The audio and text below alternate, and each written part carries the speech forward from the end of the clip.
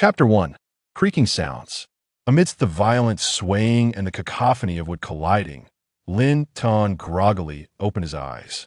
Before him lay an expanse of utter darkness, yet he could distinctly sense that the place he occupied was in a state of incessant motion for reasons unbeknownst to him.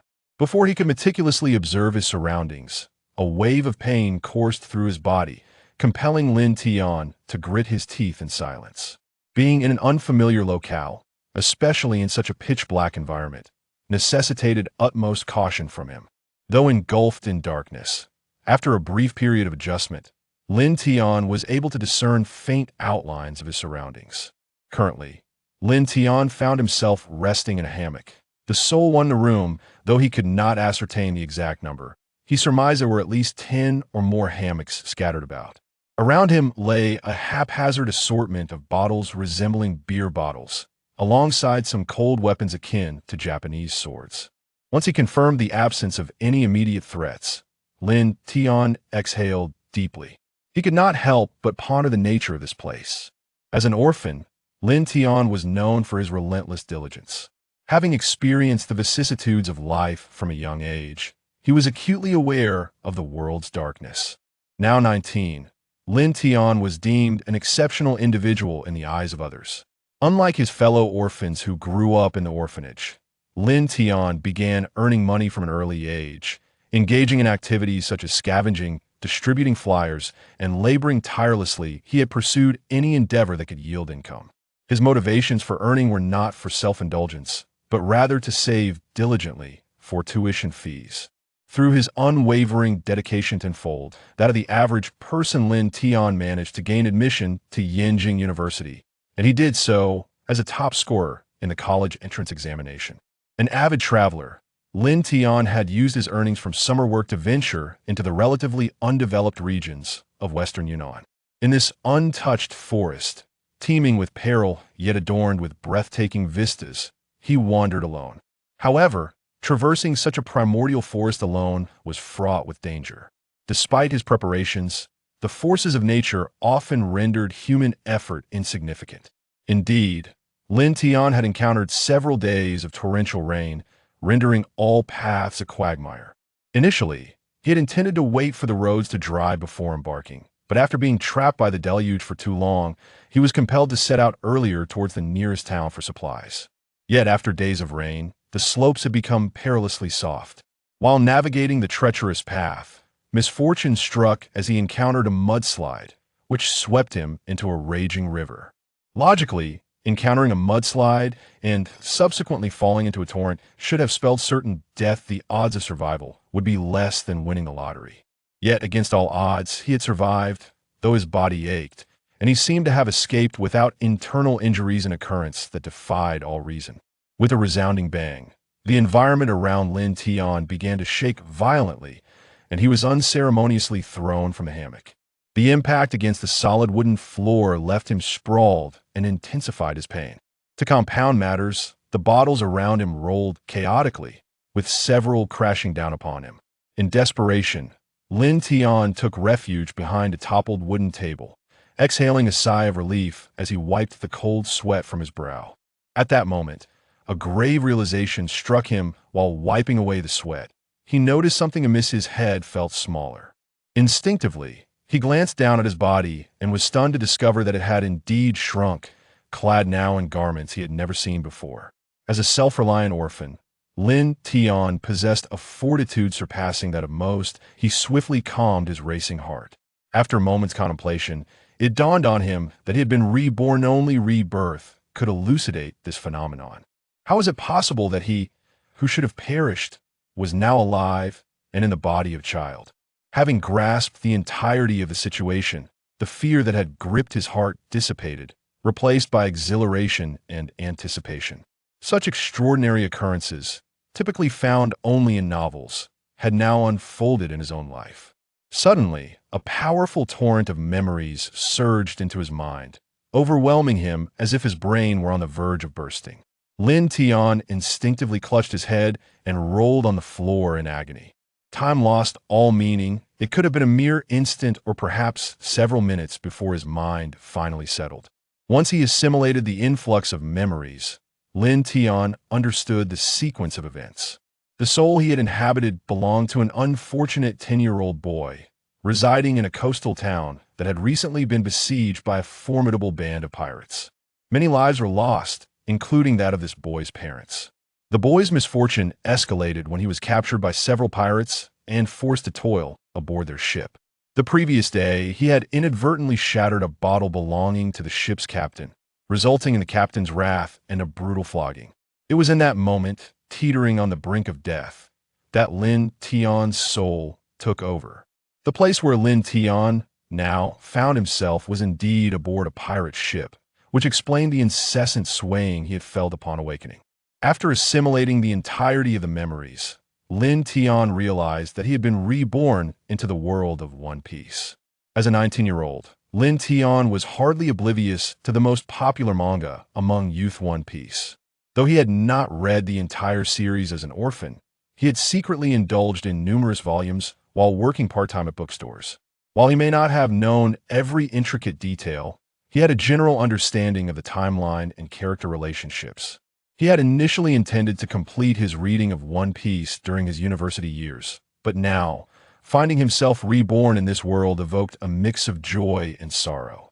The joy stemmed from the thrilling adventures within the One Piece universe, replete with devil fruits that granted immense powers and a plethora of captivating beauties. Yet, the sorrow lay in the fact that this was a world governed by whimsical logic, where bizarre occurrences could transpire at any moment. Moreover, it was a perilous realm, teeming with formidable individuals. The mighty admirals of the Navy, the 4 emperors of the seas, the warlords of the sea, the elders of the world government, the celestial dragons who ruled the world, revolutionaries, and countless hidden masters and ambitious schemers all posed a substantial threat. To survive in this world, one needed formidable strength, otherwise, one could easily meet their demise. Despite the immense danger, this world was a far cry from the previous one. It was a realm where opportunities and crises coexisted. As long as he was willing to strive, there was no reason he could not carve out a path for himself and uncover the true nature of the One Piece that Roger the Pirate King spoke of. With another resounding bang, the pirate ship swayed once more. Lin Tian gripped a nearby wooden post tightly, weathering the tumult. As the excitement faded from his eyes, he was left with an unwavering resolve. He understood that his most pressing concern was to escape from this pirate vessel. Otherwise, with his current frail physique, he could easily fall victim to the pirates. If he lost his life, all thoughts would be rendered moot. Though he could not discern the events unfolding on the deck, the incessant shaking of the ship and the thunderous sounds suggested that a battle was underway with another vessel. Upon this realization, a flicker of concern crossed Lin Tian's face. Regardless of whether the opposing ship was manned by the Navy or pirates, the outcome was unfavorable for him. Both factions would likely consider him an enemy and eliminate him during the fray. Thus, the optimal strategy was to seize the opportunity amidst the chaos of the battle to locate a small boat and escape. In the heat of conflict, neither side would pay heed to an inconsequential small craft. With a plan forming in his mind, Lin Tian rose from the ground, dragging his slight frame towards the exit. The pirate ship had endured numerous cannon strikes, and the hull was beginning to leak. It would not be long before the vessel succumbed to the sea. Should that happen, given his current condition, survival would be all but impossible. He needed to reach the deck without delay. Upon stepping out of the room, Lin Tian found the corridor devoid of any pirates. All the crew members, aside from those firing cannons below deck, had congregated on the main deck. With all the pirates on the deck, it seems the fighting is about to commence. I must quicken my pace, Lin Tian mused. Recalling the memories, he hastened his steps and soon ascended the staircase to the deck, squinting as he scanned the scene before him. The pirate ship was a standard 3-masted galleon, measuring over 100 meters in length and nearly 30 meters in width. For Lin Tian, who had been reborn, having encountered colossal cargo ships measuring 300 to 400 meters in length, the sight of a wooden vessel extending over 100 meters still left him utterly astonished. Despite his astonishment, Lin Tian did not lose sight of his objective. At that moment, the pirates were gathered on the right side of the ship, fixated on the nearby naval warship, preparing for battle. This presented a prime opportunity for him to escape. Exercising utmost caution, Lin Tian skillfully maneuvered behind barrels and wooden crates on the deck, making his way toward a small dinghy not far off. Yet, reality often diverges drastically from plans. The pirates below, having emerged from their positions to engage in combat, crossed paths with Lin Tian. In that fleeting instant, his mind conjured a multitude of justifications. Yet each reason seemed woefully inadequate in such dire circumstances. Before these pirates, who were destined to be vanquished by the Navy, the notion of justification was irrelevant. A mere moment of displeasure could lead to his demise. At this juncture, he could only resign himself to fate. As the pirates approached ever closer, Lin Tian braced himself for the inevitable. However, to his astonishment, they rushed past him without so much as a glance, as if he were invisible. Lowering his head slightly, Lin Tian clenched his hands tightly, for in the eyes of these pirates, he discerned profound disdain and contempt. Once the pirates had passed, a yearning for power ignited within Lin Tian. In this world, lacking strength rendered one comparable to an ant in the eyes of others. Just moments ago, he had felt like an insignificant insect among these pirates, unworthy of glance. Yet, in an instant, he self-deprecatingly smiled indeed. He was but an ant, and even the most insignificant pirate could effortlessly extinguish his life. Realizing that the pirates paid him no heed, Lin Tian ceased his attempts at concealment and boldly approached the dinghy. However, as he reached the side of the dinghy, he could only shake his head in resignation. Before him, the vessel had been deliberately punctured with a large hole. It then dawned on Lin Tian why these pirates, despite knowing they stood no chance, were so recklessly preparing to confront the Navy. Their escape route had been obliterated, leaving them with no alternative but to defeat the Navy before them in order to survive. Now, the pirates were resolved to fight to the death, a spirit worthy of admiration, yet they had also severed their own means of retreat. Leaning helplessly against the wooden planks, Lin Tian found himself devoid of options for escape. He could only pray that amidst the ensuing chaos, he might emerge unscathed, thus potentially finding refuge among the Navy and surviving. The two ships were already in close proximity, and with the Navy's vessel propelled by favorable winds, the warship was now a mere 300 meters away, likely to collide in no time. Here they come again. Who are those Navy officers? How could such formidable admirals have set their sights on us? The pirates shouted in terror at the sight of the approaching threat, their faces reflecting a profound sense of helplessness. Like the pirates, Lin Tian glanced skyward, and in an instant, he comprehended the source of their dismay. The sky above their pirate ship was besieged by a multitude of ominous cannonballs, no less than several hundred. Faced with such a formidable navy, it was no wonder the pirates chose not to flee. If he were in their position, he would likely do the same with no hope of escape. It would be better to fight. Suddenly struck by a thought, hope illuminated Lin Tian's face. In the world of pirates, there was one who fought in such a manner: the Navy hero, Garp. If the warship before them indeed housed Garp, then these pirates stood no chance against him. Hope for his salvation surged within Lin Tian. Moreover, he could devise a plan to seek Garp as a mentor, significantly enhancing his chances of survival in this world. Yet for now, the priority was to survive the onslaught of cannonballs. With renewed determination, Lin Tian dashed towards the top of the ship, seeking the sturdiest refuge available: the captain's cabin. The captain of this pirate ship was known as a formidable figure in these waters, boasting a bounty of 125 million berries. Iam's high bounty stemmed from his status as a Zoan-type devil fruit user, capable of transforming into a black bear, endowing him with formidable offensive and defensive capabilities. However, before Garp, he was but an insignificant insect. Due to Iam's immense power and notoriously volatile temperament, he had a penchant for destructive outbursts. Consequently, his quarters were constructed with great fortitude, reinforced with steel in many areas. As the pirates engaged the Navy on the deck, the cabin remained unoccupied, essentially providing Lin Tian with an ideal sanctuary. Enduring the pain, Lin Tian sprinted downwards, finally entering the cabin just before the cannonballs began to rain down. He swiftly shut the door behind him. The relentless sound of explosions echoed, a cacophony that made it impossible to count the number of cannonballs detonating. Only after approximately a minute did the tumult subside. This bedroom had withstood the impact of 3 cannonballs, yet it remained remarkably intact, save for the debris that had fallen from the ceiling. Lin Tian, who had sought refuge beneath a table, had narrowly escaped the catastrophe. Had he been struck by the falling objects, his frail body would surely not have survived. Once the ship regained its composure, Lin Tian emerged from his hiding place, the weight of anxiety finally lifting from his heart. He cautiously opened the bedroom door and peered through the crack, revealing that much of the pirate ship's structure lay in ruins, engulfed in thick plumes of smoke. Remarkably, the pirates on deck appeared unscathed, thanks to the towering figure of their captain, Aim, who had shielded them from the incoming cannon fire. At that moment, a naval warship drew near.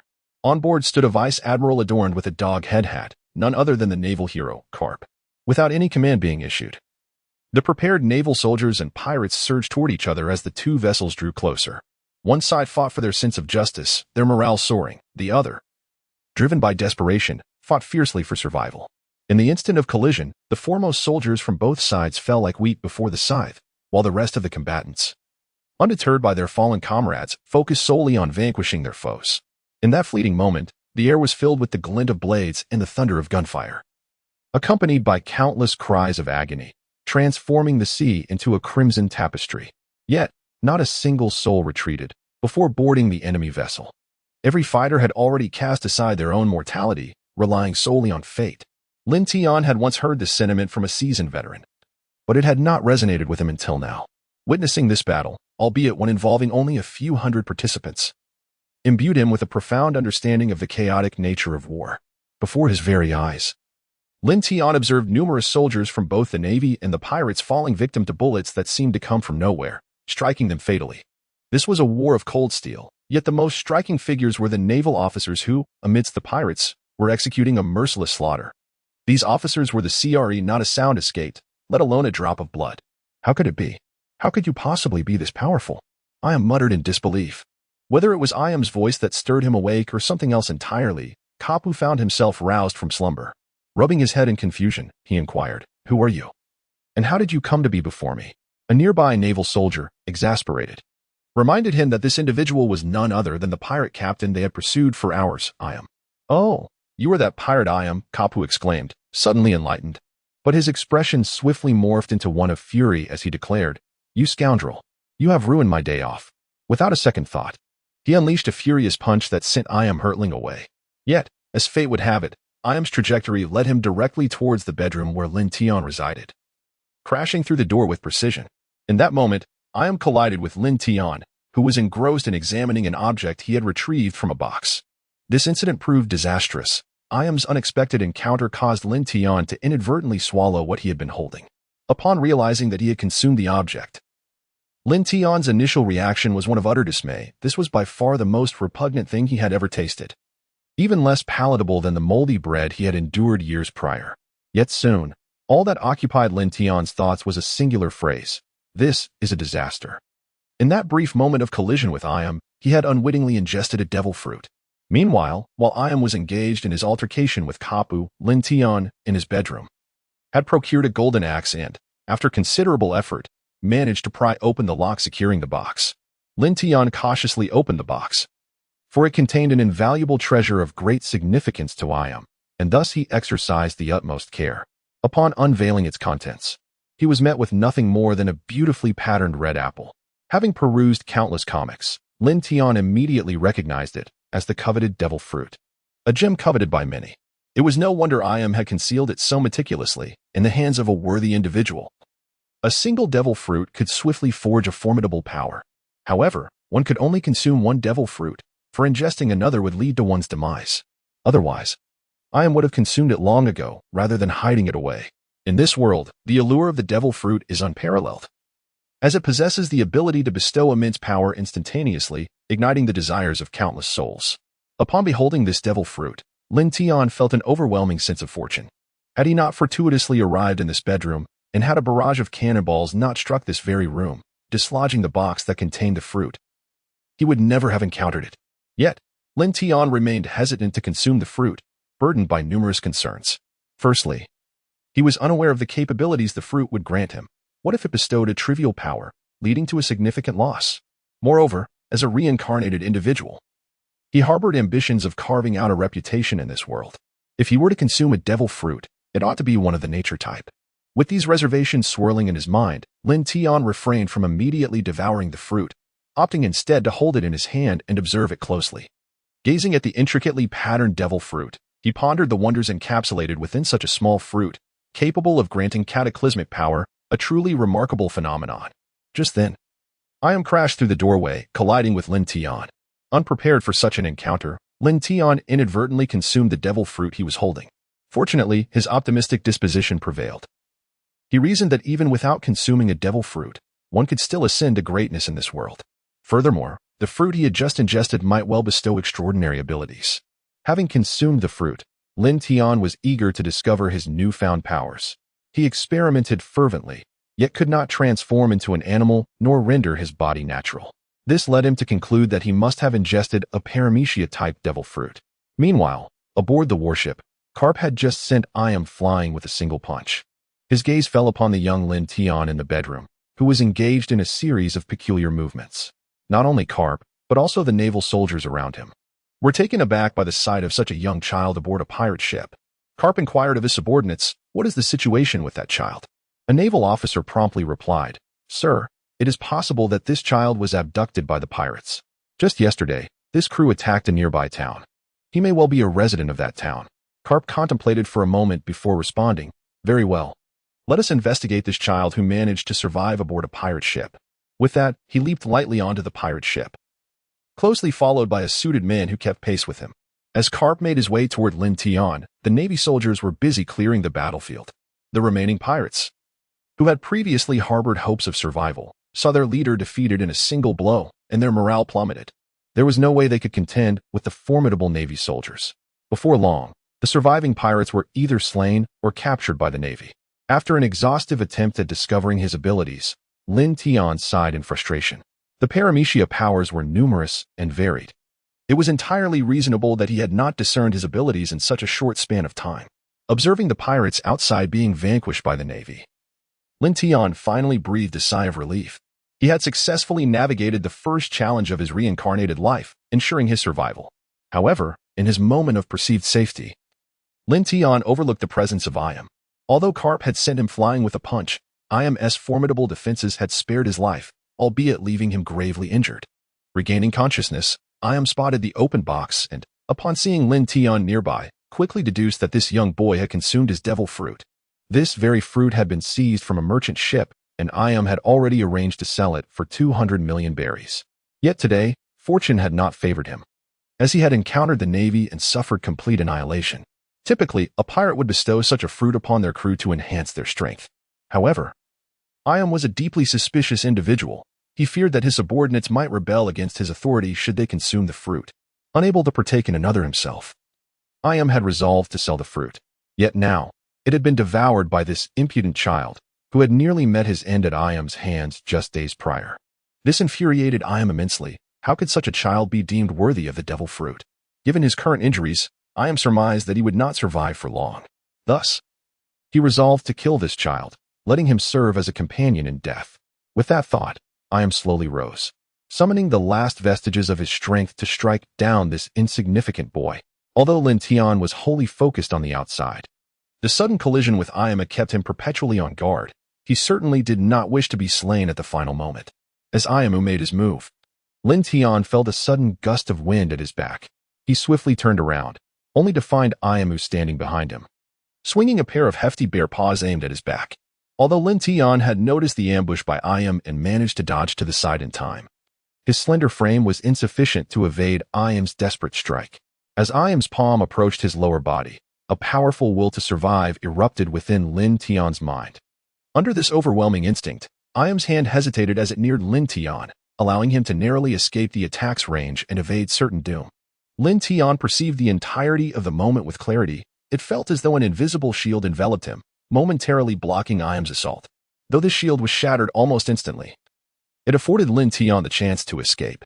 From the sidelines, Garp, who was poised to intervene, observed the scene with a flicker of curiosity, choosing to stand by and watch the unfolding drama. After narrowly avoiding disaster, Lin Tian regarded Iam with wariness, fully aware that it was his newfound ability that had saved his life. He surmised that the power which allowed him to conjure an invisible shield was likely connected to space or air. As a young man well-versed in the tales spun by countless contemporary novels, Lin Tian realized he might have consumed an extraordinary devil fruit. Though he had a general idea of the nature of his abilities, he could not yet ascertain them with complete certainty. Only through combat could he gain a deeper understanding. And now an excellent opportunity lay before him. Iam, having been severely injured by Garp's formidable blow, was now at the end of his strength, rendering him a suitable opponent for Lin Tian. Seeing his ambush thwarted by this seemingly insignificant adversary, Iam's fury intensified.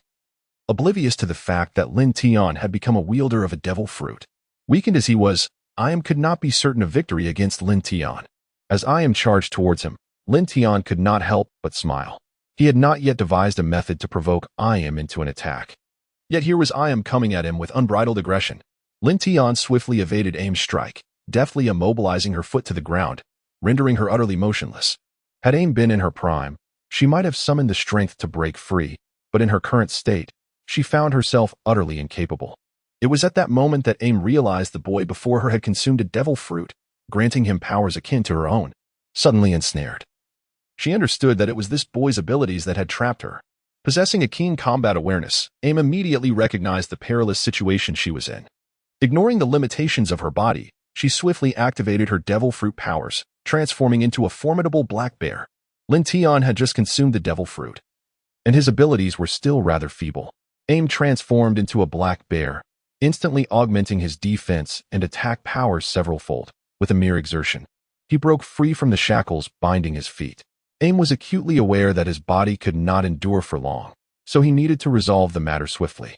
He charged directly at Lin Tian, exclaiming, "You little brat, you dared to consume my devil fruit. Prepare for your demise." In the face of Aim's powerful strike, Lin Tian remained remarkably composed.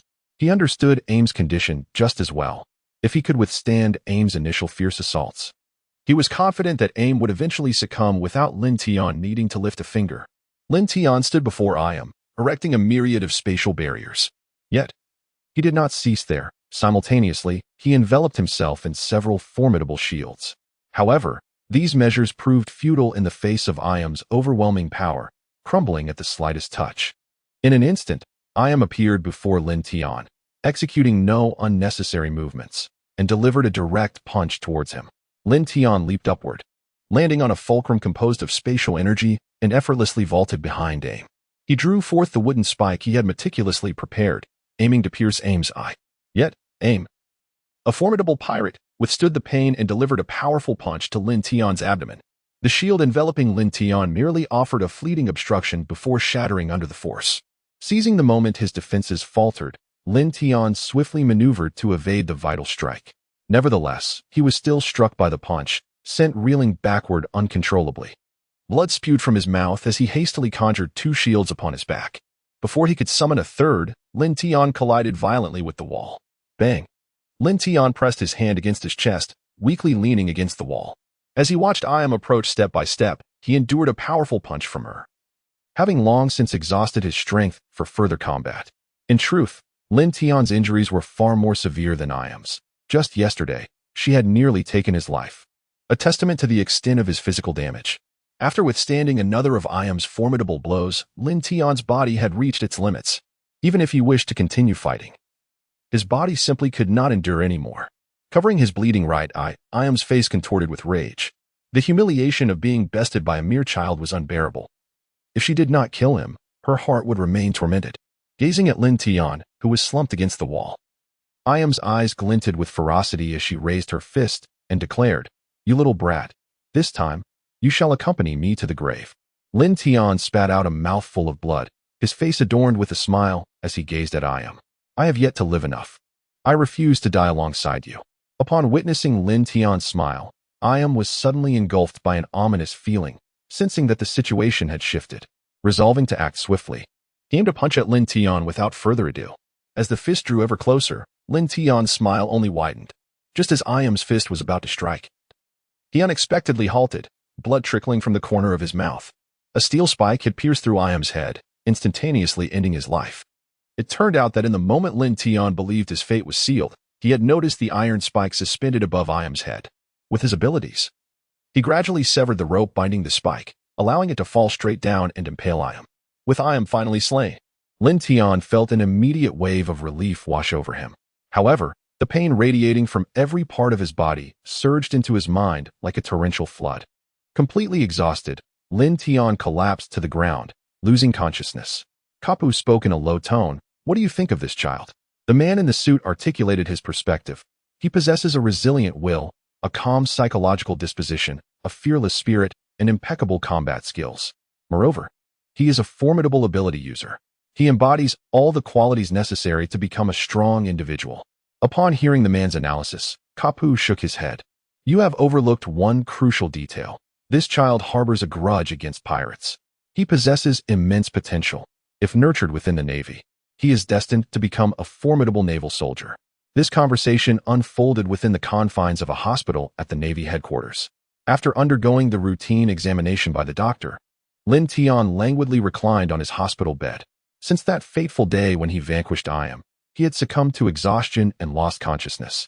Upon regaining awareness, he discovered himself ensconced within the confines of a hospital, his body swathed in bandages.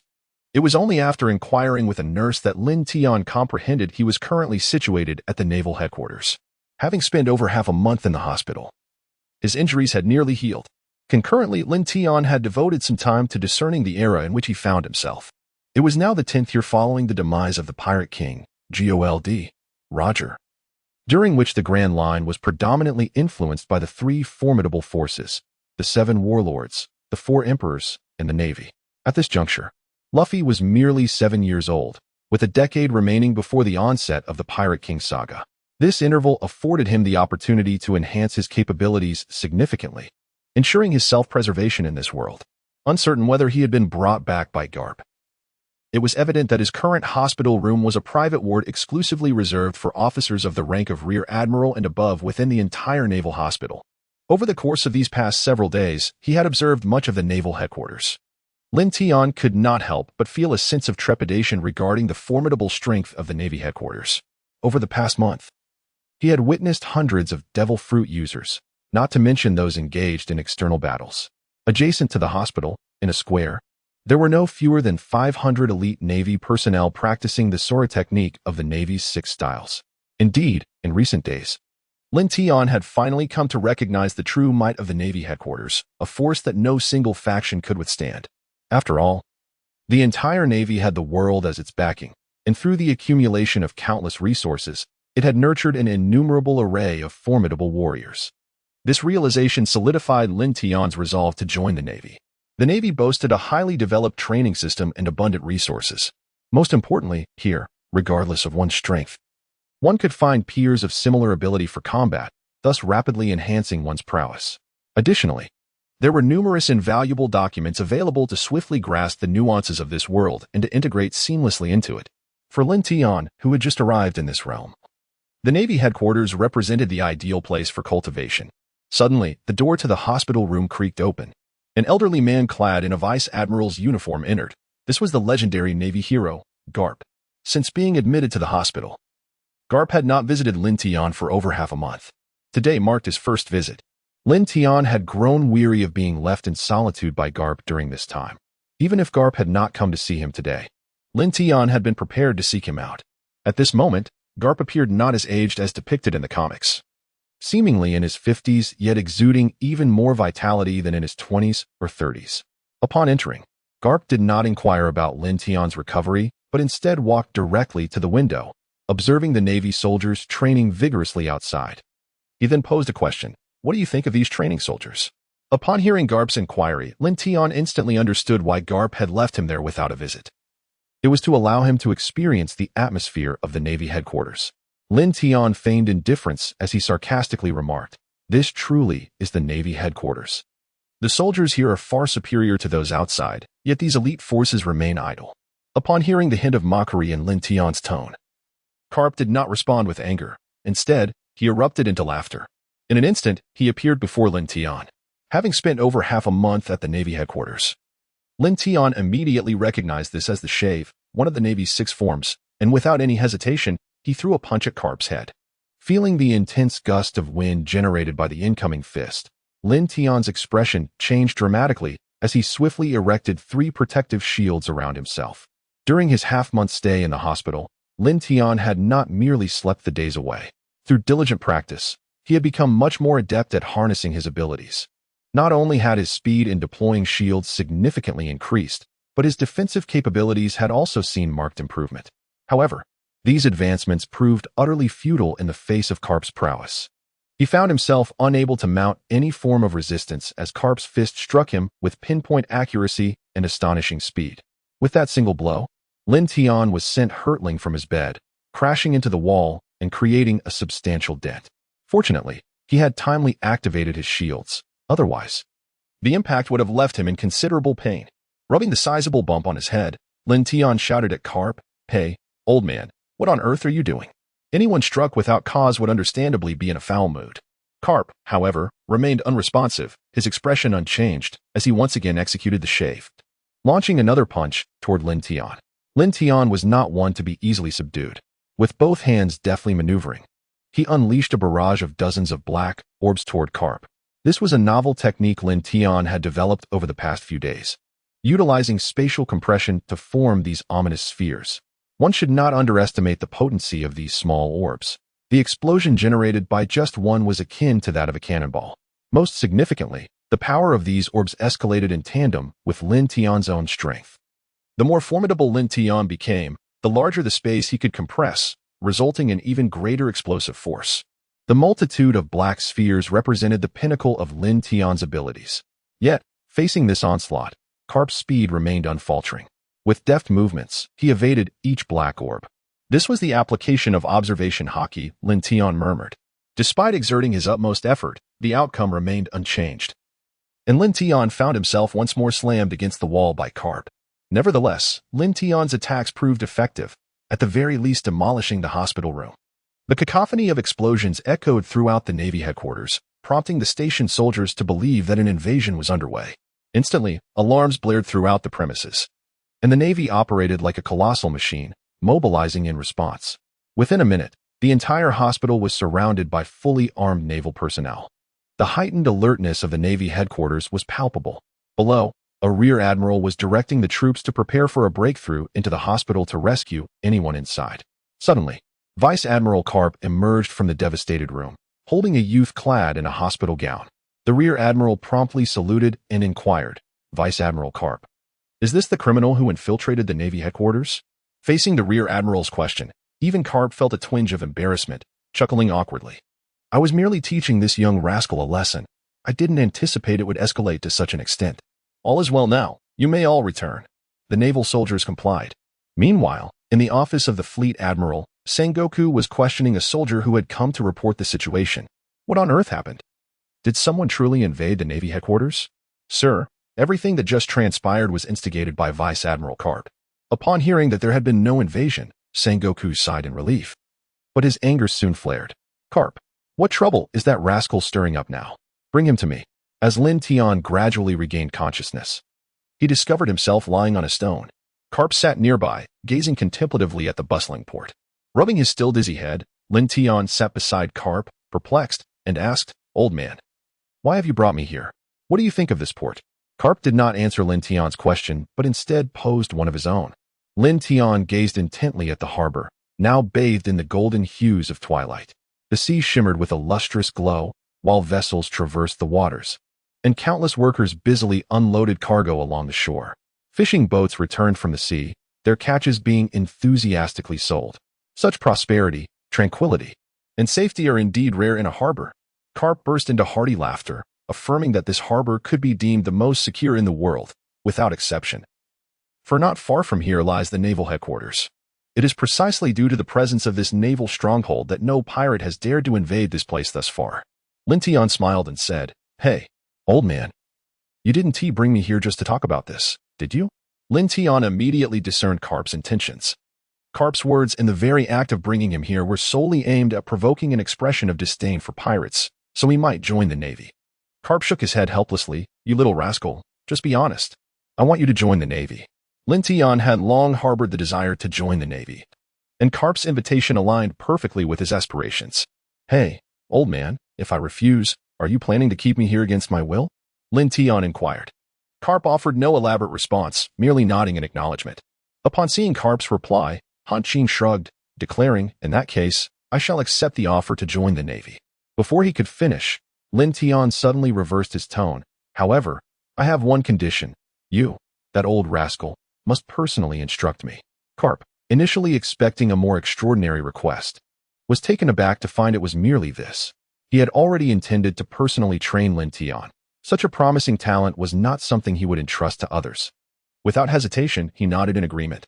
Seeing Garp acquiesce, Lin Tian beamed with joy and promptly rose to perform a vow of apprenticeship. I, Lin Tian, hereby take Garp as my mentor. At that moment, a Navy soldier hurried over. Vice Admiral Garp, the Fleet Admiral requests your presence. You little rascal. Becoming my disciple is no easy feat, be prepared. Tonight we commence rigorous training. Under the silvery glow of the moonlight, the earth seemed to don a shimmering cloak. In this world, unmarred by industrial pollution, on a night like this, Luffy stood in a desolate area, amidst the tranquil darkness. The faint whispers of the wind mingled with the distant chirping of insects, evoking in Lin Tian a sense of return to the primeval jungle. At that juncture, as Lin Tian closed his eyes to attune himself to the breath of existence, he suddenly sensed a gust of wind approaching. With his eyes wide open, he swiftly propelled 4 black orbs, dubbed death balls, behind him, simultaneously rolling to the side. The death balls, the name Lin Tian had given to the powerful black spheres he had just launched, possessed the capability to obliterate everything within several meters upon detonation, symbolizing demise. Boom, boom, boom, boom. The sound of 4 explosions erupted from behind, unleashing a fierce blaze and shockwave. Just as Lin Tian believed he was safe, a fist appeared before him, altering its trajectory and striking the crown of his head. Lin Tian looked up and saw Garp standing before him, raising a fist and gazing intently, rubbing his head. Lin Tian replied irritably, you old rascal, always resorting to sneak attacks. Curiously, Garp inquired, how did you detect me just now? Moments earlier. Garp had employed the technique known as Saru, swiftly dashing toward Lin Tian with the intent to catch him off guard. To his astonishment, Lin Tian had sensed his approach and retaliated with 4 formidable projectiles, catching Garp unawares. Truth be told, I was also perplexed earlier. I seemed to hear many sounds, but then suddenly perceived a distinct noise coming from behind. Little did I expect it was you.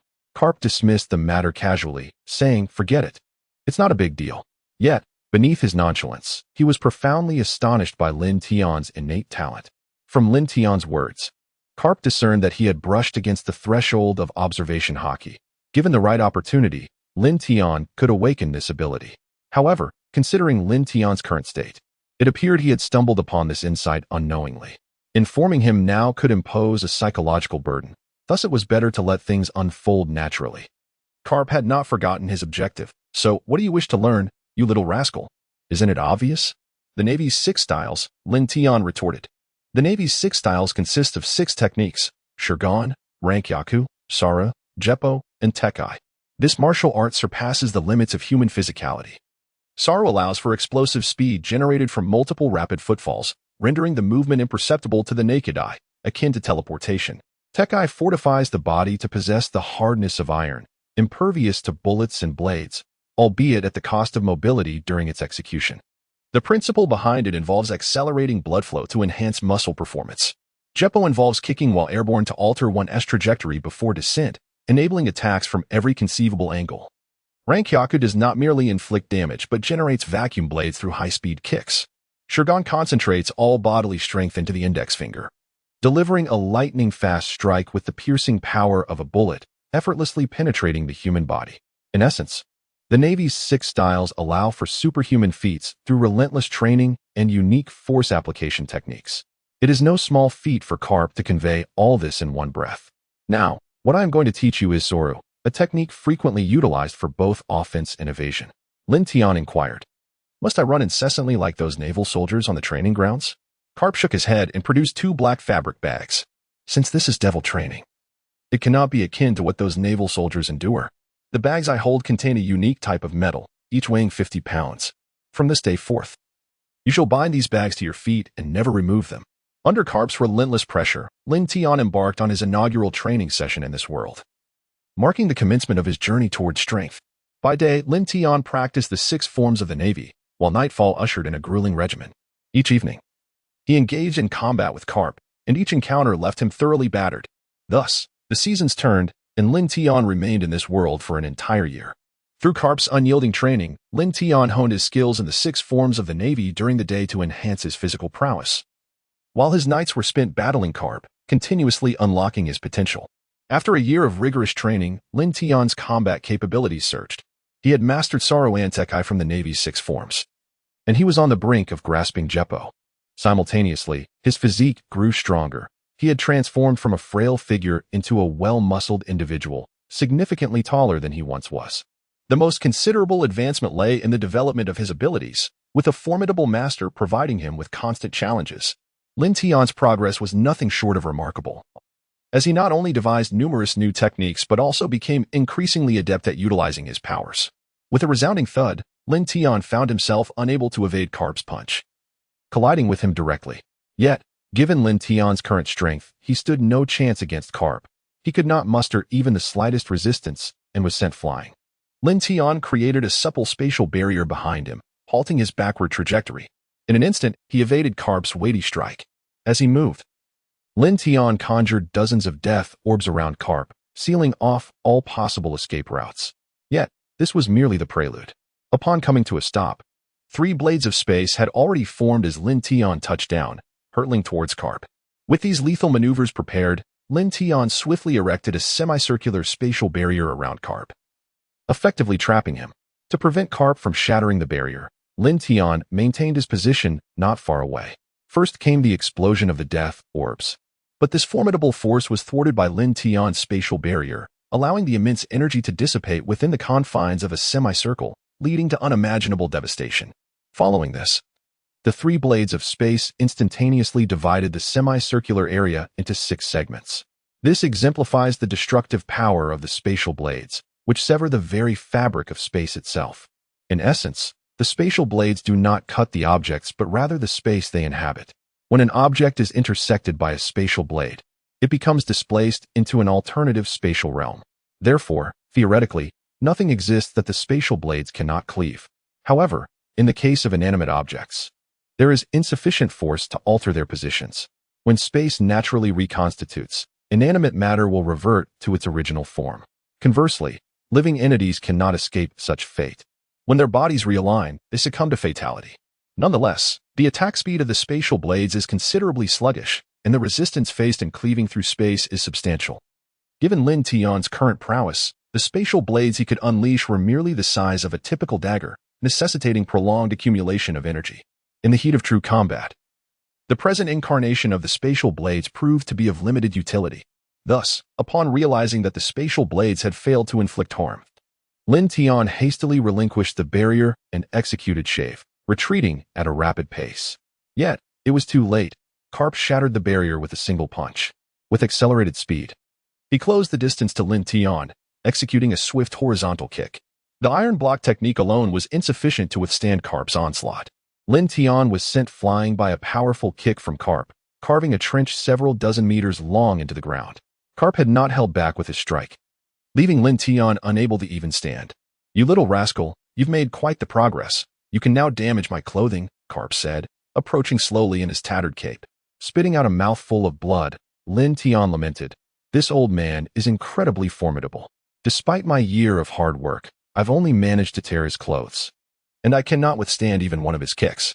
This marks your 238th defeat at my hands. Ha ha ha." Garp erupted in laughter upon witnessing Lin Tian's misfortune once again. Lin Tian retorted defiantly, "You old rascal, your combat power surpasses even that of an admiral. How could I possibly defeat you?" With a resounding thud, Garp delivered a loving iron fist to Lin Tian's head. "You little brat, stop making excuses. With your current abilities, you would need to train for several decades to stand a chance against me." Though Garp outwardly dismissed Lin Tian's potential, he was inwardly astonished by the young man's talent. After a year of grueling training, Lin Tian's remarkable growth and strength was indeed startling.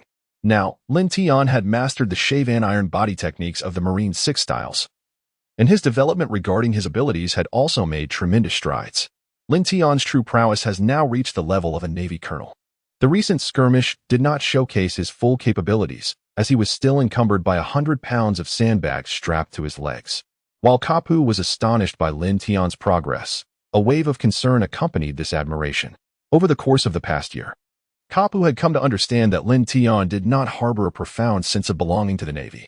Lin Tian possesses his own moral compass, and he holds distinct views on the righteousness or depravity of individuals.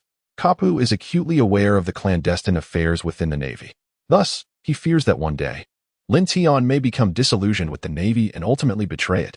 A genius of such formidable strength standing in opposition to the Navy would pose an immense threat. Never mind, it is still early, and ruminating on such matters is futile, Kapu thought, shaking his head to dispel these superfluous thoughts. Observing Lin Tian, who was muttering curses while holding his head, Kapu allowed a genuine smile to grace his face. Throughout this past year, he had come to regard Lin Tian as his own beloved grandson. "You little rascal, your strength has not improved much over the past half-month," Kapu remarked, as he typically would, offering his assessment of Lin Tian's abilities. Lin Tian asked anxiously, "Indeed, you old rascal, what is going on? Despite not reducing my training over the past half-month, why has my strength not improved?" He was genuinely worried about his stagnation in strength during this period. Garp, with a serious expression, replied, "You must have experienced a rapid increase in your abilities recently. Your foundation is unstable, and you have encountered a bottleneck." Reflecting on Garp's reminder, Lin Tian realized that this was indeed the case. His progress had been astonishingly swift, akin to riding a rocket, and an unstable foundation was to be expected. Recognizing the gravity of the situation, Lin Tian's expression turned unusually solemn as he inquired, "Is there a viable solution?" "There is. Your current instability means the best course of action is to cease this type of training and engage in genuine life and death battles. Only through these true confrontations can you integrate what you have learned. It is only in such perilous situations that one's potential can be truly awakened." Lin Tian pondered thoughtfully and nodded. Garp's suggestion was indeed the most suitable for his current situation, yielding the quickest results, albeit with considerable danger. Noticing Lin Tian's prolonged silence, Garp assumed he was hesitant due to fear, and taunted, "What's the matter? Afraid?" "No, I'm merely contemplating what supplies I should bring." Garp was initially taken aback, but soon erupted into laughter, exclaiming, "Ha! I knew I wasn't mistaken about you. So, you little rascal, come to the dock tomorrow morning. And make sure to prepare adequately. Don't go getting yourself killed." Dragging his weary body, Lin Tian returned to the room assigned to him. Having spent a year at the naval headquarters, although his combat prowess rivaled that of a major, his lack of distinguished achievements meant that he held merely the rank of captain. While many shared this rank within the headquarters, it did not afford the same authority as in remote areas. Nonetheless, he had a private room to himself. With a click, he entered his small sanctuary, too fatigued to bother with the lights, and collapsed onto the bed. Over the past year, he had gradually acclimated to this world. In his previous life, he had been an orphan devoid of family ties, thus he held no nostalgia for that past. Now, he regarded himself as a resident of this realm. Though he had longed to venture into the Grand Line, the old man had always disallowed him. Yet now, as the prospect of departure loomed, he felt a twinge of reluctance. After a brief moment of rest, Lin Tian resolved to gather his belongings. After an extensive search, he unearthed a backpack, filling it with a few changes of clothes and a permanent compass. Upon observing the sparsely filled backpack, he chuckled at his own lack of possessions. He retrieved the sword hanging on the wall. This blade was unlike any ordinary sword in this world. To Lin Tian, the swords here resembled mere knives, and he had no desire to wield such a weapon. The naval headquarters not only housed numerous elite soldiers, but also a plethora of formidable blacksmiths, tasked with crafting an endless supply of weaponry for such a vast military. Thus, Lin Tian sought out a renowned master blacksmith, presenting himself as Garp's envoy, requesting the creation of a unique weapon, his sword from the previous life. The blacksmith, having been saved by Garp in the past, was eager to oblige, producing his family heirloom and dedicating over a month to forge an extraordinarily sharp sword. However, somehow Garp learned of it, and in a fit of rage, he dealt Lin Tian a severe beating, leaving him bedridden for several days. The sword measured over 1 meter in length and 10 centimeters in width, adorned with a dragon-shaped hilt and double-edged blades, capable of slicing through iron as if it were clay. With the long sword secured at his back, Lin Tian cast a final glance at his room, gently closing the door behind him as he stepped outside. although the sky was only just beginning to brighten. Some naval soldiers were already up, exercising in the training grounds. Lin Tian ambled along the path, burdened with a backpack, since the port was not far from his residence. He soon arrived at the harbor. Garp had already reached the port, where Navy soldiers were bustling about, diligently transporting essential supplies and a significant quantity of ammunition onto the ships. Garp was preparing for an extended expedition, and naturally, he needed to bring along ample provisions, as reliable supply points were scarce along the treacherous Grand Line, notorious for its rampant piracy. Hey, you old scoundrel, are you deliberately trying to sabotage me? At this rate, it seems we won't finish loading until noon. Lin Tian expressed his dissatisfaction. This old man had kept him out late the previous night and now expected him to rise at such an early hour. Consequently, he had only managed to get 2 hours of sleep and still felt utterly drained. Garp chuckled, with a knowing glint in his eye, and remarked, "Precisely because they are moving so slowly, I needed you here."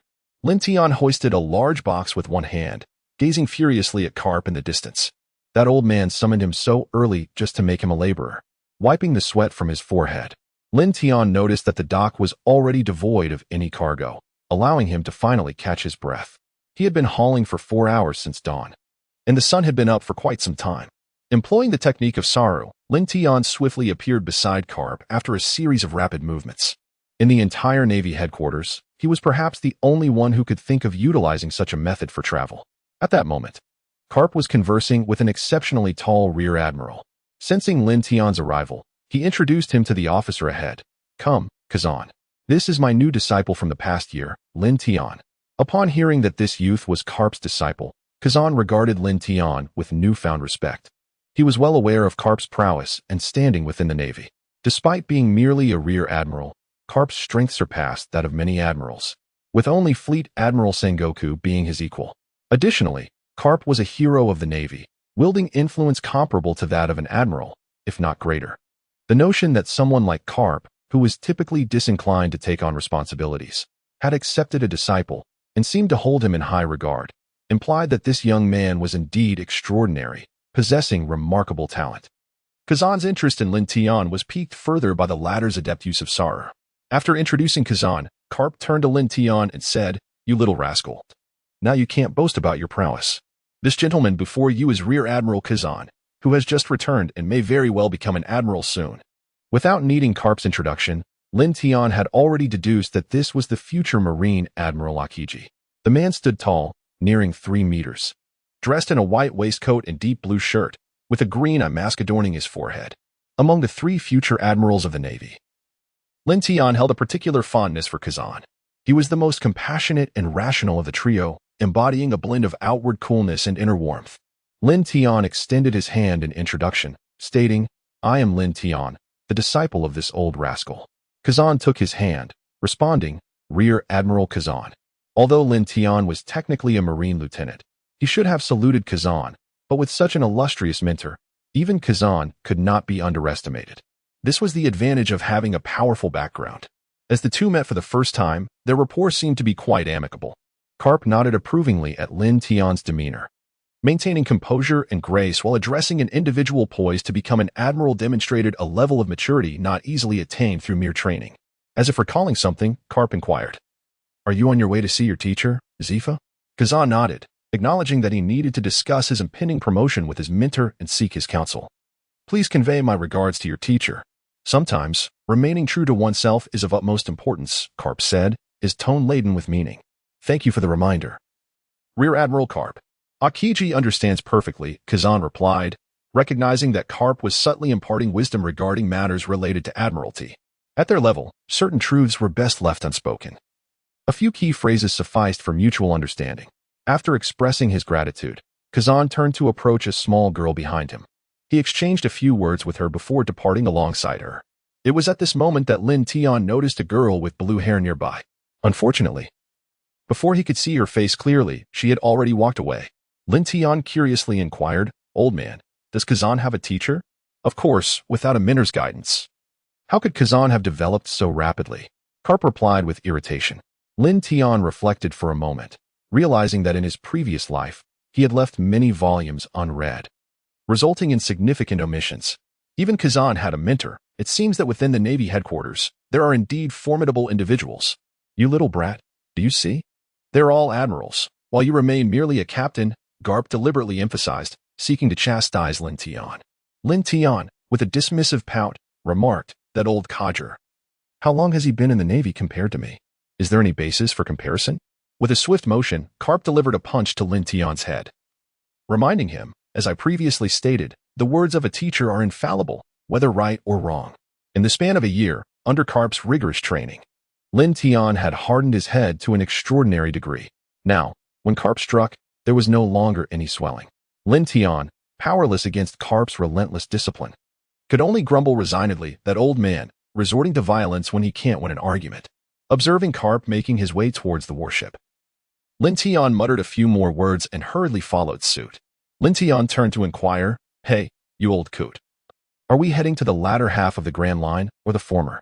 He had asked Garp about their destination yesterday, but Garp had insisted on waiting until today to reveal it. With your level of skill, you think you can venture into the New World? Even in the first half of the Grand Line, your survival is not guaranteed. We will first explore the former half. It seems a number of formidable pirates have emerged this year, which is quite suitable for you. A naval soldier saluted and announced, Vice Admiral Garp. Everything is prepared and awaiting your orders. Set sail. Weigh anchor. Hoist the sails. As the gentle sea breeze enveloped them, the warship gradually made its way towards the open ocean. Standing at the bow, Lin Tian felt the refreshing wind against his face, gazing at the distant sea with a flicker of anticipation. Since his rebirth in this world, aside from having sailed on a pirate ship, he had remained at the naval headquarters. This was his first true voyage. Even in his past life, he had never witnessed the vastness of the ocean. Each individual experiences a unique sentiment in the presence of the sea. As he looked upon the azure expanse, Lin Tian felt an overwhelming urge to express the emotions swelling within him. I have arrived at the Grand Line. Upon hearing Lin Tian's declaration, the naval soldiers aboard exchanged knowing smiles, recalling their own youthful exuberance when first confronting the sea. Watching Lin Tian at the ship's bow, Garp was filled with anticipation for his pupil's future. As Lin Tian's mentor, Garp had devoted years to shaping him. Lin Tian was his only student, and now that he was ready to embark on his own journey, Garp felt a deep concern for his future. Over the past year, Garp had kept Lin Tian at the naval headquarters, and now he had no choice but to set him free. In the headquarters, Lin Tian had been like a fish out of water. Now, after a year of preparation, he was finally returning to the sea. It remained to be seen what heights he would reach in this era of great pirates. Having witnessed the unpredictable weather of the Grand Line in manga during his previous life, Lin Tian was now experiencing it firsthand. Shortly after setting sail, the once sunny weather transformed into a scene of ominous clouds, followed by a torrential downpour. The sea surged, with waves towering several meters high. Lin Tian, standing at the bow, was drenched to the bone. As he and the other naval soldiers hastily lowered the sails, the sun unexpectedly broke through the clouds. Consequently, they diligently hoisted the sails once more. On the first day at sea, Lin Tian endured whirlpools, fierce winds, and tumultuous waves.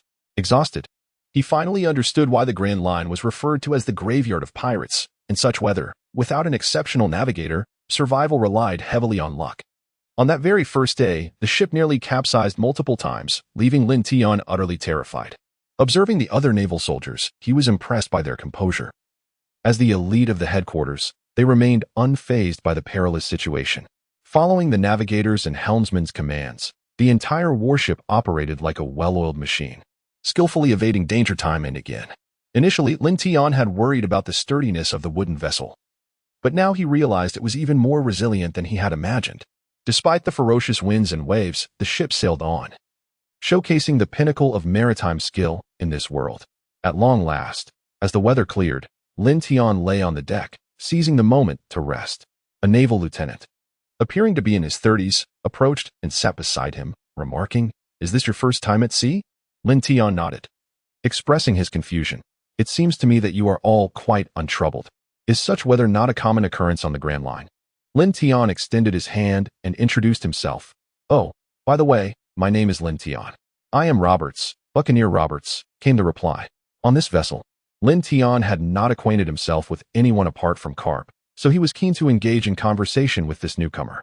Naturally, Lin Tian inquired about matters to be mindful of on the Grand Line. The naval lieutenant was quite affable and well-informed, adeptly addressing Lin Tian's queries with insightful responses. Through Roberts, Lin Tian garnered a substantial understanding of the intricacies of the Grand Line. In truth, while the weather on the Grand Line is notoriously unpredictable, it is not always as tempestuous as today. Most of the time, the climate is relatively stable, though it does change swiftly. Such extreme conditions as today are seldom encountered. However, it is remarkable that someone as young as you has achieved the rank of naval lieutenant. Thus far, you are the only person I have encountered who fits that description, Roberts remarked with astonishment. Lin Tian rubbed his head with an awkward smile and remarked, Fortunately, I merely consumed a type of devil fruit. This piqued Robert's curiosity. It was indeed remarkable for someone so young to have ingested a devil fruit. Such individuals are either well-connected or extraordinarily fortunate. Roberts, being inherently inquisitive, would not possess such extensive knowledge of various tales and rumors without reason. What is the story behind this? Do share, he urged. Noticing Robert's keen interest, Lin Tian felt compelled to oblige. He recounted his experience of acquiring the devil fruit, albeit glossing over certain significant details. Roberts exclaimed in astonishment, I never anticipated that your journey would be so convoluted. Lin Tian, feeling a sense of ennui, leaned against the railing, observing the clusters of Navy soldiers before him, relishing the refreshing sea breeze. Once the initial thrill faded, he found sailing to be an exceedingly tedious endeavor, particularly for someone like him. In his eyes, he considered himself the second most idle person aboard the vessel, with the first being that grumpy old man, Garp. Each Navy soldier on the ship held a specific position, and even Roberts, who had engaged him in jovial conversation earlier, had his own duties to attend to. Now he found himself alone, idly basking in the sea wind while surrounded by Navy personnel, all of whom were in their 20s or older. Some had already settled down with families, making it improbable for them to bond with a mere child like himself. Perhaps only someone as carefree as Roberts could truly engage with him.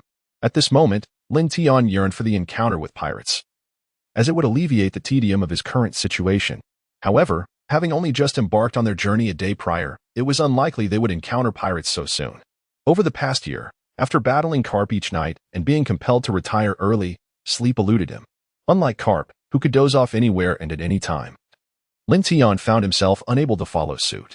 Glancing at Garp, who lay sleeping beside him, Lin Tian shook his head in disbelief.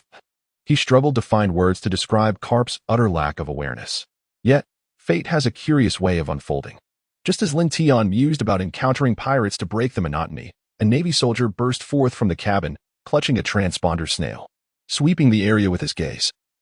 He hurried towards Garp's position, urgently exclaiming, Vice Admiral Garp, we just received a distress signal through the transponder snail. His voice resonated loudly, causing all aboard to pause their tasks, awaiting Garp's command. However, Garp remained blissfully unaware, continuing to sleep soundly. Seeing Garp unresponsive, the soldier sighed in exasperation and called out once more, Vice Admiral Garp. Vice Admiral Garp. Lin Tian couldn't help but chuckle at the scene. He knew all too well that merely calling Garp's name would not suffice to rouse him. You won't be able to wake Vice Admiral Garp like that. It requires a more unconventional approach, Lin Tian remarked with a slight smile. The soldier, noticing that it was Garp's student speaking, reconsidered his approach. He took a few steps back, allowing Lin Tian some space to intervene. Lin Tian extended his finger and gently pointed at Garp. Instantly, a small black sphere manifested beside Garp, which was none other than Lin Tian's signature technique, the death ball. The floating sphere gradually moved towards Garp's forehead.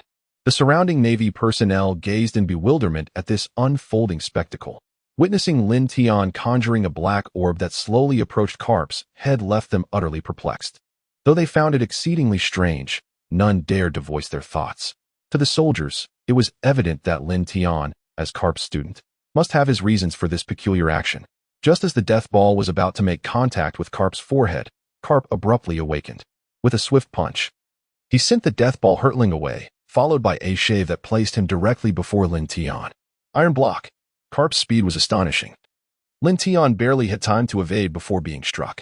He crashed into a nearby wall, his head breaking through the wooden panel, leaving only his lower body exposed. You little brat, do you intend to kill me? Garp bellowed in fury, realizing the intent behind the orb placed upon his head. As Garp's punch propelled Lin Tian away, the death ball exploded midair, a burst of flames illuminating the scene, yet not a trace of smoke lingered. The explosion generated a formidable shockwave that descended upon all present, overwhelming them with an immense force. Some unsuspecting Navy soldiers nearly toppled over under the pressure, but the sensation dissipated in the next instant. The soldiers, stunned, lifted their gazes to the sky and then turned to the side of Lin Tian ensnared in the wooden panel. A sudden realization struck them. This was not merely an attempt to rouse someone. It was a clear attempt to eliminate the opponent. It became evident that both Admiral Garp and his student were not ordinary individuals. A wave of sympathy washed over them for Lin Tian. Such a young child molded into this state by Admiral Garp. With a sigh, Lin Tian struggled to extricate himself from the wall.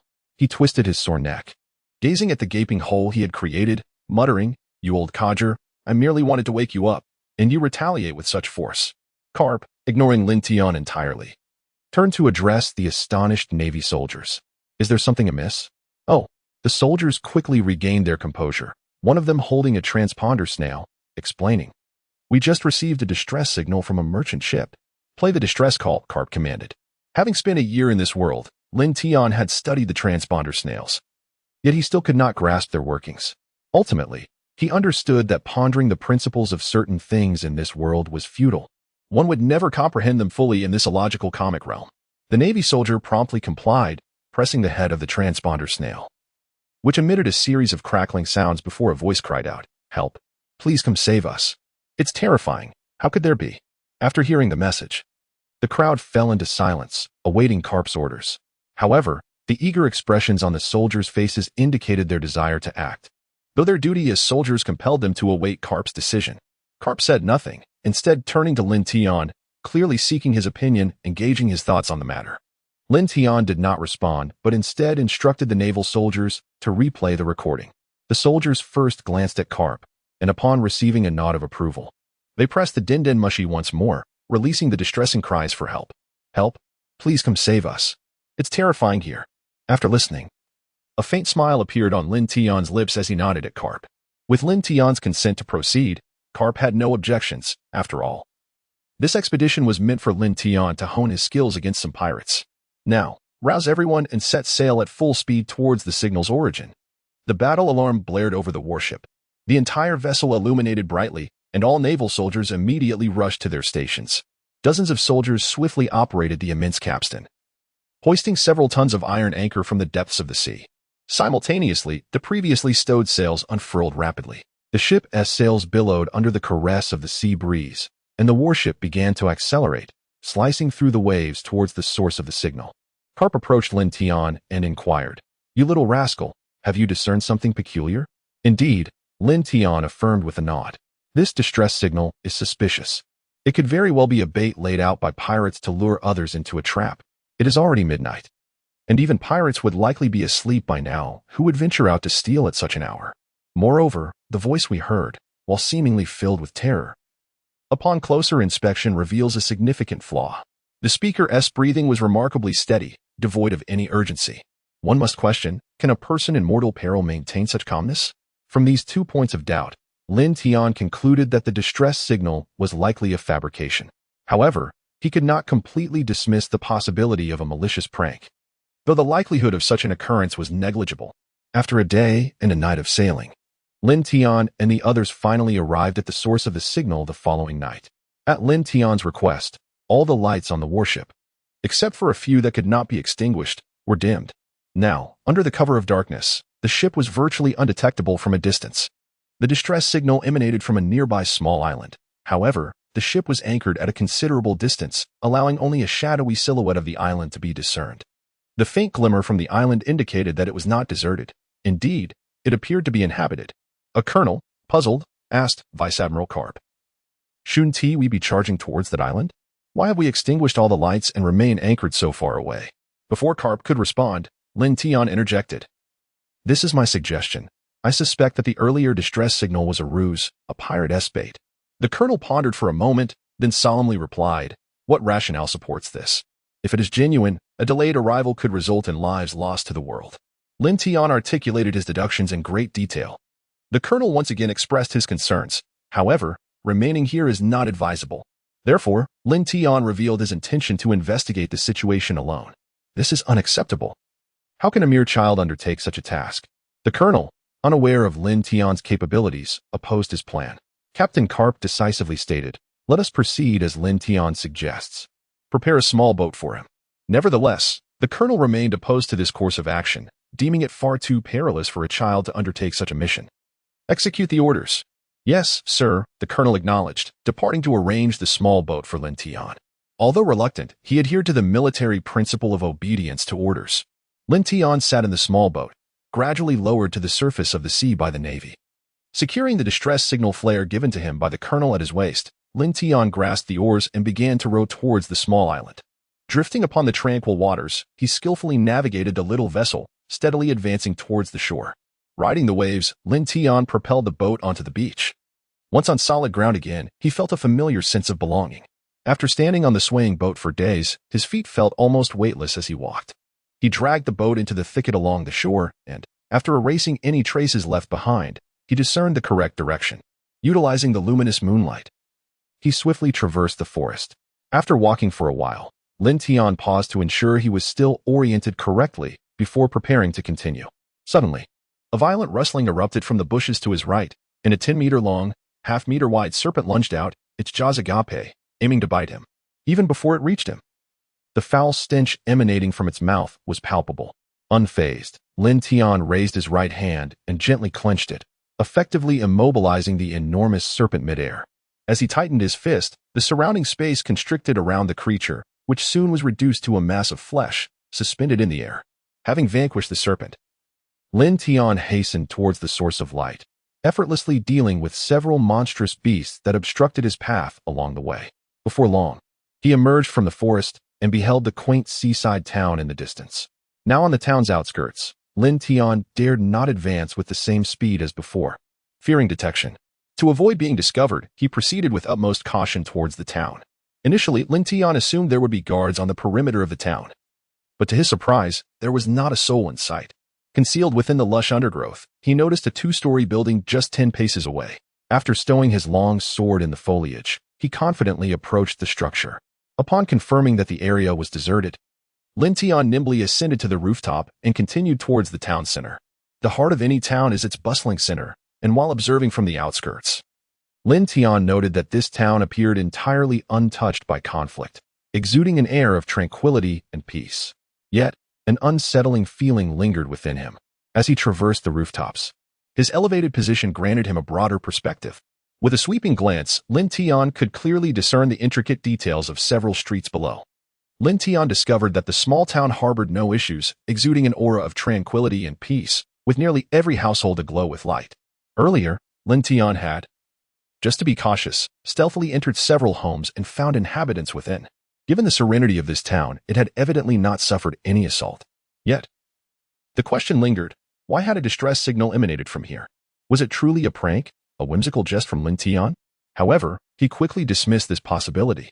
In the vastness of the ocean, the ramifications of sending out false distress signals are dire. A rational person would never indulge in such folly. The consequences of being discovered by the Navy are far too grave for an individual to bear. This town, merely situated on a small island, was not particularly large. Had Lin Tian not sought to gather additional information, he would have reached the town center long ago.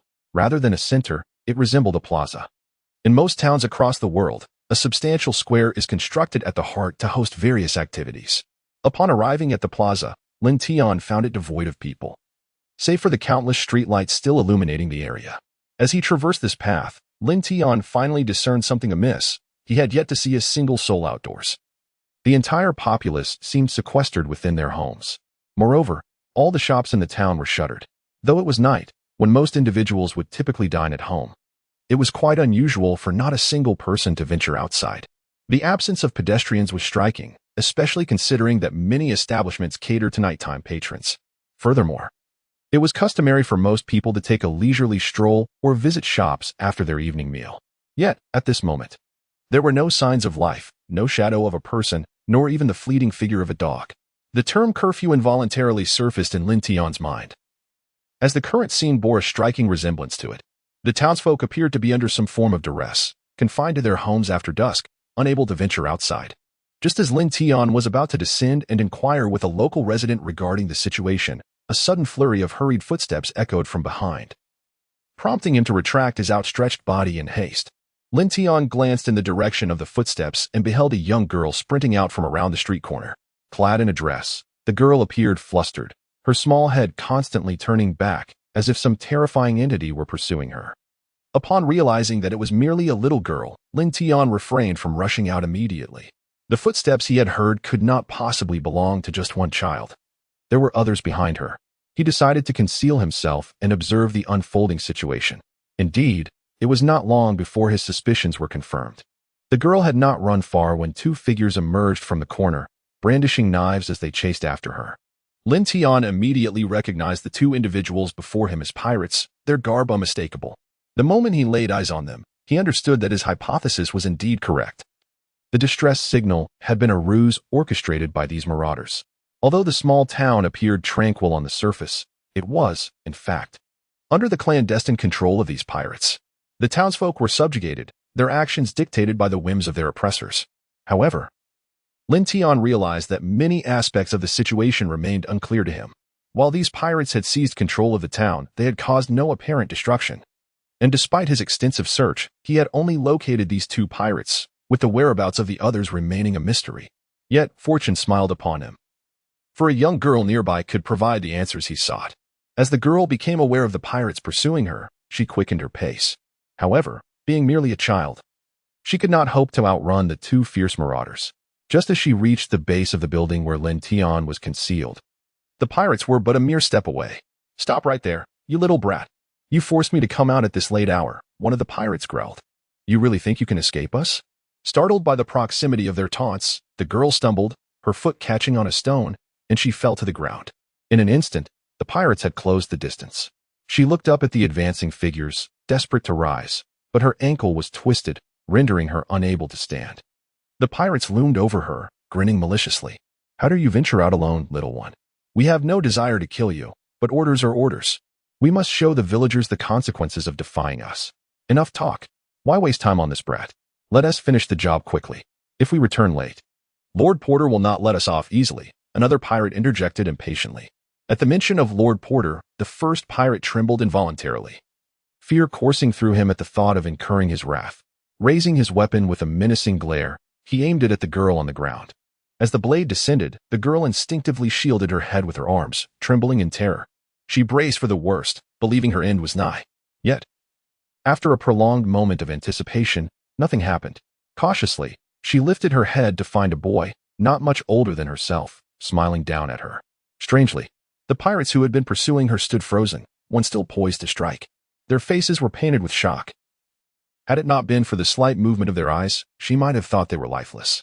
Standing before her was Lin Tian, who had intervened just as the girl was about to meet her fate. With swift precision, he had immobilized the two pirates. Sighing in relief, the girl looked up at him with curiosity and asked, "Big brother, did you subdue these pirates?" Lin Tian nodded gently, assisting the little girl to her feet. "Dear sister, could you kindly share with me what has transpired?" The little girl, witnessing Lin Tian's effortless defeat of the two pirates, began to weep. "Big brother, can you save my father? They have been captured by the pirates." Overwhelmed by the plea of such an innocent child, Lin Tian promptly agreed with a nod. Wiping away her tears, he spoke softly, "Let us first find a safe haven, and then you may recount your tale at your own pace." As he comforted her, Lin Tian's right hand clenched slightly, causing a trickle of blood to seep from the corners of the pirates' mouths, rendering them utterly lifeless. Even in death, the two pirates could not comprehend how their seemingly simple task of capturing a frail little girl could lead to such peril and ultimately their demise at the hands of a mere child. In their final moments, it was as though they glimpsed the fates of their fellow pirates. Once he had concealed the corpses of the two pirates, Lin Tian carried the little girl to a more secluded street. The location where they had previously hidden was no longer safe. The remaining pirates in the town, noticing the prolonged absence of their comrades, would undoubtedly dispatch search parties. Having hastily concealed the bodies, Lin Tian feared the pirates would soon uncover the truth, realizing that someone had infiltrated their ranks. It was inevitable that these pirates would seek retribution, and during this time, some townsfolk might suffer at the hands of their wrath, a scenario Lin Tian wished to avoid. He had come to rescue these people, not to inflict further harm. Thus, time was of the essence. He needed to swiftly alert the navy aboard the warship. Fortunately, having saved a little girl, he could glean all the necessary information to devise the best course of action. Arriving at a relatively isolated rooftop, Lin Tian gently set the little girl down. As soon as she was off his back, she implored urgently, "Big brother, Could you please go and save my father? Lin Tian gently reassured, Of course I can. I am a Navy officer. Really? The little girl asked with delight upon hearing that Lin Tian was in the Navy.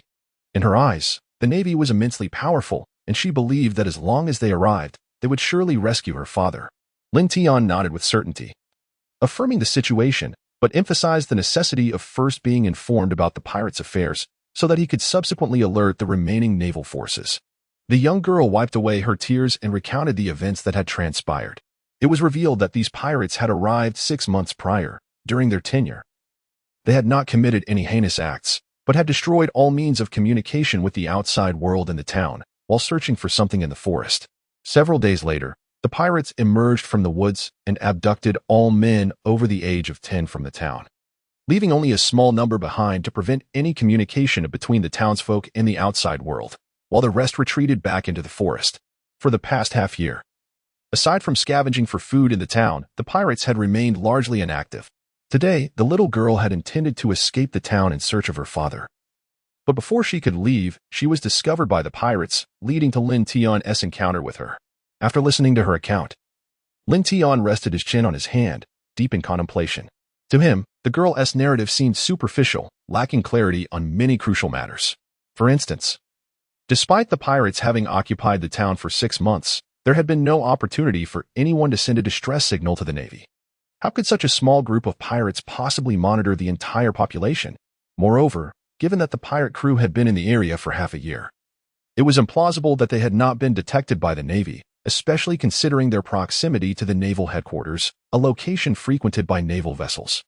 It seemed unlikely that the Navy could be so inept as to overlook their presence for such an extended period. The most perplexing aspect for Lin Tian was the distress signals emitted by the pirates. Why would they issue such calls for help while deliberately concealing themselves? Wouldn't that expose their position? Yet, upon reflection, it was understandable. After all, the girl was merely 6 or 7 years old, and her comprehension of these complexities was commendable. There were certainly hidden elements at play that she, due to her tender age, was unaware of. Oh, and there was one more thing, the girl recalled. A naval ship had indeed visited during the past 6 months, but for reasons unknown, it had departed shortly thereafter. Lin Tian's eyes narrowed sharply, revealing a hint of astonishment upon his face. If the young girl spoke the truth, then a naval vessel had indeed visited, ultimately accomplishing nothing before departing. Yet, these pirates had remained here for half a year without incident. This only indicates one possibility. The circumstances surrounding these pirates have been concealed by the previously arrived Navy. Furthermore, it appears that this group of Navy personnel may have colluded with the pirates, alerting them whenever a naval ship passed through this area. Lin Tian shook his head in resignation. The intelligence was still too scant. Many matters simply did not add up. If only there were more information available. Lin Tian's expression shifted dramatically as he embraced the little girl and concealed themselves, whispering, "Someone's coming." Upon hearing this, the little girl hastily covered her mouth and cautiously extended her head to peer down the staircase. Yet, the street below lay desolate and empty, devoid of any presence, which prompted the little girl to cast a puzzled glance at Lin Tian. Noticing her bewilderment, Lin Tian refrained from responding. Although he had not awakened the observation hockey, his senses had sharpened significantly after a year of training. Suddenly, a small shadow stealthily darted between the columns lining the street, as if searching for something. Upon recognizing the figure, Lin Tian broke into a silent smile. It was another girl, seemingly around his age, having just departed from the Navy headquarters. He found it curious that both individuals he encountered were female, leading him to whimsically ponder if, since his rebirth, he had developed a certain affinity for girls. The little girl beside him, upon recognizing the shadow's identity, stood up and waved, exclaiming, "Sister, I'm here." The girl downstairs, relieved to see her sister unharmed, exhaled deeply. However, upon noticing Lin Tian standing beside her sister, her demeanor shifted to one of caution. Lin Tian sat in a chair, surveying the room belonging to the two girls. From the moment he entered, he noticed that the young girls were living alone in the house. Despite their tender age, the room was meticulously arranged, with the furniture neatly placed and the space impeccably clean. Before long, the younger girl's sister emerged from the room, a subtle smile gracing her lips as she said, "I apologize for the delay. I have yet to introduce myself. My name is Carly." Carly perched herself with one leg crossed over the other, extending her hand while donning a somewhat stiff smile directed at Lin Tian. Amused by Carly's earnest demeanor, Lin Tian chuckled softly. After all, why would a small girl attempt to act so grown-up, and rather poorly at that? While Lin Tian was not particularly fond of Carly's pretentiousness, he held a deep admiration for her. At such a young age, she should be nestled in her parents' embrace. Yet here she was, concealing her true self for the sake of her sister and the household. Carly felt compelled to present herself as an adult, grappling with thoughts far beyond her years. Taking Carly's hand, Lin Tian introduced himself. I am Lin Tian. With the facade lifted, Carly found it difficult to maintain her act. However, she harbored a slight resentment towards Lin Tian's assertion, retorting, "You are not much older than I am. What gives you the right to judge me?" Noticing Carly's sulky demeanor, Lin Tian merely smiled, choosing not to elaborate further. Upon reflection, he acknowledged that he, too, was merely a child, albeit one who had been thinking and behaving like an adult, often forgetting his own youth.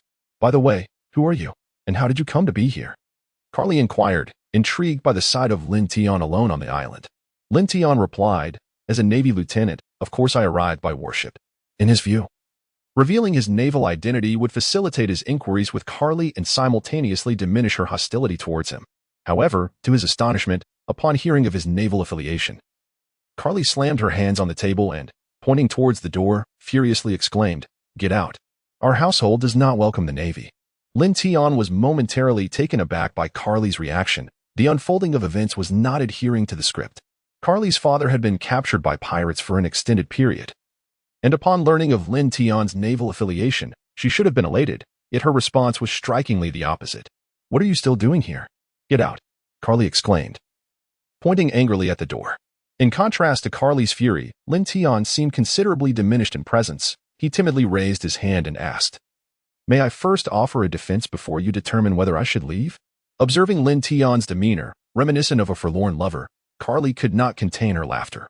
It dawned on her that her earlier outburst had been excessive, and Lin Tian was not at fault in this matter. It was indeed inappropriate for her to unleash such ire upon him. Carly's laughter was enchanting, leaving Lin Tian somewhat astonished. Even in her youth, Carly possessed the allure of beauty. Her mere smile was enough to captivate, suggesting that she would blossom into a stunning woman. "What are you staring at?" Carly blushed, feeling shy as she noticed Lin Tian's unwavering gaze. With Carly having spoken, Lin Tian promptly composed himself, adopting a serious expression as he inquired, "Carly, why did you react so strongly upon hearing I am a Navy officer? Have you had any unfortunate encounters with the Navy?" Under Lin Tian's questioning, Carly recounted the events. 6 months prior, pirates had invaded their island, seizing all men over the age of 10 and leaving a handful of them behind. The elderly, women, and children devised a plan to contact the naval colonel overseeing the region. Consequently, a naval warship arrived on the island 3 days later. The townspeople, witnessing the arrival of the Navy, were filled with hope, believing that the pirates would be driven away and their loved ones saved. However, unbeknownst to them, an agreement had been reached between the pirates and the arriving Navy, resulting in the latter aiding the pirates in concealing the island's existence, even going so far as to execute several individuals who had attempted to send messages for help. At this juncture, Carly regarded Lin Tian with a derisive smile. Sensing her disdain, Lin Tian found himself at a loss for rebuttal as she spoke the truth. Ultimately, the pirate captain, Fondi, emerged and brutally executed the husbands and children of several families, threatening the island's residents. "Each of you has loved ones in my grasp. Should the Navy uncover the secret of this place, I will slaughter all your relatives. If you wish to spare them, you must keep our existence concealed." From that day forth, with the Navy's complicity and the townspeople's fear for their families, they were compelled to assist the pirates in maintaining their secrecy. Thus, in the ensuing 6 months, despite numerous naval vessels and merchant ships passing by, none discovered the island's hidden plight. Having elucidated the entire situation, Lin Tian finally connected the dots. It was no wonder the pirates felt secure enough to station a few of their men in the town. The lives of the entire community were effectively held hostage by the pirates. Even if the Navy detected something amiss and sent investigators, the first to cover their tracks would invariably be the townsfolk themselves. Simultaneously, Lin Tian felt a profound sense of shame regarding the presence of such scoundrels within the Navy. Had it not been for the earlier naval officers' collusion, enabling the pirates to prepare, the residents of this island might have been rescued long ago. Lin Tian, perplexed, inquired, "But this should not incite your animosity towards all sailors." "My ailing mother could have survived," Carly lamented sorrowfully. "It was these pirates who besieged our island, preventing her from seeking better treatment, ultimately leading to her tragic demise." I am truly sorry. I did not mean to bring this up, Lin Tian expressed with deep remorse. It was at this moment that Lin Tian suddenly comprehended why such a spacious abode was occupied by only the two of them. Her mother had, in fact, passed away. Lin Tian had long been aware that there were indeed some scoundrels within the Navy, but he never anticipated the severity of the situation. Just a single colonel dared to deceive both superiors and subordinates, engaging in such outrageous acts. Lin Tian comforted, "It's all right, Carly. We are quite different from those scoundrels in the Navy." Carly surveyed Lin Tian from head to toe, her face betraying disbelief as she retorted, "Can you really handle it? Even though you are a Navy lieutenant, can you truly take on that pirate?" Upon hearing Carly's doubts about his capabilities, Lin Tian felt a surge of indignation. How could a man be deemed incapable? Do not underestimate me. Though I may not be very old, I am a wielder of a devil fruit, and my strength is formidable. Carly remained skeptical. After all, Lin Tian appeared quite youthful. He was merely 11 years of age. To others, he seemed quite small. And the notion that Lin Tian could defeat a colonel from the Navy headquarters would likely be met with skepticism. Realizing Carly's disbelief persisted, Lin Tian recognized he had to invoke his trump card, the notorious reputation of that old rascal, Garp. The Navy we have brought along includes a highly formidable vice admiral. Surely, with him, you must believe we can eradicate these pirates. Carly gasped, covering her mouth in astonishment. Are you saying there is a vice admiral among you? Observing Carly's shocked expression, Lin Tian nodded with satisfaction, reflecting that a reputation indeed held great value. Perhaps he too should cultivate a more distinguished standing to garner belief in his words. Yet, Carly seemed to grapple with another concern. Her earlier excitement vanishing as she bit her lip in frustration. Even if they come, what good will it do? The moment those pirates discover us, they will kill our loved ones. What use is it if your Navy slays all the pirates afterward? Lin Tian fell silent, for he was at a loss for words, unsure of how to respond. Even if the Navy acted swiftly, those pirates would still have ample time to take lives. It was a deadlock, with the root of the problem lying in the pirates' capture of so many hostages. In that moment, Lin Tian began to grasp why terrorists had instilled such fear in his previous life. Just as now, these pirates seemed easily vanquishable in the eyes of Lin Tian and his companions, yet they held the strings of life and death, rendering all strategies futile.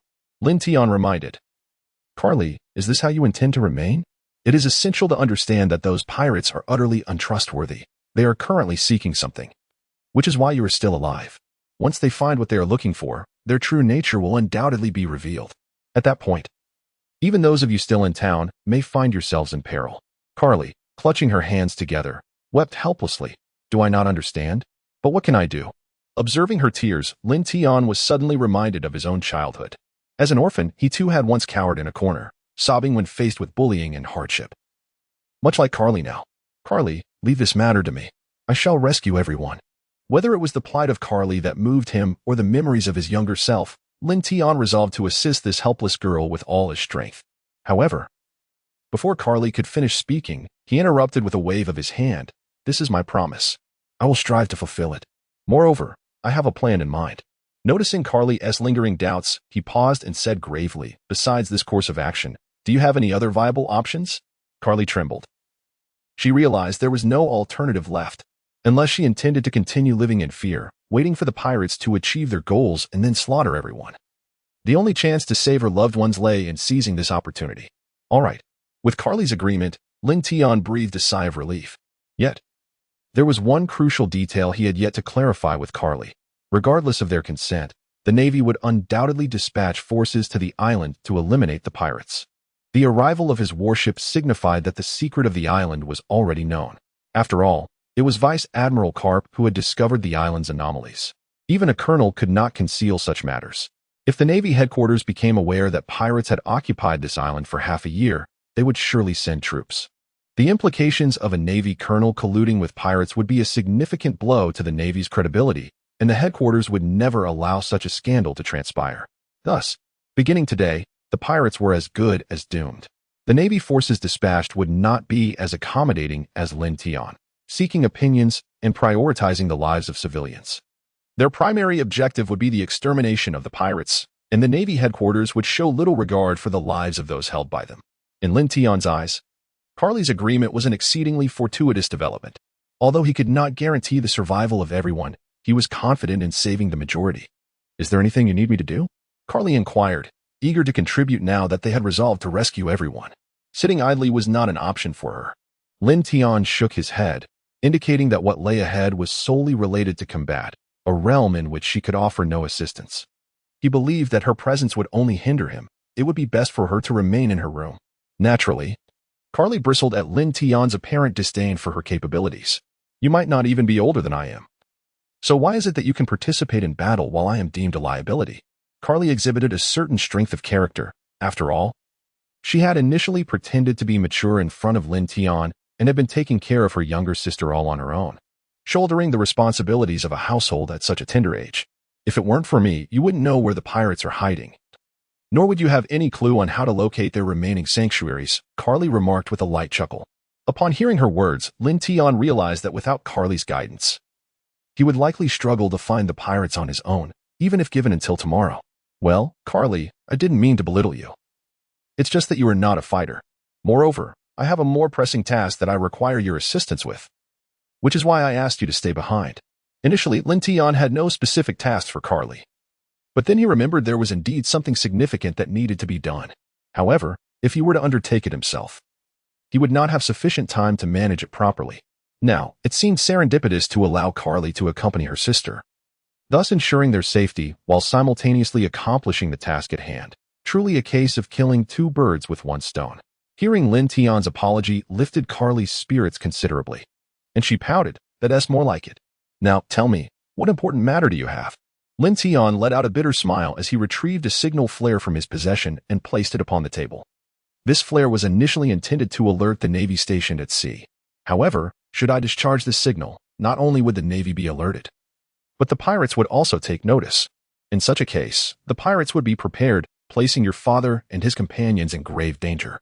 Therefore, I shall compose a letter, and you will take it with you in my small boat to find the Navy's warship, delivering this letter to Admiral Garp. They will know how to proceed from there. Carly, delicately toying with the signal flare, displayed a remarkable intelligence despite her tender age. She quickly grasped Lin Tian's intentions. Although somewhat reluctant, she understood the significance of the matter at hand.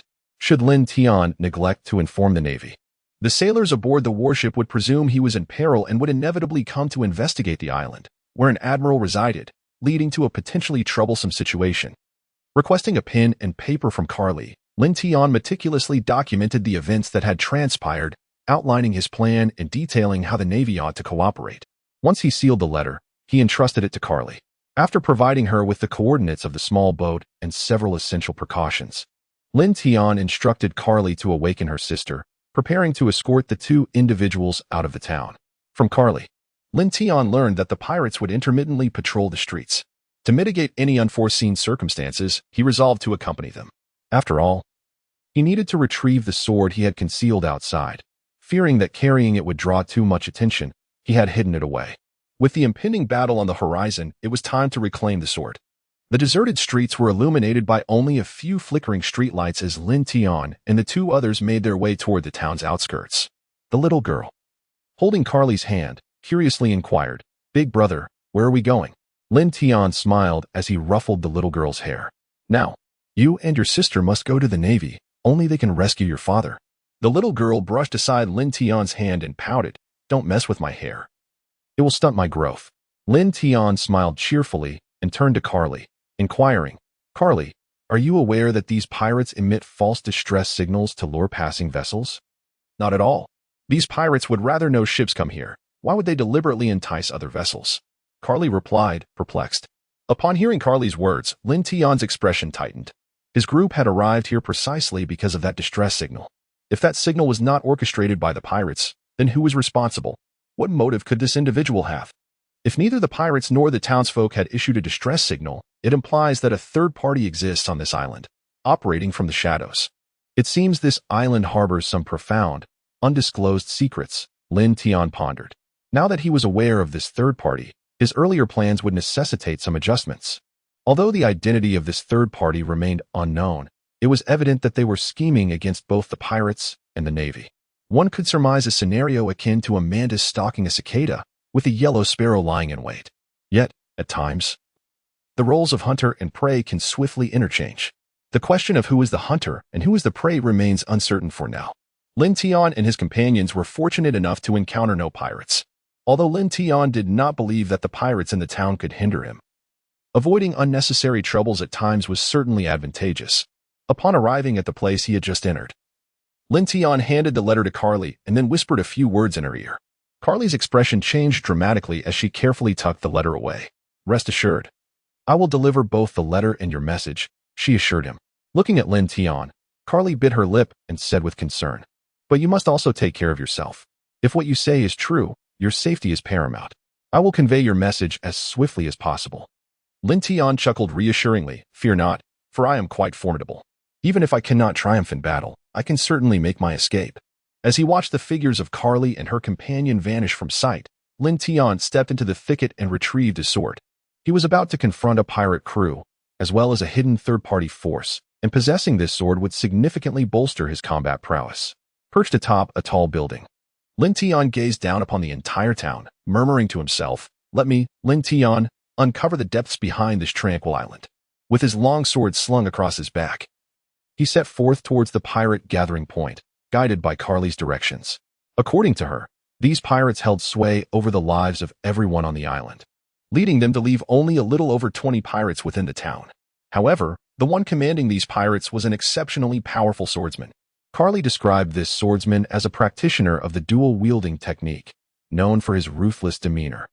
He would not hesitate to cleave any subordinate who failed to meet his expectations in half, which left all the pirates reluctant to serve under him. Nevertheless, his strength was formidable. Within the entire pirate crew, save for the captain, none could match him. This is likely why the captain felt secure leaving him to oversee the town, entrusting the safety of the entire crew to his capable hands. This alone attests to the swordsman's immense power. Yet, the greater the enemy, the more exhilarated Lin Tian felt. His purpose for venturing out was to enhance his own strength, and he eagerly anticipated the challenge that this swordsman would present. Only through continuous confrontation with powerful adversaries could he swiftly elevate his own abilities. "Swordsman, I hope you truly possess such strength. Do not let me down." With the knowledge that pirates typically refrained from venturing out at night, Lin Tian felt a surge of confidence. He leaped swiftly across the rooftop, his movements more agile than a wildcat's. Lin Tian once again arrived at the town center, but this time, the duration of his visit was even shorter than before. During his previous visit, he had not observed the surroundings closely and thus missed certain details. In truth, the pirate stronghold had always been nearby. Lin Tian, preoccupied with thoughts of a distress signal, had failed to notice it. Moreover, encountering a little girl further distracted him from harboring any suspicions about the area. Following the coordinates provided by Carly, Lin Tian swiftly identified the pirate gathering point. Situated directly across from the square in a towering building, this edifice had once served as the administrative center for the entire island, but since the arrival of the pirates, it had been seized by them. Even without Carly's guidance, Lin Tian would have been able to pinpoint this building, as most of the town's inhabitants had extinguished their lights for the night, leaving only this structure aglow. Had he not arrived early, he would have uncovered the true nature of this building long ago. Once he confirmed the location, Lin Tian leaped down and proceeded directly towards the building. Indeed, he walked boldly towards it. The notion of stealthily infiltrating the premises to ascertain the situation was utterly foreign to him. In Lin Tian's view, such tactics were the resort of the weak. True strength dismissed such approaches, for in the face of overwhelming power, no matter how intricate your schemes, they would prove futile. A mere flick of the wrist from a stronger opponent could easily spell your demise. Lin Tian approached the building step by step. When he was merely 10 meters away, he suddenly crouched down, one hand pressed against the ground, silently exclaiming, "Spatial isolation." As soon as Lin Tian uttered these words, the entire space around the building rippled like flowing water, creating layers of waves. Once the waves receded, the building appeared to vanish from the exterior. Only a gray foundation remained where it once stood. This phenomenon was Lin Tian's spatial isolation. Utilizing the power of his spatial fruit, he enveloped the area surrounding the building with an imperceptible force of space. The primary function of this spatial force is to isolate everything, enveloped by Lin Tian's spatial power. The building was effectively situated in an alternate dimension.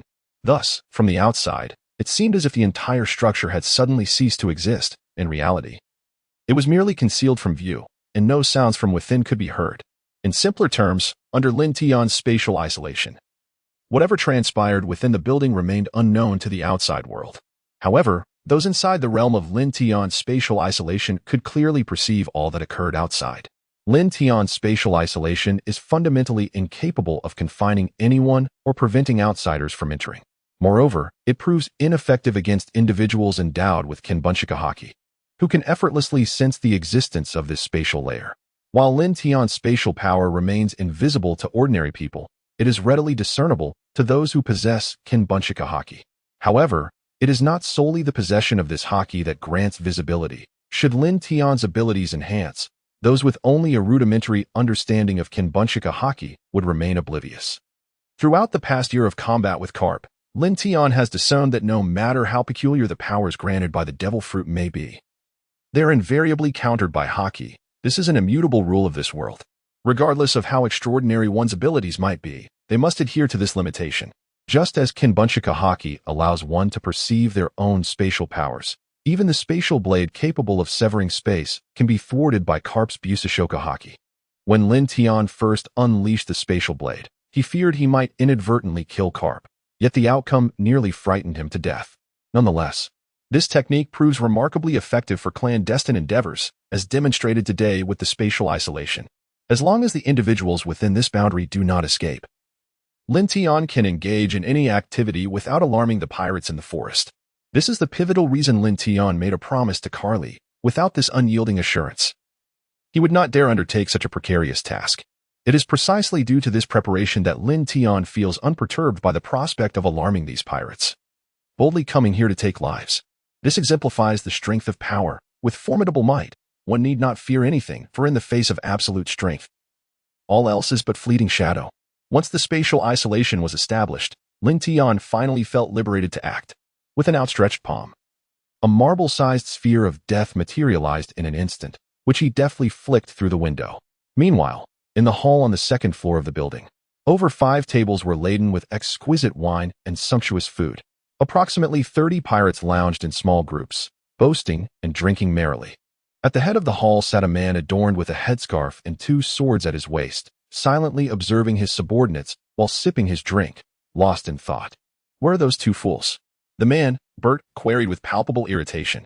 The moment he spoke, the hall fell silent. All knew this ruthless figure was in a foul temper, and to cross him could result in a lethal fate. Seeing the others remain mute, a relatively high-ranking pirate mustered the courage to respond, "Lord Bert, those 2 scoundrels may have encountered some trouble." Bert's eyes narrowed, instilling fear in his subordinates. "Trouble? We control this entire island. What trouble could arise?" The subordinate, unsure, offered. "Shall I send someone to retrieve them?" Bert waved dismissively, his indifference evident. "No need to fetch them. When they return, kill both of them." This declaration caused a collective intake of breath among the remaining pirates.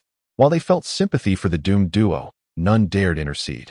There were too many precedents of those who had pleaded for others, only to meet their own demise. Thus, when faced with such a predicament, they could only internally lament the misfortune of the 2, not daring to plead for their lives, even if they were dear friends. At that moment, a small black sphere flew in from outside, landing on the table before Bert. Instantly, all eyes were drawn to the mysterious object. And just as the pirates began speculating its nature, the sphere emitted a blinding light, followed by a deafening explosion. A brilliant fireball erupted from the window, casting Lin Tian's silhouette in a fiery glow. Countless shards of glass and wall decorations tumbled down, yet these lethal projectiles were effortlessly repelled by Lin Tian's protective shield. Surveying the devastated building, Lin Tian mused, after this explosion, the pirates inside should be mostly dead. He was acutely aware of the destructive potential of his death sphere, which had taken considerable time to prepare and possessed explosive power akin to multiple cannonballs detonating simultaneously. Such might was sufficient to obliterate most pirates, though its effectiveness might be limited against particularly strong adversaries. Lin Tian's intention was not to annihilate every pirate, but to coax them out. Indeed, beneath the tremendous explosion, around 20 of the 30 pirates perished, prompting the survivors to flee for safety. Bert, true to his status as the strongest, was the first to dash out. Although he was closest to the death sphere, his quick reflexes allowed him to evade serious injury. However, his subordinates were not so fortunate. The black sphere detonated unexpectedly, catching them off guard, resulting in numerous casualties. Witnessing his crew reduced to a mere handful, Bert felt an acute pang of loss. He had only 30 or so pirates under his command, making them his loyal faction. Now, nearly all had perished, and those who survived bore injuries, all due to the actions of this mere boy. Unaware of the chaos within, Lin Tian was astonished at the extent of destruction wrought by his death sphere. Perhaps these pirates were simply inept. "You little brat, was that your doing?" Bert demanded, suppressing his fury. Though notorious for his cruelty, Bert was no fool. He had survived in the Grand Line for a reason. No one was insignificant there, and he would not act recklessly without understanding the situation. Given Bert's evident trepidation, Lin Tian began to doubt the true prowess of this swordsman. Glancing around, Lin Tian raised his hands. "Is there anyone else here besides me?" With Lin Tian's admission of responsibility for the earlier incident, some pirates could no longer contain themselves. Stepping forward to declare, "You little brat, how dare you ambush us?" As one pirate dared to test the waters, Bert refrained from intervening, eager to observe Lin Tian's next move. If Lin Tian was merely a paper tiger, Bert intended to make him regret it. Conversely, if Lin Tian proved genuinely formidable, he would bide his time to strike when the opportunity arose. Having lost so many men and found himself in such a predicament, Bert had no intention of letting Lin Tian escape unscathed. "Annoying. Our leader hasn't even spoken, and you already leap to conclusions," Lin Tian remarked with a light chuckle. As soon as Lin Tian's words fell, the pirate who had stepped forward to speak suddenly found himself inexplicably imprisoned by an unseen force. Unable to utter a sound, the pirate's hands helplessly drooped, and a trickle of fresh blood escaped from the corner of his mouth. Lin Tian's sudden display of power left all the pirates in a state of shock. A few who considered making a move discreetly retreated a few steps, realizing the terrifying nature of Lin Tian's lethal prowess. Even Bert, who had previously cleaved individuals in twain, seemed trivial in comparison. The mere fact that a companion had been silently dispatched without any visible action was far more chilling. The unknown is indeed the most fearsome of all. In the eyes of the onlookers, Lin Tian had transformed into a formidable specter, one who could extinguish life at a moment's notice. Compared to him, the ruthless bird appeared almost benign. However, Bert, possessing a sound mind, quickly suppressed his fear and inquired, "Who are you? It seems we harbor no enmity." "You are correct. We share no grievances. Yet, regrettably, I am a Navy officer, and you are pirates. You face two choices. Either I slay you, or you attempt to kill me. But rest assured, you will not survive. The Navy awaits beyond the island." Seeing the pirates falter in their resolve, Lin Tian's interest waned. He had no time to squander and preferred to resolve the matter swiftly. Bert drew his sword, retorting, "You are far too arrogant, little brat. We are no mere trash pirates." He then commanded the other pirates, "You too, use the transponder snail to contact the captain and inform him that the Navy has arrived." Those who had survived under Lin Tian's deadly sphere were no ordinary foes. Under Bert's orders, the crew sprang into action. Aside from the two who were fetching the transponder snail, the remaining pirates, armed with an array of peculiar weapons, maintained a vigilant watch on Lin Tian. Bert recognized that this young adversary was a devil fruit user of considerable strength. The best course of action was to delay until the captain's arrival, at which point they could eliminate this little demon. Lin Tian unsheathed the sword from his back and declared with a serious demeanor, "Since you choose not to act, I shall take the initiative." In Lin Tian's grasp lay a unique sword, one side adorned with a blade, while the other was embellished with sharp, glimmering spikes. This design was inspired by an anime, while the sword's side depicted creatures and celestial bodies, crafted after the legendary Xianyuan sword from his previous life. With a swift motion, Lin Tian's figure materialized before Bert, gripping the sword firmly to execute a powerful vertical slash. Faced with such a formidable attack, Bert was momentarily taken aback. Yet he quickly drew his twin swords, crossing them to defend himself. Despite Lin Tian's full exertion and the downward force of his strike, his youth rendered him insufficiently strong, allowing Bert to parry the blow in haste. With a resounding clash, the three blades collided, sending a tremendous shockwave radiating outward, sweeping countless particles of dust into the air. Aware of his own limitations, Lin Tian was not overly surprised by Bert's ability to withstand his attack. However, this did not imply that Lin Tian was out of options. Lin Tian's figure suddenly appeared beside Bert, sweeping horizontally, yet Bert parried with his sword, just as Lin Tian was preparing to retreat and seek an opportune moment. The other sword in Bert's hand was already cleaving towards him. Lin Tian swiftly sidestepped, the sharp blade gliding just past his face. He pivoted and delivered a side kick that struck Bert squarely in the chest. Bert staggered back several steps before regaining his footing, only to find that Lin Tian had vanished. In that moment, Lin Tian had already utilized the techniques to position himself behind Bert, yet he refrained from launching a surprise attack. Despite their brief skirmish, Lin Tian had discerned that this swordsman was far from mere pretense. Carly was right. This swordsman was indeed formidable. His reflexes and strength were impressive, particularly his reflexes, which remarkably matched Lin Tian's Sara. Furthermore, his power was quite substantial, as Lin Tian's right hand had begun to tingle after just 2 exchanges. As these thoughts raced through Lin Tian's mind, Bert had already detected his presence behind him. Through their encounters, Bert realized that this young boy possessed not only a terrifying devil fruit ability, but was also not merely a novice in close combat. Wielding his sword, Bert remarked, "Kid, it seems your bravado is more impressive than your actual skills." Unfazed by Bert's taunts, Lin Tian retorted, "Is that so? We've barely exchanged a few blows." With a powerful push off the ground, the earth beneath Lin Tian cracked like a spider's web, and he propelled himself toward Bert with great force. Seeing the boy charge at him, Bert was unwilling to concede defeat. After spending 6 months in this location, he felt rusty, and he was determined not to squander this opportunity to fight. Clang, clang, clang. Their contact erupted into a flurry of rapid assaults. 2 figures danced across the field, each collision generating a powerful shockwave. Although Lin Tian often found himself at a disadvantage in these encounters, he was merely a child against a seasoned swordsman. The natural strength of a swordsman surpassed that of an ordinary fighter, yet Lin Tian's mastery of the Sora technique granted him a slight edge in speed. Thus, they were evenly matched, neither able to gain the upper hand. Clang.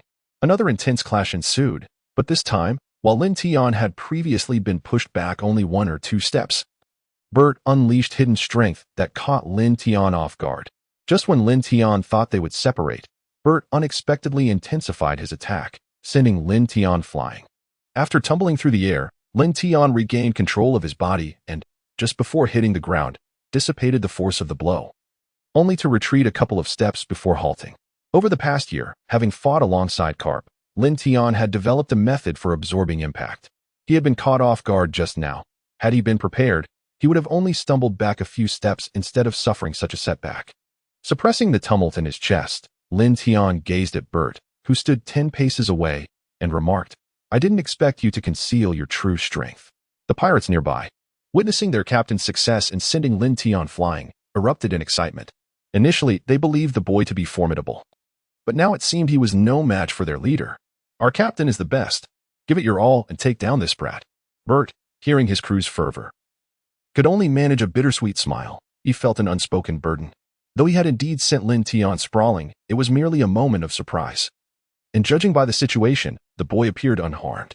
Bert had hoped to injure Lin Tian in that instant, allowing him the chance to eliminate the boy. But to his dismay, Lin Tian had withstood the blow with little consequence. This indicated that the young fighter also harbored hidden capabilities. Bert was acutely aware of his own limits. Although he initially had the upper hand, Lin Tian's concealed strength made him a more formidable opponent than he had anticipated. However, Bert reassured himself that their captain would soon arrive, and as long as he could hold out a little longer, Lin Tian would meet his end. In truth, Bert was overthinking the situation. Lin Tian's resilience stemmed from his adaptation to such combat.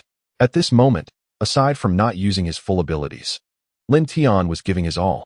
"Captain, I don't know what's happening, but we can't reach the captain on the transponder snail," a pirate exclaimed, fear etched on his face. The idea that their communication could be severed was unprecedented, and witnessing it unfold before their eyes filled the crew with dread. "What?" Bert shouted, incredulous. "How is that even possible? Have you tried using other transponder snails?" The pirate, looking despondent, replied, "We've tried them all, and none are working." Seeing the realization dawn upon the pirates, a smile finally graced Lin Tian's lips. With their awareness, he knew he must accelerate his pace. Time was of the essence. "It's you. You orchestrated all of this." Bert understood immediately upon witnessing Lin Tian's smile. No wonder the boy had remained so composed while he was giving orders. Everything had been meticulously planned. Lin Tian nodded slightly. "I am the kind of person who prefers to resolve matters swiftly to avoid complications. Thus, prior to my arrival, I had isolated this building from the outside world." The remaining pirates, upon hearing this, were rendered speechless in astonishment. To think he could block the Din Din Mushi and kill silently, what sort of devil fruit ability does this young boy possess?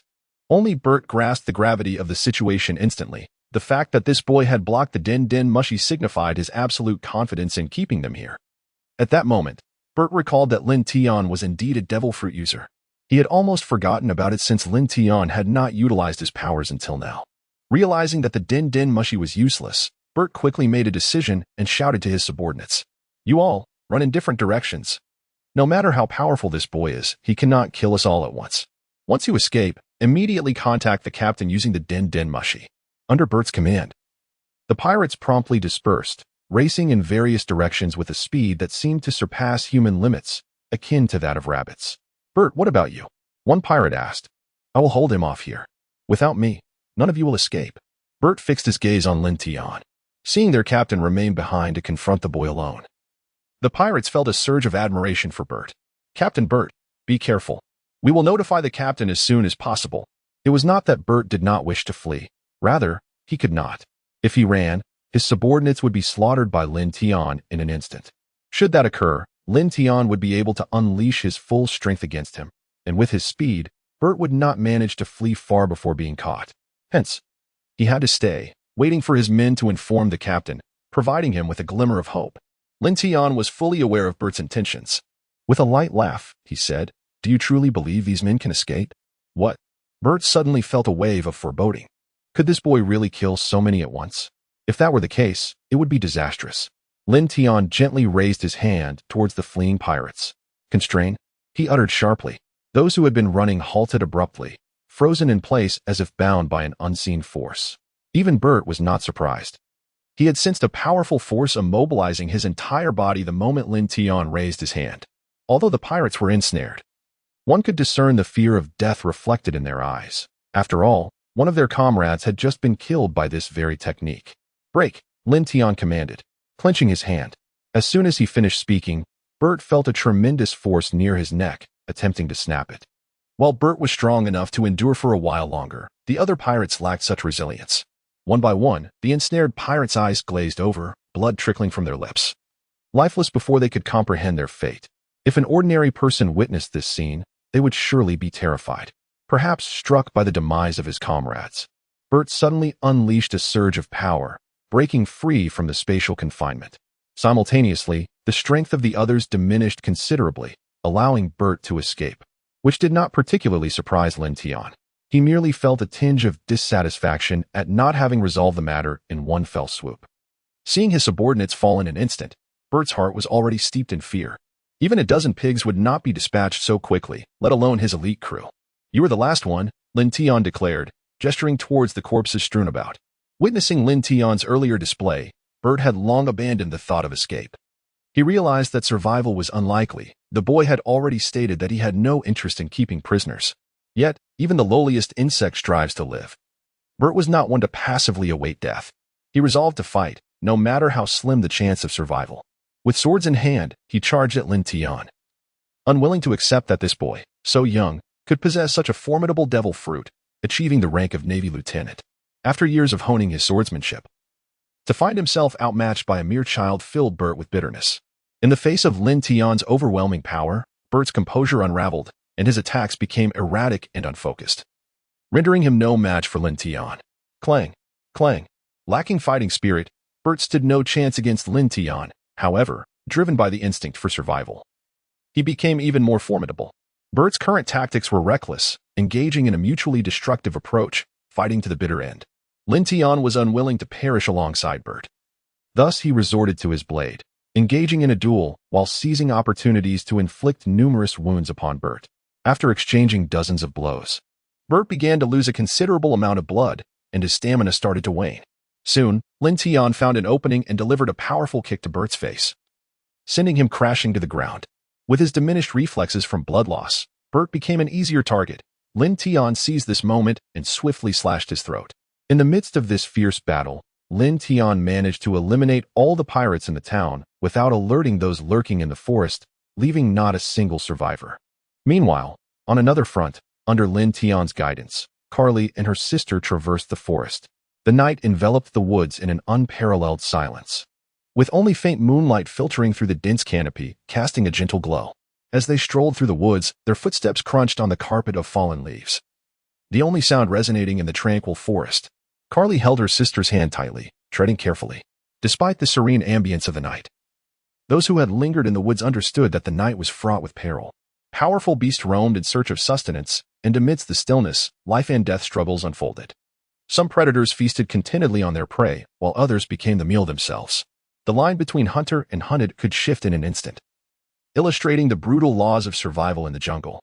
Carly was acutely aware of the lurking dangers in the nocturnal wilderness, which is why she clutched her sister tightly, her eyes scanning the surroundings intently. Given their limited strength, venturing through the forest at night was exceedingly treacherous. Suddenly, lost in thought, Carly stumbled and fell to the ground with a startled gasp. Observing her sister's sudden fall, the little girl rushed forward to assist, expressing concern. "Sister, are you all right?" The ground, strewn with dry leaves, cushioned Carly's fall, and she quickly rose, assuring, "I'm fine. I just tripped over something." As Carly regained her footing, she turned to ascertain what had caused her stumble.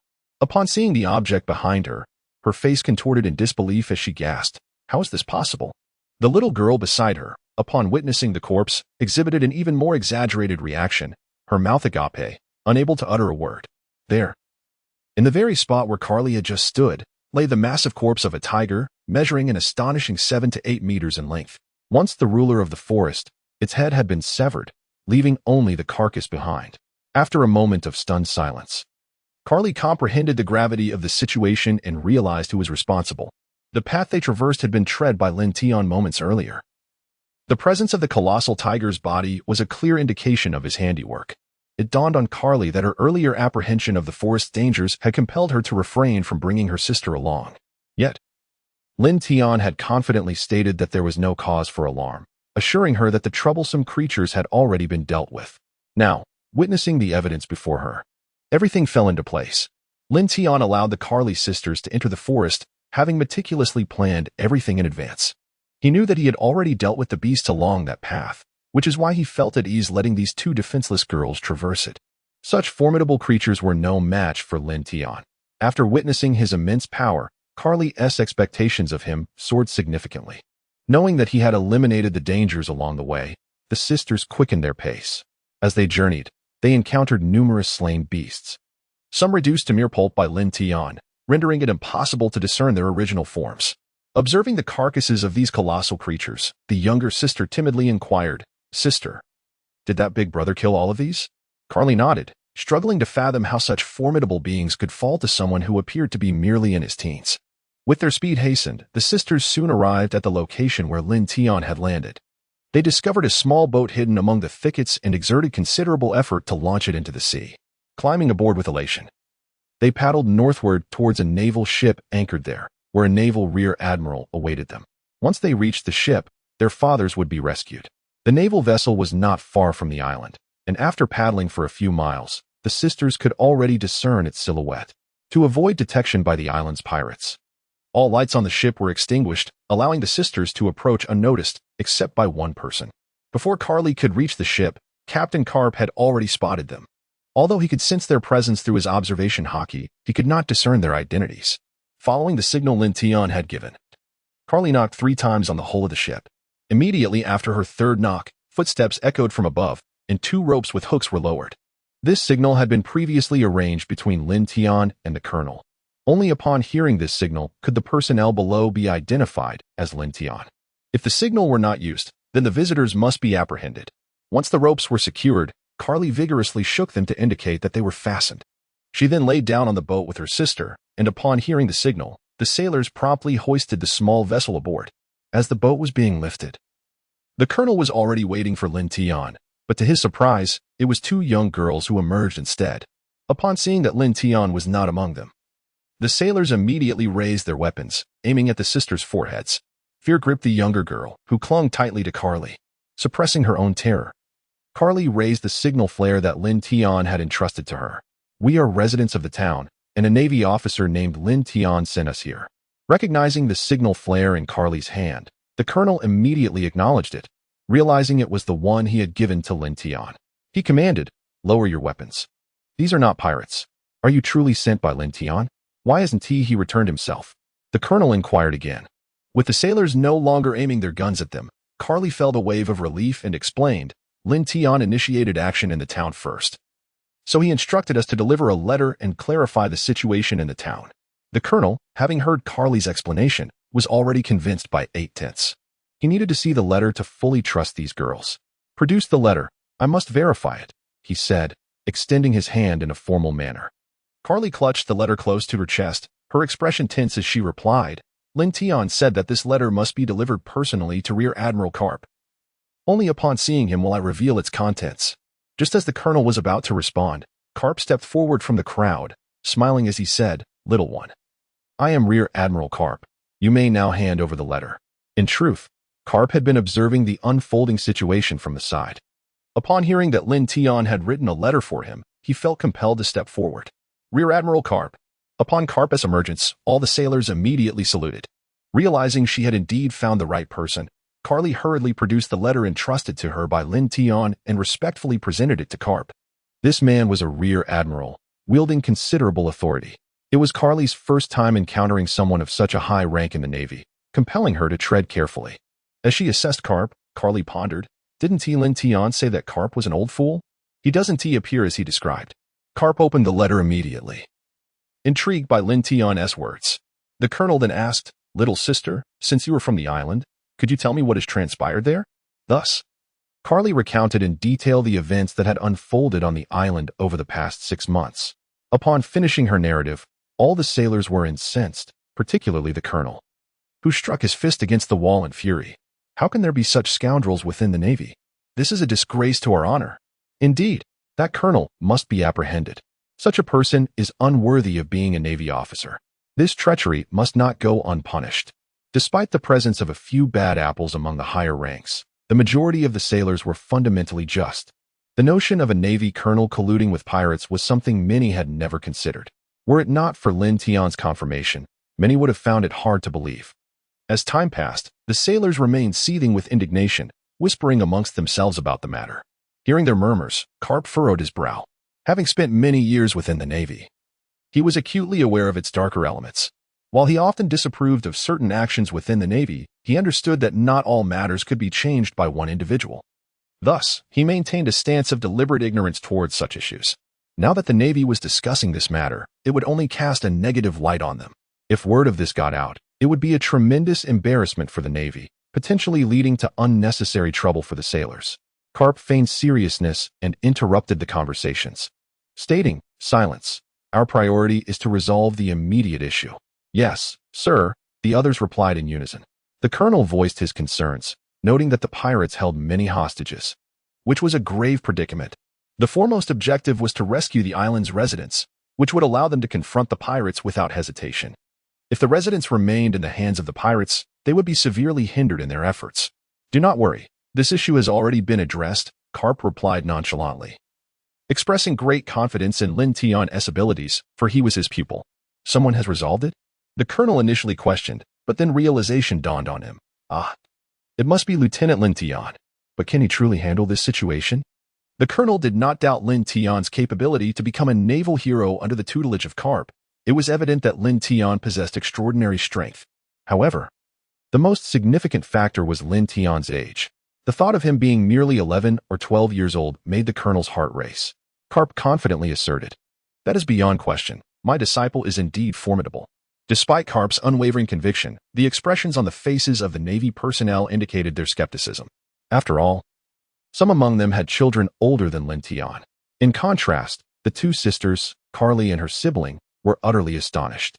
While they were aware of Lin Tian's prowess, they had not anticipated that he was a disciple of a naval vice admiral. Having never set sail in their lives, the sisters regarded the vice admiral as immensely powerful. And thus, it followed that Lin Tian, as a student, must be exceptionally strong. As Carly thought of Lin Tian, she recalled his instructions to relay certain messages and promptly exclaimed, "Lin Tian asked me to convey some words." "What words?" Garp inquired, perplexed, as did the other naval officers, who shared a look of confusion. Everything seemed quite clear at that moment. What more could there possibly be? The distress signal was neither sent by pirates nor by the island's inhabitants. It was deliberately orchestrated to lead you here. As soon as Carly finished speaking, a wave of shock swept over the crowd. The implications of Lin Tian's words resonated with everyone present. Lin Tian discovered that behind the incident on this small island, there had always been a pair of unseen hands orchestrating events. and his naval vessel had been ensnared in their machinations. This made the situation all the more intriguing. In the shadowy forest, progress was exceedingly arduous. However, for Lin Tian, this posed no significant challenge. He advanced swiftly, skillfully dodging the obstructive branches while contemplating recent events. In the town, Lin Tian had not exterminated all the pirates. One had merely been rendered unconscious. Upon awakening, Lin Tian had prepared an array of severe interrogative tactics. But before he could utter a word, the pirate divulged all pertinent information. Reluctantly, Lin Tian listened attentively, gleaning useful intelligence, and subsequently allowed the pirate to pass into silence. It turned out that this band of pirates had come to this locale solely because their captain had acquired a treasure map from an unknown source. Subsequently, he led his crew here, where, after several days of searching, they discovered a site that potentially harbored treasure. However, the location was buried far too deeply. After a day's labor, they had only unearthed a meager amount, yet they did recover a substantial bounty. This invigorated the pirates, prompting them to capture all males over the age of 10 in the town. Unexpectedly, the Navy arrived just as the pirates contemplated fleeing. The captain, utilizing a portion of the treasure, bribed a colonel. Following their collaboration, the pirates were resolute in their determination to claim the treasure. Nonetheless, the excavation proved exceedingly challenging, extending over a span of 6 months. Yet with the colonel acting as an informant, their activities went undetected. Now, with the treasure nearing completion, the colonel had stipulated that all the island's inhabitants would be eliminated to conceal this secret. This information held little significance for Lin Tian. He yearned to uncover details regarding the puppeteers behind the scenes. Unfortunately, this pirate held too low a rank to possess any substantial knowledge. However, pondering such matters was futile. As Lin Tian could discern a flickering light not far ahead, the true secret lay just beyond. Utilizing the cover of night, Lin Tian had stealthily approached the vicinity of a clearing, concealing himself within a patch of grass. Despite the darkness, the area was illuminated as brightly as day by torches, and advancing would risk detection by the ever-watchful pirates. Seizing the opportunity provided by the night, Lin Tian discreetly dealt with one pirate and donned his attire, boldly striding forth. Although the area was awash with torches, the light was dim enough that, unless viewed up close, one's features remained obscured, allowing Lin Tian to evade recognition. Clad in pirate garb, he wandered freely, garnering no additional scrutiny. Despite the late hour, numerous individuals remained at work. These were the townsfolk, in their quest for treasure. The pirates did not excavate in the manner of traditional mining, but rather determined locations and proceeded to dig from the surface. After 6 months of concerted effort by thousands, they had already excavated a pit over 100 meters deep. Through the glow of nearby torches and a few miners' lamps, Lin Tian could discern the situation below. Laborers were digging, utilizing a basket to hoist the earth above, while numerous pirates kept vigilant watch over the proceedings. Having promised Carly that he would rescue her father, Lin Tian now faced an insurmountable challenge. With so many individuals divided between above and below, how could he possibly locate him? After assessing the situation, and recognizing that the lives of those below were not in immediate peril, Lin Tian decided it was time to undertake his crucial mission and proceeded toward the area where the pirates resided. Lin Tian intended to visit the captain of the ship, hoping to uncover essential intelligence. The shadowy third party left him feeling choked, as he could not discern the underlying conspiracy, rendering him unable to take action. As all the pirates were monitoring the residence, Lin Tian encountered very few pirates on his way, and they did not acknowledge him. Thus, he entered the area with ease. In truth, the captain's residence was the easiest to locate. It was undoubtedly the largest and most luxurious among all the houses. Initially, Lin Tian believed this place would be different from the outside, expecting some guards to be present. However, to his surprise, it was even more desolate than outside. He could see no one here. Only one room had a light on, and Lin Tian cautiously approached, peering through the gap in the door. Inside, he saw only 2 individuals, a slender colonel draped in a navy cloak, and a towering pirate standing before him. Upon observing the scene, Lin Tian quickly recognized that these 2 were the pirate captain and a treacherous navy officer. At this moment, the 2 men were silently facing each other, an unusual stillness enveloping the room. Seeing these 2 major players gathered together filled Lin Tian with delight. Now that both parties were assembled, only the elusive third party remained. If he could eliminate these 2, he would seize the upper hand, transforming from prey into hunter. However, Lin Tian did not believe he could confront both simultaneously. Each possessed the strength of a navy colonel. While he might have a chance against one, facing both was beyond his reckoning. Thus, his current strategy was to patiently await the opportune moment. As the saying goes, strike the snake at its weak point. If he were to act, it must be decisive. In this secluded space, both individuals were formidable adversaries. To be prudent, Lin Tian ensured he had taken the necessary preparations. By employing spatial isolation, he created a barrier around himself, allowing him to breathe a sigh of relief. As long as he did not encounter anyone with keen observation, his concealment would remain undetected. Once he confirmed his safety, he focused intently on the scene before him. "Daika, you summoned all your subordinates away just to have tea with me?" Fondi inquired, a look of disdain flickering in his eyes before it swiftly vanished. Fondi had always held this Navy traitor in contempt. When Daika discovered the treasure Fondi had unearthed, he coerced Fondi into surrendering half of it under the pretense of reporting it to the Navy headquarters. Had Fondi been able to eliminate this scoundrel, he would have done so long ago. This scoundrel had done nothing but take away half of the treasure that Fondi had painstakingly sought. What Fondi despised most about Daika was his duplicitous nature. He presented himself as a Navy colonel while secretly engaging in numerous nefarious activities, even threatening the remaining residents with the town's men. Based on his understanding of Daika, Fondi realized that while he might be perceived as a demon by others, before Daika, he could be considered a good person. With a gentle clink, Daika set his teacup on the table and said, "I have come because we are in grave trouble." "Ha ha." Fondi burst into laughter, incredulous. "Daika, are you jesting? This is your territory, and according to your methods, not a soul on this island would dare report to the Navy. What trouble could there possibly be?" Daika, accustomed to Fondi's sarcasm, merely chuckled lightly in response. "The Navy headquarters just contacted me, saying that they have discovered something amiss here. Since this is my territory, I must cooperate fully," Daika replied solemnly.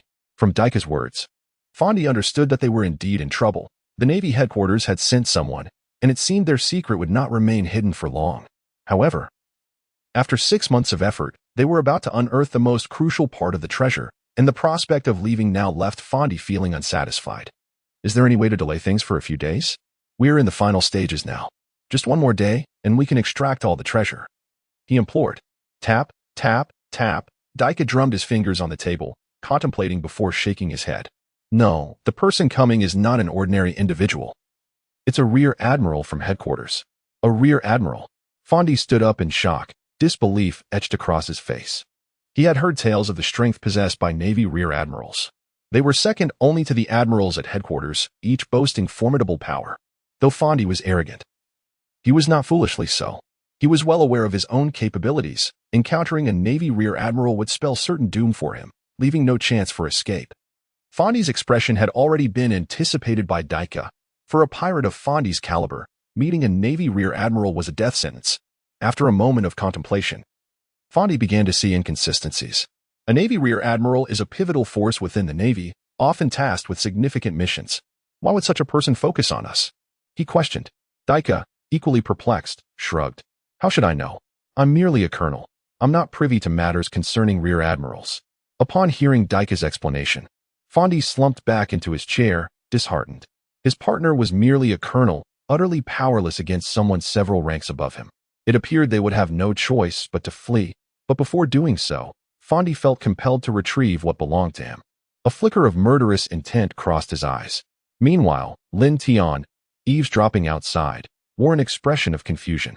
He had made it abundantly clear in his letter not to inform the Navy headquarters. The old man should have adhered to his request. If that were the case, how did the Navy headquarters become aware of this? Was there a Navy vessel lurking nearby? But that was impossible. From Carly, he had learned that no Navy ships had visited recently. The only explanation left was that the false distress signal had been deliberately sent out by Daika. Yet this action lacked any apparent motive. They could have concealed their presence entirely, soon reaping immense wealth. But why expose their secret at the last moment and simultaneously reveal Daika's treachery? Daika was willing to forsake everything at the 11th hour, indicating that he must have something far more significant to gain. Lin Tian's curiosity was piqued. What could possibly compel someone to relinquish everything cultivated over many years? Daika calmly sipped his tea. "This time, we must evacuate quickly. We've already acquired most of the treasure. Even if we leave, we Haven Tea suffered a loss." Fondi nodded in agreement, but this did not signify his willingness to abandon the most crucial part of the treasure. "Fondi will evacuate as soon as possible, but only after the final treasure has been unearthed. Rest assured, I will have everything sorted out within the next couple of days, Fondi stated. Once he realized his objective had been achieved, Daika expressed his desire to leave, saying, I have many matters to attend to, so I shall not linger. After speaking, Daika made his way towards the exit. Observing Daika's departure, a flicker of malice crossed Fondi's eyes as he prepared to rise. Oh, there's something else, Daika suddenly recalled. Turning back to say, remember, do not let any information regarding me leak. All traces of my existence must be eliminated. Upon seeing Daika turn around, Fondi quickly restrained his rising form, a momentary flash of panic crossing his face, but it was swiftly suppressed as he feigned calmness, replying, do not worry. Everything has already been prepared. The explosives are all set, and once the time comes, they will detonate, ensuring the demise of all those engaged in the excavation. Additionally, before our departure, all the women in the towns will be dealt with. My subordinates have endured long enough. This naval scoundrel is truly ruthless, Lin Tian pondered. Although he had anticipated such actions from the pirates, hearing it confirmed incited a deep fury within him. These were thousands of lives, so easily decided upon. Since everything was already in place, Daika had little else to say and merely reiterated his warning before heading out. Upon noticing Daika approaching the door, Lin Tian hastily prepared to conceal himself. However, before he could make a move, an unbelievable event transpired within the room. Just as Daika turned back and took a couple of steps, Fondi, seated, slowly drew a pirate's knife from his waist and leaped forward, aiming to stab Daika. As a seasoned naval colonel, Daika possessed basic reflexes. Sensing the murderous intent and the sound of slicing air behind him, he quickly glanced back. Yet it was too late. Caught off guard by Fondi's ambush, he had not anticipated such treachery. Just that brief moment of turning around to see the knife descending from an angle caused Daika to hesitate, and he quickly attempted to evade to the side. Unfortunately, in that instant, he missed the optimal opportunity to escape. The knife plunged into Daika's heart. Blood gushed forth from the wound, streaming down the blade and staining his garments crimson. Had Daika not turned back but instead sidestepped, even if injured, it would have been a mere flesh wound, not a fatal blow to the heart. In disbelief, Daika gazed at the blade embedded in his chest and then looked up at Fondi, whose face contorted with a vicious smile, his eyes filled with confusion, resentment, and fear. Blood trickled from his lips as he stammered, "Why?" Fondi withdrew the knife, a triumphant grin spreading across his face as he declared, "You have only yourself to blame for your insatiable greed. How dare you threaten me and demand half of the treasure? From the day we collaborated, I was merely using you. This place is no longer safe, and you have outlived your usefulness. It is time for you to meet your end."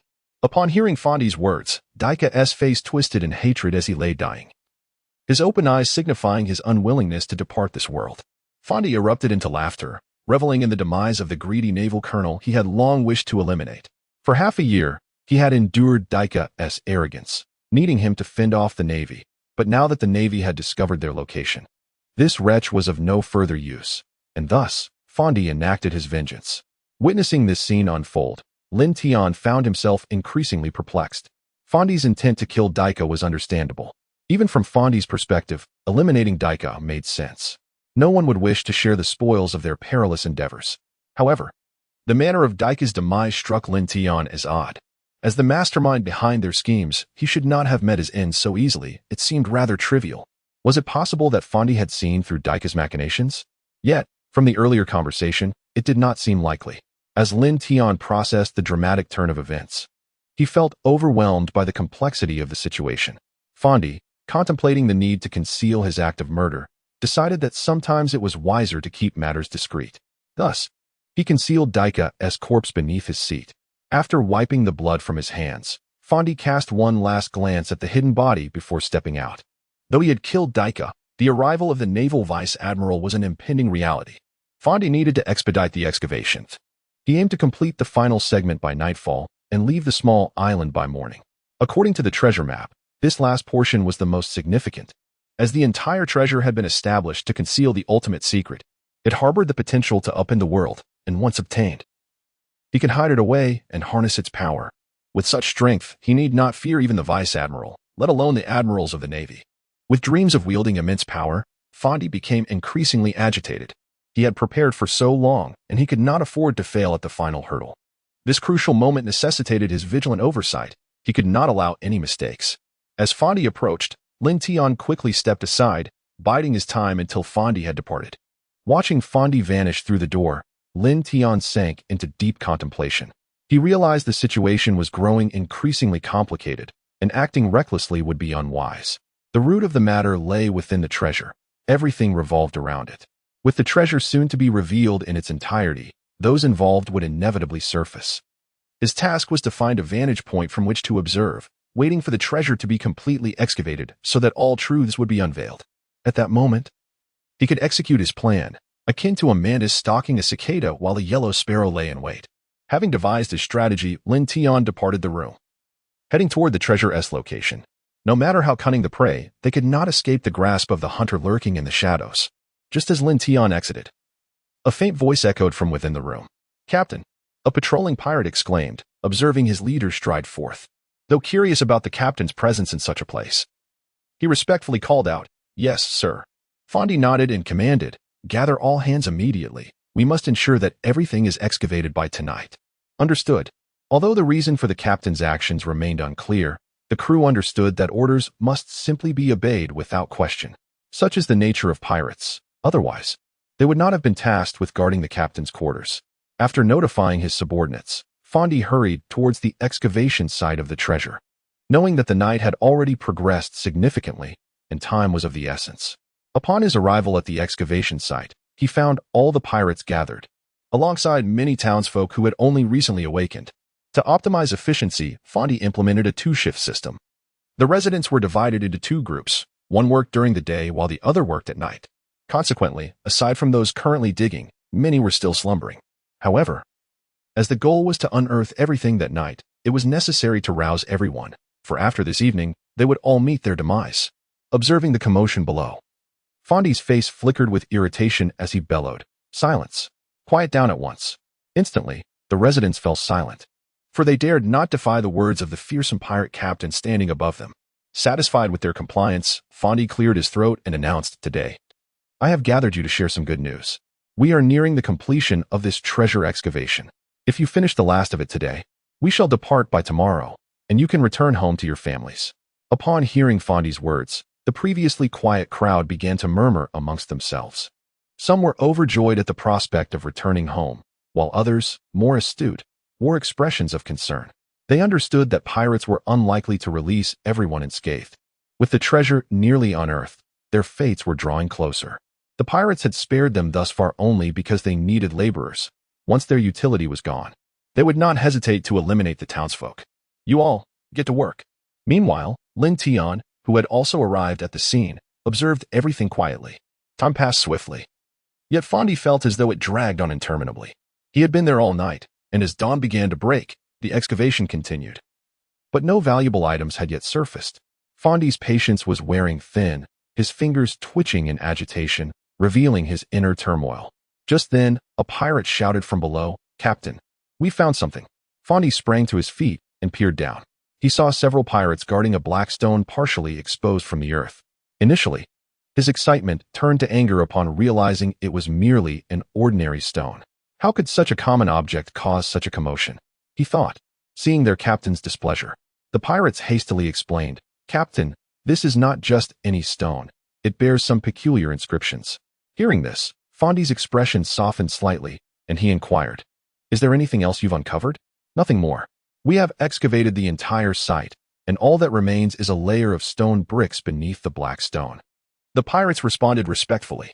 "Is that so?" Fondi pondered, realizing that this black stone must be the most significant treasure indicated on the map. While the powerful force was likely inscribed in the strange writing, resolute, he decided to investigate further, knowing that only by examining it closely could he grasp its significance. As Fondi approached, the townsfolk had already been driven to a corner by the pirates, who stood silently beside the black stone, whispering among themselves. Could this truly be the final treasure? Who knows? Only the captain can discern its value. Indeed, even if it is a rare gem, it will not benefit us. We should merely observe. Upon Fondi's arrival, the pirates quickly made way for him. He scrutinized the black stone closely, but found nothing discernible. The inscriptions were unfamiliar to him. "Dig it up completely," he commanded. With the captain's orders, the pirates sprang into action, hastily removing the dirt from the stone. What on earth could this be? Lin Tian pondered silently from the sidelines. He had followed Fondi down, but had concealed himself using spatial isolation, remaining undetected by the pirates, none of whom had awakened their observation hockey. Most of the black stone remained buried, and with only a small portion visible, Lin Tian could discern little. Nonetheless, he harbored a hypothesis, but dared not make any conclusions without a complete view. Suddenly, as the pirates began to excavate the black stone, a series of explosive sounds erupted overhead, accompanied by bursts of fire that illuminated the pit as if it were daytime. Before anyone below could comprehend the unfolding chaos, a catastrophic disaster struck. The explosives had been planted by the pirates themselves, originally intended to eliminate all the townsfolk. The pirates had planned for the residents to enter the pit as usual before detonating the explosives to bury them alive. Thus, the explosives were buried deep. Yet for reasons unknown, they had exploded prematurely. The resulting force collapsed the upper structure of the pit, unleashing a deluge of stones upon those below, a veritable rain of rock. For the individuals at the bottom, this was a scene of utter devastation as countless boulders plummeted from several meters above. The smallest stones were no larger than fists, while the largest could weigh several men.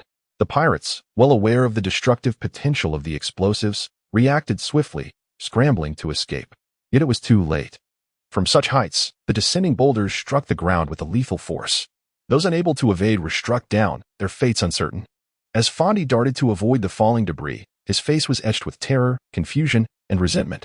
How could he have allowed this explosion to occur? He had left ample personnel above as a precaution. There was no way this could have happened. If the Navy or other pirates had invaded the island, Bert in the town would have notified him long ago. Unbeknownst to Fondi, Bert had been slain by Lin Tian. Who could be responsible for this catastrophe? At that moment, Lin Tian, who had been hidden all along, finally revealed himself, dodging the descending stones while simultaneously shattering the boulders above the townsfolk. He did not have the energy to concern himself with the smaller ones. These scoundrels, hoarding so many explosives, now faced the consequences of their own actions, entangling me in their disaster. As a child suddenly appeared, some residents nearly fainted from fright.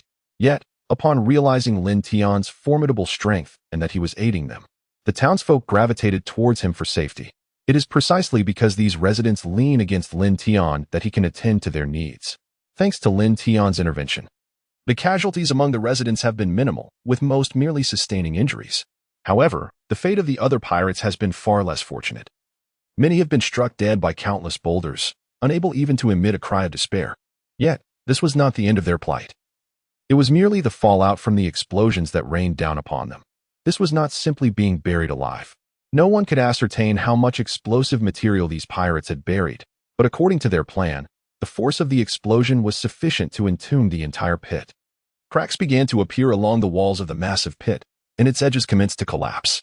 An avalanche of earth mixed with stones cascaded into the abyss. Those pirates stationed at the periphery had no time to react and were effectively entombed alive. Observing this scene, Lin Tian could not help but smile wryly. It bore a striking resemblance to the landslide that had led to his demise in a previous life, and he had not anticipated encountering such a fate in this world. However, the current Lin Tian was distinctly different from his former self. In his past life, he had been powerless against a landslide. But now he possessed the confidence to confront it head-on. Lin Tian exuded confidence, but that did not imply that the residents beside him shared the same sentiment. As they beheld the earth surging towards them like a deluge, despair enveloped them, and they closed their eyes, realizing that escape was an illusion. The protective barrier rumbled ominously.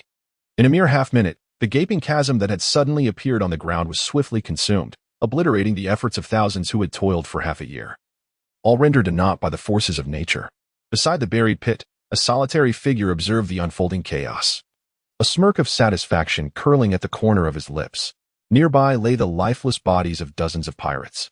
A gentle breeze fluttered the word justice inscribed upon a banner, yet it felt jarringly out of place in this dire setting.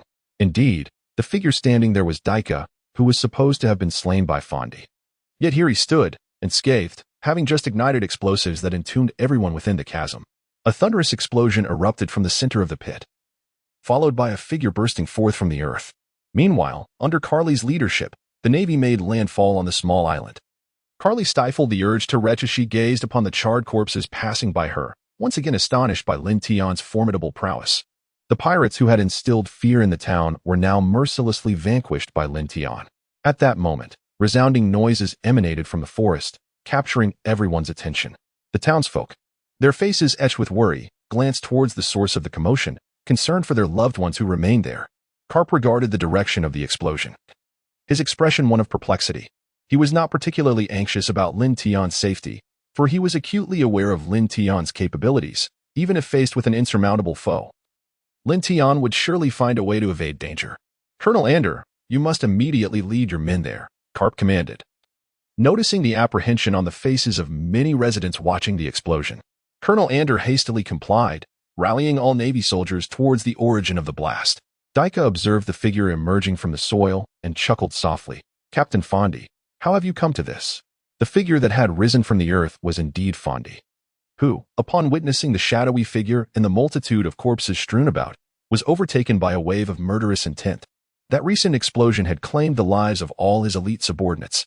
Now, apart from those guarding the town, he stood alone.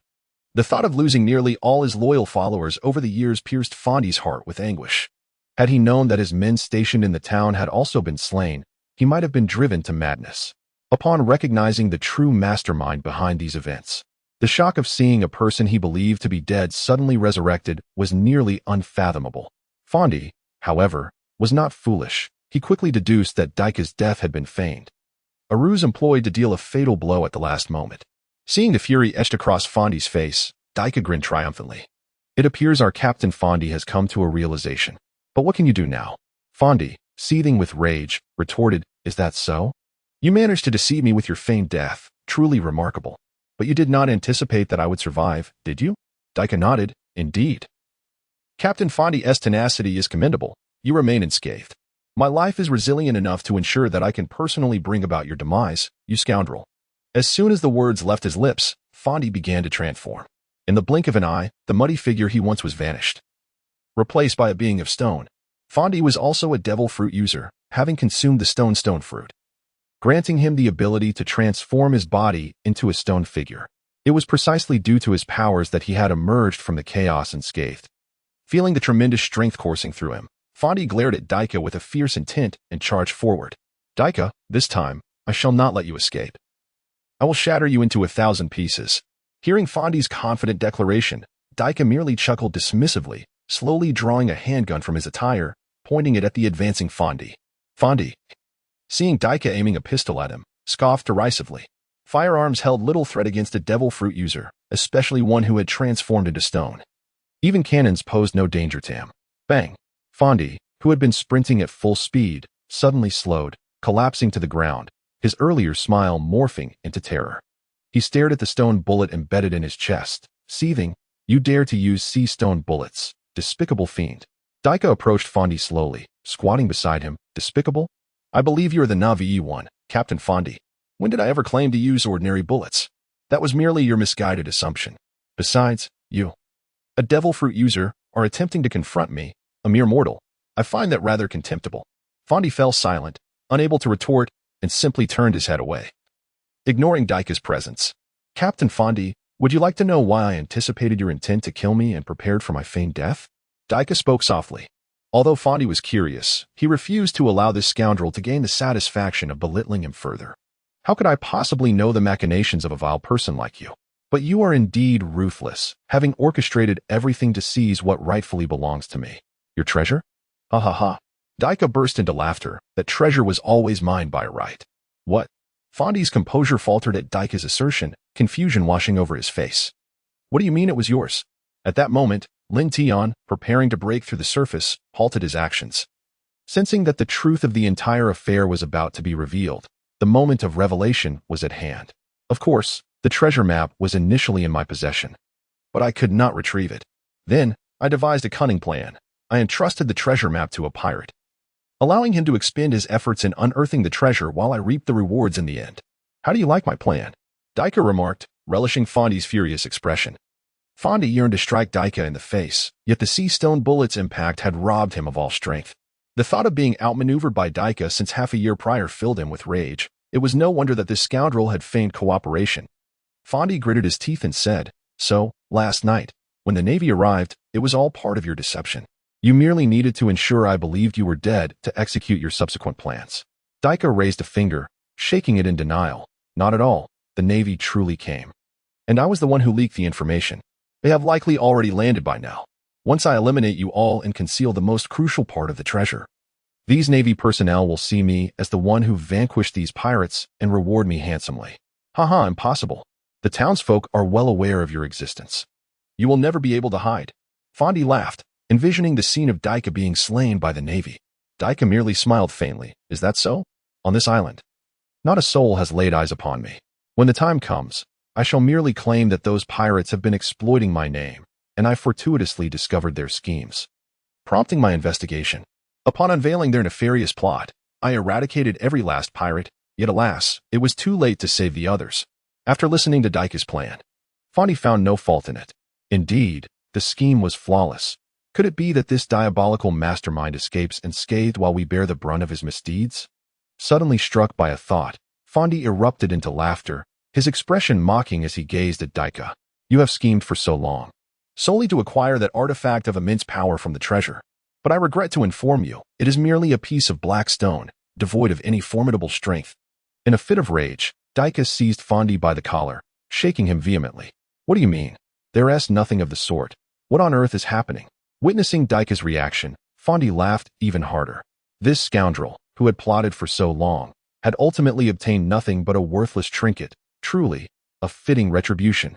He pointed at the hole from which he had unearthed the stone. That object was just beneath my protection. It lies in that very pit. If you wish to confirm, go take a look. Daika hurried over and began to excavate. After a considerable amount of time, he finally unearthed the entire black stone intact. Exhausted, he sat on the ground, staring at the stone before him. As Fondi had stated, this black stone was indeed a cube, one side inscribed with peculiar symbols, while the remaining 5 sides were remarkably smooth, utterly devoid of any other features. After half a year of scheming, all he had acquired was a useless black stone. One can only imagine the fury and despair swelling within Daika. Neither Fondi nor Daika could discern the true nature of the stone, but Lin Tian recognized it immediately. This black stone, no, it should be referred to as this chronicle, was an invaluable treasure beyond any measure. It contained the authentic historical text, revealing the century of history that the world government desperately sought to conceal, along with intelligence regarding ancient weaponry. It could be asserted that the contents chronicled on this black stone encapsulated the ultimate secret of this world. The trajectory of the entire One Piece universe is rooted in the historical text scattered across the globe, unfolding step by step from there. While Lin Tian was at the Navy headquarters, he had sought information regarding certain matters. However, the world government had done an exceptional job of concealing the blank history of the past century, leaving no trace of pertinent records. It was during this inquiry that Lin Tian first recognized the formidable power of the world government, capable of artificially erasing 100 years of history from existence. With no documentation remaining, apart from a select few individuals, the only remnants of this history lay in indestructible stone inscriptions. Even nations of the past, renowned for their advanced technologies, could not exert such overwhelming control over the world. Realizing this, Lin Tian refrained from further investigation, fearing he might attract the attention of covert organizations. Yet, unexpectedly, he encountered a stone today, and although he could not decipher the inscriptions upon it, he was nonetheless eager to transcribe them. Once he found Nico Robin, he could translate the text, for she was the sole individual in this world who understood these characters. Daika, being a clever individual, quickly deduced that these inscriptions were the key, and that true treasures might be concealed within them. With this thought, Daika's despondency vanished, replaced by excitement as he gazed at the inscriptions on the black stone. He pulled out a piece of paper and a pen, preparing to meticulously document all the characters. Once he left the island, he would find a way to translate them. Noticing Daika's focus on the black stone, Fondi subtly shifted his right hand toward his wound, attempting to extract the sea prism stone bullet lodged within. However, the suppressive power of the sea prism stone was overwhelmingly strong, making even the slightest movement of his hand exceedingly difficult. After multiple futile attempts, Fondi ultimately abandoned this fruitless endeavor. If no one assisted him, he could never remove the bullet embedded in his body. At that moment, Daika had already recorded all the characters, safely stowing the paper away. This treasure belongs solely to me. As for this black stone, I shall destroy it, Daika declared, casting a glance at the stone that had fulfilled its purpose. He executed a technique known as Raging Foot, sending a faint blue light from his toes to strike the black stone. A powerful explosion erupted around the stone, creating a massive cloud of smoke. Lin Tian, well-versed in the Navy's 6 styles, instantly recognized Daika's technique as one of them. Unlike the shave he frequently employed, Raging Foot did not deal direct damage but unleashed a vacuum wave to cleave through foes. Though the attack primarily generated a strong gust of wind, one should not underestimate its lethality. When mastered to a certain degree, it could slice through steel. Witnessing the tremendous explosion, Daika's control over the technique was evident.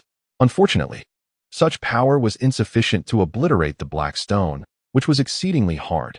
Indeed, no one in this world could destroy it.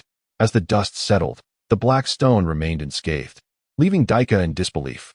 He was acutely aware of the power behind his kick, despite not using his full strength.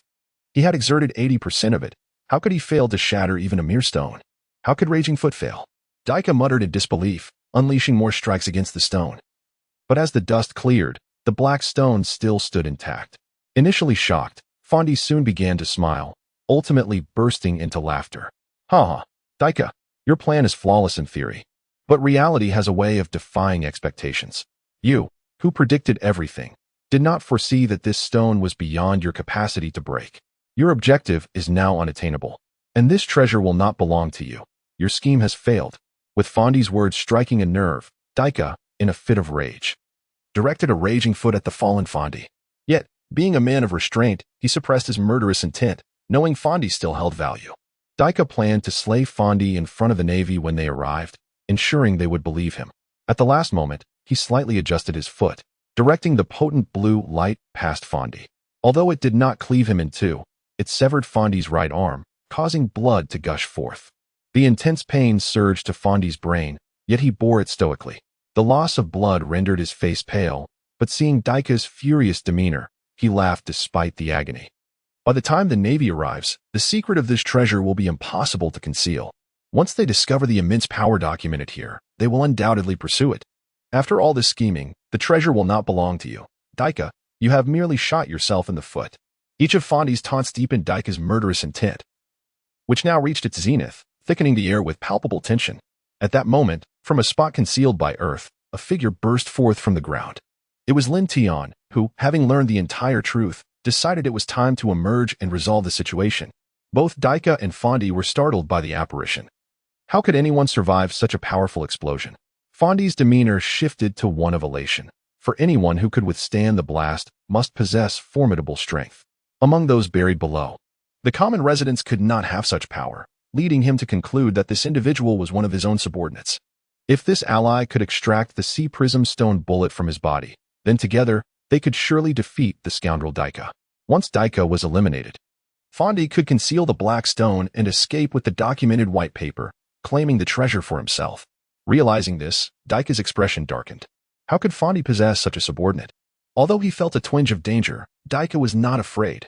While he might not best the two, escaping was still within his capabilities. What truly unsettled Daika was the humiliation of having boasted about his perfect plan, only to encounter so many unforeseen variables. However, when Lin Tian landed, the expressions on Daika and Fondi's faces shifted from shock to fear, both thinking the same thing. Who is this little brat? Isn't this a setup? Lin Tian discerned the thoughts of the two individuals with a mere glance, for he had encountered such expressions far too often over the past year. Who are you? Little demon? Fondi exclaimed angrily. Having once again experienced a tumultuous descent from bliss to despair, Fondi's mood was understandably bleak. Were it not for his overwhelming fatigue, he would have charged forward, as he would have done over a decade ago. Naval Captain, Lin Tian.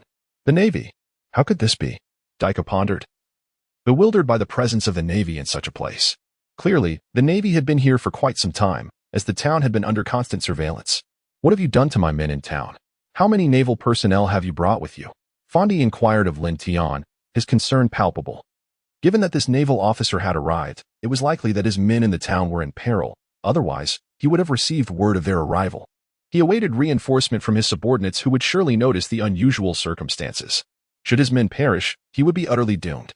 With the situation becoming increasingly clear, Lin Tian chose not to conceal the truth any longer. They perished last night.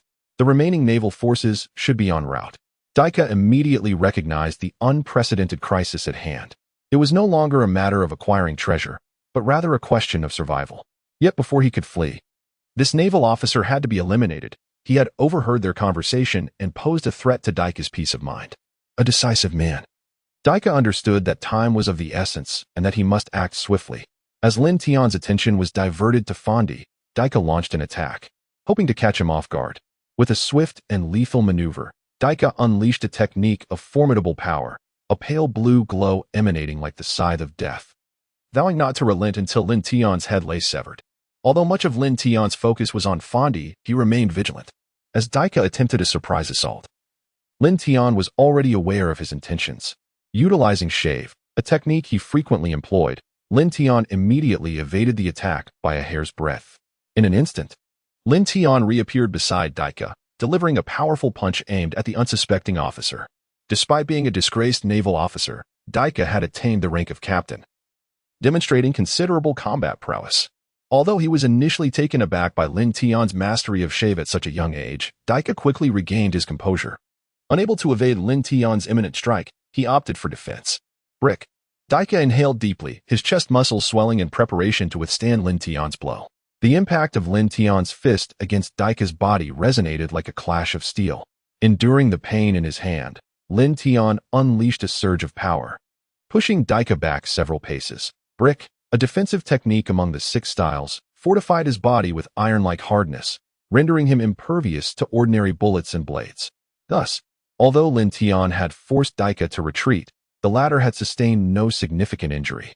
The true damage lay with Lin Tian, striking flesh against steel. One must ponder who truly suffered. Seeing Daika unable to halt his retreat, Lin Tian seized the opportunity. However, having learned from his previous misstep, he enveloped his fist in a protective spatial shield. As Daika recognized Lin Tian's advance, he forcefully planted his feet, sinking deep into the earth to halt his backward momentum. In a moment of urgency, he threw a punch to confront Lin Tian. Raging foot, shave, brick. In an instant, the two figures engaged in a rapid exchange of strikes, battling through sheer physical skill, creating massive shockwaves that enveloped them in a cloud of dust. Lin Tian did not employ his fruit abilities. Instead, he and Daika showcased the formidable prowess of the Navy's 6 styles. Meanwhile, Fondi found himself in an unfortunate predicament, as each clash between Lin Tian and Daika unleashed powerful shockwaves. The numerous fragments of stone nearby were sent soaring into the air, and Fondi, rendered powerless and unable to move, was struck by several falling debris. Observing the fierce battle between the two, Fondi could only incessantly curse Daika for inflicting such harm upon him with bullets made of sea prism stone, resulting in his current plight. With a resounding crash, the two collided like meteors, sending a tremendous wave of force radiating in all directions. Utilizing this potent reaction force, both combatants swiftly retreated. I never expected a talent like you to exist here, possessing the combat prowess of a major at just 11 years of age, Daika gasped, revealing the toll that the earlier skirmish had taken on him. Despite having blocked numerous attacks with iron blocks, those blocks were not infallible. Their primary function was to deflect sharp weapons and bullets. Such sheer power could not be mitigated by mere iron. Although Daika appeared unscathed on the surface internally, he had sustained considerable damage. In contrast, Lin Tian fared much better. Although his breathing was labored, he had suffered little harm. His spatial shield was remarkably robust, frequently intercepting Daika's assaults at critical moments, leaving only fatigue as the consequence of the encounter. Is that so? I must admit, I did not anticipate your combat strength to be this formidable, Lin Tian remarked with a hint of astonishment. Upon hearing Lin Tian's commendation, Daika chuckled self-deprecatingly. Really? Most who have a slight understanding of me would assume I am merely a petty individual. You thought the same earlier, did you not? Lin Tian nodded, affirming the statement. Indeed, that was the case previously. However, the present circumstances have changed. Your prowess now warrants the rank of colonel. Yet, there is one thing I find perplexing. After engaging in battle with Lin Tian, Daika, in a rather cheerful mood, inquired curiously, "Oh, what is it?" I believe I might be able to provide an answer. With your combat capabilities and intellectual acumen, you are more than qualified to ascend to the rank of Brigadier General. Why then do you persist in this manner? Lin Tian voiced his intrigue. Daika let out a hearty laugh and, with a teasing tone, replied, "Becoming a Brigadier General is indeed a possibility. Yet, the higher one climbs, the more challenging it becomes to pursue certain endeavors." Lin Tian smiled and nodded, acknowledging the truth in the matter. His teacher, Garp, was no different. Given his strength and prestige, he could easily attain the rank of admiral, yet he remained a vice admiral simply because he chose not to ascend. How remarkable to possess such combat prowess at such a young age. It seems your teacher is quite extraordinary, remarked Daika, sensing Lin Tian's contemplation. Faced with imminent demise, Daika suddenly harbored thoughts of recruiting Lin Tian. Is that so? Lin Tian responded with a slight smile. I differ from the other Navy personnel. I hold a sense of justice that is uniquely my own. In my eyes, individuals like you deserve to be eradicated. Daika had already anticipated Lin Tian's response. At merely 10 years of age, this boy possessed the combat capabilities of a colonel, making his future in the Navy exceedingly bright. There was no way he would follow Daika. Taking a deep breath, Daika's eyes flared with murderous intent. He realized that in order to survive, he had to eliminate this young boy before him. Undeterred by Daika's hostility, Lin Tian emanated a formidable fighting spirit. Battle. To swiftly conclude the encounter with Daika, Lin Tian did not hold back this time, even employing his spatial abilities. Spatial confinement. Daika, rushing forward, abruptly halted as he found himself ensnared by a powerful force of space. However, Daika's strength was not to be underestimated. He quickly broke free through sheer will. In truth, Lin Tian had merely held back. His spatial confinement could even momentarily restrain Garp. Had Lin Tian exerted his full strength, Daika would have found it exceedingly difficult to escape. Seeing Daika break free, Lin Tian remained unfazed, standing calmly as he prepared for the next phase. Suddenly, over a dozen death orbs materialized around Daika. Sensing the aura of death emanating from these ominous spheres, Daika remained vigilant. Initially contemplating an escape upon realizing that this boy was a devil fruit user, he found his retreat blocked by the very orbs he feared. Boom, boom. A series of explosions erupted in the vicinity. Lin Tian had not forgotten about Fandy, who lay incapacitated after having his arms severed by Daika. To Lin Tian, even the likes of Fandy, a worthless pirate, deserved no mercy. As the smoke cleared, Fandy, already weakened from blood loss, could not withstand the force of several exploding death orbs and met his demise. As a devil fruit user, Fandy's death was indeed lamentable. He had only begun to harness his powers when struck by Daika's sea stone bullets, leading to his tragic fate, powerless on the ground. He first lost an arm to Daika's blade, only to be obliterated by Lin Tian's explosive attack. Fandy likely lamented his misfortunes in his final moments, wishing he had been portrayed with more prowess, at the very least, deserving of a grand battle scene. As the smoke dissipated, a figure remained standing. Despite Fandy's instant obliteration, Daika's life was remarkably resilient. In the last moments before the explosion, he had executed the Navy's 6 styles technique, iron block, managing to withstand the initial blast. Yet, Lin Tian sought to swiftly eliminate both adversaries, encircling them with layers of spatial barriers. The explosive power of dozens of death orbs, concentrated in a confined space, was unimaginable for anyone trapped within. It was fortunate that Daika did not perish instantly. However, after such an explosion, he teetered on the brink of death. Without immediate medical attention, his demise was inevitable. Observing Lin Tian, who remained unmoved, Daika couldn't help but smirk self-deprecatingly. This young boy, despite his tender years, displayed extraordinary strength, holding his ground against Daika solely with the Navy's 6 styles, without faltering. Moreover, he possessed formidable abilities, leaving Daika oblivious to how he had been outmatched. Unbeknownst to Daika, Lin Tian had utilized his powers solely for defense during their skirmish. Had he not employed his abilities, Lin Tian would have been no match for Daika.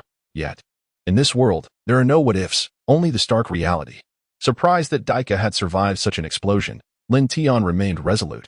This man must die, for he was unworthy of existence in this world. Lin Tian slowly approached the charred figure of Daika lying on the ground. Though he had survived the explosion, Daika's body was entirely blackened, rendering him unrecognizable as a human. As he watched Lin Tian approach, Daika realized that Lin Tian had come to end his life. Confronted with the impending specter of death, Daika remained remarkably composed, devoid of fear or trepidation. He understood that, given his current state, his demise was inevitable. Thus, he saw no reason to harbor any further concerns. Lin Tian stared at Daika with an expressionless visage. In his heart, he had already deemed him a dead man. With the last vestiges of his strength, Daika posed a question. I wish to know, by whose hand did I fall? Who is your master? For the wishes of a dying man, Lin Tian found it within himself to oblige. I am Lin Tian, a naval lieutenant, and my master is Vice Admiral Garp. Vice Admiral Garp, so that is it, Daika murmured, dawning realization washing over him.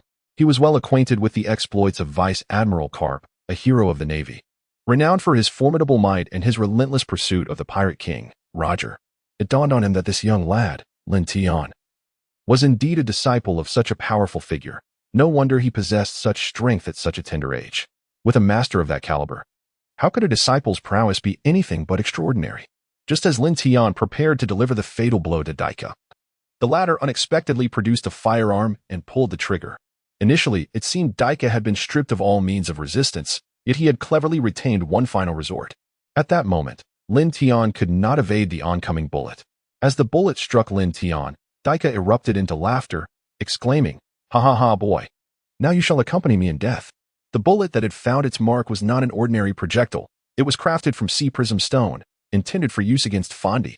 Daika had withheld its use, seeking an opportune moment, only to find himself swiftly dispatched by Lin Tian.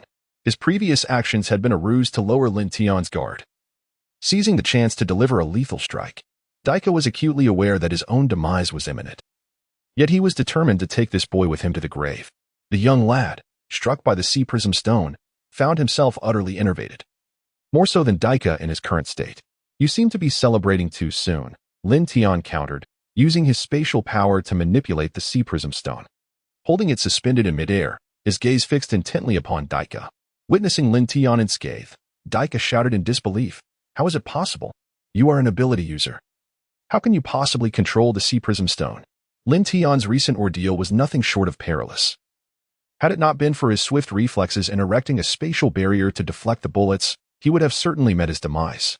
After the harrowing encounter, Lin Tian refrained from any unnecessary actions and directly employed the power of space to eliminate Daika. Once he confirmed Daika's death, he finally exhaled in relief. Reflecting on the earlier incident still sent shivers down his spine, as it was his momentary lapse in caution that afforded Daika an opportunity, nearly costing him his life. After dispatching both Daika and Fondi, Lin Tian finally had a moment to examine the stone tablet inscribed with historical text. However, after a thorough observation, he found himself at a loss for any significant discoveries.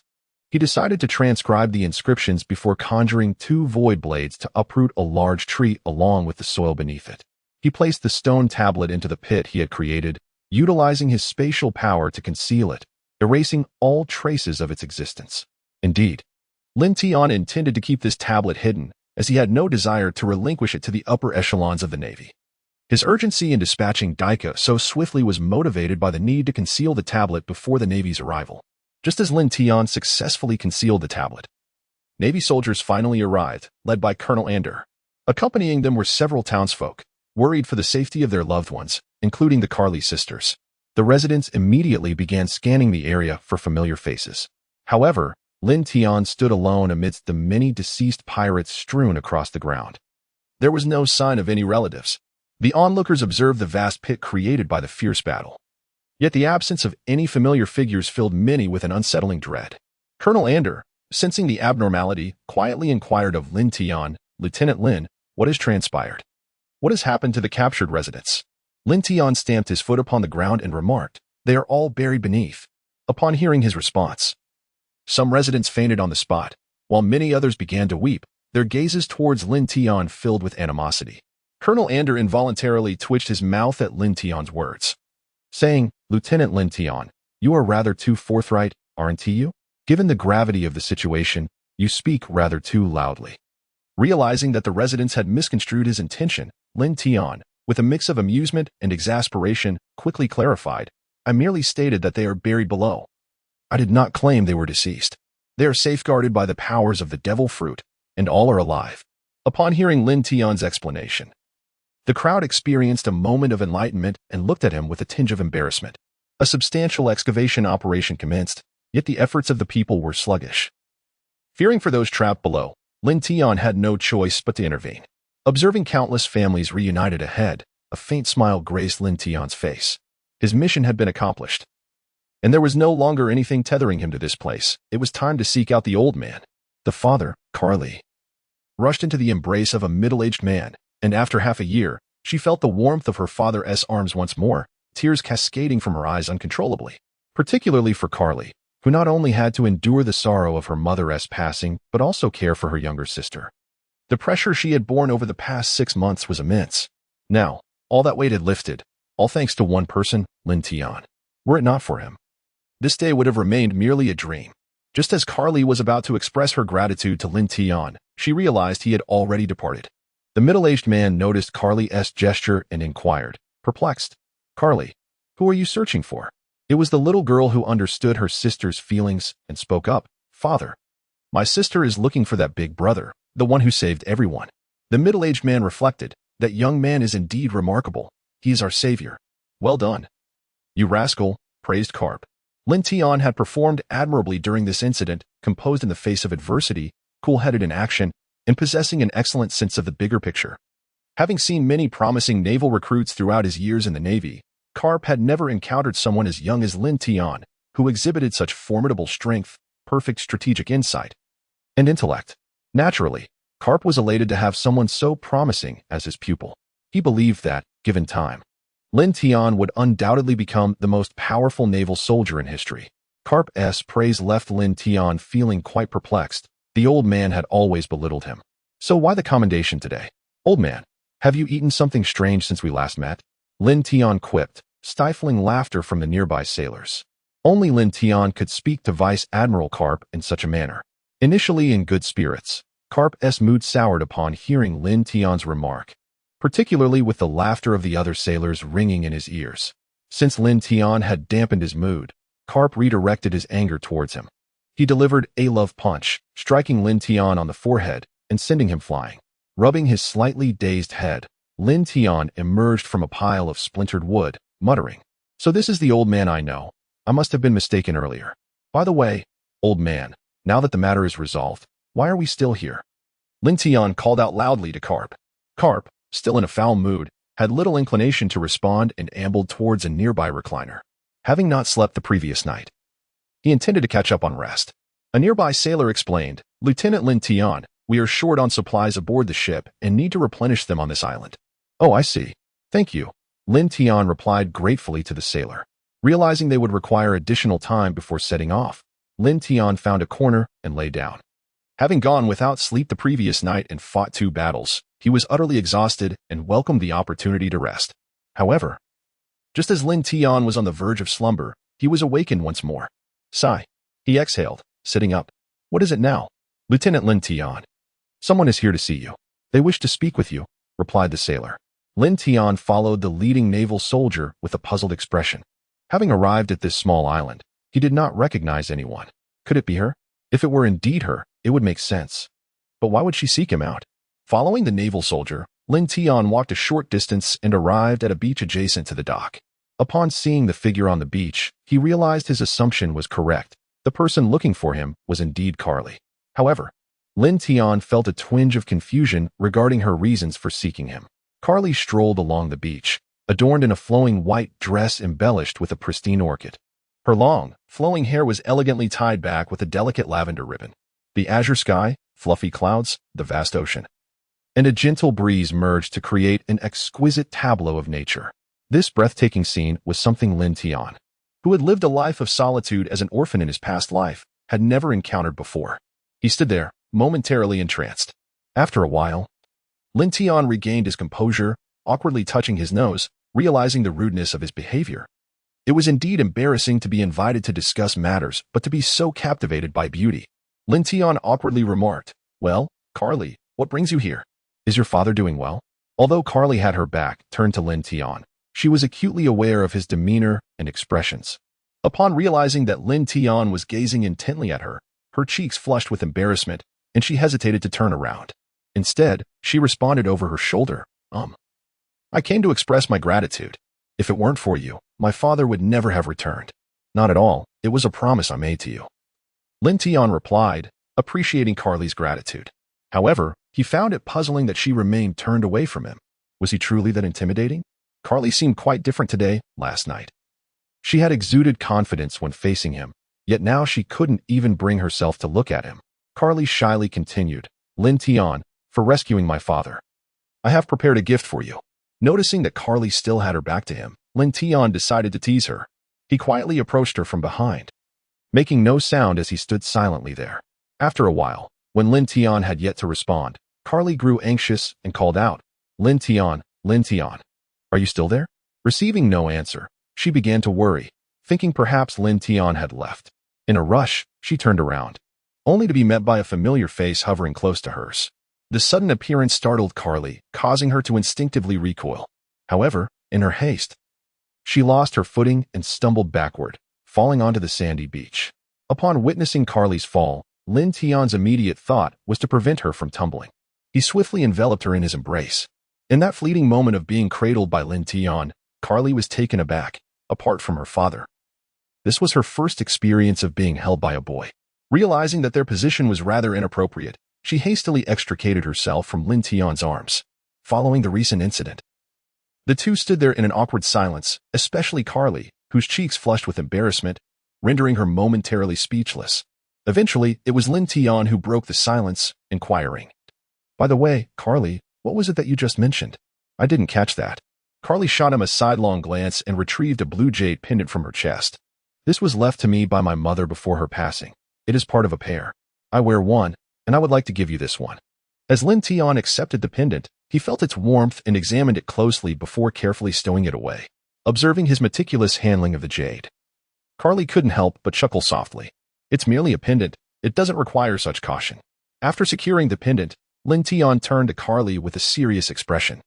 "How could I not be careful? This is a token of affection. After all, losing it would be a grave misstep." Upon hearing the phrase token of affection, Carly's face instantly turned crimson. She stomped her little foot in playful indignation, responding shyly, "You always say such things. It's just an ordinary gift, nothing more." In her bashfulness, Carly resembled an ethereal fairy who had descended into the mortal realm, evoking an instinctive desire to protect her. Lin Tian chuckled, remarking, "Your mother gifted these to you. And they are a pair. They must be tokens of affection." Faced with Lin Tian's playful banter, Carly found herself at a loss for words. As her mother had indeed entrusted her with the jade pendants, declaring them to be tokens of love, she could not fathom how she had suddenly given them away today. Since they were intended for someone else, it would be inappropriate to reclaim them, and besides, Carly secretly wished to keep them. Unable to muster a retort, Carly resorted to silence. After replenishing their supplies, Lin Tian prepared to embark on his journey. In gratitude for the Navy's rescue of the entire island, the residents spontaneously gathered at the dock to bid farewell to the departing soldiers. Clutching the jade pendant, Lin Tian waved goodbye to Carly, who stood at the forefront of the crowd. As he was about to leave, to his surprise, Carly planted a kiss on him. Touching the spot where she had kissed him, Lin Tian beamed with joy. Not only had he gained combat experience from this incident, but he had also acquired a historical artifact and won the heart of a beautiful woman, making him the greatest victor of this event. With the command issued by Lin Tian, the Navy, armed and vigilant, cautiously advanced towards the canyon. Meanwhile, within the canyon, a band of nearly 100 pirates found themselves trapped by the Navy, completely encircled. A pirate observing the Navy's movements rushed back from the canyon's mouth, exclaiming, "Captain, the Navy has commenced their assault." Upon hearing this, the pirates erupted into chaos. Although they had anticipated an attack, the reality of the situation sent many into a state of panic. "Silence!" the captain bellowed, his fury commanding attention. Under the weight of their captain's authority, the previously frantic pirates forced themselves to quiet down. Opposing the captain now would be tantamount to courting death. Surveying the now subdued crowd, the captain declared, "We are encircled by the Navy. Our only chance of survival is to fight to the bitter end." Pausing momentarily, he added with a fierce expression, "If anyone attempts to flee or surrenders, do not expect me to show any mercy for our long-standing camaraderie." In response to their captain's grave words, the pirates fervently echoed their agreement. "Indeed, following our captain, we shall find a way to escape. Let us vanquish those Navy scoundrels." Curiosity piqued, one of the pirates inquired, "Who is leading this Navy contingent?" Despite the captain's resolve to confront the Navy, it was prudent to gauge the strength of their opponents. Should the enemy prove to be overwhelmingly powerful, it would be folly to charge in recklessly. Surrendering might be the wiser course to preserve their lives. As the pirate who had delivered the news contemplated the identity of the commanding officer, he could scarcely contain his tremors as he stammered, "The one leading them is Colonel Lin Tian." Upon hearing that name, the pirates collectively gasped. It was a name that resonated throughout the pirate community and beyond. Most people in the world had heard of it. Colonel Lin Tian was heralded as the most promising soldier in the Navy's history. He joined the Navy at 11, became a disciple of the esteemed Vice Admiral Garp, trained at Navy headquarters for a year, and subsequently ventured alongside Garp through the treacherous waters of the Grand Line. During that year, Lin Tian amassed an impressive record of accomplishments and formidable prowess, rising from the rank of Navy lieutenant to colonel. With such an exceptional officer under his command, and being Garp's disciple, the Navy headquarters recognized the opportunity to promote their reputation. Thus, in a press conference, they highlighted Lin Tian's achievements, portraying him as the mightiest soldier in Navy history. This was not merely hyperbole. It was a reflection of reality, albeit polished to perfection. Consequently, Lin Tian's name became known worldwide overnight, while our protagonist only learned of his newfound fame 3 days later through the newspapers. Upon learning of the situation, Lin Tian was momentarily taken aback. In his view, his current strength was still insufficient, and yet he had drawn the attention of the entire world. Was the Navy headquarters not setting him up for failure? Although the events had already transpired and could not be altered, there remained a possibility for remedy. Thus, Lin Tian sought out Garp, hoping that he could persuade the Navy headquarters to refrain from disseminating his photograph. Garp, understanding the gravity of the matter, promptly notified the Navy headquarters. Thanks to Garp's esteemed reputation, Fleet Admiral Sengoku readily acquiesced. Consequently, while the world was now aware of Lin Tian, few knew of his appearance. In truth, it was not Lin Tian's notoriety that struck fear into the hearts of pirates, but rather his ruthless approach towards them. Pirates who found themselves in Lin Tian's sights typically faced one of two fates: survival or demise. This Colonel Lin Tian had never taken captives. He issued the Navy's regulations. If he deemed someone innocent, even if they were a pirate, he would release them. Numerous high-bounty pirates had narrowly escaped with their lives from his grasp. Conversely, should one be a notorious criminal, surrendering on one's knees would not spare them from Lin Tian's unhesitating execution. It was precisely this disposition that instilled dread among the pirates. They were acutely aware of their own nature and realized that they were deprived of any chance to surrender. Their only option was to fight to the death.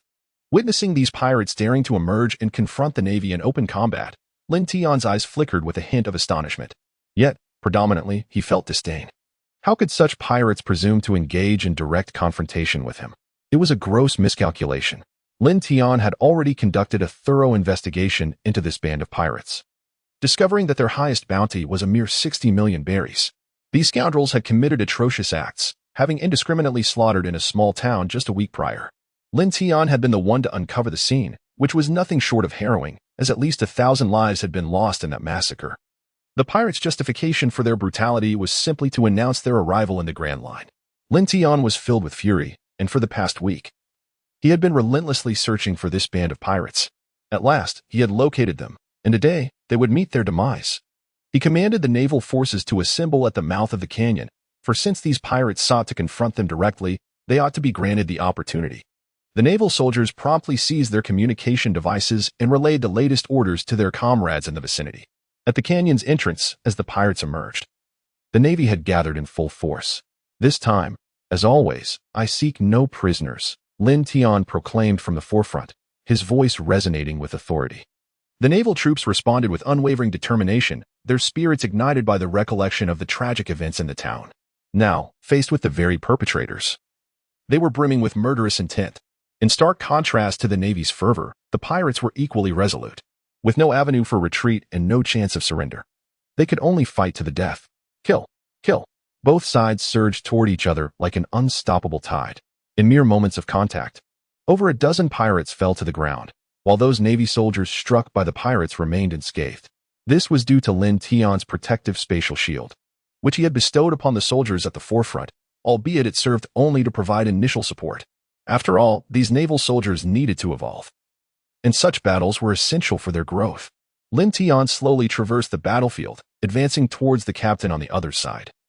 While not a single pirate dared to impede his path, moments ago, several pirates had brandished their blades to assault Lin Tian, yet before they could even approach him, they were instantaneously vanquished, and Lin Tian did not even cast a glance in their direction. Witnessing such a bizarre occurrence, the surrounding pirates realized that this Colonel Lin Tian was far more formidable than the legends had depicted. As Lin Tian drew ever closer, the captain's heart sank deeper into despair. From the demise of his subordinates, the captain had already grasped the overwhelming strength of Colonel Lin Tian, understanding that he was no match for him. In typical scenarios, when faced with an insurmountable foe, retreat would be the wisest course of action. However, given the current circumstances, It was evident that Lin Tian had set his sights on him. The captain feared that the moment he attempted to flee, Lin Tian would pursue him relentlessly. Step by step, as the Navy dispatched the remaining pirates, Lin Tian finally stood before the captain. Throughout this ordeal, the captain had teetered on the brink of collapse, forced to witness the demise of his crew while helplessly awaiting his own fate. The encroaching specter of death bore down upon him, and under such immense pressure, the captain's psyche shattered. Drawing his sword, he charged at Lin Tian in a frenzied rage, shouting, "Why do you relentlessly pursue us? Why seek our utter annihilation? If I am to perish, you shall not escape either. Die, die." Lin Tian extended his arms, facing the captain rushing towards him, and his eyes brimmed with anger as he recalled the countless souls lost to tragedy. The space around him shattered with the silent command. In an instant, the captain's body came to a halt, as if ensnared by an invisible force. Subsequently, numerous cracks appeared on the captain's form, resembling a piece of glass on the verge of shattering. With a resounding crash, the captain's body fragmented into countless pieces. Lin Tian murmured, "Such a person deserves death."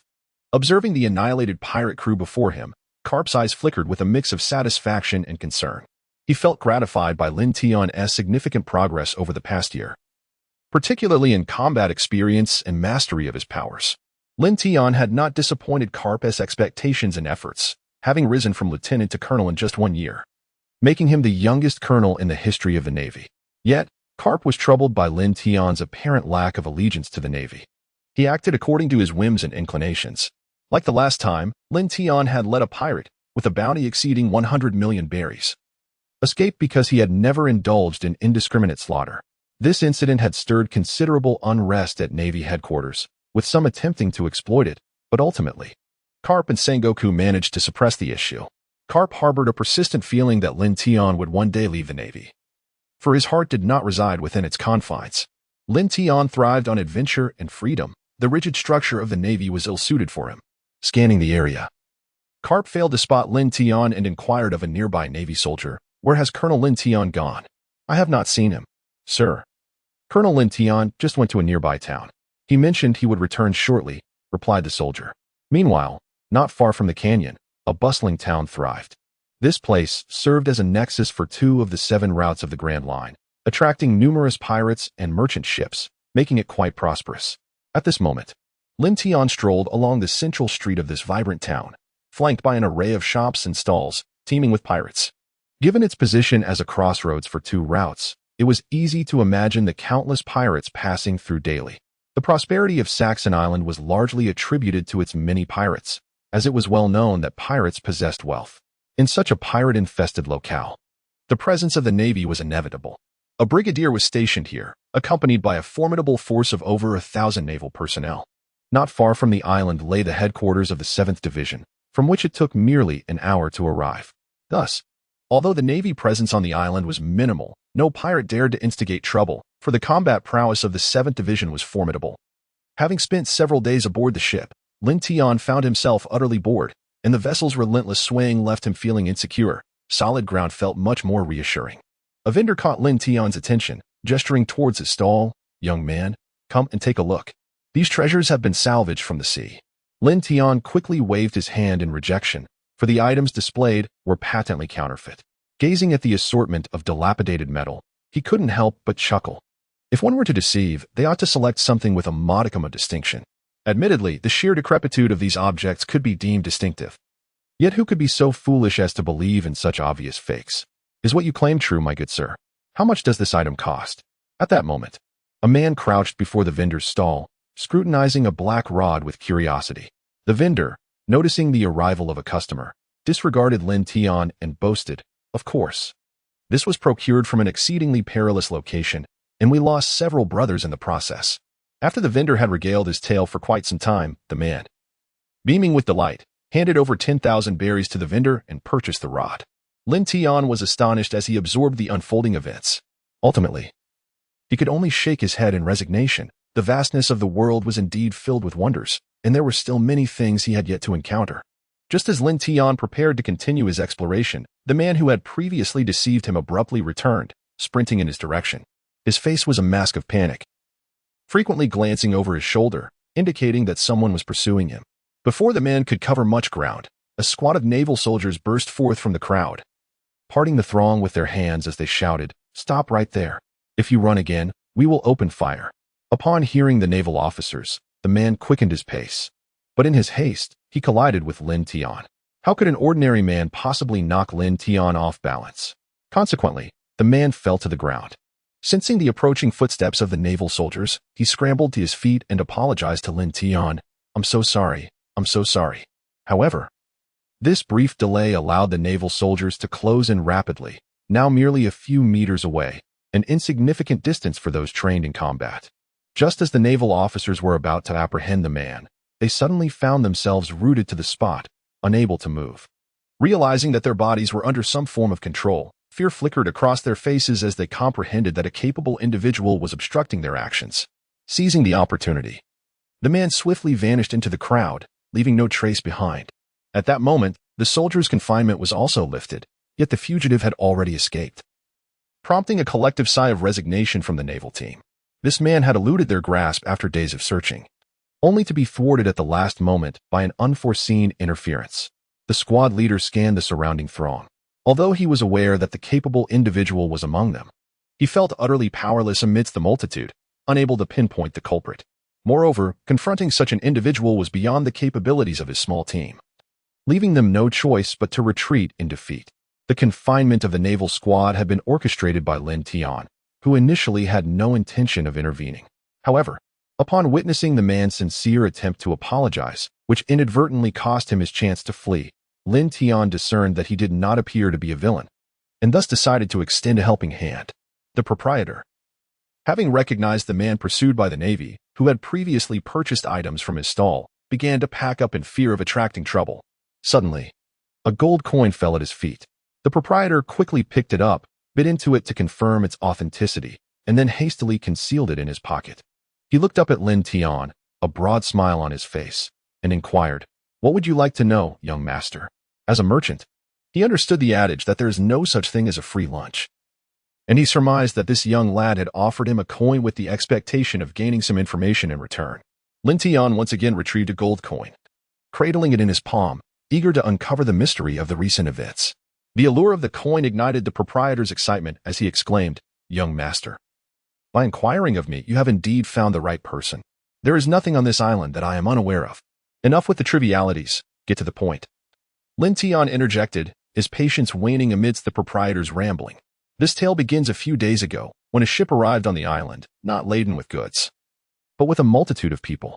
Who they were remains a mystery, yet they bore many valuable treasures, rendering them quite popular in this town due to their wealth. However, the following day, the Navy from the 7th Division arrived and apprehended the entire group. It later became apparent that these individuals had escaped from the sacred land of Joya, and they were slaves of the celestial dragons. Acting under the orders of the world's noble celestial dragons, the Navy sought to recapture all escaped slaves. Though some managed to elude their grasp, the man you just saw was one such slave. At this, the proprietor shook his head, expressing sympathy. It is a tragic fate indeed for these individuals, condemned to a life of servitude under the celestial dragons, devoid of freedom. Ignoring the proprietor's lamentations, Lin Tian tossed the gold coin to him and proceeded toward the direction in which the man had fled. The notion of celestial dragon slaves intrigued him greatly. After navigating several corners, Lin Tian arrived at a crossroads. As he prepared to sense the man's trace, he abruptly discovered that the connection between them had been severed. How intriguing, Lin Tian mused, resting his chin on his hand. It appears that this man is being pursued by someone formidable. The tracker he had affixed to the man was the latest model from the world government, yet it had been detected. Now, having lost the trail, the prospect of searching for him in such an expansive area alone seemed an insurmountable challenge. Lin Tian gently patted his growling stomach and mused to himself, "First, I should find a place to eat and satisfy my hunger." After days aboard the ship, he had grown weary of the limited fare, which had rendered his palate quite fatigued. As he strolled along the street, he noticed numerous eateries, yet each seemed rather ordinary, lacking any distinctive charm. Having finally disembarked, he was determined not to settle for mediocrity when it came to his meal. After scanning his options, Lin Tian's gaze settled upon a bar with a rather unique name, Fate Bar. Reflecting on this intriguing title, he resolved to venture inside, reasoning that such a distinctive name might suggest an equally remarkable menu. If it proved unsatisfactory, he could simply leave. With a creak, he pushed open the bar's grand door. His curiosity piqued as he observed the interior. The decor of the bar, while reminiscent of others, featured subtle alterations that imbued the space with a singular charm. Clearly, the proprietor possessed a keen eye for aesthetics. Given that it was not yet mealtime, Lin Tian found himself alone in the bar. He chose a seat at the counter and rang the bell. The pleasant chime echoed through the room, and before long, a young woman emerged from the back door. With her short black hair and a top adorned with a spider motif, she appeared startled upon encountering Lin Tian. For it was indeed unusual to see a child of his age in a bar. Lin Tian was already so hungry that his stomach pressed against his back. Upon seeing the proprietress emerge, he quickly remarked, "Madam, please serve me your finest dish." Observing the child speak with such adult-like composure, the woman chuckled lightly. She picked up a cigarette from the bar, lit it, and took a slow drag, exhaling the smoke languidly. She then said, "Young lad, a bar is hardly a place for someone like you, and during daylight, we require rest. There is no time for cooking. If you're in search of a meal, there are plenty of restaurants outside where you can dine."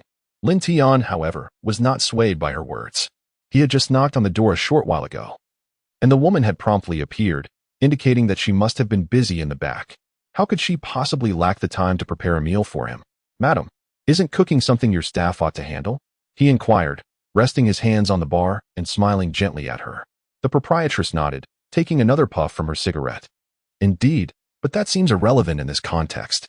Then surely, there must be someone to tend the bar at all times. Just have them whip up something for me. As long as it's not too unpalatable, I'd be content," Lin Tian jested. The woman narrowed her eyes, the cigarette she had raised to her lips pausing midair. When she looked back at Lin Tian, her gaze had shifted to one of seriousness. Initially, her demeanor had been dismissive. But now it was evident that this child was no ordinary boy. She had unwittingly stepped into his trap. "I need to check if my staff has returned. I just sent them out to procure some ingredients," the woman said, casting an apologetic glance at Lin Tian.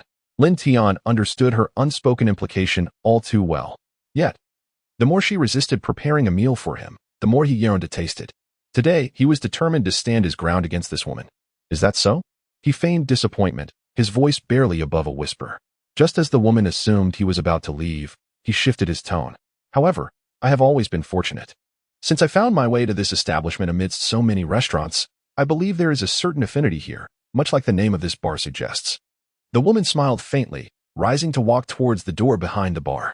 "Whether that affinity exists, well, that depends on your luck, and if it is as favorable as you claim."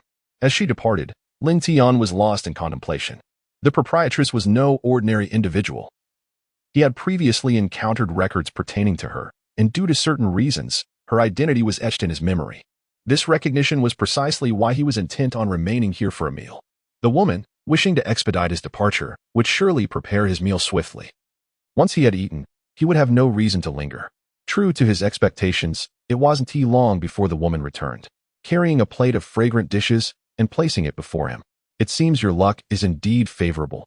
We just happen to have a portion of ingredients left from yesterday." Lin Tian picked up a spoon and took a delicate sip. To his delight, the flavor was truly exquisite, a culinary delight that was irresistible to the famished Lin Tian, who swiftly indulged in the meal. The remaining morsels were of little concern. Satiating his hunger was of paramount importance. As he gently patted his slightly distended belly, Lin Tian could not help but emit a satisfied burp. After all, having endured such hunger earlier, encountering delicious food was simply overwhelming. And he was now feeling a bit overstuffed. Xia Qiya, also known as Shachi, was once a renowned female pirate over 30 years ago. However, she encountered the formidable marine Monkey D. Garp, the very same who is now celebrated as the marine hero. Ultimately, she was defeated by Garp but managed to escape from his grasp, disappearing from sight ever since. Hearing Lin Tian recount events from over 30 years ago regarding her piratical past left Shachi utterly astonished. She paused her tasks, her eyes narrowing in suspicion as she regarded the young boy before her. Such matters were secrets she had not shared with anyone. Only a handful of individuals in the world were privy to them. How could this boy possibly know of such distant events? With a calm demeanor, Shachi reached behind her, simultaneously inquiring of Lin Tian, "How do you know this? Who told you? What else do you know?" "This information was divulged to me by that old rascal Garp," Lin Tian replied, waving his hand dismissively. "I even took the trouble to visit the marine archives, and after much effort, I managed to locate your records. However, it contained little more than this. I am unaware of any further details regarding you. You are a Marine? Xiachi questioned, her skepticism rising. To refer to Garp as an old rascal and to access the Marine archives, who exactly is this boy? Could he possibly be the one? With such a close connection to Garp, how could he be so young yet possess the privilege to peruse the Marine records? Only one individual in the world could achieve such a feat from just a single remark. Lin Tian had conveyed an astonishing amount of pertinent information, allowing Xiachi to surmise his identity. Her expertise in intelligence gathering was evidently formidable.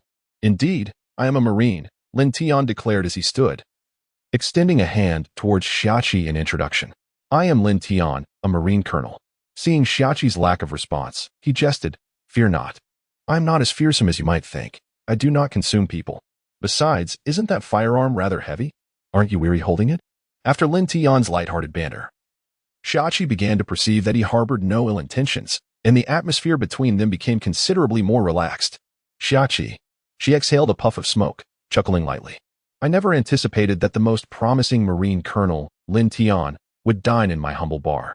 With the proprietress here, this is no mere tavern. Lin Tian replied with a hint of significance. The barmaid instinctively cast a furtive glance at the back door. Did this Marine colonel uncover something? Otherwise, why would he come to this establishment? Xiachi found it hard to believe that Lin Tian had simply stumbled upon her bar. If he had come for those few individuals, it would be a grave predicament. This boy was not an ordinary Marine colonel. However, being in his presence rendered her unable to act. Though her heart brimmed with anxiety, Xiachi maintained an outwardly calm facade, stating nonchalantly, Is that so? I am merely a bar owner. I am not as formidable as you suggest. Oh, the proprietress is being overly modest, Lin Tian remarked. That old rascal holds you in high regard. He has mentioned that very few have managed to escape his clutches. Besides the pirate king Roger of Ur, and you, the proprietress. Pausing for a moment, Lin Tian added thoughtfully. This suggests that you may share certain qualities with the pirate king Roger. In response to Lin Tian's praise, the proprietress simply smiled, well aware of her own capabilities. When she had encountered Garp, he was still a relatively new and less powerful Marine, which was why she had managed to evade him. Xiachi flicked off the ash from her cigarette, feigning a rueful smile. That was in the past. Now I am just an ordinary bar owner, wishing only to run my tavern well. Lin Tian, with profound insight, glanced at the back door, having just noticed a slight tremor emanating from it, indicating that someone was eavesdropping on the conversation. It seemed that the proprietress, Xiachi, was engaged in some significant matter, only to be interrupted by his arrival. Lin Tian thus understood why she had subtly suggested he leave. Upon seeing Lin Tian cast a glance at the back door, Xiachi immediately tensed, a flicker of foreboding crossing her mind. Could it be that this young man had uncovered something? With a deep sigh, Lin Tian expressed a sense of regret. He had intended to summon the old man to reminisce with the proprietress. However, since she was now an ordinary person, he felt it would be inappropriate to intrude upon her life. As Lin Tian departed, Xiachi felt a pang of confusion. His exit was far too abrupt. Just moments ago, he had exhibited an assertive demeanor, and now he was gone without warning, which struck her as peculiar. As for Lin Tian's stated reason for leaving, Xiachi dismissed it outright. Such excuses might deceive an ordinary person, but they would not fool her. Xiachi was indeed correct in her assessment. Lin Tian had not truly departed. Upon uncovering the hotel's concealed secrets, he had intentionally feigned his exit, concealing his presence to re-enter the bar once more. Not long after Lin Tian departed, the door at the back of the bar swung open, revealing 3 girls, around 15 or 16 years of age, who stepped out. The sight of these 3 girls together struck Lin Tian as remarkably peculiar. The first girl to emerge was nothing short of breathtaking. She could easily be deemed the most beautiful girl Lin Tian had ever encountered, even surpassing Carly in allure. However, upon glimpsing her, Lin Tian felt a fleeting sense of enchantment. Fortunately, his resolve was strong enough to snap him back to reality after he pinched himself, regaining his composure. What astonished Lin Tian the most was the semblance of familiarity he felt when gazing at this girl, despite being certain he had never laid eyes on her before. The 2 girls who followed, however, were less impressive in appearance, verging on unattractive. An adage came to mind. Even the most vibrant flower requires green leaves to accentuate its beauty. Han Cook, Mary Gaudreau, Sonda Sonia. Upon hearing the door creak open, Xiachi deduced that the 3 girls had emerged. Lin Tian was initially taken aback when Xiachi uttered their names, but then a look of understanding crossed his face.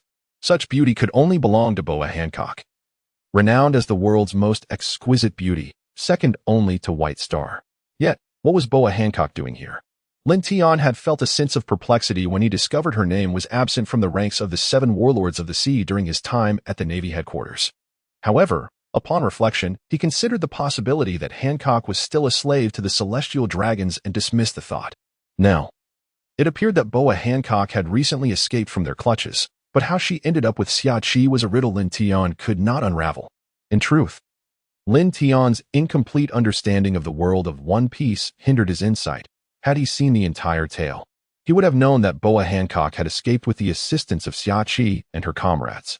The 3 girls nodded, and Hancock inquired, "Was that child just now the esteemed Colonel Lin Tian, heralded as the Navy's most promising soldier?" Xia Qi, momentarily puzzled by Hancock's tone, asked, "Have you heard rumors about him?"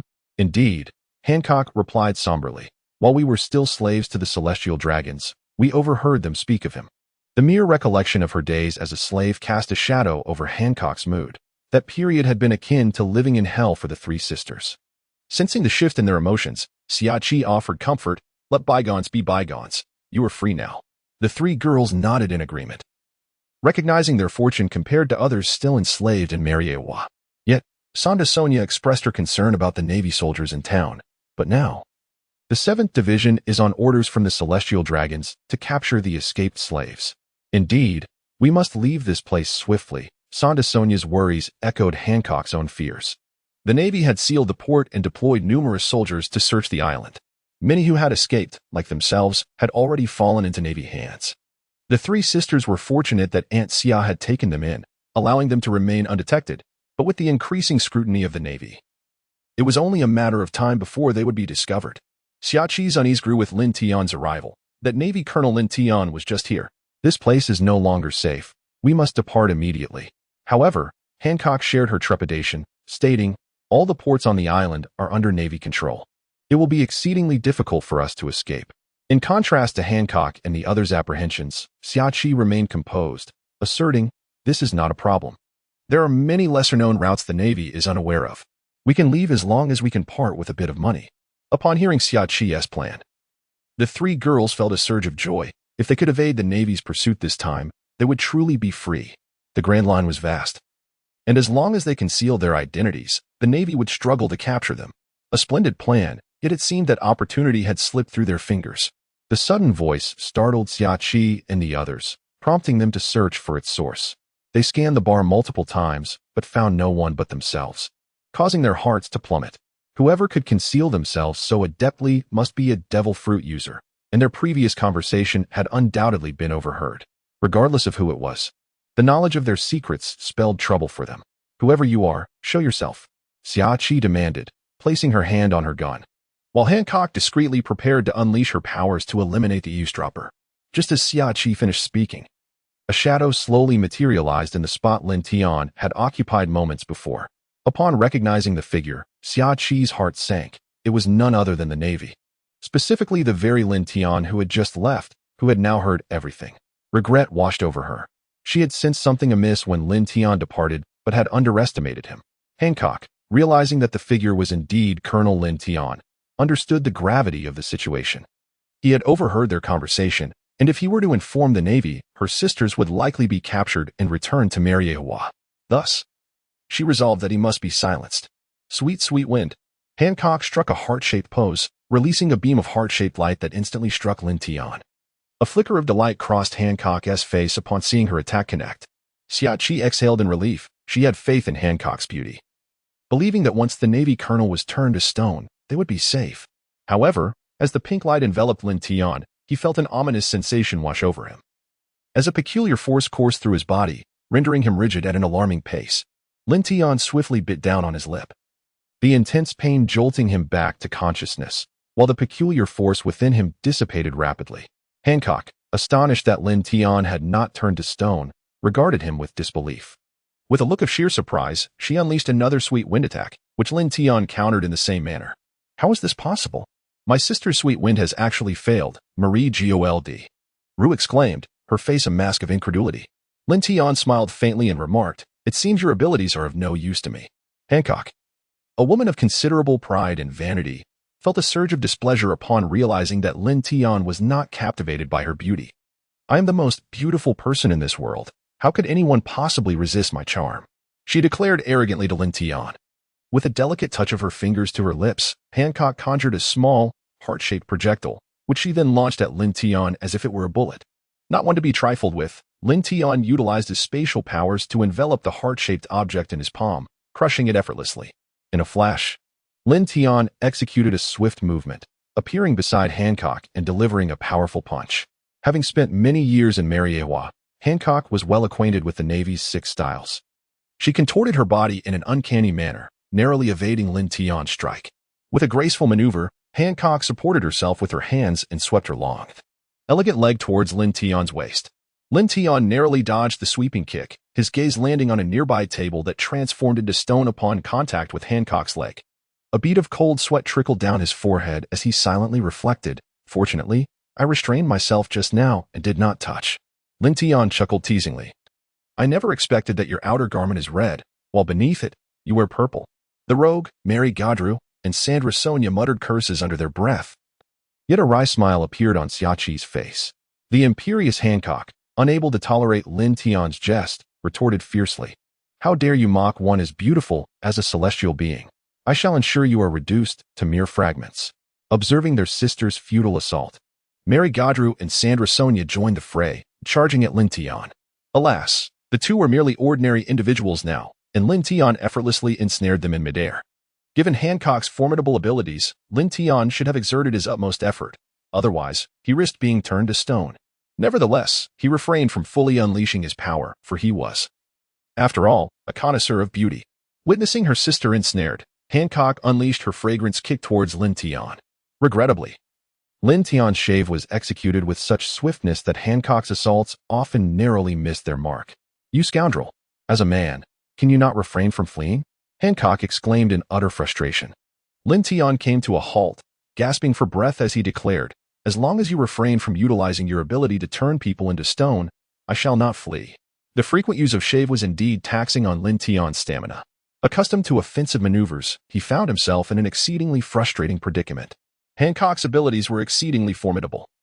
He could not approach her without the peril of being petrified. Moreover, some of his powerful attacks were rendered unusable, for a careless move could obliterate the bar, inevitably attracting the Navy's attention. Lin Tian had no desire for Hancock and her companions to fall into the clutches of the Marines. Meanwhile, Xiaqi lamented the fate of the tables and chairs that had turned to stone, feeling a pang of sorrow. They were newly acquired, crafted from exquisite timber, and held considerable value. With a delicate touch upon her lips, Hancock conjured a massive, pink, heart-shaped object. Known as the Arrow of Captivity, Lin Tian noticed Hancock had ceased using her alluring legs and let out a whistle, grinning as he remarked, "My dear, do you think you show me too much, and now you're denying me further glimpses?" Hancock, infuriated by Lin Tian's words, felt as though a celestial wrath had descended upon her. If anger could be quantified, Hancock's fury would have surpassed all measurable limits. "You scoundrel, perish!" she exclaimed, drawing back like a bow and unleashing a torrent of pink arrows, transforming the entire bar into a battleground. In the face of such widespread assault, evasion was futile. Lin Tian could only withstand the onslaught. With both hands pressing against the ground, he muttered, "Spatial shield." A circle rapidly emerged around him, rising to form a semicircular barrier that enveloped Lin Tian completely. The countless pink arrows collided against his shield with a cacophony of sound. Yet the protective barrier remained steadfast amidst the fierce barrage. Once Hancock's arrows were exhausted, the bar was left in ruins, the surroundings turned to stone, with only the bar and the area protected by Lin Tian's shield remaining intact. Realizing her attack had been ineffective, Hancock charged forward again. Witnessing the transformation of the bar, Lin Tian decided to abandon his jest. He deftly evaded Hancock's alluring legs and seized her hand, pulling her into an embrace. Seated upon a stone chair, he turned Hancock's body, lifting her skirt while raising his right hand high. Xiaqi, Marigold, and Sandasonia were left in stunned silence, particularly at the moment Lin Tian lifted Hancock's skirt. A singular thought emerged in their minds. What was Lin Tian about to do? Feeling her skirt being lifted, even the haughty Hancock turned beet red, her mind swirling in confusion, unsure of how to react. Observing the flush on her face, Lin Tian chuckled, and his hand descended. The sound of slaps echoed through the bar, plunging the atmosphere into an eerie silence, with everyone holding their breath at that moment. The crisp, resounding smacks reverberated throughout the bar, lingering long after they had ceased. "You foolish woman, did you not think to inquire before launching your attack? If I intended to capture you, would I have ventured out myself? I could simply have summoned a navy to surround this bar, ensuring none of you could escape." Lin Tian's voice grew increasingly indignant as he continued to deliver those sharp slaps. Lin Tian was unaware of how many slaps he had delivered. He only noticed the crimson handprints adorning the snow-white skin before he finally ceased his actions. He then donned Hancock's trousers and pulled down her skirt. "Mary Gold, Roger?" With an expression of disbelief, stammered, "He actually slapped my sister's bottom." Unsurprisingly, Sandersonia nodded in shock, rendered speechless by the unfolding events. Although shocked, Shachi remained more composed, contemplating how Hancock would react once she regained her senses. The ever-proud Hancock, having been subjected to such indignity, left Shachi curious about the extraordinary measures she might take in retaliation. After a moment, Hancock's befuddled mind finally caught up with her, erupting in a piercing scream. Lin Tian, positioned beside Hancock, was taken aback, his ears ringing from the sudden outburst. Upon regaining his composure, Lin Tian raised his hand and delivered another slap to Hancock's backside.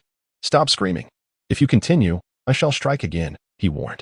Following the earlier lesson, Hancock promptly fell silent, her eyes reflecting a mix of reluctance and shyness, yet devoid of resentment.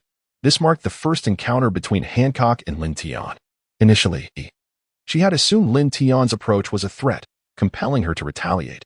However, his subsequent explanation revealed that he was, in fact, there to assist her. From Lin Tian, Hancock sensed a unique form of equality. Since escaping from Mary Joa, she had been subjected to disdain from everyone she encountered. People regarded her with contempt, and their glances towards celestial dragon slaves were imbued with derision. Hancock was acutely aware that, for the majority of the world, individuals like her were looked down upon. They feigned sympathy, yet internally, they considered her kind to be beneath them. In contrast, Lin Tian exuded a genuine sense of equality, his gaze devoid of any condescension. This was a sentiment Hancock had not experienced even with Shachi. While Shachi did not harbor disdain towards her, there remained an unbridgeable gap. The scorn towards celestial dragon slaves was a prevailing ideology, ingrained in individuals from a young age, regardless of how one may change in the future. Even if they were to assist or marry a celestial dragon slave, they would still fundamentally perceive them as different, without experiencing the same plight. One could never truly grasp the feelings of a celestial dragon slave, nor could they genuinely regard them as equals. The notion of empathy is merely a platitude, akin to someone who has never scaled a mountain attempting to fathom the emotions of those who have. Yet, Lin Tian, influenced by ideals of equality from his previous life, managed to regard Hancock with true equality, an inherent difference in thought. As a celestial dragon slave, Hancock yearned for genuine acceptance. This desire was evident in the manga, where Hancock found herself drawn to Luffy solely because he did not look down upon her status as a celestial dragon. Despite not harboring resentment towards Lin Tian, she felt immense shame regarding his treatment of her. "How dare you treat a beauty such as myself so rudely? I shall have my revenge," she proclaimed indignantly. In response, Lin Tian merely delivered another slap to her posterior with a resounding smack. With each subsequent utterance from Hancock, Lin Tian would respond with another slap. After enduring several more strikes, Hancock fell silent, pouting as she nestled against Lin Tian's lap. Her cheeks flushed crimson, she pondered. "Why am I not angry despite being struck so many times?" Observing Hancock's flushed visage, Shachi contemplated, "It seems our proud Hancock has been subdued by young Lin Tian. But then again, it is understandable. Our Lin Tian is not only handsome but also possesses remarkable strength. With a formidable background and a mentor like the Navy hero Garp, and having achieved the rank of colonel at such a young age, he is indeed a catch. It is only natural for Hancock to be enamored." Lin Tian, with a playful smile, addressed Hancock, inquiring how much longer she intended to recline upon his lap, teasing her about her apparent comfort and reluctance to move. Startled, Hancock promptly rose, retreating to the bar, her dairy still aching. She reflected on the absurdity of having lain upon this man's legs for such an extended period, especially in the presence of so many onlookers, feeling a mix of shame and anger.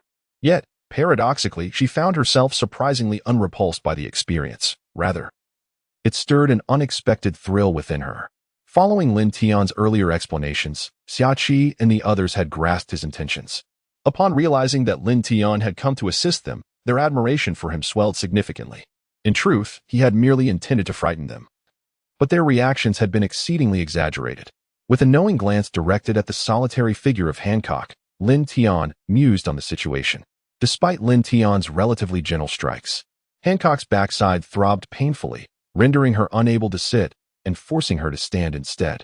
Consequently, the gaze she cast upon Lin Tian was laden with unspoken grievances. Aware that all eyes were upon her, Hancock, though somewhat bashful, feigned bravado, declaring, with such celestial beauty, "Surely you cannot hold my actions against me." However, upon meeting Lin Tian's unwavering stare, she quickly shifted her tone, admitting, "This time, it is indeed my fault. I shall not err again." Mary Goodaloo and Sandersonia were all too familiar with Hancock's pride and vanity, marveling at what Lin Tian, the colonel, had done to prompt her to concede an apology. Noticing Hancock's keen concern for his opinion, Lin Tian felt a surge of confidence. Having the world's most beautiful woman care for him was a matter of considerable prestige. "By the way, Lin Tian," Xiachi inquired, "what do you know about the Navy's recent capture of celestial dragon slaves?" Lin Tian shook his head and, feeling somewhat embarrassed, remarked, "In truth, I only arrived at this small island today. I merely came here to explore out of boredom while waiting for the warship to finish resupplying." Xiachi had initially anticipated that Lin Tian might possess some confidential information, but to her surprise, he only happened to pass by and seemed to know even less than she and her companions. A flicker of disappointment crossed her mind. However, Lin Tian suggested, "I could send someone to inquire about the latest developments concerning the 7th Division." Upon hearing his proposal, Xiachi's eyes lit up. Young Lin Tian was renowned as one of the most promising naval soldiers, and he was also a student of the naval hero, Garp. If he were to make the inquiry, he would likely uncover quite a bit of information. Yet, at that moment, a question arose that cast a tense atmosphere over the gathering. "Colonel Lin Tian," someone asked, "as a member of the Navy, why do you wish to assist us?" The bar fell into an eerie silence as everyone quietly awaited Lin Tian's response. Lin Tian smiled faintly, and in truth, he too was uncertain of the reasons behind his actions. He merely felt compelled to proceed in this manner. Regarding Lin Tian's response, Sandersonia found it utterly unbelievable. For this matter pertained to the very lives of her 3 sisters, and thus, she had to approach it with utmost caution. If Lin Tian cannot articulate a convincing answer to himself, then Sandersonia cannot possibly place her trust in him. "Colonel Lin Tian, I truly cannot fathom why you would contravene naval regulations to assist us." Mary Godreau expressed her own doubts. "And so what? I merely do as I wish. Why should I concern myself with the Navy or the celestial dragons? I am unlike those who consider themselves the epitome of justice. I possess my own convictions. I simply wish to aid someone akin to myself. What further justification is necessary?" Upon hearing Lin Tian's explanation, the crowd was left in utter astonishment. Particularly the phrase "someone akin to myself" resonated deeply within the hearts of the 3 sisters. Hancock. Lin Tian continued, "Are the slaves of the celestial dragons not human? Every individual is equal. You are not inferior to others in any way. It is merely a matter of unfortunate circumstances. If you cannot respect yourselves, how can you expect others to regard you with esteem?" Lin Tian's words fell upon Hancock and her sisters like meteors from the heavens, striking deep into their hearts. Upon hearing his profound sentiments, Xiachi slowly inhaled from her cigarette and cast a lingering glance at Lin Tian. It was difficult for her to fathom that such meaningful words could emanate from the lips of a mere child. If one were to seek a reason, it would undoubtedly be Hancock. Lin Tian gazed at the exquisite beauty before him and pondered. He was, in fact, not mistaken. His willingness to assist stemmed largely from Hancock herself. After all, how could he bear to witness a stunning beauty like her being taken by the Marines as a slave? Furthermore, the prospect of having the world's most beautiful woman in his fold was indeed an enticing proposition. Upon realizing that Lin Tian's assistance was motivated by her, a flush of crimson graced Hancock's cheeks, rendering her utterly bashful. She lowered her gaze, lost in a reverie. He actually expressed it so tenderly. Could this be the legendary declaration of affection? With Lin Tian's earlier gesture, did this mean she was already his wife? "Sister, sister." Mary Gerd and Sandersonia called out in succession, and seeing Hancock still ensnared in her daydream, they could only shake their heads in resignation. Observing Hancock's overwhelming shyness triggered a flicker of joy in Lin Tian. It appeared that Hancock had already developed a fondness for him. The future Empress of Beauty was now his. As for Luffy, Lin Tian could only extend his apologies. After all, Luffy had never held any particular affection for Hancock. Now that he had alleviated Luffy's troubles, Surely he would be grateful, Lin Tian mused mischievously. Xia Qi, noticing Hancock's bashfulness, chuckled at Lin Tian. It seems our Hancock has been utterly conquered by young Lin Tian. Our little Lin Tian has quite the prowess, having unlocked Hancock's heart so swiftly. Lin Tian, feeling slightly abashed, scratched his head and smiled awkwardly at Xia Qi's jest. However, while Lin Tian basked in his delight, Mary Gerd could only sigh in exasperation. Her elder sister exhibited far too little composure. Just then, a voice inquired from the bar. What on earth is happening here? The crowd turned to see the entrance of the bar swing open, revealing a figure leaning against the door. Long, flowing hair framed a countenance marked by a silver beard and a distinctive scar running down his right eye, accentuated by a pair of spectacles. Upon recognizing the newcomer, Lin Tian immediately rose, a death ball forming in his palm as he regarded the figure with vigilant eyes. This man was none other than Silver's Rayleigh, the Dark King, the legendary right-hand man of the Pirate King, and the former first mate of the Roger Pirates. His power was unfathomable. Lin Tian struggled to comprehend why such a legendary pirate would appear here. If he were to act, Lin Tian feared he would be utterly powerless against the vast disparity in their strengths. In truth, Lin Tian had never fully completed watching One Piece in his previous life. Had he done so, he would have known that Rayleigh had been living with Xia Qi since Gold, Roger's demise. Hancock's escape had largely been facilitated by Rayleigh's assistance. Yet, in his current ignorance, Lin Tian felt an overwhelming sense of dread. Every passing moment in the presence of such a formidable figure was a source of immense pressure. In that brief span, he found himself drenched in sweat. Nonetheless, a powerful fighting spirit ignited within him. The prospect of battling such an individual was tantalizing, promising the potential for great gains. Xia Qi and the others greeted Rayleigh with smiles. Welcome back. How did it go? A hint of astonishment and confusion flickered in Lin Tian's eyes as the death sphere in his palm gradually dissipated. He pondered. They actually know Rayleigh, and judging by their demeanor, their familiarity is quite profound. Upon hearing Xia Qi's inquiry, a bittersweet smile surfaced on Rayleigh's face. For some inexplicable reason, a new contingent of Navy personnel had arrived on the island today, effectively sealing it off. Without proper inspection, no one could leave the isle. Realizing the gravity of the situation, Xia Qi's expression turned somber. He had anticipated an acceleration in Navy operations, but he had not foreseen such a swift response. When Xia Qi's gaze fell upon Lin Tian, a smile broke across his face. They still had an ace up their sleeve. With Lin Tian's assistance, passing the inspection would be relatively straightforward. Rayleigh, lifting a glass of water from the bar, drank it in one gulp and glanced at Lin Tian, offering him a slight smile. Who is this young man? I don't believe I've seen him before. You both seemed quite engaged in conversation. In truth, Rayleigh had noticed Lin Tian upon entering. Especially when Lin Tian had looked at him, Rayleigh sensed that this young man recognized him. Moreover, whether it was an illusion or not, Rayleigh perceived a hint of combativeness in his eyes. Consequently, he became intrigued by this young man. If he knew who Rayleigh was, he should also grasp the extent of his prowess. While the small black sphere Lin Tian had wielded earlier had indeed stirred Rayleigh's interest, it was merely a fleeting impression. I am a Navy officer, Marigold remarked, her lips pursed, clearly harboring some dissatisfaction towards Lin Tian. Upon hearing this, Rayleigh's eyes gleamed with a hint of caution. He was a pirate, and Lin Tian was a Navy officer. There was an inherent enmity between their factions. It wasn't rooted in deep-seated hatred, but rather in their opposing positions. If Rayleigh had earlier been likened to a lethargic lion, he was now somewhat alert, and this slight awakening manifested an intimidating aura that was enough to quell any thoughts of defiance. This was the sensation Rayleigh evoked in Lin Tian at that moment.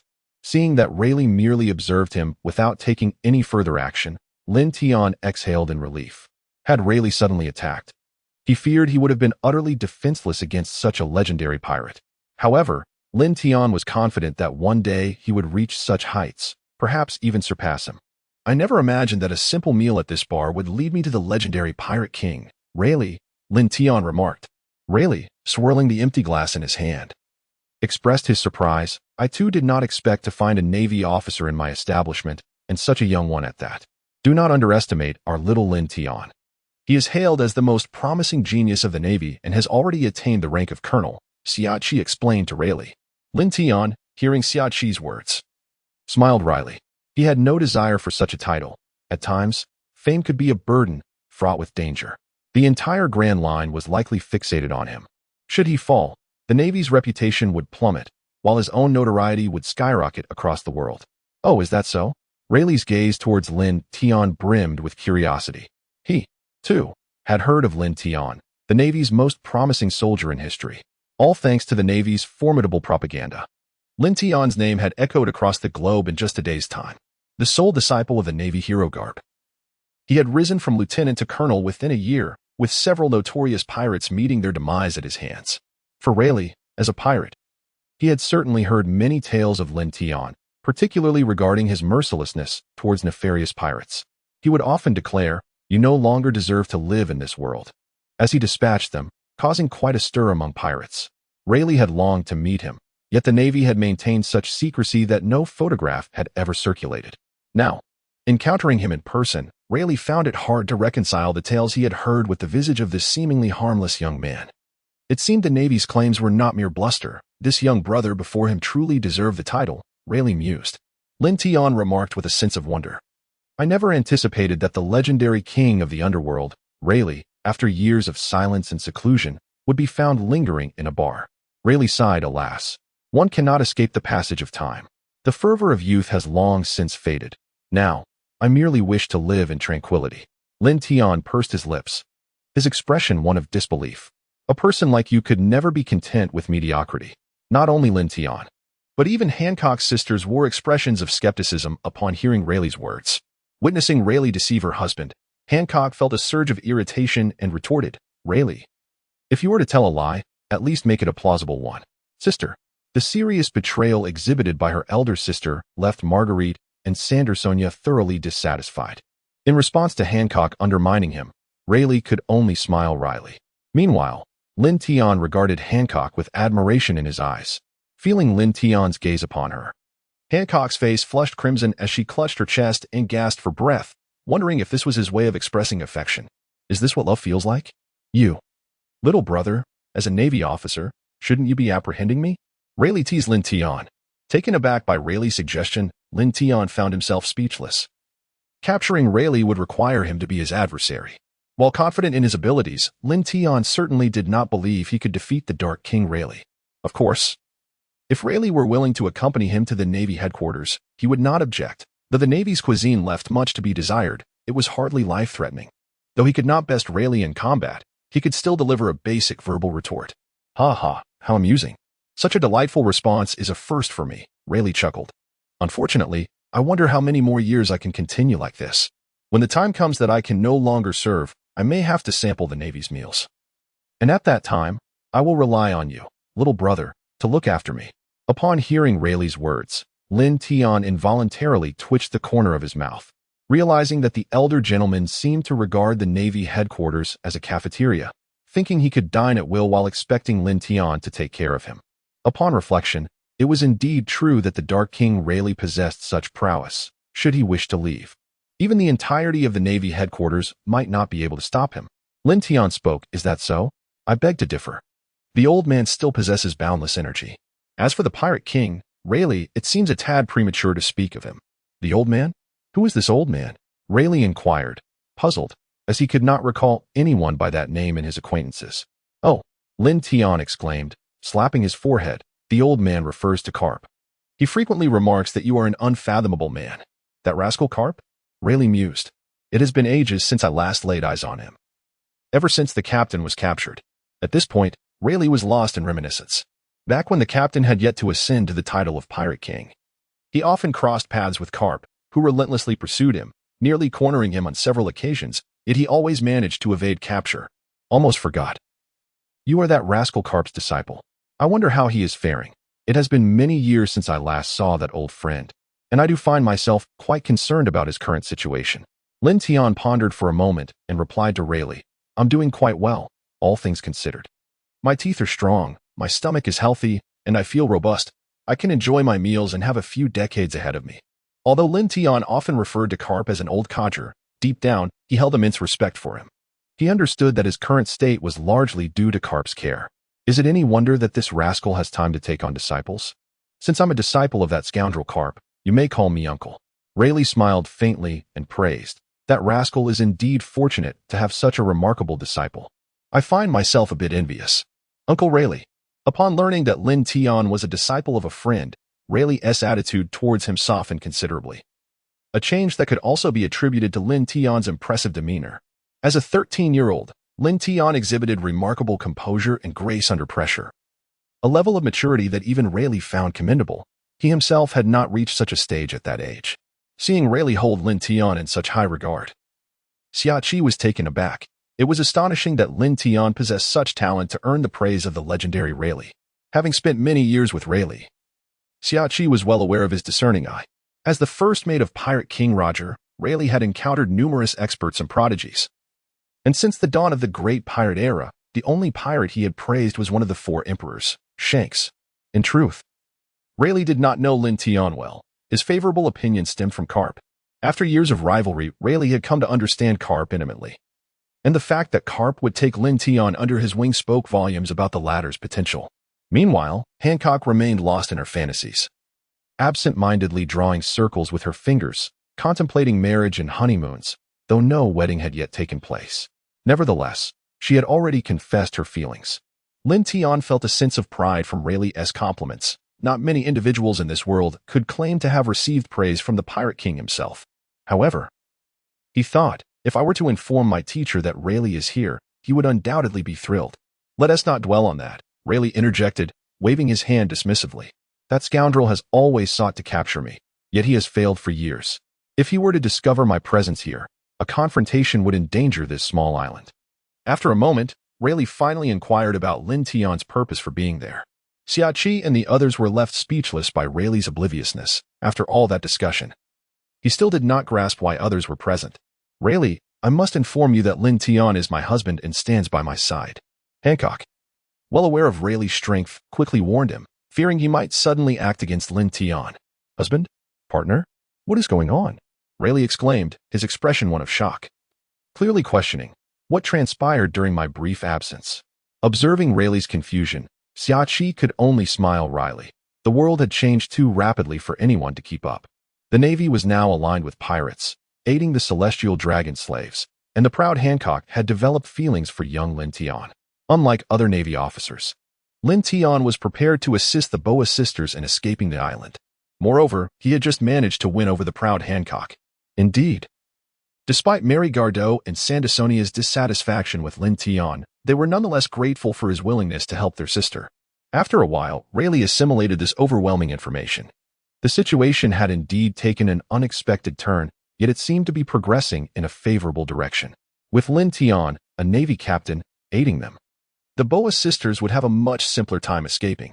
However, Rayleigh expressed his concern, noting a significant movement of Navy personnel at the docks, fearing that Lin Tian's intervention might complicate matters. To this, Lin Tian reassured him, that is not a significant issue. I can handle the intelligence aspect.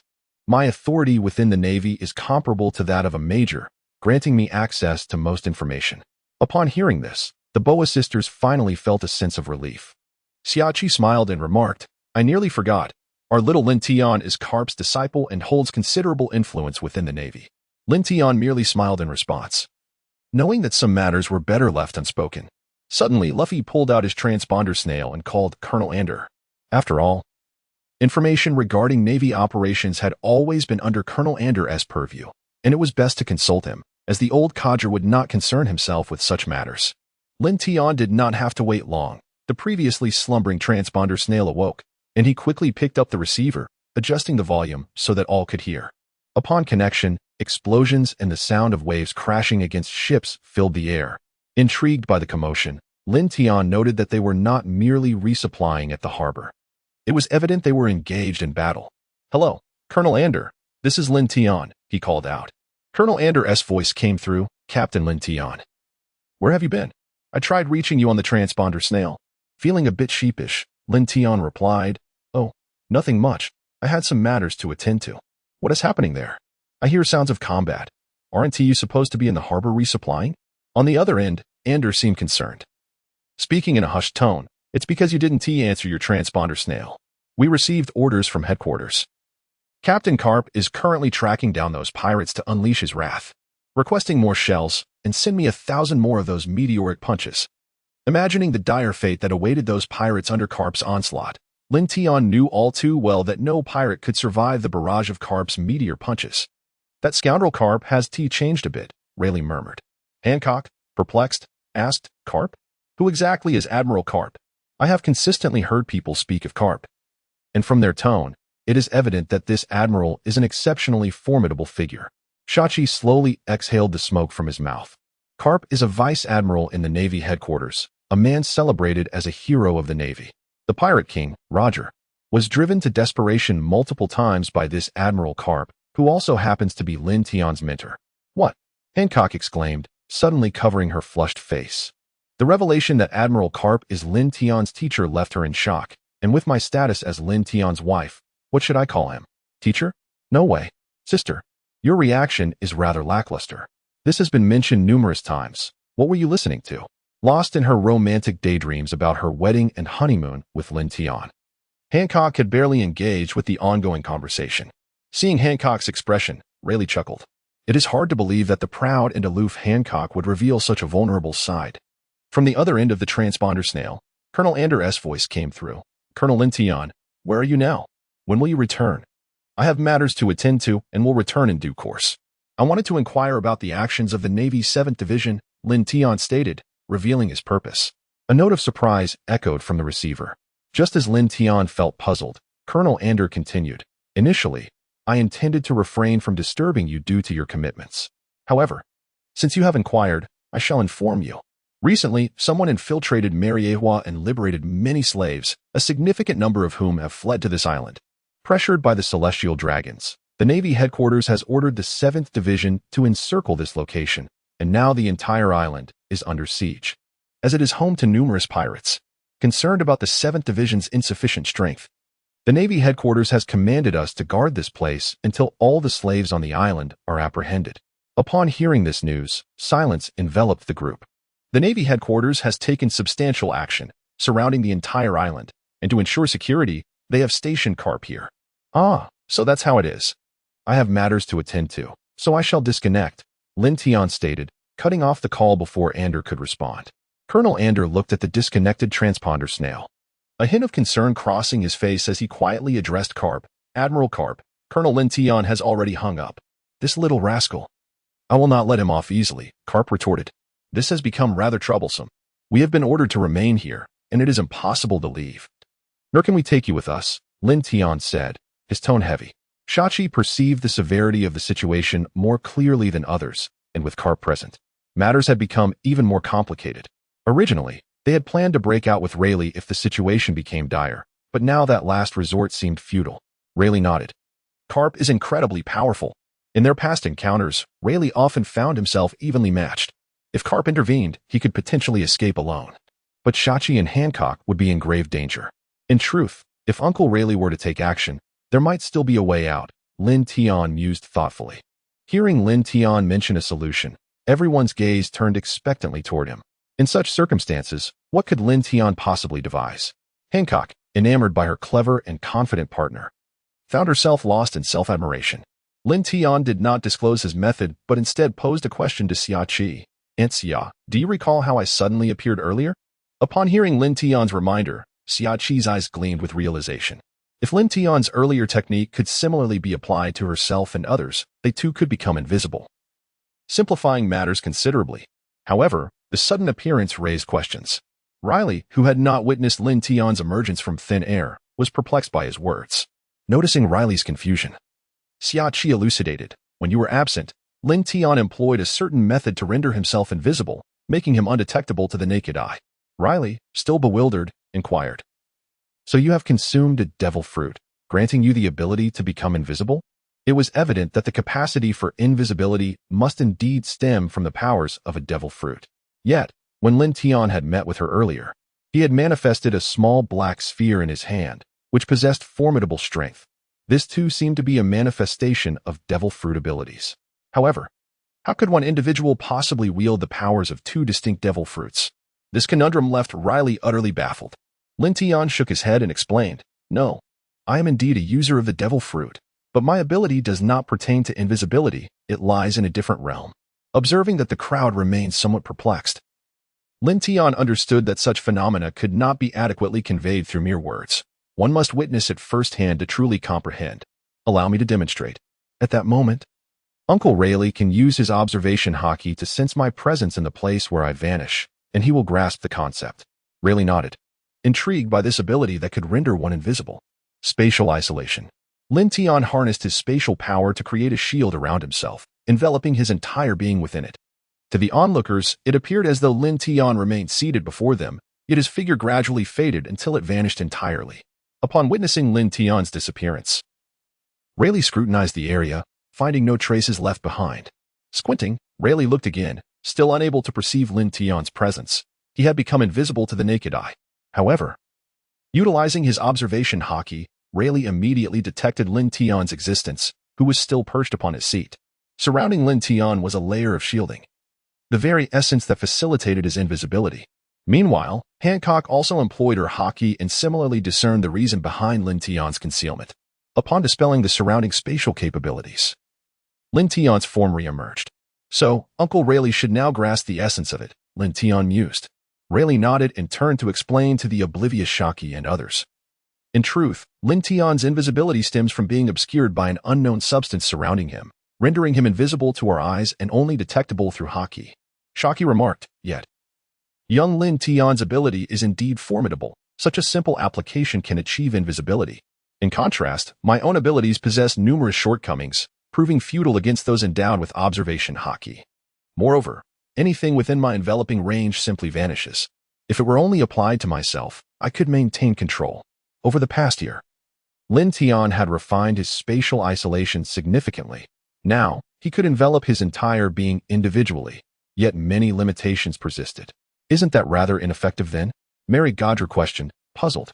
If this method could be so readily detected, it seemed not particularly advantageous. Hearing this, the others regarded Lin Tian with confusion, since his method relied on cloaking everyone. And if Lin Tian's invisibility could be so easily discerned, then the approach appeared to have faltered. Lin Tian smiled gently as he unveiled his plan. While this form of invisibility could easily be detected during the day, it became significantly more elusive under the cover of night. We intend to depart after dusk, at which point I will escort you to the vessel. I will procure a small boat employing the same method of concealment, ensuring your safe passage to a thoroughly inspected merchant ship, thereby facilitating your escape. Upon hearing Lin Tian's strategy, Rayleigh and the others nodded in agreement. It was indeed a commendable plan, low in peril and high in success probability. However, Hancock abruptly slammed her palm on the bar, her voice laced with indignation. This sudden outburst startled everyone. Why would she oppose such a brilliant plan? Hancock's demeanor had shifted drastically. Just days prior, she had expressed a desire to leave. I have just become Lin Tian's wife today. How could I possibly separate from him? I will not leave, she declared resolutely.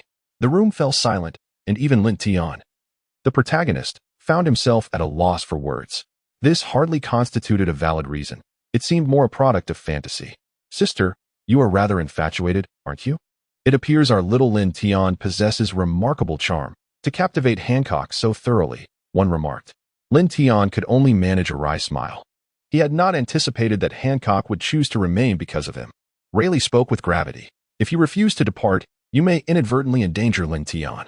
Should the Navy become aware of today's events, Lin Tian would find himself in grave peril. Lin Tian promptly echoed, indeed.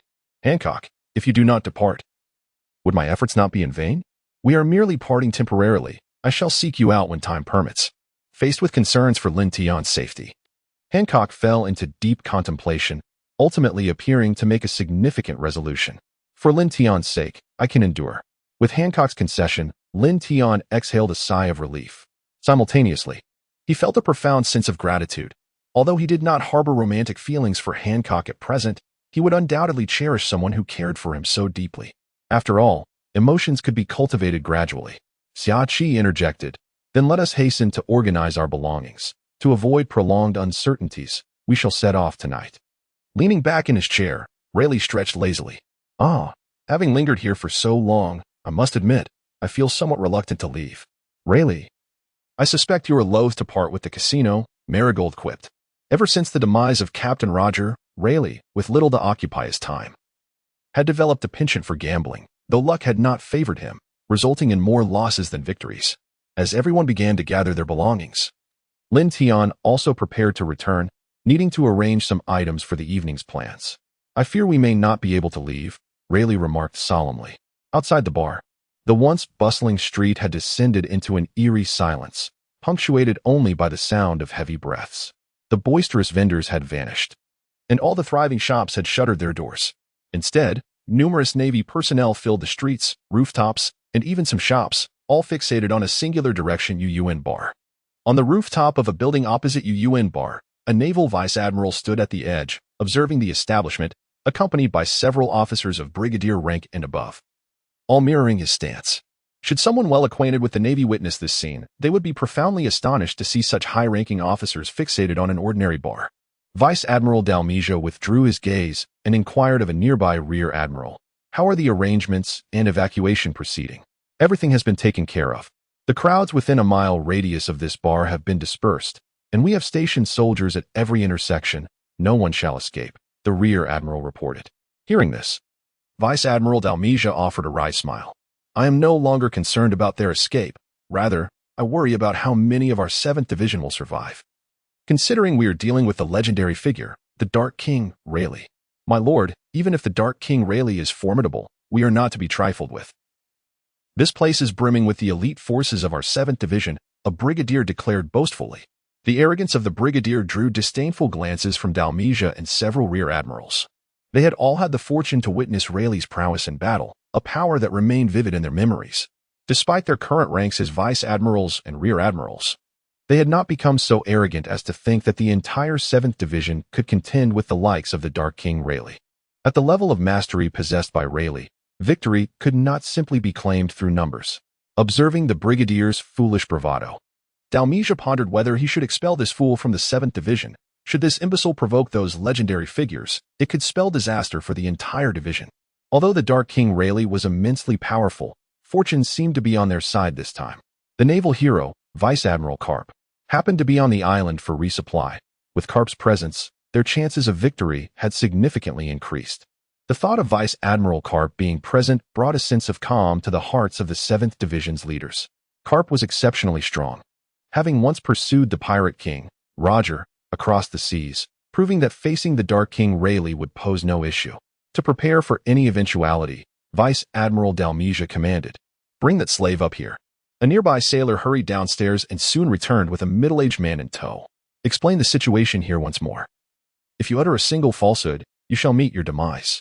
"How despicable! I thought he was a good man.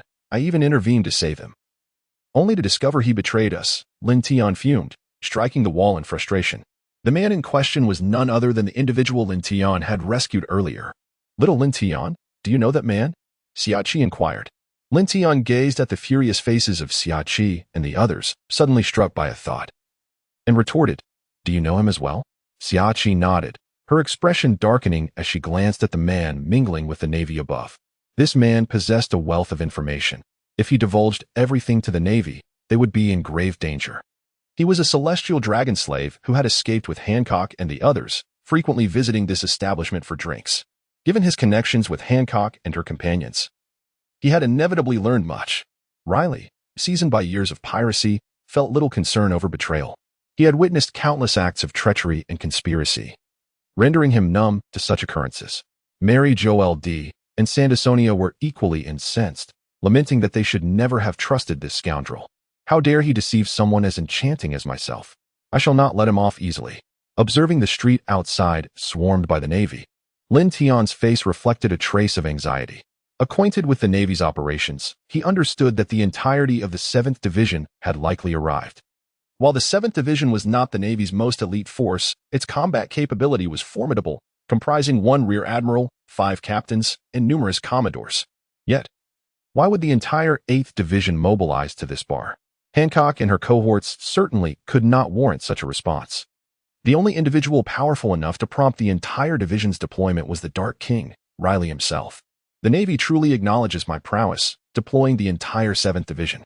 Faced with thousands of Navy personnel, Rayleigh exhibited no sign of concern. It was not arrogance, but rather an unwavering confidence in his own strength. As an intelligence specialist, Xiaqi's observational skills surpassed those of ordinary individuals. Noticing that the Navy had prepared for an assault yet remained passive, she found it peculiar. Convinced that they were not merely here for a casual visit, Reflecting on the Navy's swift actions, Lin Tian mused, I never anticipated that the Navy would mobilize so rapidly. We barely finalized our plans, and they have already arrived. Remarkable. Having spent considerable time with the Navy, Lin Tian was witnessing their promptness for the first time. They typically arrived only after events had unfolded. In response to Lin Tian's observations, Riley chuckled heartily. How amusing that you, esteemed Colonel Lin Tian, held in such high regard by the Navy, now finds himself surrounded by the 8th and 7th Divisions. While Riley laughed, Lin Tian could only manage a wry smile. Should this news circulate, the first to seek his head would undoubtedly be that cantankerous old man. Moreover, given the old man's kindness towards him, departing from the Navy was not something he would consider at this moment. Upon hearing laughter emanating from the bar, the Navy outside grew alert. Prior to today's operation, they were all acutely aware that they were up against the legendary pirate, Dark King Riley. The Rear Admiral, who had initially been gathering intelligence, swiftly turned to face the bar, his gaze fixated. However, after a moment of anticipation, there was no sign of movement, prompting a sigh of relief from the Rear Admiral. He inquired of his subordinate, how long until Rear Admiral Garp arrives? Sir, according to the latest intelligence from Rear Admiral Garp, they're en route and should arrive in approximately 30 minutes. You two continue to jest while we remain in peril. If we do not act, we may find ourselves in jeopardy, Xia Qi interjected, compelled to remind them of the gravity of their situation. Seeing that Riley and Lin Tian still did not grasp the seriousness, she elaborated, have you not noticed that the Navy surrounds us yet has not launched an attack? If my deductions are correct, they are waiting for someone capable of confronting Dark King Riley. Upon hearing Xia Qi's theory, Riley and Lin Tian furrowed their brows. The only individual who could contend with Dark King Riley and arrive swiftly was none other than the Navy hero, Rear Admiral Garp. Meanwhile, in a sea area near Saxon Island, a Navy warship floated quietly on the surface. This vessel belonged to Rear Admiral Garp, who had initially promised the 7th Division to confront Dark King Riley. Yet, why did he now remain stationary? Ander, the colonel who had just relayed the message, was even more perplexed than the rest of them. Unable to comprehend the situation, he mustered the courage to ask Garp, Rear Admiral Garp, did you not agree to assist the 8th Division against Riley? Before Ander could finish, Garp interrupted him with a wave of his hand. Some matters are not so straightforward. I do not wish to confront Riley. He is not an adversary to be taken lightly. Should we engage, countless residents and Navy personnel may perish. Having served alongside Garp for many years, Ander felt a deep trust in him. Garp often confided in him about matters deemed unsuitable for others. If that is the case, why did you agree? Garp did not answer directly but posed a question in return. Ander, how many years have you spent in the Navy? Though puzzled by the question's relevance, Ander replied dutifully, I cannot recall precisely. I have been in the Navy for over a decade. Over a decade is quite a long time, Garp murmured, gazing at the distant town. Indeed, reflecting on it now, Ander realized he had been in the Navy for an extended period, so long that he had nearly forgotten. Most of the comrades who had joined with him had perished in pursuit of their ideals, buried beneath the azure waves. Garp shifted the conversation after so many years. You must be aware of some of the Navy's darker secrets. Upon hearing Garp mention darkness, Ander's expression tightened. At his level, one was bound to be aware of certain truths. However, even if they knew, such matters remained buried deep within, seldom brought to light. I do not have much insight into these matters, nor do I believe they are within the purview of combat personnel. Garp dismissed Ander's concerns, asserting that at his level, few dare to speak about such topics. Thus, it is sometimes necessary to maintain a faade to provide the headquarters with a satisfactory appearance. Ander expressed his worries. But if you do not act, the soldiers of the 7th Division will be at risk. They cannot possibly withstand Dark King Riley. Do not fret. I am well aware of the 7th Division's command structure. He is not a fool. He will not send his men to confront Riley recklessly. Moreover, Dark King Riley is not that type of person. Garp's familiarity with both Riley and the Rear Admiral's character gave him confidence that their encounter would not result in casualties. In declining to intervene, he inadvertently signaled to the Pirate King, Rayleigh, since I shall not obstruct you, you two must refrain from inflicting significant casualties. Moreover, Garp harbored a premonition that this impudent boy, Lin Tian, was likely entangled in this affair.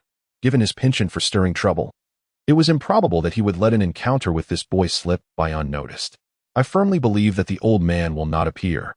Concerning Xia Qi's apprehension that the old man might impede their journey, Lin Tian offered a contrasting perspective. having spent over 2 years in the company of the old man. They were both well acquainted with each other's temperaments. In Lin Tian's view, the old man would likely avoid this tumultuous situation, as he had his own reservations. How could it be possible that the naval hero, Garp, remained inactive while the pirate king Rayleigh was on the same island? Xiaqi fundamentally disagreed with Lin Tian's assertion. The Hancock sisters, too, were expressions of skepticism. In their eyes, Xiaqi's reasoning appeared more substantiated than Lin Tian's. Hancock discreetly moved closer to Lin Tian and whispered, "Lin Tian, I believe Xiaqi's inference is more accurate. Perhaps you should consider leaving. If your teacher arrives, it may place you in a difficult position." Touched by Hancock's concern during such a perilous moment, Lin Tian felt warmth within and grasped her remarkably smooth hand. He softly replied, "Do not worry. Even if my teacher comes, it shall not matter." As Hancock felt the warmth of Lin Tian's hand enveloping hers, she blushed fiercely, her body igniting with warmth, her face turning a deep crimson. At that moment, Rayleigh, who had been observing from the sidelines, spoke up, surprisingly echoing Lin Tian's sentiments. "I concur with Lin Tian. It is likely that Garp will not make an appearance this time." Initially, Xiaqi had dismissed Lin Tian's words, but the endorsement from Rayleigh compelled her to reconsider. Could it be that Garp truly would not arrive? Rayleigh elaborated, "Garp is on this very island. If he intended to come, he would have done so by now. The prolonged absence of his presence indicates a strong possibility that he will not show. However, as you have all suggested, should Garp indeed refrain from coming, who among the waiting navy could confront Rayleigh?" Xiaqi articulated her doubts, which had been the very reason she believed Garp would return. "I believe I can elucidate this matter." Lin Tian pondered briefly before speaking, meeting the gazes of those present. He clarified, "This situation pertains to the naval headquarters. The old man must have received orders from headquarters to apprehend Rayleigh alongside the 7th Division. However, he likely wishes to avoid confrontation, knowing that should he engage Rayleigh, the island itself may not withstand the ensuing chaos. He must be hiding somewhere, biding his time." Married to this notion, Mary Gallion interjected, "But does he not fear that Uncle Rayleigh might take action against the Navy?" As if a realization dawned upon him, Rayleigh's expression shifted to one of enlightenment. "No, he knows I would not act in such a manner. Why? Because Garp's absence serves as a signal. He intends to convey to me that while he will not seize me, I too must not cause harm to these Navy personnel or the island's inhabitants." Rayleigh stated with utmost conviction, "Such a course of action aligns perfectly with Garp's character. In the past, I have engaged in battle with Garp on several occasions, but ultimately, the destructive potential of both our powers rendered those encounters inconclusive." Lin Tian nodded slightly, realizing that the old man's intentions likely mirrored those of Rayleigh. If the old man truly wished to confront Rayleigh, he would have arrived long ago. Xiaqi inquired, "What shall we do now?" With the knowledge that Admiral Garp would not be coming, Xiaqi felt a considerable sense of relief. Without Admiral Garp present, the 8th branch of the Navy outside would surely be unable to restrain the Dark King, Rayleigh. "We certainly cannot disappoint Admiral Garp's goodwill. Let us gather our belongings and depart immediately. Having completed 4 chapters, I would appreciate a few more votes in support of my work. I wonder why Admiral Garp has yet to arrive." Admiral Dar turned to his subordinates, instructing them that they had already waited for over an hour. If Admiral Garp had not yet shown up, the 7th branch alone could not withstand the might of the Dark King Rayleigh. Just then, the bar's door, which had remained shut, suddenly swung open. Under the anxious gazes of the Navy, Rayleigh emerged boldly. The surrounding Navy, elite as they were, quickly adjusted their composure after the initial tension, directing their weapons towards Rayleigh, observing the seemingly ordinary old man on the street. The Navy commanders atop the building felt an acute sense of nervousness. This was the notorious pirate, Dark King Silver's Rayleigh. Rayleigh scanned his surroundings, a smile and a hint of nostalgia gracing his features. It was the first time since the captain's demise that he stood before so many Navy personnel. This scene brought back memories of the battles he once fought alongside his comrades against the Navy. Regrettably, those days were long past, and he stood alone, having lost everyone since the captain's death, unaware of how his former companions fared now. After Rayleigh's emergence, Xiaqi and the others, including Lin Tian, followed suit. However, Lin Tian had already changed into a new outfit, his face now unobscured. Even if Admiral Garp were to arrive, he might not recognize Lin Tian. 1, 2, 3, 6? How come there are 6 of you? I thought there were only 5? Admiral Dar, suppressing his anger, questioned the man. The man stammered, "I swear. There were only 5 of us when I left yesterday. I have no idea how one more appeared." Admiral Dar had no time for his explanations. and waved for the man to be taken away. With Admiral Garp still absent, the sudden appearance of an extra person caught the Admiral off guard. Anyone who could associate with the Dark King Rayleigh and conceal their identity was certainly no ordinary individual. Despite the formidable strength of the adversary, Admiral Dar understood that circumstances demanded action. The entire 7th branch had mobilized, and retreating without firing a shot would result in a disgraceful reputation for the Navy, with the world government being the first to hold him accountable for such a failure. Taking a deep breath, Admiral Dar called out to Rayleigh and the others below, "Dark King Rayleigh, you are now surrounded by the 7th branch. I advise you to surrender promptly." Rayleigh smiled slightly in response. "I cherish my freedom and have no intention of accompanying you, Navy." Admiral Dar had anticipated this reply. If the Dark King Rayleigh were so easily subdued, he would not hold the title he did. His prior words were merely for show. All non-commissioned officers, withdraw. Only the commissioned officers remained to capture Dark King Rayleigh and uphold the Navy's absolute justice. For someone as legendary as Rayleigh, overwhelming numbers would prove ineffective. Sending in non-commissioned officers would only lead to needless casualties. Thus it was best for them to retreat.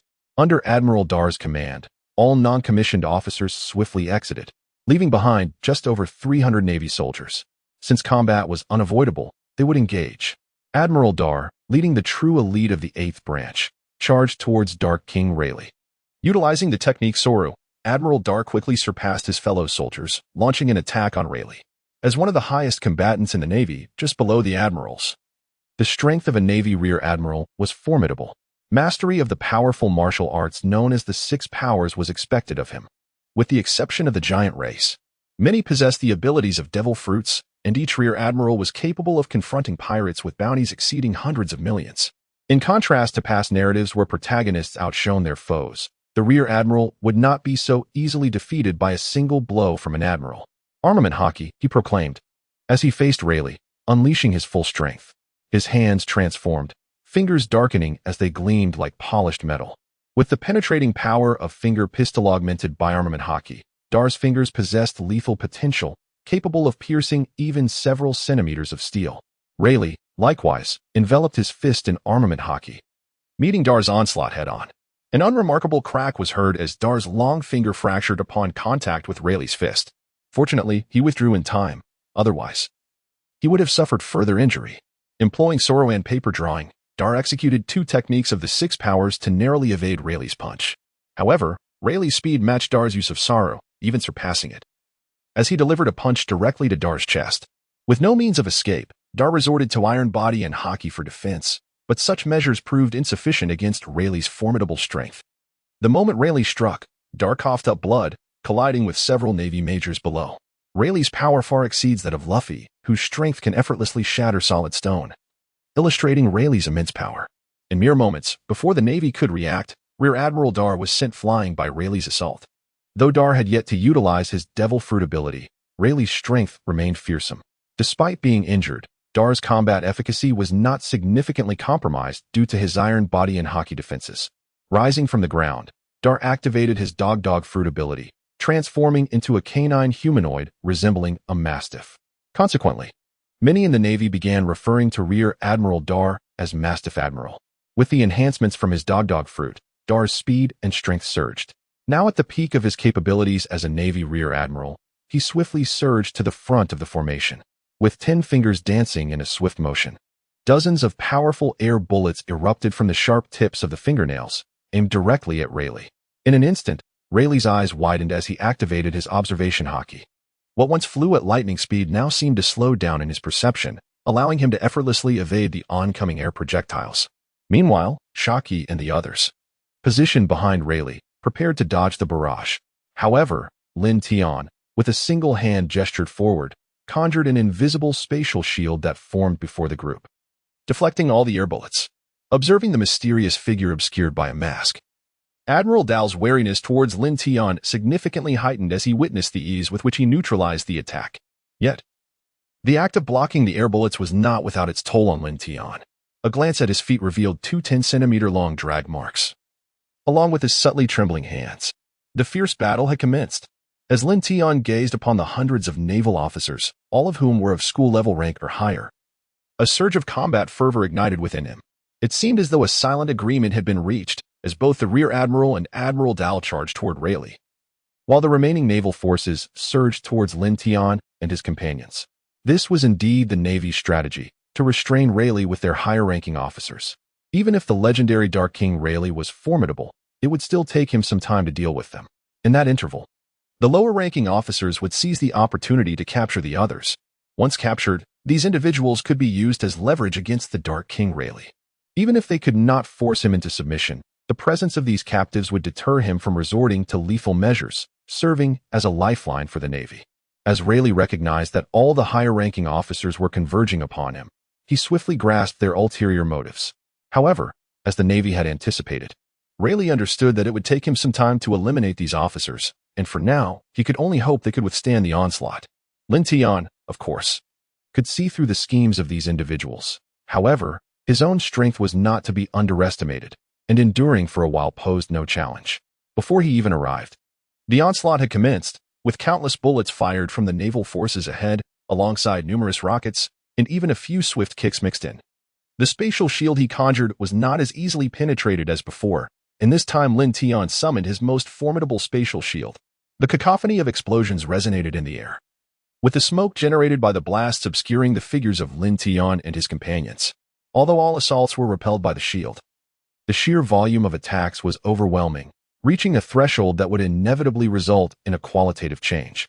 Lin Tian's shield, which he exerted with all his might, shattered in an instant, a phenomenon that had only been witnessed with Garp until now.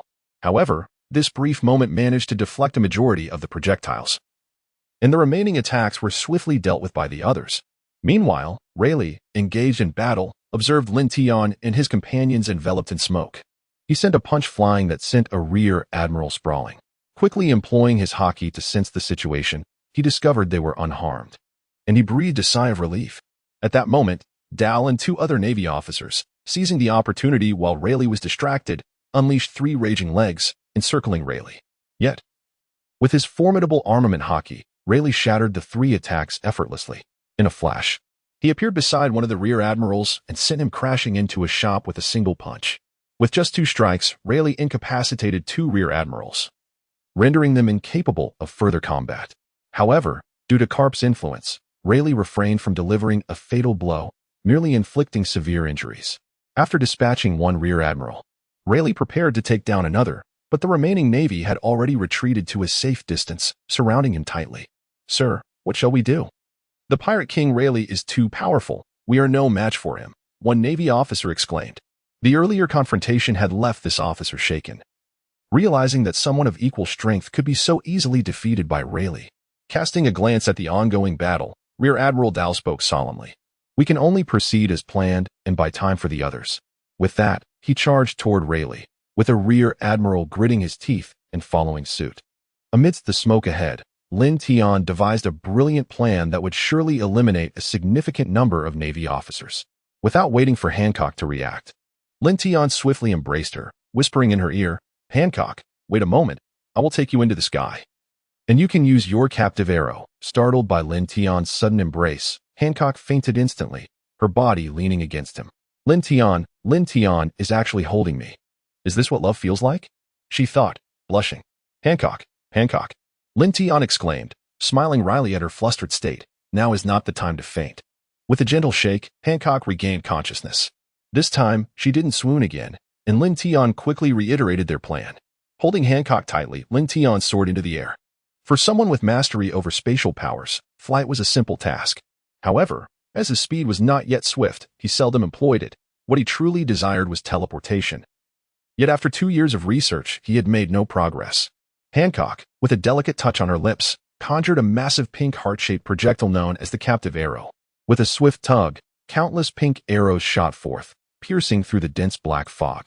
At that moment, the Navy officers realized the gravity of the situation as Rayleigh had instantly dispatched 2 rear admirals.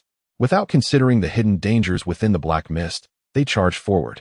However, before they could penetrate the fog, a barrage of pink arrows erupted from within. The front line of unprepared Navy officers collided directly with the arrows. Upon witnessing the first major being transformed into stone, the remaining Navy officers quickly comprehended the nature of the pink arrows and scrambled to evade. Yet it was too late. How could one escape such an overwhelming onslaught? In the aftermath of the pink arrow deluge, the once fierce Navy officers were reduced to lifeless gray-white stone statues. Among those at the forefront, nearly 100 Navy officers had been petrified, save for a few fortunate souls. As the smoke cleared, Lin Tian gazed upon the hundreds of turned statues, a flicker of astonishment crossing his face. Though he had anticipated great success from this surprise attack, he had not expected to eliminate a third of their forces. Witnessing his comrades turn to stone, the remaining Navy officers suppressed their grief, their eyes aflame with rage as they charged toward Lin Tian. At this moment, Lin Tian could deeply empathize with the sentiments of the naval officers. For over the past year, he had encountered numerous similar situations, experiencing emotions akin to those of the sailors. Let us shift the battlefield to another location. Lest the aftermath of the conflict shatter these exquisite statues, allowing the naval officers a chance to recover, Lin Tian remarked as he turned around. Xia Qi and the others nodded in agreement and leaped to the opposite side of the street. The Navy, under the impression that Lin Tian and his companions intended to flee, hastily pursued them, resulting in a peculiar scene unfolding along the street. To the left, Rayleigh battled against several naval admirals, while to the right, a large contingent of sailors chased after 5 individuals. In the center stood a multitude of remarkably lifelike statues, effectively dividing the street in two. The naval admirals, witnessing their subordinates transformed into statues, were consumed by rage, launching reckless assaults against Rayleigh. However, Rayleigh refrained from taking the lives of these sailors, thus finding himself in a constrained position, as it would take some time to resolve the situation with them. Lin Tian suddenly turned around and employed the spatial confinement technique against the pursuing Navy. With this maneuver, the space surrounding the naval officers became solidified, causing them to feel as if they were being weighed down by immense burdens.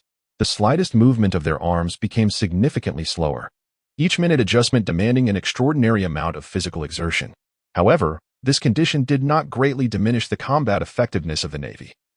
Most officers soon adapted and operated nearly as they usually would. Nonetheless, under these circumstances, movement became exceedingly taxing, rendering sustained combat nearly impossible. Yet, this was the utmost Lin Tian could achieve against over 200 naval officer cadets. Lin Tian, encased in a formidable armor of spatial power, withstood the fierce strike of a naval major, subsequently sending another assailant flying with a powerful counterpunch that rendered him unconscious. Before Lin Tian could catch his breath, a rocket-propelled grenade struck him, its immense force forcing him to stagger back. Each time he repelled a naval officer, several more rushed to take their place. In an effort to conceal his identity, Lin Tian refrained from employing the Navy's 6 styles or his usual fruit abilities, fearing that discerning eyes might uncover his true self. Consequently, he found himself in a frustrating predicament. Despite possessing remarkable strength, he was compelled to rely solely on the obscure spatial armor, which, while effective, had a significant flaw. Much like the Navy's 6 styles iron block, it could deflect sharp blades, but could not mitigate the overwhelming force of his opponents. The naval officers present were all of a rank equal to or higher than major, each exuding considerable strength. Though Lin Tian had not sustained any internal injuries, his body was racked with pain from countless assaults. In stark contrast to Lin Tian's struggle, Hancock fared much better. Her abilities were particularly suited for dealing with such mass assaults, especially against male adversaries. At that moment, Hancock was a force of nature, captivating every man present. Techniques like gun kiss and arrow of captivity unleashed recklessly upon the battlefield swiftly turned numerous naval officers into stone. It was no wonder that she would one day become the pirate empress. Witnessing Hancock's prowess, Lin Tian couldn't help but feel a sense of admiration. Although Hancock had yet to attain the title of empress and had not awakened her conqueror's haki, her combat capabilities were already formidable. What astonished Lin Tian the most was Shaki. He had always perceived her as the weakest among them.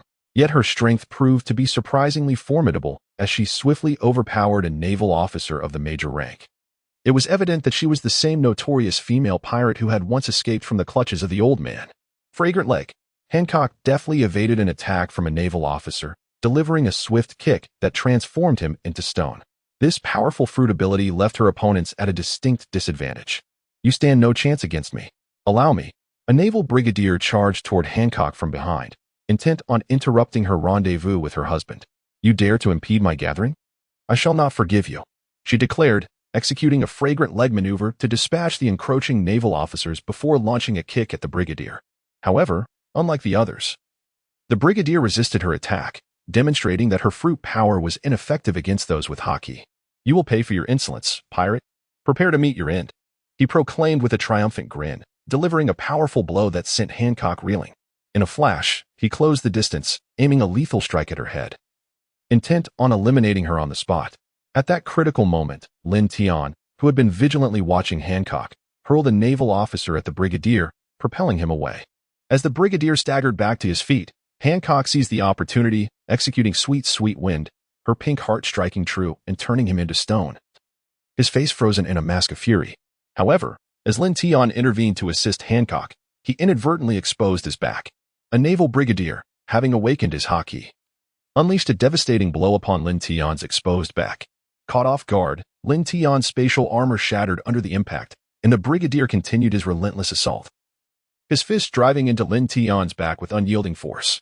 Lin Tian suddenly felt a powerful force raging within him, a sweetness filling his mouth as he coughed up a mouthful of blood. Unable to control his body, he crashed into a building, demolishing 2 walls before finally coming to a halt. The naval brigadier responsible for injuring Lin Tian hurried into the room, intent on swiftly neutralizing him to prevent any opportunity for retaliation. Simultaneously, he hoped to lend assistance to others, witnessing Lin Tian's injury while attempting to save her. Hancock was immediately filled with rage, incapacitating several naval officers as she raced towards Lin Tian, exclaiming that he must not come to harm. However, the remaining Navy personnel, having finally subdued one adversary, would not allow Hancock to assist, recklessly obstructing the female pirate from reaching the other side. As a figure flew out from the house, Hancock's face was etched with concern, while the other Navy members displayed expressions of delight, secretly thinking that the brigadier had successfully dealt with the pirate.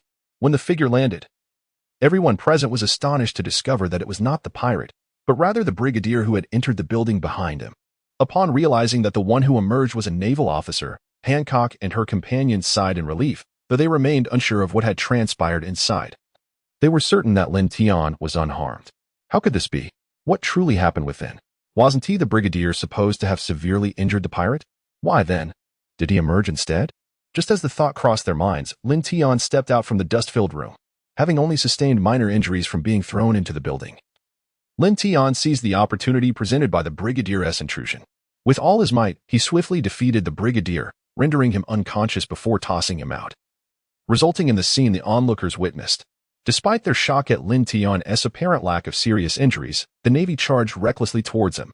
They could clearly see that at the other end of the street, only a rear admiral and a major general were engaged in battle with Rayleigh. If they failed to succeed here, once Rayleigh was free to act, the entire 7th Division would likely be erased from the naval ranks. Observing the 2 remaining naval officers, Rayleigh remarked that they were no match for him and should cease their efforts. At that moment, Rear Admiral Dar had lost all semblance of his former prowess. His naval uniform was tattered, and during a fistfight with Rayleigh, his left arm was shattered by Rayleigh's immense strength, bleeding profusely. In response to Rayleigh's suggestion, Dar uttered a single word: fight.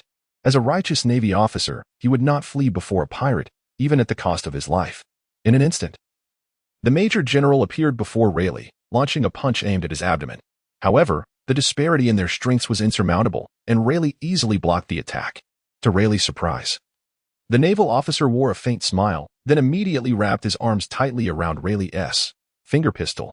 Dar seized the opportunity, channeling all his strength into his darkened fingers, executing what he deemed his strongest technique. What? Dar exclaimed in shock at the unfolding events. Yet, just as this ultimate maneuver pierced Rayleigh's back, Rayleigh grasped Dar's wrist, the overwhelming force emanating from it rendering Dar immobile. In that fleeting moment, when the naval officer clung to his hand, Rayleigh's expression softened as he inquired, "Why?" "Honestly, I don't know. All I understand is that I am part of the Navy, and eradicating pirates is my mission." Rayleigh chose not to eliminate the Major General, but instead grasped his wrist and hurled him away. "Indeed, none of us are in the wrong. We simply stand on different sides." Rayleigh gazed at the fallen Dar, questioning, "Is it worth it?"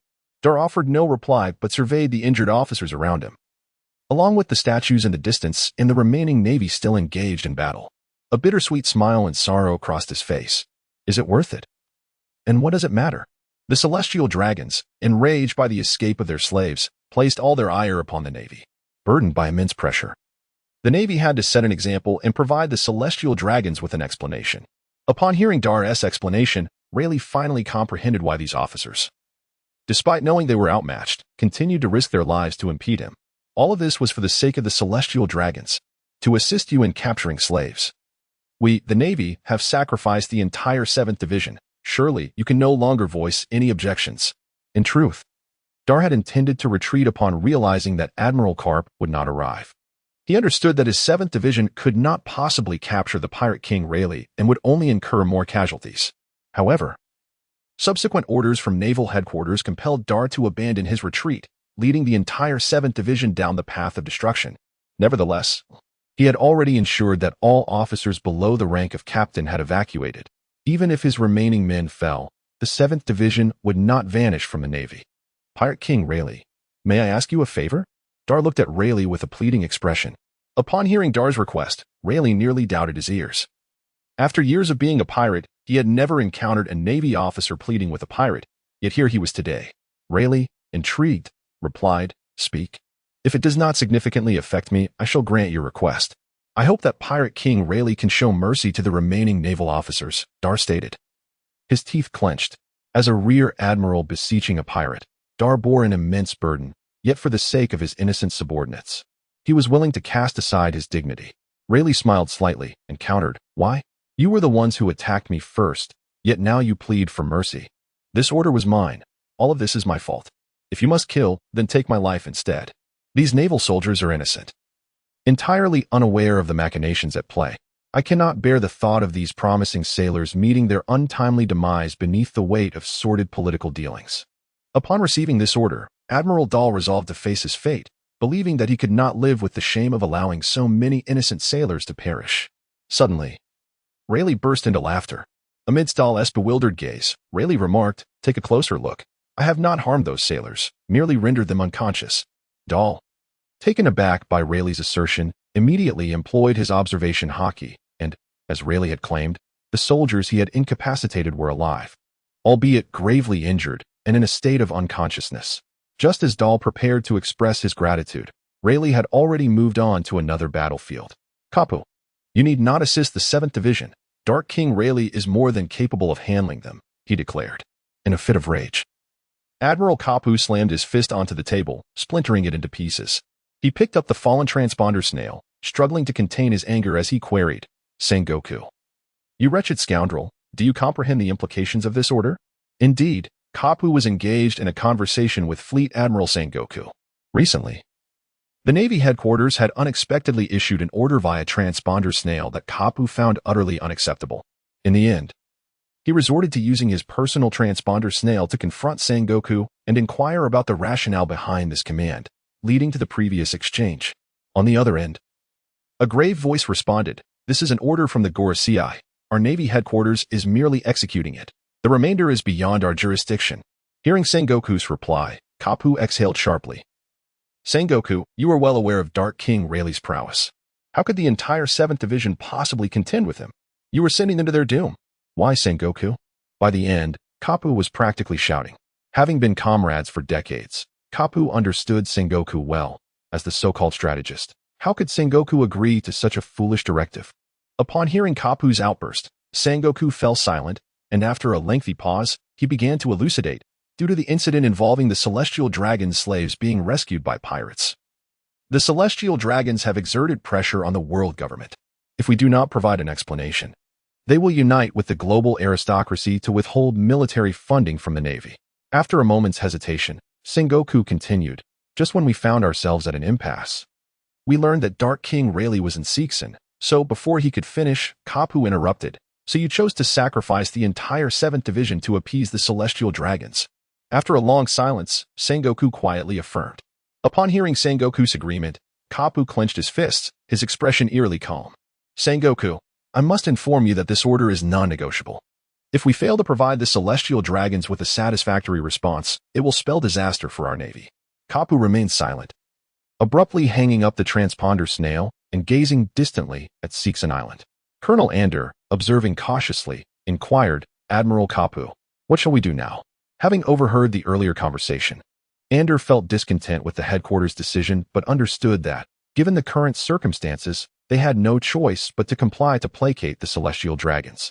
If the celestial dragons were to halt the Navy's funding, chaos would ensue, and without the Navy's restraint, pirates would undoubtedly emerge, causing even greater havoc.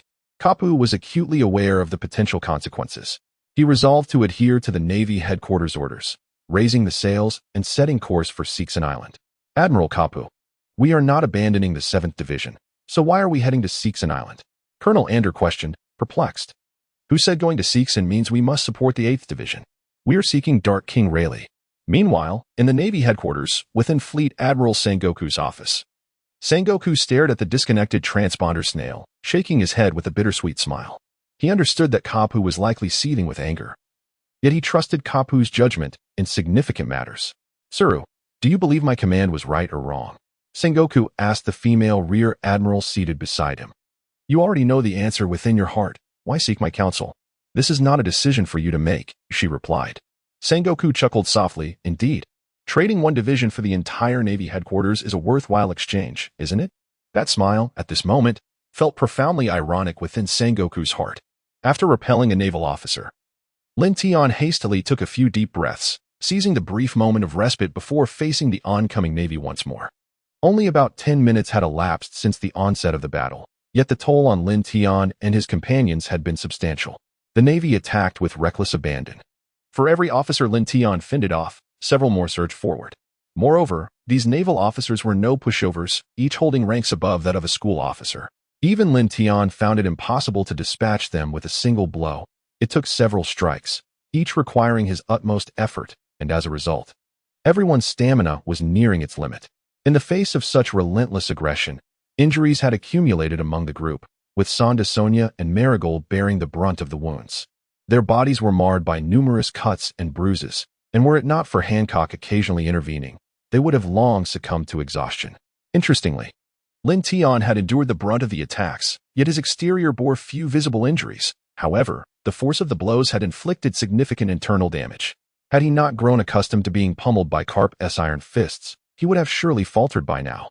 Gazing at the still formidable force of over 100 naval officers, Lin Tian felt a surge of vexation.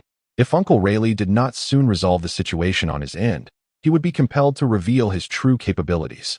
As he sidestepped the naval punch, Lin Tian seized the officer's wrist and pivoted, using him as a shield against the assaults from behind. At that moment, a faint blue shockwave surged toward him from the side. Lin Tian instantly recognized this as the Navy's 6th style, Raging Foot. However, the timing of this technique was executed with such precision that Lin Tian found himself with insufficient space to evade. Moreover, given the limitations of his current spatial shield, even with full effort, it would be impossible to withstand the attack. There was simply no time for a hasty defense. Lin Tian swiftly recoiled. Yet he was still grazed by the raging kick. The abdominal armor, as fragile as paper, was sliced open, leaving a deep gash across his midsection. Blood gushed forth like a torrent from the wound, instantly staining his clothing a vivid crimson. Fortunately, he had managed to evade the brunt of the attack. The injury was not fatal, or else he would have been cleaved in two by that devastating strike. Casting a wary glance at the naval colonel who had delivered the raging kick, a flicker of trepidation crossed Lin Tian's eyes. The ability to conceal one's strength for so long, only to unleash a lethal blow, indicated that this naval officer was formidable. It is worth noting that the Navy officers previously struck by Hancock's captive arrow were positioned at the front lines, and those at the forefront were typically exceptionally strong.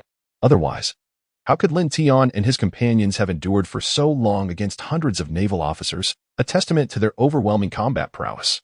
The colonel launched another raging kick. Lin Tian swiftly sidestepped, yet the colonel unexpectedly utilized a swift movement to appear before him in an instant. A powerful punch struck Lin Tian's already injured abdomen, sending him crashing to the ground. The pain in his abdomen, already excruciating, intensified tenfold upon receiving the blow from the formidable Navy officer, nearly causing him to lose consciousness. Die, pirate! As the fist descended from above, Lin Tian realized that without employing his abilities, he was likely facing imminent demise. Just then, Rayleigh, having concluded his own battle, finally arrived. With a single punch, he sent the colonel flying, crashing into several buildings. Upon seeing Rayleigh at last, Lin Tian let out a sigh of relief and complained, "Uncle Rayleigh, had you arrived any later, I would have surely met my end." Rayleigh, observing the complaining Lin Tian, chuckled and chided, "You little rascal. Do you dare deceive your Uncle Rayleigh? I am well aware of your capabilities. None of those Navy officers besieging you are stronger than you. Embarrassed by Rayleigh's revelation, Lin Tian offered an awkward smile. Enough of your nonsense, you brat. I shall deal with these Navy officers now, Rayleigh declared, surveying the exhausted Shaki and the others. Seeing his uncle prepare to take action, Lin Tian's face brightened with anticipation. He had missed Rayleigh's earlier confrontation with the Navy, and he certainly did not want to miss this moment. Lin Tian was deeply curious about the extent of his strength in comparison to those legendary figures. Rayleigh took a few slow steps forward, clenching his fists, the veins on his hands protruding. With formidable force, he struck the ground. Crack, crack, crack. From the epicenter of Rayleigh's fist, the previously smooth surface of the ground fractured like a spider web, countless fissures radiating outward in all directions. In an instant, the houses flanking the street collapsed in rows, engulfed in a cloud of dust. It was not only Lin Tian Street that suffered, but even the nearby thoroughfares were not spared from devastation. If viewed from above, the once bustling town filled with buildings suddenly revealed a circular expanse devoid of structures, measuring over 100 meters in diameter. Such was the might of the Dark King, Rayleigh. With a single blow, an area spanning 100 meters was annihilated. The remaining Navy forces had ceased their attacks, their faces etched with shock as they beheld the destructive power unleashed by Rayleigh's strike. It dawned upon the Navy that their commanders had all been vanquished by Rayleigh, lying there in an uncertain state of life or death. Is this truly the strength of the Dark King, Rayleigh? How could he be so formidable? It was terrifying. Within merely 10 minutes, all combatants of general rank and above from our 7th Division had been dealt with by Rayleigh. With such overwhelming power, how could we ever hope to achieve victory? Lin Tian, are you all right? Haku looked at the wound on Lin Tian's abdomen, the earlier joy of running towards him now replaced with a visage of concern and sympathy. Lin Tian endured the pain and offered a faint smile to Hancock, inquiring about her injuries. Hancock shook her head, indicating that she was fine. However, upon gazing at Lin Tian's wounds, she felt as if she too was wounded, her heart aching with compassion. Suddenly, Hancock seemed to recall something and retrieved an exquisitely crafted glass vial from her pocket. This is a healing ointment I acquired while escaping from Mariawa, she explained to Lin Tian. It is specifically designed for the celestial dragons, and its efficacy is remarkably potent. Here, let me apply it for you. As she spoke, Hancock squeezed the ointment onto her palm, gently spreading it. With utmost care, she lifted Lin Tian's blood-stained clothing and delicately applied the ointment to his wounds. The ointment, indeed worthy of the celestial dragons, was far superior to anything available on the market. Upon contact with his wounds, it provided a soothing sensation, alleviating much of the pain in an instant. For someone like Lin Tian, who frequently faced injuries, such a remedy was nothing short of essential. The wealth of the world's aristocrats was astonishing. Even a small vial of ointment possessed such formidable power, hinting at the treasures they must possess. If his strength were not so lacking, Lin Tian would have felt an overwhelming urge to rob the celestial dragons. Once the ointment was applied, Lin Tian immediately felt a significant improvement. The bleeding had ceased. Witnessing the ointment's remarkable efficacy reinforced his resolve to seize any future opportunity to plunder the celestial dragons. Observing Hancock's gentle ministrations filled Lin Tian with a profound sense of pride. To have the world-renowned most beautiful woman willingly tending to his wounds made him feel uniquely privileged in this world. Lin Tian took the medicine bottle from Hancock's hand and said, "I cannot reach the wound on your back. Please lower your body a bit." At that moment, Hancock felt an overwhelming shyness and fainted, her mind echoing with the thought that Lin Tian was actually going to apply medicine for her. Hancock. After tending to Hancock's wounds, Lin Tian handed the medicine bottle to the similarly injured Shaki and others. Observing that despite their injuries, the group was largely unharmed, Rayleigh let out a sigh of relief. It was indeed fortunate that they had emerged relatively unscathed amidst the onslaught of so many Navy forces. In the presence of the Dark King Rayleigh, the Navy personnel were understandably cautious. The scattered Navy troops had all come together, standing at a safe distance from Rayleigh, carefully wary of any potential offensive from him. This was the formidable aura of the Dark King, Rayleigh, able to command the presence of over 100 Navy officers, all of whom were at least of the rank of major, simply by standing there. One brigadier general, suppressing his inner trepidation, feigned calmness and spoke, "Dark King Rayleigh, do you intend to oppose the Navy to the very end?" Lin Tian glanced at the Navy soldiers, who had been knocked down by him and his companions, as well as the severely injured rear admirals on the other side. In confusion, he inquired, "Are we not opposing the Navy? What were we just doing?" Playing a fighting game? As soon as he uttered these words, the brigadier general regretted it, cursing himself for asking such a foolish question. Over a decade ago, renowned pirate Rayleigh had already shocked the world. Pirates were always at odds with the Navy. At that moment, Rayleigh spoke, "We merely wish to leave. If the Navy allows us passage, I shall refrain from attacking. However, if you insist on obstructing us, then we will have no choice but to engage in battle." This was not a favorable choice for the Navy present. Allowing Rayleigh and his companions to pass would be a disgrace for the Navy and would undermine their sense of justice. The fallen comrades would have died in vain. Yet, refusing passage meant facing an opponent whose power was unmatched. Even if their adversary was Rayleigh, how could they retreat? They were the representatives of justice. If they were to back down against pirates, how could they face their own ideals? Another staunch Navy brigadier general spoke up, declaring, "As members of the Navy, we must uphold absolute justice." Even in the face of the legendary Rayleigh, they could not falter because they were the Navy. Most individuals joined the Navy driven by their sense of justice or a vendetta against pirates. If they retreated today, the beliefs that propelled them forward would crumble. Therefore, retreat was not an option. It was for the sake of their ideals. Witnessing the audacity of these Navy officers to obstruct him, Rayleigh displayed a hint of admiration. These soldiers, willing to sacrifice their lives for their beliefs, possessed boundless potential. What could possibly deter those unafraid of death? Although I hold great respect for you, since you have chosen to impede our progress, I too must take action, Rayleigh declared. No sooner had he spoken than an overwhelming aura erupted from his being, seemingly without warning. Under this formidable presence, Navy officers began to collapse one by one. Rayleigh had not even launched an attack. Without moving an inch, the sheer force of his aura decimated the elite Navy officers before him. Out of over 100 elite soldiers, only a few remained standing. And even they leaned on their swords for support, barely maintaining their footing. Lin Tian, standing beside Rayleigh, felt this overwhelming pressure, as if he were burdened by hundreds of thousands of pounds, unable to move even an inch. The powerful aura surged toward him like relentless ocean waves, pressing upon his mind and compelling him to submit. This was the Conqueror's Haki. It could only be the Conqueror's Haki that wielded such immense power, capable of rendering opponents unconscious through sheer presence alone. Only those with formidable strength or an unyielding will could withstand it. Otherwise, they would succumb beneath its might. Haki was the latent power possessed by all human beings in the world of One Piece, a requisite for becoming a strong individual. This innate strength allowed one to rival devil fruit users in certain aspects. A prime example was Rayleigh, who had never consumed a devil fruit yet wielded a power comparable to that of a Navy admiral through his mastery of Haki. Moreover, he lacked the inherent weakness of devil fruit users, the inability to swim. If the devil fruit could bestow immense power in an instant, then Haki was a door opened by the heavens for those who strive, a gateway that transcended the abilities of devil fruit users. Haki is divided into three types: observation Haki, armament Haki, and Conqueror's Haki. Among these, the most powerful is Conqueror's Haki, which Rayleigh was currently employing. By merely exerting his presence, he could overpower even Navy colonels. Only those of brigadier general rank or higher could withstand it, and even some weaker brigadiers might not endure. As it stood, only a few Navy personnel were capable of resisting, and they did so with great difficulty. Lin Tian comprehended the magnitude of Conqueror's Haki, recognizing that although he had not fainted due to his strength and will, the immense pressure felt like a mountain, leaving him devoid of any capability to resist.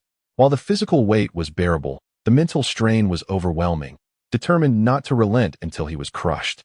In that moment, Lin Tian felt like a small boat adrift at sea, liable to be capsized by the might of the waves. Was this the power of Conqueror's Haki? Truly formidable. It left him utterly powerless to resist. It was no wonder that such a rare talent would manifest such an extraordinary force. Awakening Conqueror's Haki meant that even an ordinary person could instantly possess the strength to vanquish any Navy brigadier or lower. Sonda, Sonia, and Marigold watched in astonishment as the scene unfolded before them. What transpired? How did all these Navy officers suddenly collapse? Compared to her sister, Hancock had a sharper eye. Although she did not fully grasp the reason behind the Navy's downfall, she was certain that it was Rayleigh's doing. No one else could achieve such a feat. Shaki remained composed, already aware of Rayleigh's possession of Conqueror's Haki. However, she found herself puzzled. Throughout her time with Rayleigh, he had always seemed like an ordinary old man. Yet today, he not only incapacitated the entire 7th Division, but also demonstrated Conqueror's Haki. What was the purpose behind this? Was it to announce to the world that the Pirate King Rayleigh still lived, or did it stem from another motive? Was this truly the strength of the Pirate King Rayleigh? Merely standing there, he had defeated over 100 elite Navy officers, having spent considerable time with him.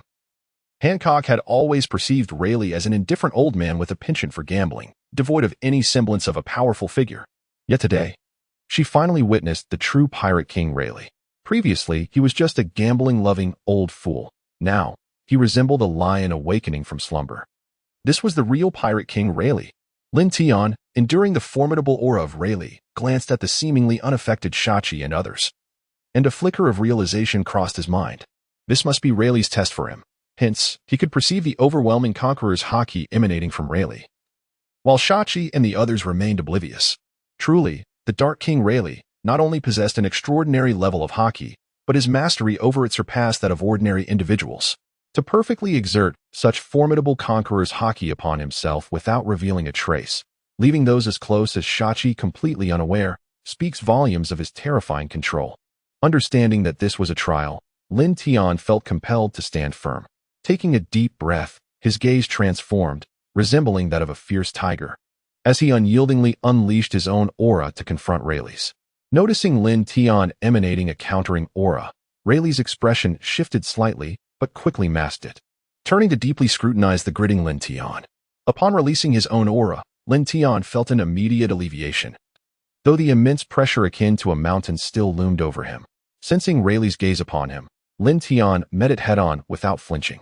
Their eyes clashed like lightning in the air, intertwining, as if the entire space had frozen. A smile crept across Rayleigh's lips as he intensified his aura once more. If the previous aura resembled a vast ocean wave, this time it surged forth like a catastrophic tsunami, instantly capsizing Lin Tian's small vessel. Lin Tian's aura was instantly shattered, and an overwhelming pressure surged, multiplying several times in an instant. Under this immense strain, Lin Tian's waist buckled. Simultaneously, a wave of dizziness engulfed his mind, rendering his surroundings indistinct and hazy. I cannot fall, the sole thought echoing in Lin Tian's mind. He aspired to ascend to the pinnacle of this world, the underworld king. Rayleigh was merely a peak along this arduous journey. If he could not withstand even the aura of this peak, how could he speak of surpassing the underworld king and reaching the apex of this realm? Steady yourself, he roared inwardly. Lin Tian bit his lip tightly, the intense pain jolting his hazy consciousness back to clarity. Gradually, inch by inch, he straightened his previously bent posture, to prevent his mind from slipping back into confusion. He did not release his bleeding lips. Instead, he bit down harder, for it was only through this excruciating pain that he could maintain his awareness. At that moment, Xiachi and the others also noticed something was amiss with Lin Tian, as his movements were quite pronounced, compounded by the blood flowing from his lips. Evident to anyone with sight. Lin Tian, what has happened to you? Hancock inquired with concern, observing his bloodied lips and anguished expression. Xiachi and the others shared a look of bewilderment regarding Lin Tian's transformation, but Xiachi seemed to grasp the situation, casting a glance at Rayleigh. When she realized that Rayleigh was employing his conqueror's haki against Lin Tian and saw Lin Tian's current state, she turned to plead on his behalf. However, recalling that Rayleigh was not one to act without reason, she hesitated, closing her mouth and standing quietly by, watching the unfolding events. Under the immense pressure of Rayleigh's formidable aura, Lin Tian was rendered speechless, managing only a faint smile towards Hancock to signal that he was all right. Seeing the unbearable pain etched on Lin Tian's face, Hancock could not bring herself to believe him and quickly retrieved the ointment from earlier, applying it to his lips. Although the ointment was potent, Lin Tian continued to bite down fiercely on his lips, rendering even the best remedies ineffective at that moment. Realizing that Lin Tian was in a similar predicament to the earlier naval officers, Hancock immediately deduced that Rayleigh was behind the mischief. There was no one else here capable of such an act but Rayleigh. Observing Rayleigh's unwavering gaze on Lin Tian, Hancock's suspicion solidified. Rayleigh, you old rascal. What have you done to Lin Tian? She shouted in frustration. Rayleigh merely glanced at Hancock before returning his focus to Lin Tian. He was genuinely astonished that Lin Tian could endure his conqueror's haki for so long. Previously, he believed Lin Tian's strength at the age of 12 was solely attributed to his devil fruit ability. However, witnessing Lin Tian conceal his power and withstand the assault of a naval commander, Rayleigh realized he had underestimated this young man. As he watched Lin Tian persist under the weight of his haki, Rayleigh recognized that he had once again misjudged the youth. He was acutely aware of the potency of his own haki. Most astonishingly, Rayleigh noted that Lin Tian was gradually acclimating to it. Indeed, Lin Tian was slowly adapting to Rayleigh's conqueror's haki. This was precisely why Rayleigh continued to exert his haki on Lin Tian. He wished to see how far this young man could go. Seeing that Rayleigh showed no signs of relenting, Hancock stood up, prepared to intervene. Just then, the usually silent Xiachi suddenly grabbed Hancock's arm, preventing her from interrupting Rayleigh. "Sister, what are you doing? Can't you see I'm about to stop Rayleigh? Let go of me." Hancock protested, struggling against Xiachi's grip, but it was too firm for her to escape. "Calm down, Hancock. Though Lin Tian appears to be in great pain, he has only sustained minor injuries. Rayleigh is currently testing him, and this is an opportunity for Lin Tian. If you rush in to stop Rayleigh now, you would be jeopardizing Lin Tian's chance," Xiachi explained softly. Gradually, Hancock ceased her struggles, recognizing that everything was for Lin Tian's benefit. Despite the heartache she felt watching him, she had to endure. Mary Gios chimed in, "Indeed, sister. Rayleigh would not harm Lin Tian. His actions must have a purpose." With Hancock no longer attempting to thwart Rayleigh, Xiachi breathed a sigh of relief, knowing that if Hancock had disregarded her advice, she might not have been able to restrain her. As a wielder of a devil fruit, Hancock's combat prowess was formidable. At that moment, Sandersonia curiously inquired, "Xiachi, what technique did Rayleigh employ just now?" Standing still, he had managed to incapacitate over 100 strong naval officers in an instant. What an overwhelming technique it must be. If only she could learn it, she would certainly become immensely powerful. Xiachi considered for a moment before explaining to the inquisitive Hancock and her sisters that was the conqueror's haki, a form of haki. But isn't haki just armament haki and observation haki? How can there be a third type, and one that is so vastly superior to the others? Mary Gios expressed her confusion. Armament haki and observation haki are inherent to everyone, but conqueror's haki is different. It is a rare gift possessed by only one in hundreds of thousands. Those who wield it are deemed to possess the qualities of a king. This form of haki can intimidate or even incapacitate foes through sheer willpower. However, if poorly controlled, it may also affect those nearby. Unfortunately, this power cannot be enhanced through training. It is solely reliant on the growth of the user themselves. Such is the nature of conqueror's haki. As Xiachi elaborated on the essence of conqueror's haki to Hancock and her sisters, Lin Tian had reached his limit. The force of Rayleigh's haki was overwhelming, and given Lin Tian's current strength, enduring for this long was already commendable. Under the oppressive weight of conqueror's haki, every second posed a tremendous burden on both body and mind, draining his stamina significantly, especially since Lin Tian was not merely defending but actively resisting the haki. The toll on him was exponentially greater. Furthermore, the intensity of the haki was not static. Under Rayleigh's control, its potency underwent subtle variations with each passing moment. Although each second only saw a slight increase in pressure, over time, it compounded into a considerable force. Resisting haki demands strength, and as the haki's power escalated, Lin Tian's own strength could not possibly grow in such a short span. Thus, in this equilibrium of attrition, it would indeed be remarkable if Lin Tian could continue to withstand it. Feeling his body gradually succumbing, Lin Tian couldn't help but chuckle at himself. Recalling how he had once believed he could easily defeat a naval commander with full force, feeling quite proud of himself. Before these true powerhouses, one feels utterly powerless, unable to withstand even their mere presence, especially when they are not exerting their full strength. As Rayleigh exerted his conqueror's haki, his gaze shifted. In that fleeting moment, he sensed a marked decline in Lin Tian's resistance. Noticing the self-deprecating expression on Lin Tian's face, Rayleigh's long-standing concern materialized. Throughout his life, Rayleigh had encountered numerous prodigies. Yet most met untimely ends, some at the hands of others due to unfortunate circumstances, and some succumbing to their own despair. In their formative years, those who stood out amongst their peers inevitably developed a sense of pride and arrogance. However, there comes a day when certain events unveil their inherent fragility, rendering their prior accomplishments insignificant. Some individuals cannot withstand such a blow, leading to their perpetual downfall, while others rise to the challenge, transforming through adversity and progressing further along their path. At this moment, Lin Tian's demeanor evidently aligned with the former, a reflection of his experiences. As a reborn individual, armed with foresight of the future, and having attained strength surpassing that of a brigadier general in merely 2 years, it was only natural for Lin Tian to feel a sense of pride. Thus, the inability to withstand even Rayleigh's aura represented a significant setback for him since his rebirth. Rayleigh pondered whether he had been too hasty.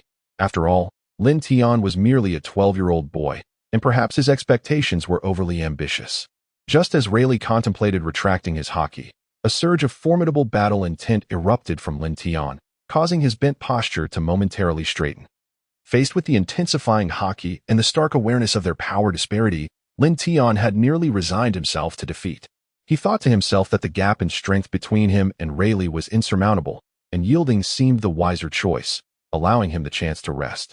Yet, as he began to bow his waist in submission, memories flooded back of the scornful gazes from pirates upon his arrival in this world, and the relentless training he had endured to ascend to the pinnacle of this realm. How could he falter here? He had a long journey ahead. How could he retreat after taking only a few steps? His ambitions remained unfulfilled. Surrendering now was inconceivable. Though he knew that no effort could enable him to withstand Rayleigh's conqueror's haki, he resolved not to fall due to retreat. Even if he were to fall, it would be while advancing. With this mindset, Lin Tian rekindled the battle spirit he had momentarily lost. Lin Tian gritted his teeth, striving to straighten his bent waist. However, after several attempts, he realized that the disparity in strength between himself and Rayleigh was insurmountable, and mere fighting spirit could not bridge that chasm. Observing Lin Tian rise from his despondency, a flicker of admiration glinted in Rayleigh's eyes, accompanied by a sigh of relief. It would be a grave misfortune to see a prodigy extinguished under his watch. Given that Garp was Lin Tian's mentor, Rayleigh dared not act recklessly, for he had finally enjoyed a few years of tranquility and had no desire to return to a life perpetually pursued by Garp. Even though Lin Tian initially stood firm, reminiscent of a fleeting moment of brilliance, he eventually succumbed to his limits. Despite his efforts to hold on, his body gradually began to descend, and his willpower slipped into a haze. Yet, at that moment, an extraordinary force began to manifest within him, flowing like water through his veins. As this force coursed through his body, the pressure he felt began to alleviate, and his consciousness slowly regained clarity. In his dazed state, Lin Tian attempted to harness this newfound power, but found himself utterly incapable of controlling it. Moreover, this force did not merely reside within him, it also radiated outward. Witnessing Lin Tian's will fading into obscurity, Rayleigh realized that the young man had reached his limit. If this persisted, it could inflict severe damage upon Lin Tian's body and mind. Just as Rayleigh prepared to withdraw his haki, he suddenly felt a force within Lin Tian that resisted his conqueror's haki. Though feeble, this force was qualitatively equal to his own haki. Intrigued, Rayleigh contemplated investigating the nature of this mysterious energy.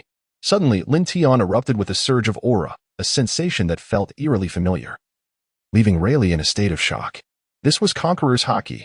Indeed, though weak, Rayleigh instantly recognized it as Conqueror's haki, identical to his own. It was astonishing that Lin Tian possessed the rare, kingly qualification found in only one among hundreds. No wonder he had been able to endure under the pressure of Rayleigh's Conqueror's haki for so long. He possessed this potential inherently. It was undoubtedly the relentless pressure exerted by Rayleigh, coupled with Lin Tian's indomitable spirit, that had unlocked the opportunity for him to awaken his Conqueror's haki. While the individuals with the qualification for Conqueror's haki are exceedingly rare, one in hundreds of thousands, the world is home to numerous races. When considering the total population across these races, could it number in the hundreds of millions or even billions? With such a vast population base, despite the rarity of this qualification, there must still be a significant number of individuals who possess it. However, the awakening of Conqueror's haki is widely known to be exceedingly rare, as many individuals may have this potential yet lack the opportunity for awakening. Consequently, this potential remains dormant within them, hidden until the end of their days. Although the aura emanating from Lin Tian is indeed that of Conqueror's haki, it is, in relative terms, still rather weak. At present, Lin Tian cannot be said to have fully awakened this power. Rather, he has merely brushed against the threshold of awakening. Should Rayleigh continue to exert pressure on Lin Tian's latent potential, there exists a significant possibility that he may awaken Conqueror's haki. As Rayleigh sensed the transformation within Lin Tian, others, including Shaki and her companions, also felt it. Although Hancock and the others detected the formidable presence of haki radiating from Lin Tian, they had never encountered Conqueror's haki before, and thus failed to recognize it as such. They simply became aware of an unsettling sensation in their minds, emanating from Lin Tian, as if compelling them to submit before him. Noticing the change in Lin Tian, a hint of concern appeared on Hancock's face. Had she not known that Rayleigh was acting in Lin Tian's best interest, she would have intervened immediately. In stark contrast to the oblivious Hancock and her companions, Shaki's expression mirrored Rayleigh's understanding. Being well acquainted with Conqueror's haki, Shaki recognized that the energy Lin Tian was exuding was indeed that power. And she felt a profound shock in that moment.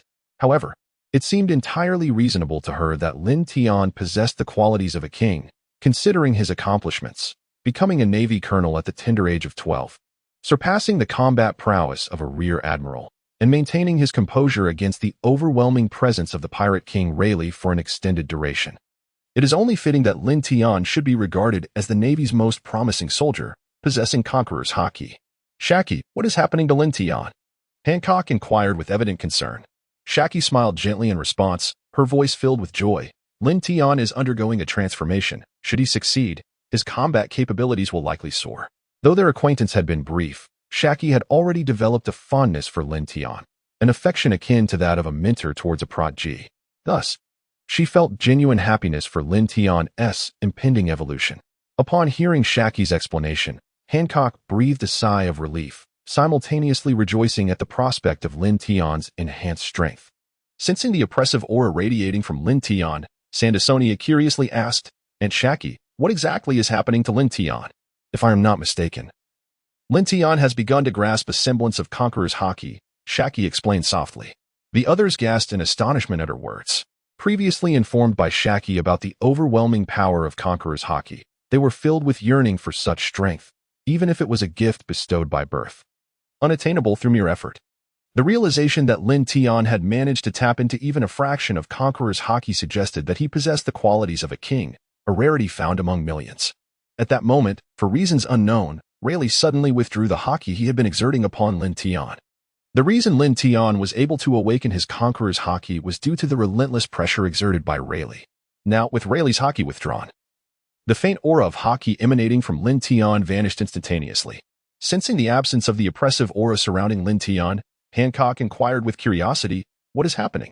Why has it disappeared? Could it be a failure?" Sonia voiced her uncertainty regarding her speculation. Everyone understood that the pressure emanating from Lin Tian was a manifestation of Conqueror's haki. With this force now dissipated, did it imply that Lin Tian's awakening had faltered? Shachi gazed at Rayleigh with a puzzled expression, having noticed the disappearance of Rayleigh's haki. Lin Tian's ability to perceive Conqueror's haki was primarily due to Rayleigh continuously applying pressure to awaken his potential. Had Rayleigh persisted, it was highly likely that Lin Tian would have successfully awakened his Conqueror's haki. Yet, the abrupt interruption at such a crucial moment left Shachi bewildered. As Rayleigh's haki dissipated, Lin Tian's consciousness gradually returned. Awakening slowly, he shook his drowsy head and began to regain clarity. Feeling the reins of control over his body return to him, Lin Tian exhaled a sigh of relief. Although only a few minutes had passed since Rayleigh had imposed his haki upon him, it felt like an eternity. With each second an agonizing ordeal. Upon seeing Lin Tian awake and unharmed, Hancock finally felt a weight lift from her heart. She expressed her concern, asking, "Lin Tian, are you all right? Are you injured?" "Yes." "Lin Tian, are you okay? We were worried sick about you." If I hadn't intervened, she would have rushed to confront Rayleigh. Shachi chuckled, relieved to see Lin Tian safe. A faint smile graced Rayleigh's face. Though his focus remained on Lin Tian, he had clearly observed Hancock's earlier actions. As the others laughed at her, Hancock's cheeks flushed crimson, prompting her to adopt an ostrich-like demeanor. Feeling the genuine concern from those around him, Lin Tian experienced a warm surge within his heart.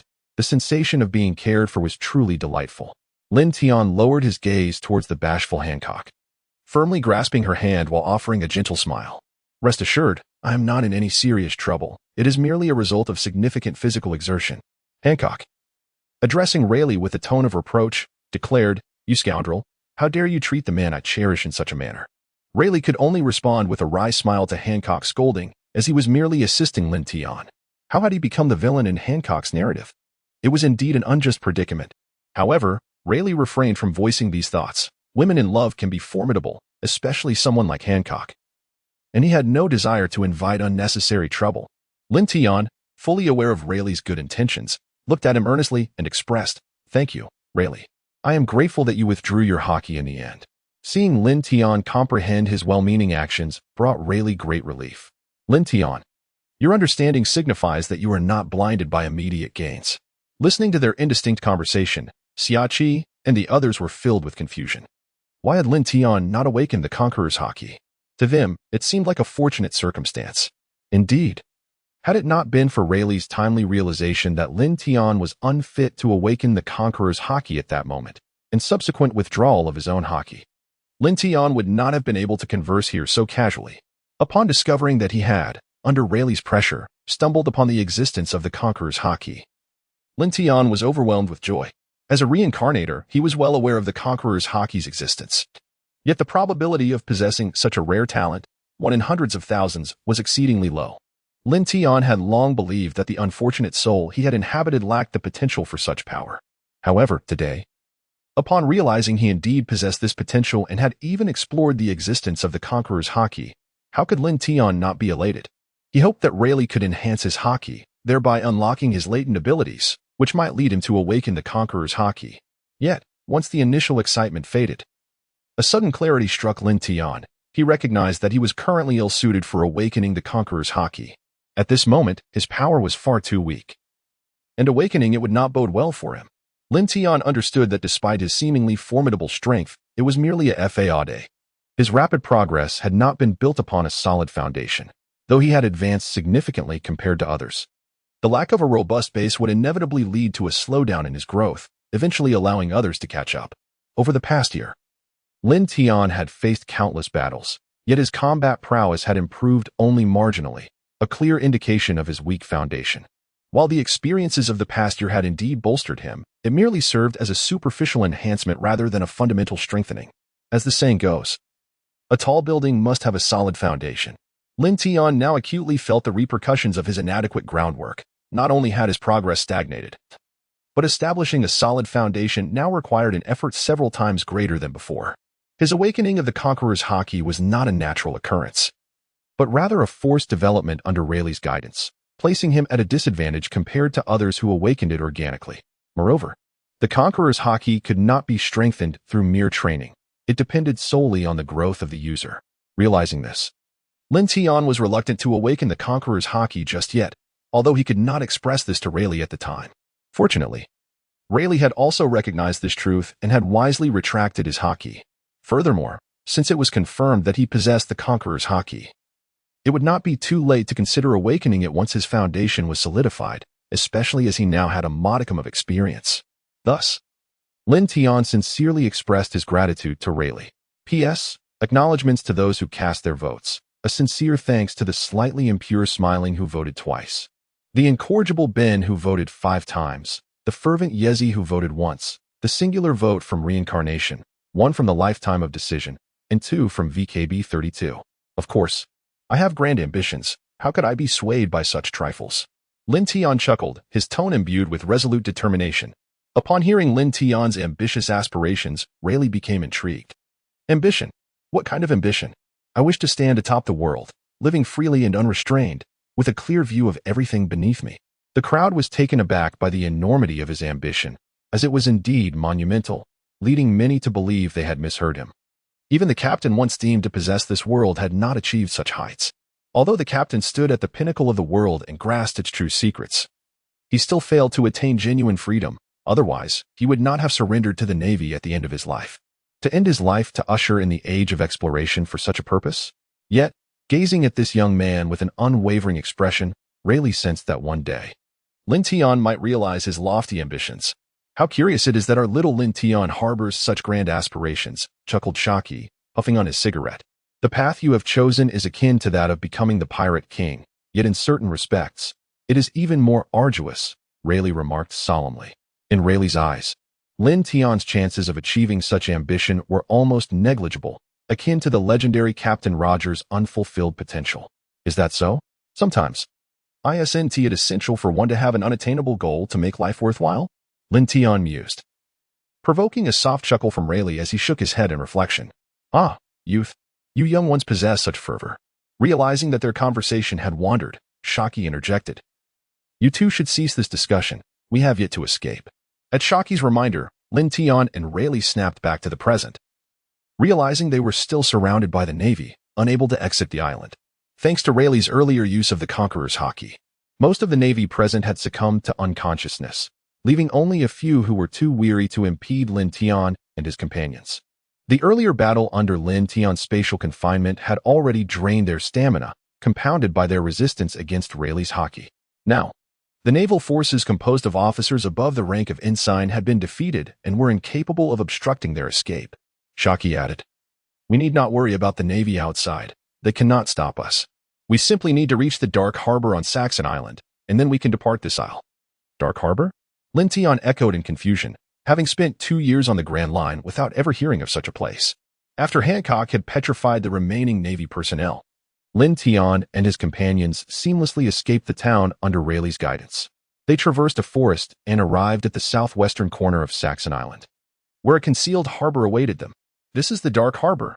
Upon arriving at this hidden port, Lin Tion was taken aback to discover a harbor capable of accommodating any modern vessel on Saxon Island. Seeing Lin Tion's astonishment, Shockey explained, "This world has a light side, but it equally possesses a dark side, often referred to as the underworld. In this underworld, countless nefarious transactions occur daily.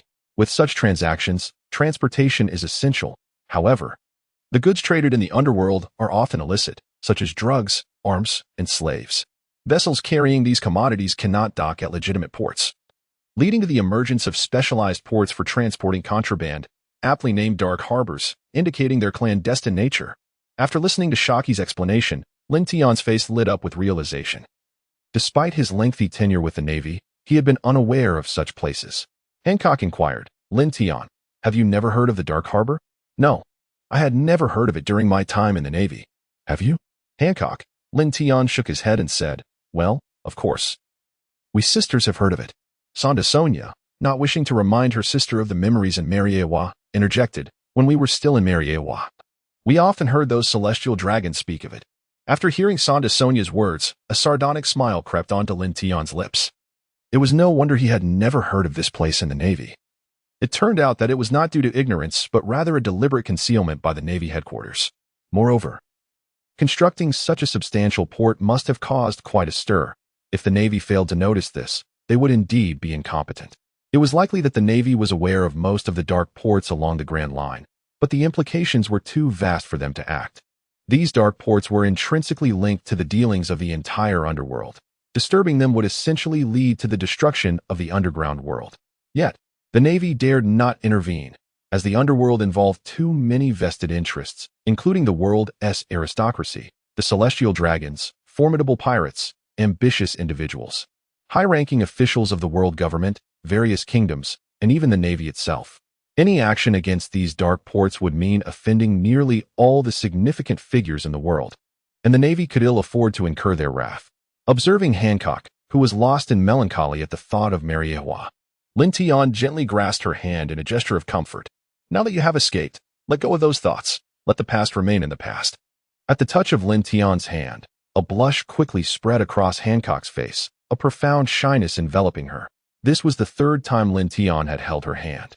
Looking towards the distant port, a knowing smile adorned Lin Tion's face. Uncertain of the dark port's condition, he resolved not to overlook it now that he was aware of its existence. Such a vast port must harbor numerous treasures, which he would reluctantly accept. After all, he could always shift the blame onto Uncle Rayleigh when the time came. Noticing the smile on Lin Tion's face, an ominous premonition suddenly struck Rayleigh. In the port, Lin Tion and his companions tread carefully, their eyes brimming with vigilance. Since entering the port, they had yet to encounter a single soul. Such a large port was eerily devoid of life. The path, strewn with fallen leaves, the haphazardly placed wooden crates, and the machines operating without supervision all suggested that many had been working here when Lin Tion and his group arrived, yet now not a single figure could be seen. This peculiar situation heightened everyone's alertness. Although they had the formidable Rayleigh by their side, and few could threaten their safety, exercising caution could avert numerous troubles. "Rayleigh, are you certain we haven't taken a wrong turn? Don't you find this port a bit strange?" Lin Tion whispered. Rayleigh rolled his eyes in response. "Am I the sort who would lose my way? Besides, there are likely 2 such large ports on this island." Lin Tion chuckled lightly, aware of the underlying tension in the atmosphere that he found rather displeasing. He attempted to uplift the mood with a few remarks. However, once the ambience became more lively, it was time to address the serious matter at hand. "Riley, this place is not as simple as it appears. The people in this port seem to have vanished suddenly." Lin Tion stated earnestly. Riley nodded in agreement. Logically, The Navy's encirclement of this small island should have significantly impacted such a dark port. Yet it shouldn't have rendered it this eerily silent. This clandestine harbor involves too many vested interests, even if the Navy has blockaded the island. They did not deploy troops to surround this area, which explains the absence of any naval vessels in the vicinity. The chaotic state of the port indicates that its inhabitants departed abruptly, leaving even the machinery running. After speaking, Shaki glanced at the machinery still operational nearby. There are only two plausible scenarios for this situation. The first is that the individuals within the port received an urgent evacuation order. The second is that a formidable force or individual arrived and apprehended everyone. As an expert in intelligence gathering, Shaki could deduce a wealth of pertinent information from merely observing the current scene.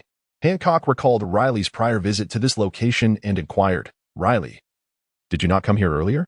Was the situation then similar?" "Indeed," Riley replied.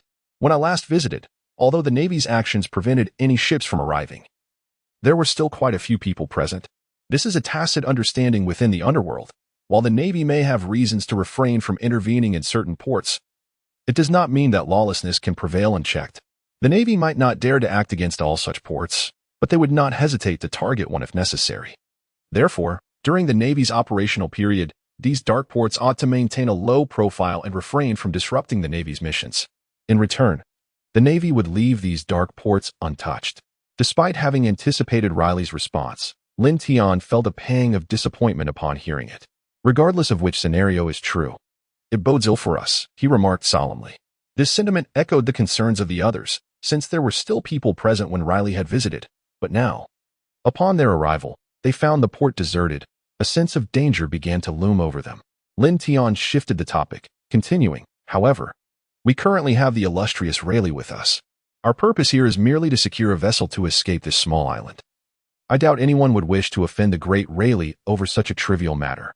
At Lin Tian's words, everyone's gaze turned towards Rayleigh. Under the collective scrutiny of the crowd, Rayleigh felt as though he had transformed into a mere shield, serving solely to ward off calamities. Furthermore, memories of Lin Tian's earlier, profoundly meaningful smile flooded his mind. Observing the expressions of those around him, Rayleigh could only manage a wry smile and lament. "You people really do not care for an old man like me. Is there no spirit of respecting the elderly and cherishing the young?" "Humph," Lin Tian scoffed, raising a finger in disdain towards Rayleigh. "You call yourself an elder? I see you have more vitality than I do." Noticing that the crowd had turned their weapons towards him, Rayleigh hastily redirected the conversation, saying, "Let us not waste time here. We should hurry to the dock and find a ship to leave this place." Xia Qi chimed in, "Indeed, once we leave Sykes Island, we will be safe. The Grand Line is vast. It won't be so easy for the Navy to track us down." Lin Tian and the others nodded. Time was of the essence, and it was imperative to escape before addressing any remaining matters. However, to flee, they must first contend with me. This declaration struck the group like thunder from a clear sky, causing their expressions to shift dramatically. Among them, Lin Tian's countenance altered the most. He and Rayleigh had suspected that this port was not as straightforward as it seemed, and after the initial shock, they gradually regained their composure. Lin Tian recognized the voice immediately. He was all too familiar with it. The moment the words were spoken, countless naval officers surged forth from behind buildings and crates, encircling Lin Tian and his companions in an instant. Seeing those familiar faces, Lin Tian's heart sank, and he lowered his head, cautiously inching toward a nearby crate. As footsteps echoed, the Navy parted to reveal a white-haired vice admiral who exuded an overwhelming presence. Upon recognizing the newcomer, Rayleigh's eyes narrowed, and he exclaimed, "I never expected it to be you. I thought I had managed to evade you this time, but here you are, Garp." Indeed, the figure was none other than Garp.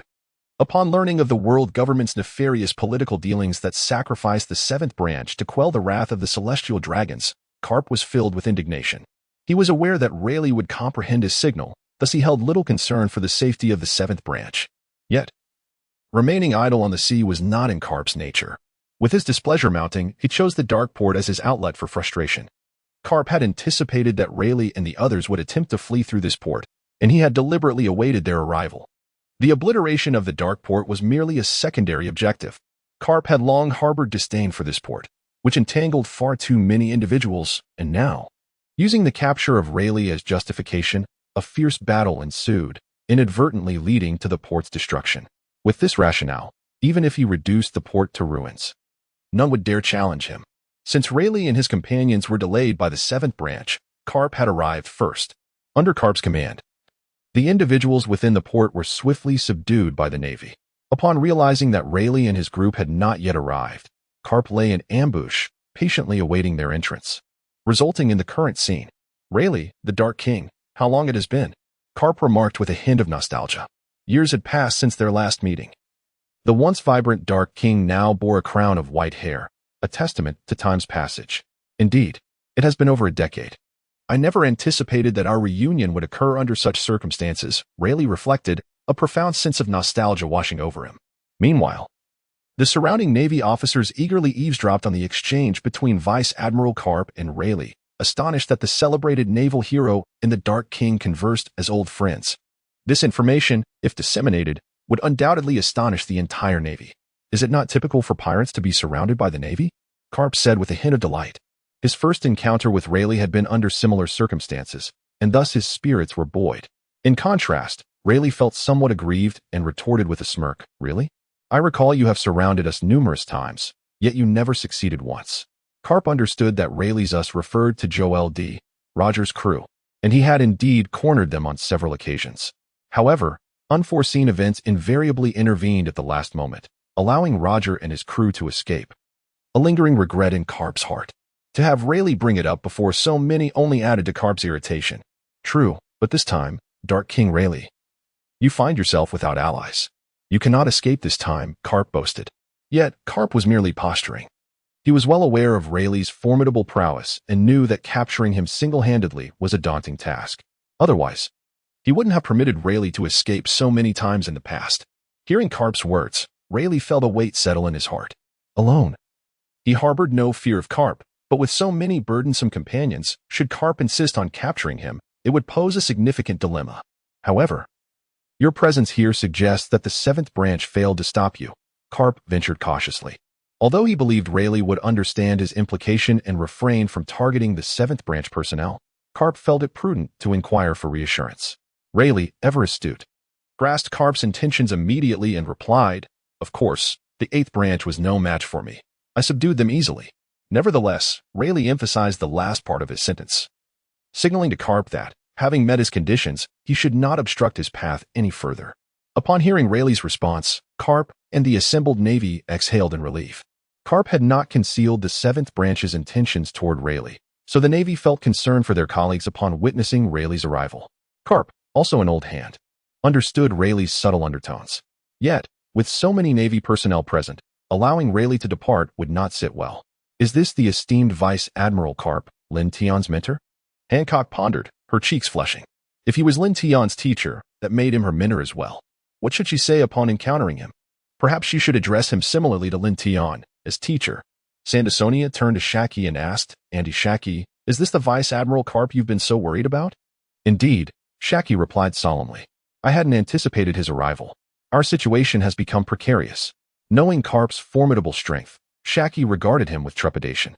If he was determined to obstruct their escape, it would be exceedingly difficult for them to leave. Marigold looked puzzled, thinking, even if Vice Admiral Garp was powerful, Uncle Rayleigh would not be inferior to him. "No," Hancock interjected, her clarity returning. "With us beside Rayleigh, we would only serve as a significant burden." Shacky nodded, sharing the concern, and now they could only wait to see Garp's next move. "Dark King Rayleigh, I advise you to surrender. Surrounded by so many of us, escaping will be quite challenging," Garp warned, a glint of excitement flashing across the faces of the Navy officers. Capturing Rayleigh would bring them immense honor. Under normal circumstances, these officers would scarcely have dared to entertain such thoughts, but with the naval hero Garp present, capturing Rayleigh seemed a feasible endeavor. From Garp's words, Rayleigh discerned Garp's apprehensions. Amidst so many Navy officers, it would indeed be difficult to facilitate their escape. Just as Rayleigh contemplated how to navigate this challenge posed by Garp, he suddenly realized that Lin Tion had vanished from his side, retreating into the shadows. Lin Tion had unknowingly approached nearby, and as he prepared to slip away, Rayleigh conceived a brilliant idea. Upon realizing that the newcomer was an old man, Lin Tion quickly lowered his head and stood still, fearful of attracting the attention of the Navy. Noticing that everyone was focused on the old man and Rayleigh, Lin Tion gradually began to move aside. seizing the opportunity to escape while his identity remained undetected. Spotting a wooden crate within arm's reach, a flicker of joy crossed Lin Tian's face. If he could hide behind it, he could vanish from their sight in the blink of an eye before they could react. Just as Lin Tian believed he was on the verge of success, someone suddenly seized his collar. To add to his misfortune, before he could react, someone had already removed his mask. In that instant, Lin Tian understood that his fate was sealed. As the Dark King Rayleigh unexpectedly captured his companion and removed his mask, the Navy was left bewildered. Could it be that Rayleigh believed his own demise was imminent and was preparing for an internal conflict? However, that thought was swiftly dismissed. No one could believe that the Dark King would resort to such tactics.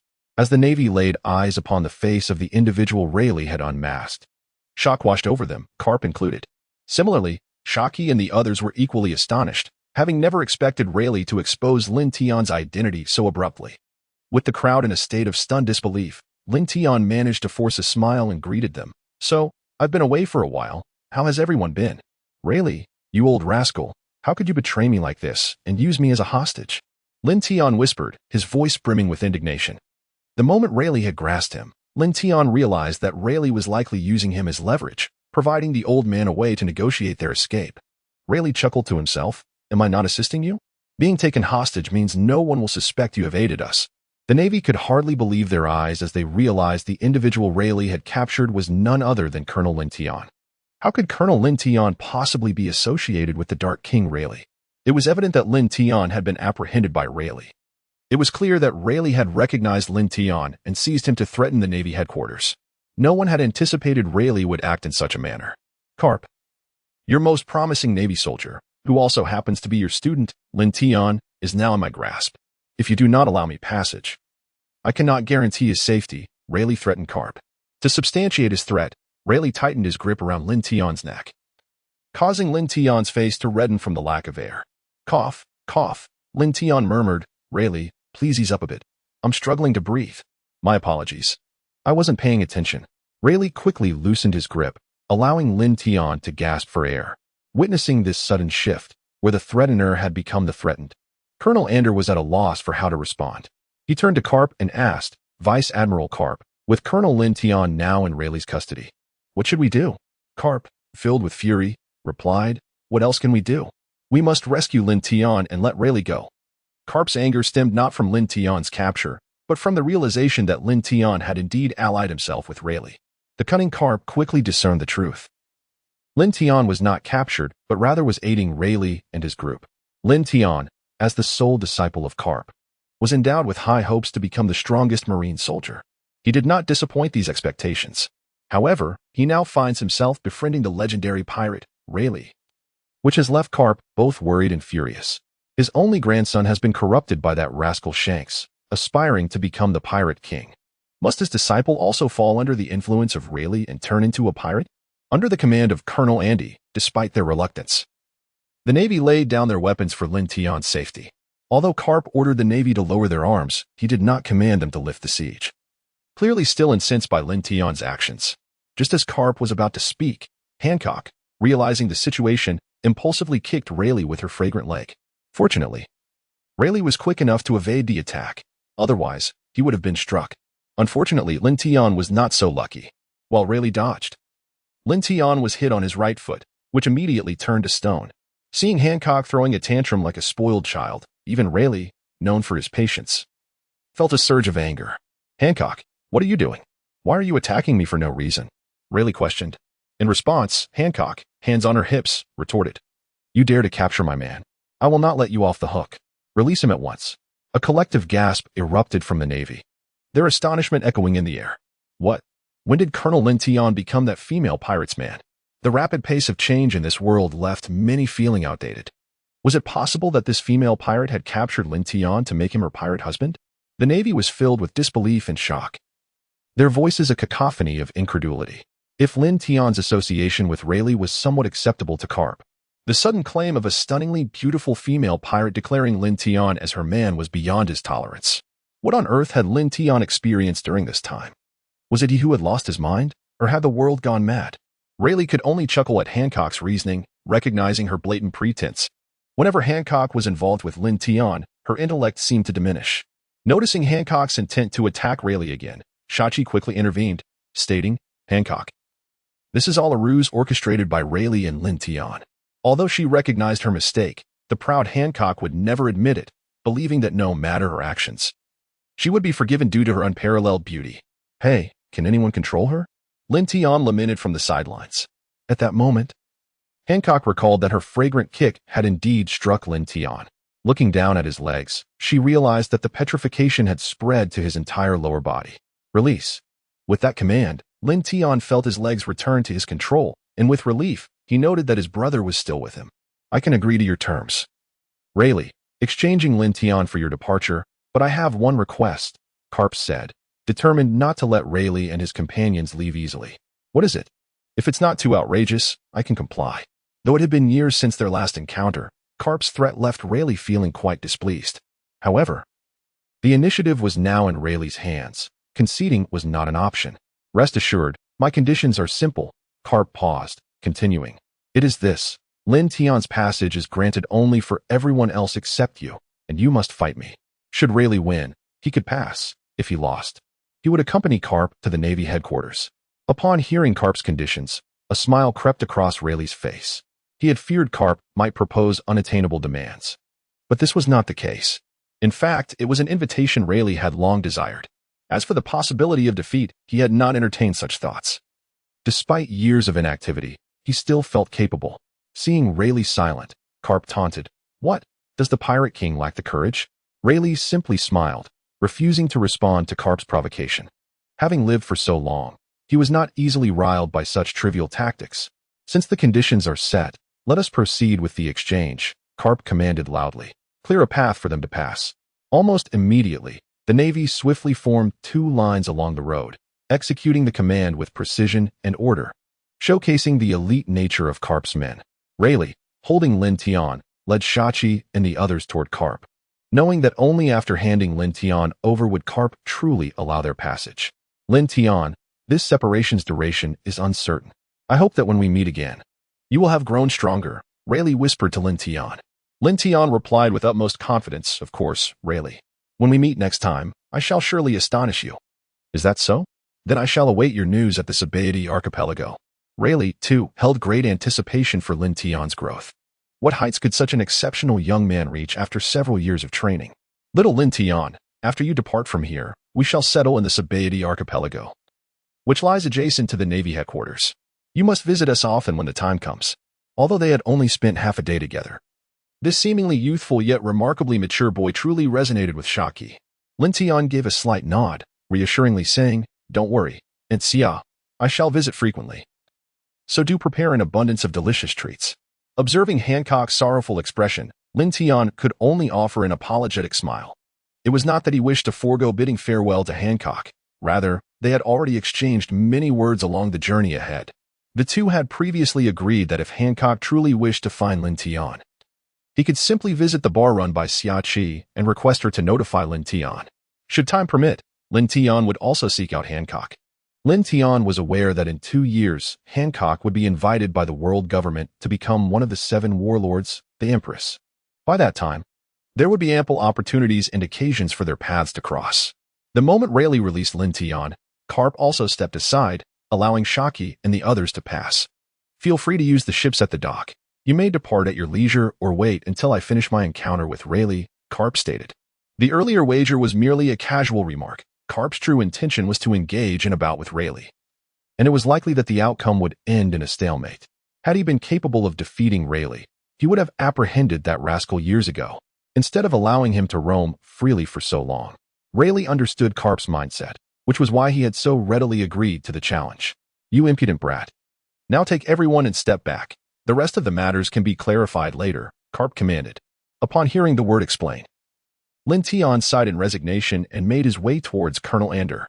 The explanation that Garp referred to was, in fact, a beating, indicating that Lin Tian's day was about to take a turn for the worse. "Colonel Lin Tian, are you all right?" Colonel Ander inquired with concern, considering that it was none other than the Pirate King Rayleigh who had captured Lin Tian. Lin Tian replied, "It's all right. Let's maintain our distance for now. The destructive power of these two in combat is immense. Engaging in a battle of this caliber is beyond our capabilities if we don't keep our distance. We might very well become collateral damage. The entire port was left with only Garp and Rayleigh, and an epic confrontation was imminent. A new book has been released. Runes and the Path of the Immortals has been published. In the realm of runes, magic reigns supreme. The world is vibrant due to the existence of magic, allowing individuals to harness its power and attain extraordinary abilities. This is a world built upon the foundation of magic. In this enchanting realm, a young boy from another world seeks the traces of immortality. The narrative unfolds against the backdrop of League of Legends, featuring Lin Yan, a boy from Earth who enters the realm of runes and inherits the legacy of the Monkey King, Sun Wukong. In this magical world, the boy, bearing the title of Immortal, pursues the last remnants of the Celestial. After Lin Tian and the naval forces departed, the port truly embodied the atmosphere befitting a battlefield. On a high slope by the port, all the naval personnel gathered, witnessing a battle that would undoubtedly send ripples across the world the following day. The opportunity to observe the clash between the Dark King Rayleigh and Vice Admiral Garp filled all the naval officers with a sense of pride. Such a confrontation is indeed a rare occurrence. Colonel Ander inquired, Colonel Lin Tian, as Vice Admiral Garp's pupil, do you believe that he possesses the strength to defeat Rayleigh? Lin Tian pondered for a moment, shaking his head as he spoke. Not necessarily. It is quite possible that the two of them will reach a stalemate. Colonel Ander felt a flicker of confusion regarding Lin Tian's speculation. After all, Vice Admiral Garp had once forced the pirate King Roger into dire straits multiple times, while the Dark King Rayleigh was merely the vice captain of Roger's crew. Although Garp might not be able to capture Rayleigh, defeating him still seemed highly probable. Do not underestimate the Dark King Rayleigh. I could not withstand a single blow from him. Even Master Garp has deemed Rayleigh a man of unfathomable depth, Lin Tian remarked, his gaze fixed intently on the two figures in the arena. Colonel Ander displayed a hint of astonishment. He was well aware of Lin Tian's formidable strength. However, it was unexpected that Lin Tian could not endure even one strike from Rayleigh. It was no wonder that Lin Tian had been captured by Rayleigh earlier, without even a chance to flee. In truth, Lin Tian's assessment of Rayleigh and the old man reaching an impasse stemmed from his understanding that this encounter was not a true life-and-death battle, but rather a friendly spar between long-lost friends. Otherwise, he and his companions would not have had the opportunity to observe from such proximity. If the old man and Rayleigh were to engage seriously, the sheer power of their battle could obliterate the very island beneath them. In such a case, they would not be standing idly by, but rather seeking ways to evacuate the island's residents and escape themselves. A refreshing sea breeze swept across the surface of the ocean, causing the capes of Garp and Rayleigh to flutter dramatically. Rayleigh, ever since Roger's demise, you have kept a low profile. What have you been waiting for all these years? Rayleigh replied solemnly as he slowly drew his longsword. After the captain's death, I lost the desire for dominance. I have now become merely a gambling old man.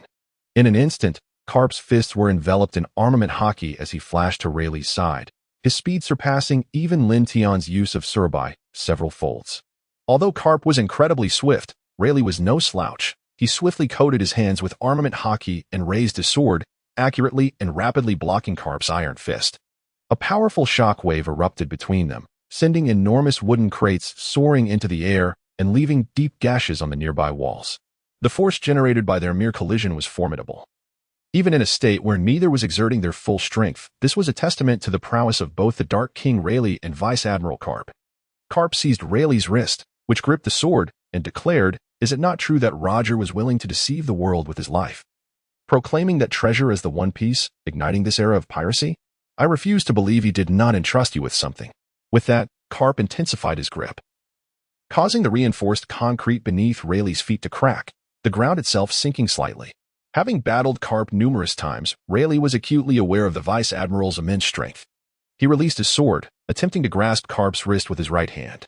But Garp, not one to be easily restrained, swiftly withdrew his left hand and launched a powerful punch towards Rayleigh's chest. Anticipating Garp's strike, Rayleigh quickly formed a fist with his right hand and retaliated. The impact was tremendous, and utilizing the resulting force, Rayleigh seized his sword embedded in the ground and retreated swiftly, unleashing several deep blue slashes in the process. I did not attend the captain's execution, and thus many things remain unknown to me. I simply wish to live out my remaining days in peace. The slashes, easily evaded by Garp, retained their ferocity, causing the factory behind him to be cleaved into segments that crumbled to the ground. Garp launched his fists towards Rayleigh, Each step he took leaving deep impressions in the ground beneath him. What are you truly waiting for? What has become of the crew of the Roger Pirates? For all these years, they have vanished from this world, just as you have, Rayleigh. Rayleigh sidestepped Garp's powerful punch, swiftly countering with a fierce slash that forced Garp back. As for the remaining crew, I cannot say. They may very well be living out their days in obscurity, just as I am. Garp could not accept Rayleigh's words. With so many formidable individuals under Roger's command, it seemed implausible that they would all hide away, seeking an ordinary life. The clash continued. With both Rayleigh and Garp unable to unleash their full powers, yet their speeds reached their zenith. They transformed into two streaks of light, colliding and separating with each encounter. Each impact producing a deafening noise and immense destructive force. Garp's strength was overwhelming. Should Rayleigh find himself in close proximity to Garp, he would be utterly restrained by Garp's terrifying might. Power was not Rayleigh's forte, his swordsmanship was. Through his exceptional skills, Rayleigh could effectively counterbalance the disparity in strength, resulting in a fiercely matched duel with no clear victor. Observing the battle from the hillside, the Navy personnel were left in awe. Though they could not discern the intricate techniques employed by either party, the sheer scale of destruction was evident before their eyes. Is this what it means to be the strongest? This is the power of Vice Admiral Garp. The soldiers, having followed Garp for a considerable time, were well aware of his legendary status. However, witnessing such a clash was a first for them. As in previous encounters, no matter how formidable the pirate, they were invariably defeated in an instant by Garp. In contrast to the Navy soldiers, the skilled Lin Tian could clearly perceive their techniques.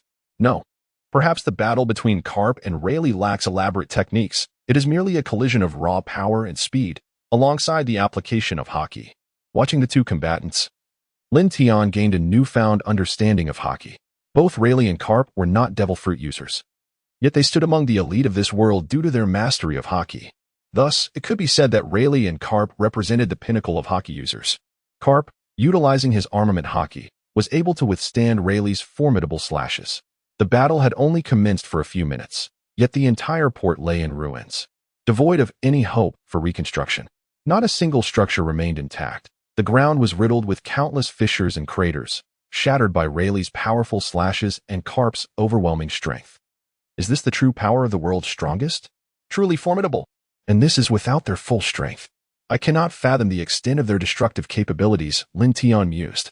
As Lin Tian contemplated, the battle in the harbor reached a fever pitch. With a resounding thud, Garp's powerful punch was once again intercepted by Rayleigh. Recognizing the futility of a single strike, Garp closed in, unleashing a flurry of dark iron fists. Due to Garp's immense speed, it appeared as if countless fists were converging upon Rayleigh. As he prepared to defend against Garp's onslaught, Rayleigh sensed imminent danger. After years of combat against Garp, Rayleigh was well aware of the formidable power that Garp possessed. Thus, Garp's prowess in close quarters combat was truly remarkable. Just as Rayleigh contemplated retreating, Garp had already discerned his intentions and launched a relentless series of assaults, leaving Rayleigh with no opportunity to create distance. With his observation hockey activated, Rayleigh swiftly perceived the barrage of punches before him, adeptly blocking each of Garp's strikes with precision.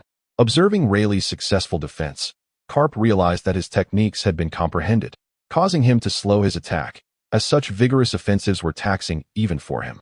Noticing Garp's diminished speed, Rayleigh seized the moment as a chance to distance himself from Garp.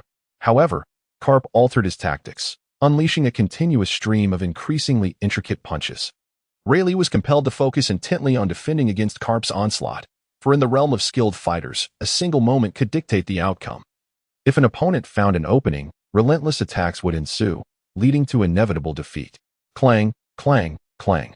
Although Rayleigh was utilizing his sword to block Garp's fists, the overwhelming force transmitted through the blade into his arms was formidable. Layer upon layer of power surged through Rayleigh's limbs with each of Garp's strikes.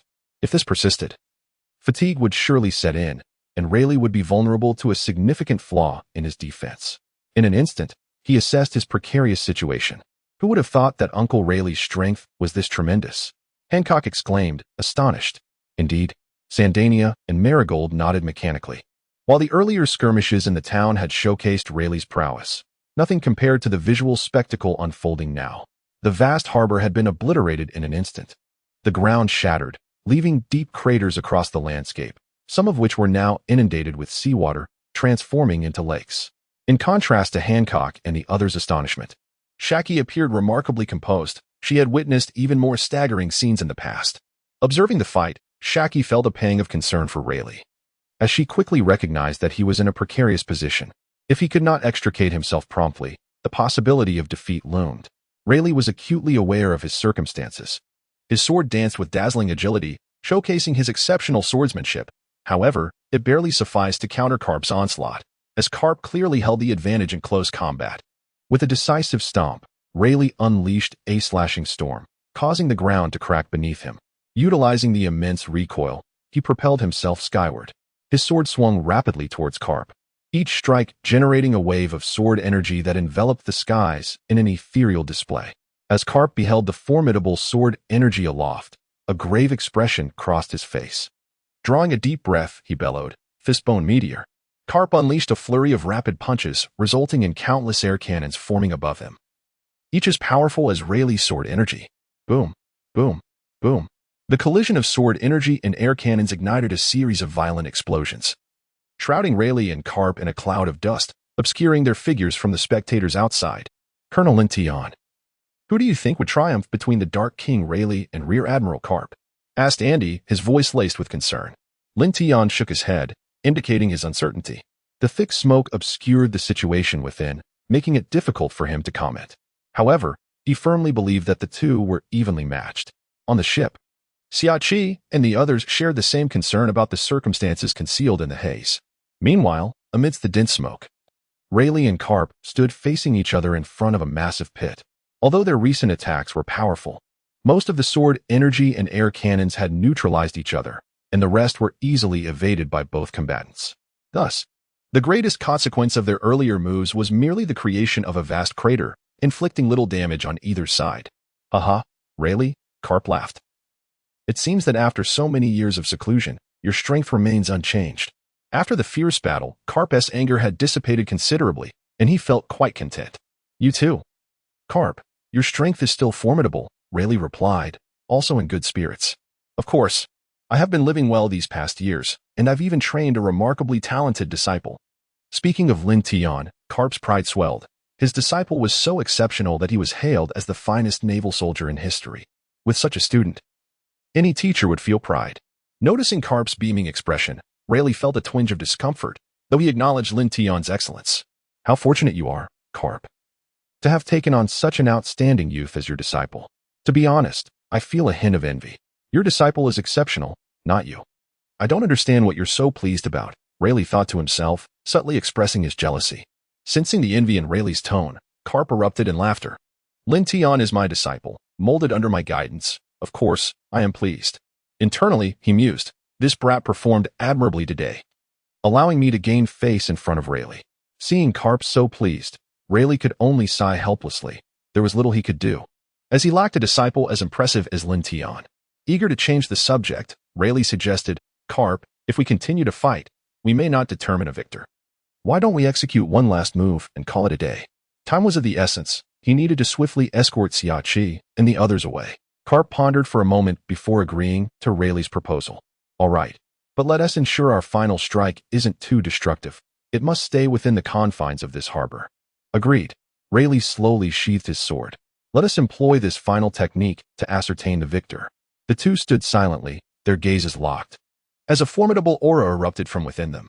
The collision of their presences generated shockwaves that surged into the sky, dissipating the thick smoke above in an instant.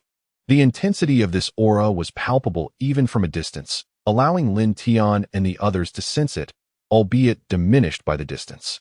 Nevertheless, it exerted a significant pressure on the remaining Navy personnel, some of whom found themselves forced to the ground. Noticing that the fallen sailors remained conscious, Lintion breathed a sigh of relief, grateful that these two combative old men had not unleashed their conqueror's hockey. As everyone felt the weight of the moment, it became clear that the time had come to determine the victor. Sky Slash, Iron Fist. The two launched their attacks with such speed that they were nearly imperceptible to the naked eye. In that fleeting moment, the entire world seemed to freeze, as if time itself had come to a halt. With a resounding boom, a powerful shockwave erupted, accompanied by a fierce gale that instantly swept away the surrounding dust. This tremendous shockwave radiated outward from the pit, carrying immense force in all directions.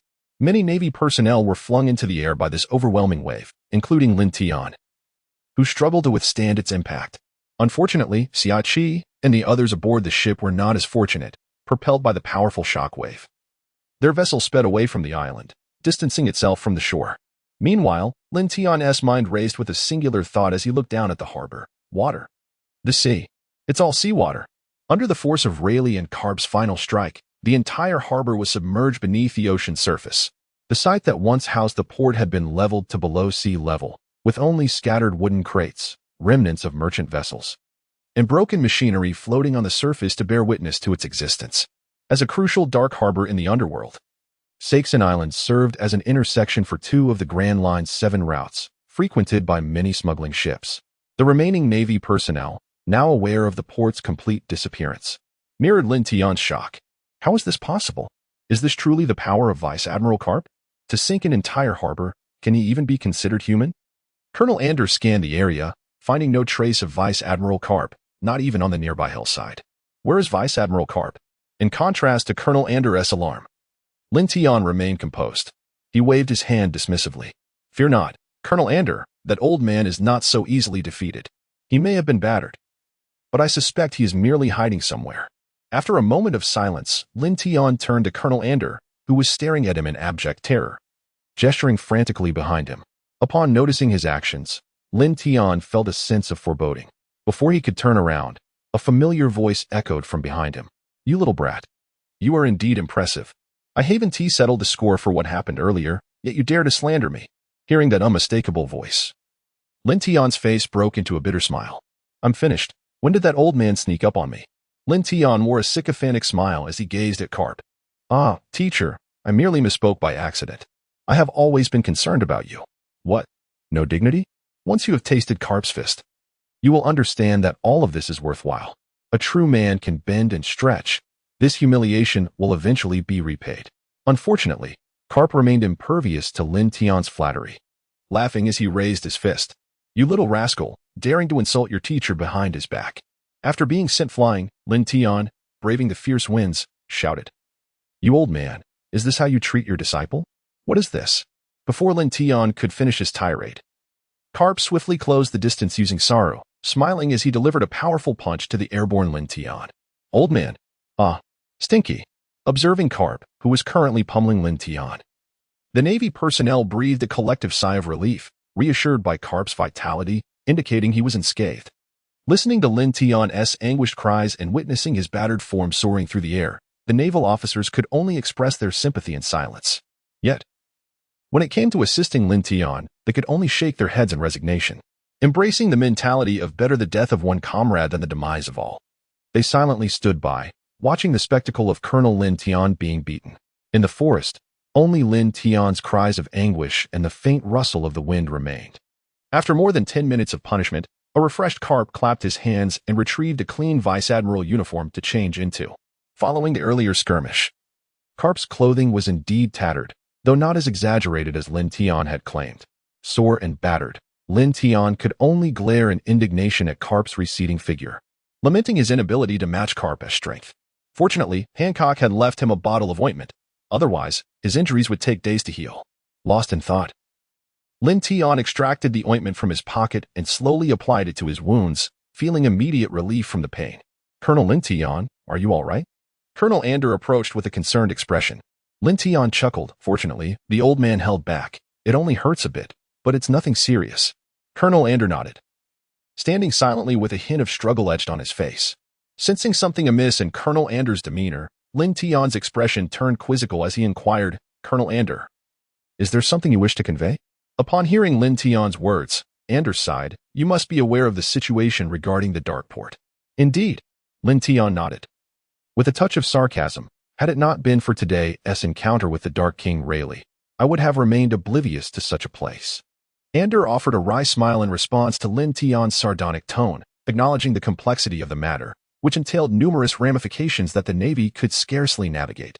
Lin Tian understood this reality. Where there is light, darkness inevitably follows, a universal truth mirrored in his past life. Yet, he was evidently disinterested in Colonel Anders' elaboration and interjected. But what does it matter? It matters greatly, Anders replied. Then, amid Lin Tian's bewildered gaze, Colonel Anders recounted how the Navy headquarters had been coerced by the celestial dragons, sacrificing the 7th Division to placate them. He detailed how Vice Admiral Garp, upon learning of this, had ventured to the Dark Port. After listening to Colonel Anders' account, Lin Tian grasped the intricate layers behind the situation. No wonder the 7th Division was desperately holding their ground against Rayleigh, despite knowing he was beyond their means. It was due to a deathly order from Navy headquarters. While Lin Tian felt a pang of sorrow for the Navy's predicament, he comprehended Fleet Admiral Sengoku's rationale. Had he been in the same position, he too would have made a similar choice, not out of selfish motives, but in pursuit of justice and the safety of countless innocent civilians. Vice Admiral Dar of the 7th Division recognized this truth, which compelled him to obey orders and thwart the Dark King Rayleigh, even if it meant the obliteration of the entire division. The old man understood this as well, refraining from intervening to confront Rayleigh at the port. Thankfully, Rayleigh had not unleashed his full wrath. Aside from a few unfortunate souls, the 7th Division had suffered minimal casualties. Now, as Vice Admiral Garp stood at this critical juncture, poised to destroy the Dark Port, Ander expressed his concerns about the significant repercussions that could ensue. Lin Tian, surprised by Ander's apprehension, responded with reassurance. Do not worry. The old man has already anticipated this, which is why he sought to engage Rayleigh in battle.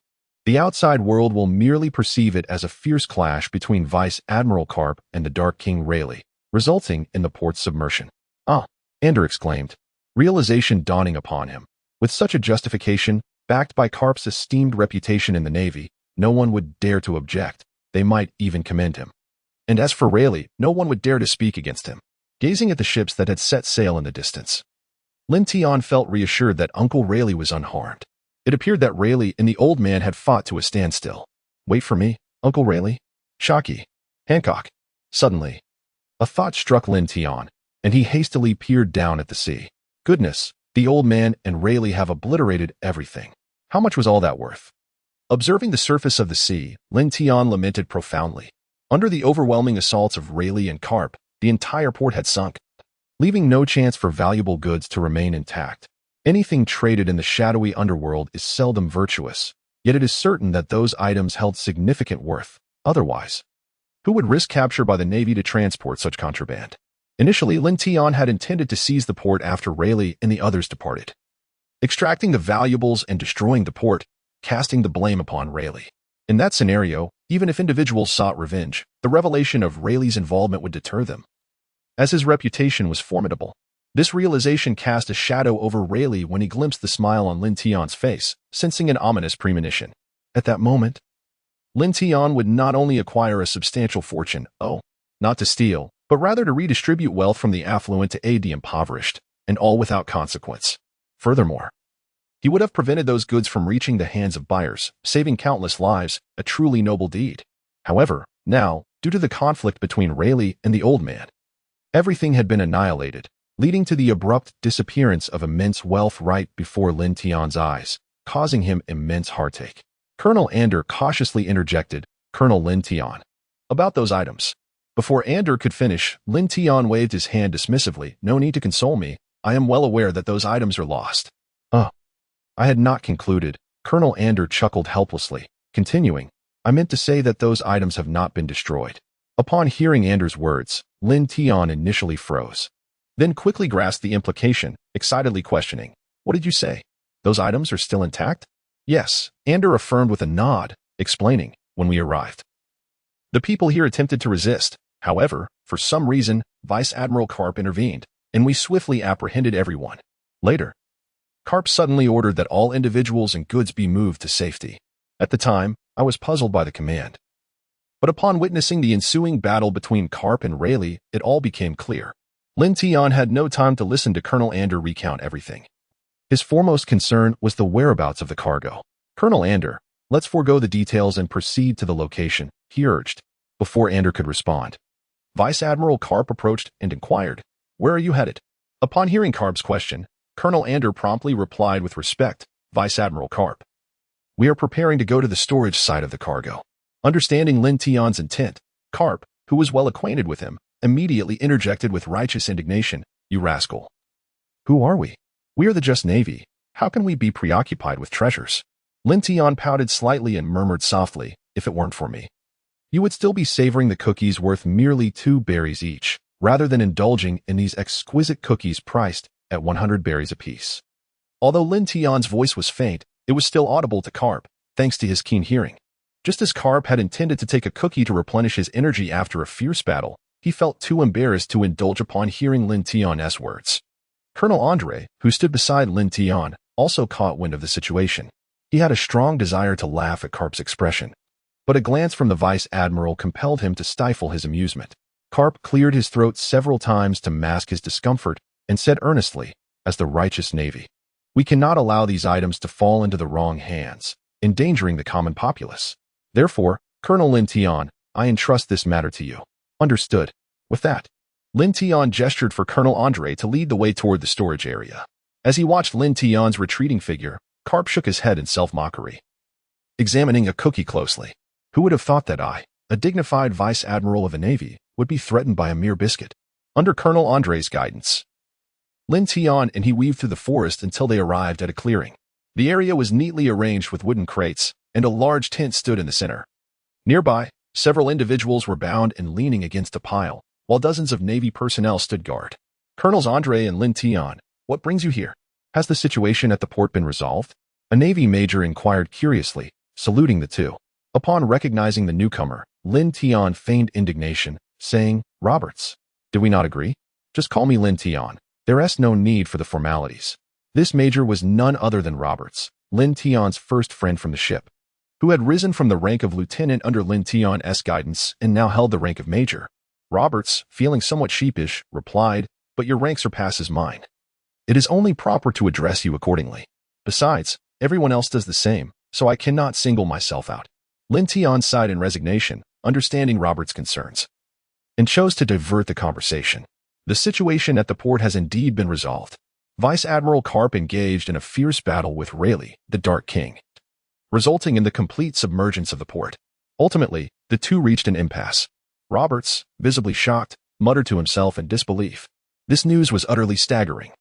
While he had contemplated numerous scenarios, he had never imagined that the entire port could be submerged. He had seen the port's vastness firsthand.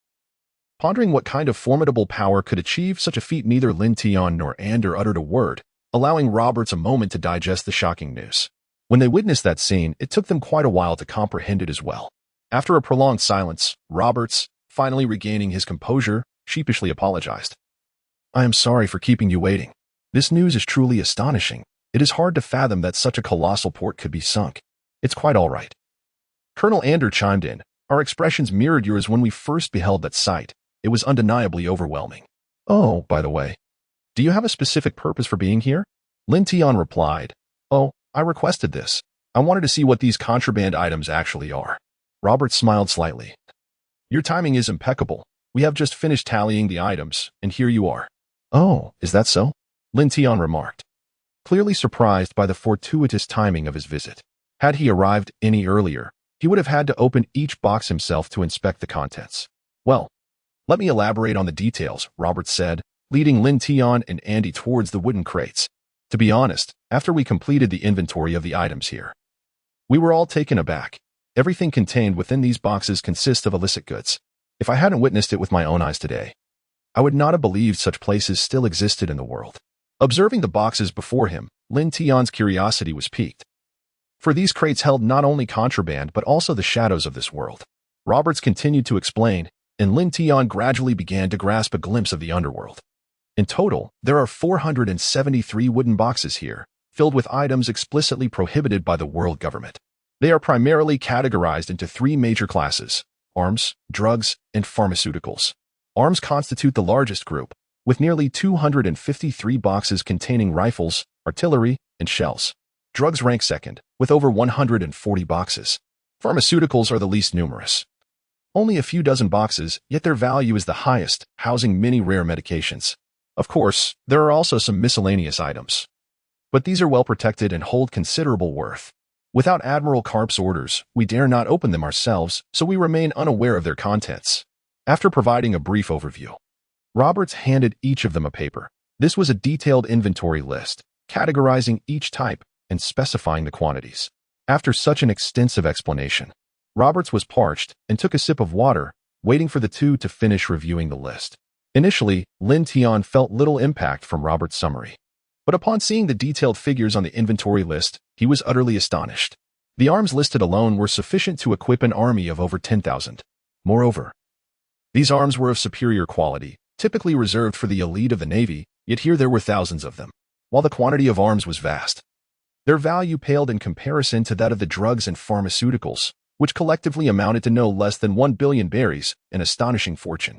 These scoundrels dare to sell such arms and medications. Even within the Navy, these items are rare, yet there are so many here, Colonel Andy exclaimed, unable to contain his anger after merely glancing at half the inventory.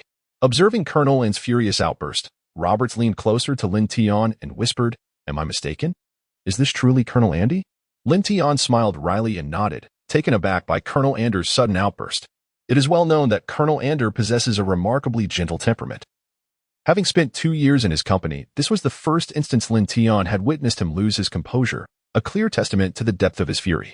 "Well, Colonel Ander, this matter is beyond our purview," Lin Tian offered in consolation. Sighing deeply, Colonel Ander acknowledged, "Such issues are not for those of our rank to address. The dark ports involve far too many vested interests, and even the Navy headquarters dares not intervene. The only reason this dark port was obliterated was due to Vice Admiral Garp seizing the opportunity during his confrontation with the pirate king, Rayleigh. Their formidable strength allowed them to erase this port from existence. Under ordinary circumstances, even the Navy headquarters would have to weigh their options carefully before attempting to dismantle such dark establishments." Clenching his fists, Colonel Ander expressed his frustration. "Yet, if this single port harbors so many contraband items, just imagine how many would accumulate across the entirety of the Grand Line. Regrettably, lamenting would change nothing. Even if the Navy resolutely destroyed all these dark ports, it would not be long before they re-emerged in the world. With 2 lifetimes of experience, Lin Tian perceived the reality more clearly than most. Where there exists a light, darkness inevitably follows. No matter the efforts made, as long as the world endures, such ports shall never vanish." "By the way, Roberts," Lin Tian suddenly recalled something and inquired, "What did you mean earlier regarding the items?"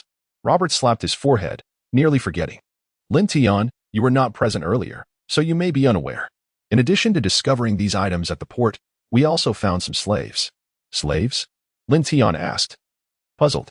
Having spent many years in this world, Lin Tian was aware of the existence of slavery, but it was a privilege reserved solely for the celestial dragons.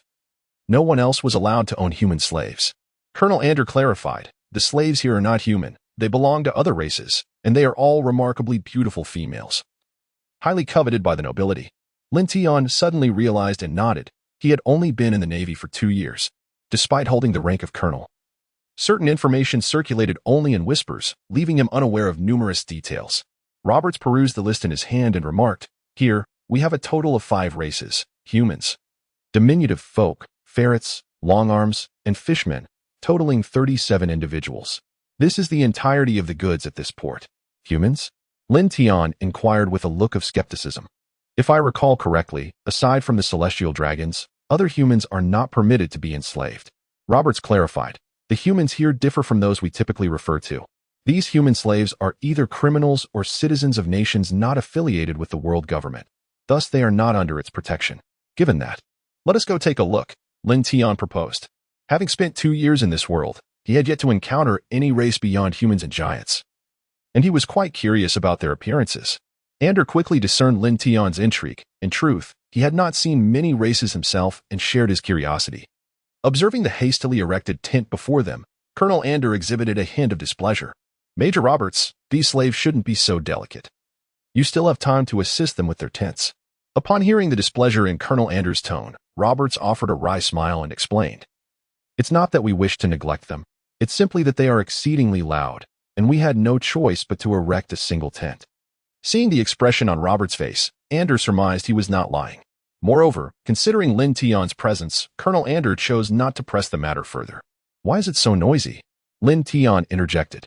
"Colonel Lin Tian, you have no idea how eloquent those women can be, constantly criticizing this and that," Roberts lamented. "These women are far from being slaves. They are practically the masters." Lin Tian could deeply empathize with Robert's sentiments. As the saying goes, 3 women form a play, and here there are more than 30. It is indeed a considerable challenge for Roberts to cope. However, this seemed unrelated to setting up the tent. as Colonel Ander gazed at the vast structure before them. Roberts lifted the curtain and turned to say, "I do not wish for this either. But these women insist that it is too sunny and that we must erect a tent.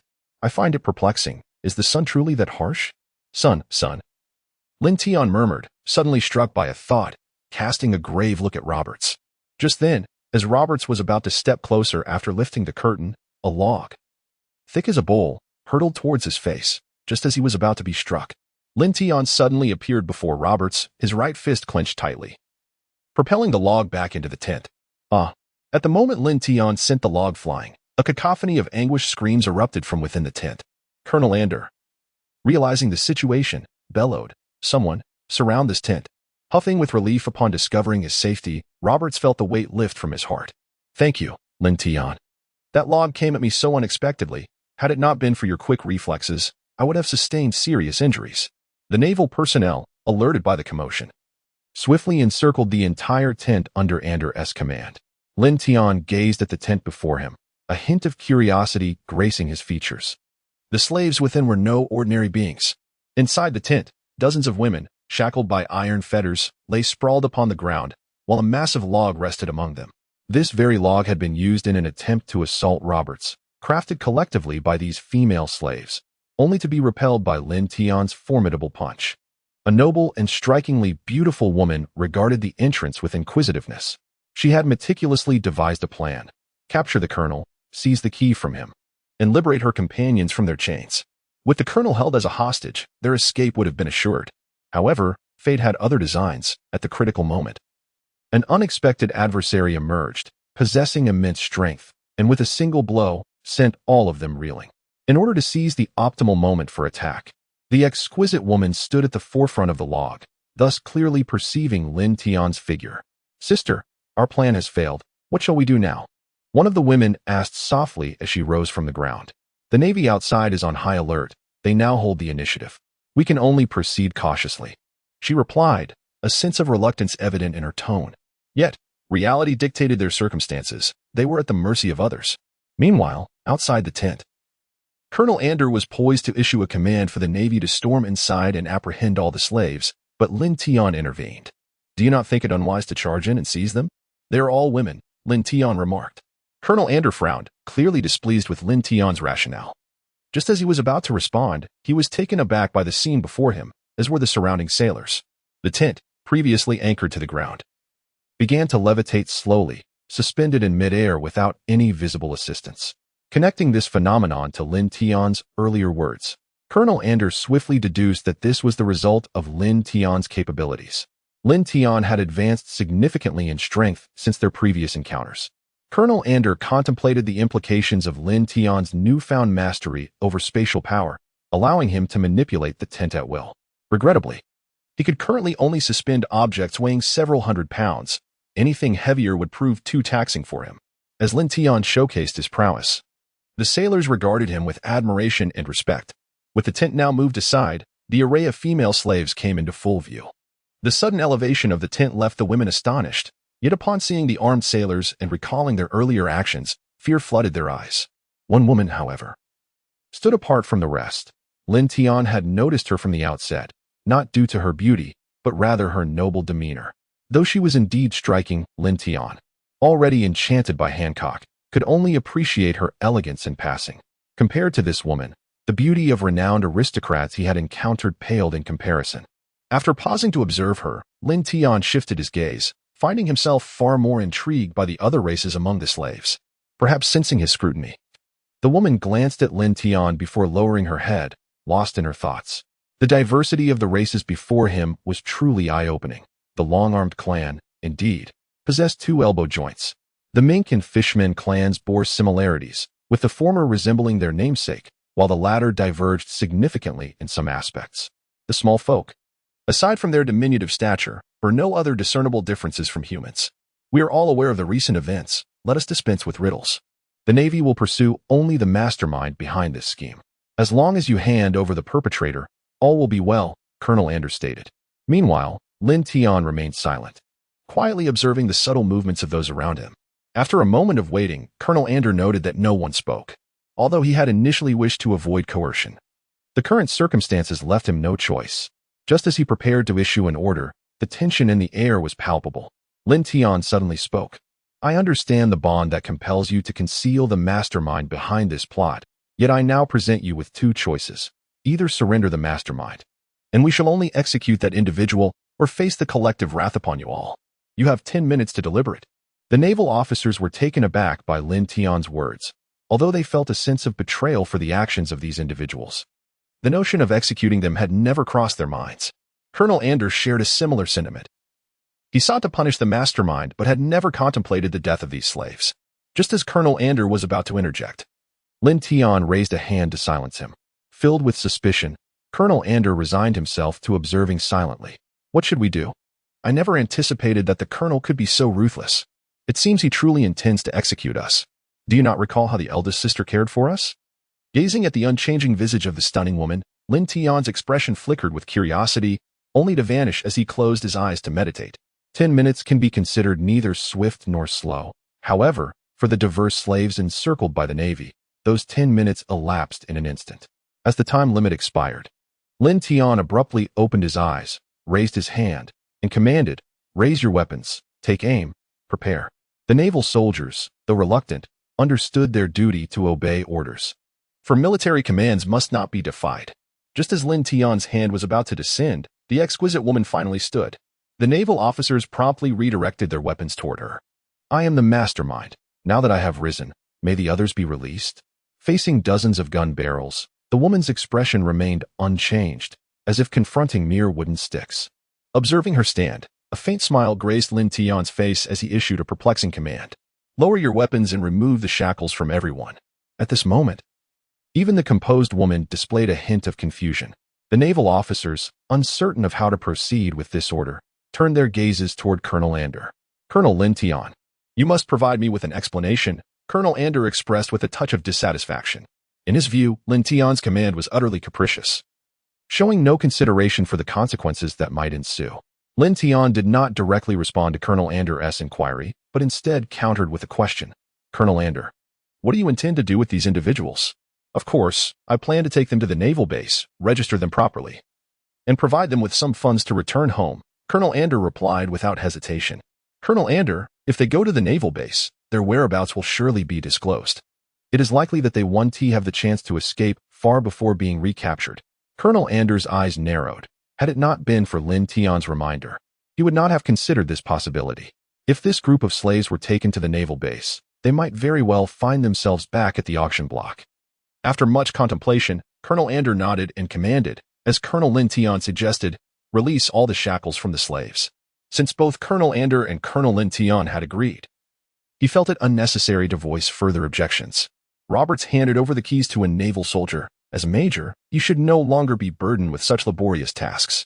Seeing Colonel Anders' agreement, Lin Tian breathed a sigh of relief. Had Colonel Anders refused, and the old curmudgeon arrived, it would have been far more difficult to liberate these slaves. Colonel Lin Tian, regardless of the rationale, some matters must be thoroughly considered. Upon hearing Colonel Anders' words, Lin Tian felt a twinge of embarrassment. Colonel Anders was fully aware of everything but chose not to address it, while he had attempted to deceive him. It appeared he had underestimated Colonel Anders. After so many years in the Navy, how could he possibly overlook such a straightforward issue? I apologize, Colonel Anders. I did not intend to deceive you, Lin Tian quietly expressed his regret. Anders waved his hand dismissively, indicating it was unnecessary, as long as you have come to understand. I will do my utmost to keep this matter from Vice Admiral Garp. All the keys were bound together, consuming considerable time before they managed to unlock all the shackles. Once liberated, the women were filled with joy. The removal of the shackles not only signified their regained freedom, but also heralded the commencement of a new chapter in their lives. Since their capture and enslavement, they had been reduced to mere commodities, stripped of their humanity. Now that they had finally escaped, how could they not rejoice? However, women, in their elation, often tend to chatter. The cacophony created by the 30 or so women was potent enough to rival 1,000 naval soldiers. Colonel Anders, who had previously dismissed such emotional displays, now tasted the bitterness of Roberts' experience. The expression on Colonel Anders' face made it evident that he was not enjoying this newfound sensation. Silence. Stop the noise. Alas, despite Colonel Anders' fervent shouts, the women continued their chatter, completely disregarding his presence. Roberts, observing Colonel Anders' predicament, stifled laughter behind his hand. Ultimately, Lin Tian could no longer bear to witness the scene and quickly intervened to offer Colonel Anders a reprieve. Everyone, please, let us quiet down and listen to what I have to say. Upon recognizing their savior's voice, the women fell silent, as it was customary to heed the words of one who had rescued them. Seeing the effectiveness of his words, Lin Tian allowed a smile to spread across his face. However, Colonel Anders, witnessing how Lin Tian could command silence with a single remark while he had struggled to gain their attention, felt a wave of frustration wash over him. His countenance darkening. Clearing his throat, Lin Tian began. Now that you are free, I will provide you with some funds for your journey. If you wish to return home, you may do so, or you can use this money to start anew. Pausing for effect, Lin Tian continued, should you find yourselves uncertain about your next steps, I can recommend a promising opportunity. You may take a moment to reflect, and if you have any questions, do not hesitate to ask. At that moment, a woman from the Longhand tribe raised her hand and inquired, our hometown is quite distant. Will the funds be sufficient for our journey? Lin Tian smiled faintly and replied, of course, when the time comes, you can inform us of your home, and we shall provide you with travel expenses according to the actual circumstances. Upon hearing Lin Tian's assurance, the women began to whisper among themselves. Initially, they were worried about how to return home, but now, with the promise of travel funds, they felt a renewed sense of confidence. After a while, everyone had come to a consensus, with most preparing to return home. However, a few had long lost their homes and were uncertain of their destinations, thus opting to go to the place recommended by Lin Tian. Yet, one individual chose to venture forth alone. She was the strikingly beautiful woman. Lin Tian, however, was not the slightest bit surprised, for he had anticipated her decision. The other women, seeing her intent to embark on this journey alone, began to persuade her otherwise. Throughout their travels, had it not been for her assistance, they would have faltered long ago. In their hearts, she had already become their elder sister.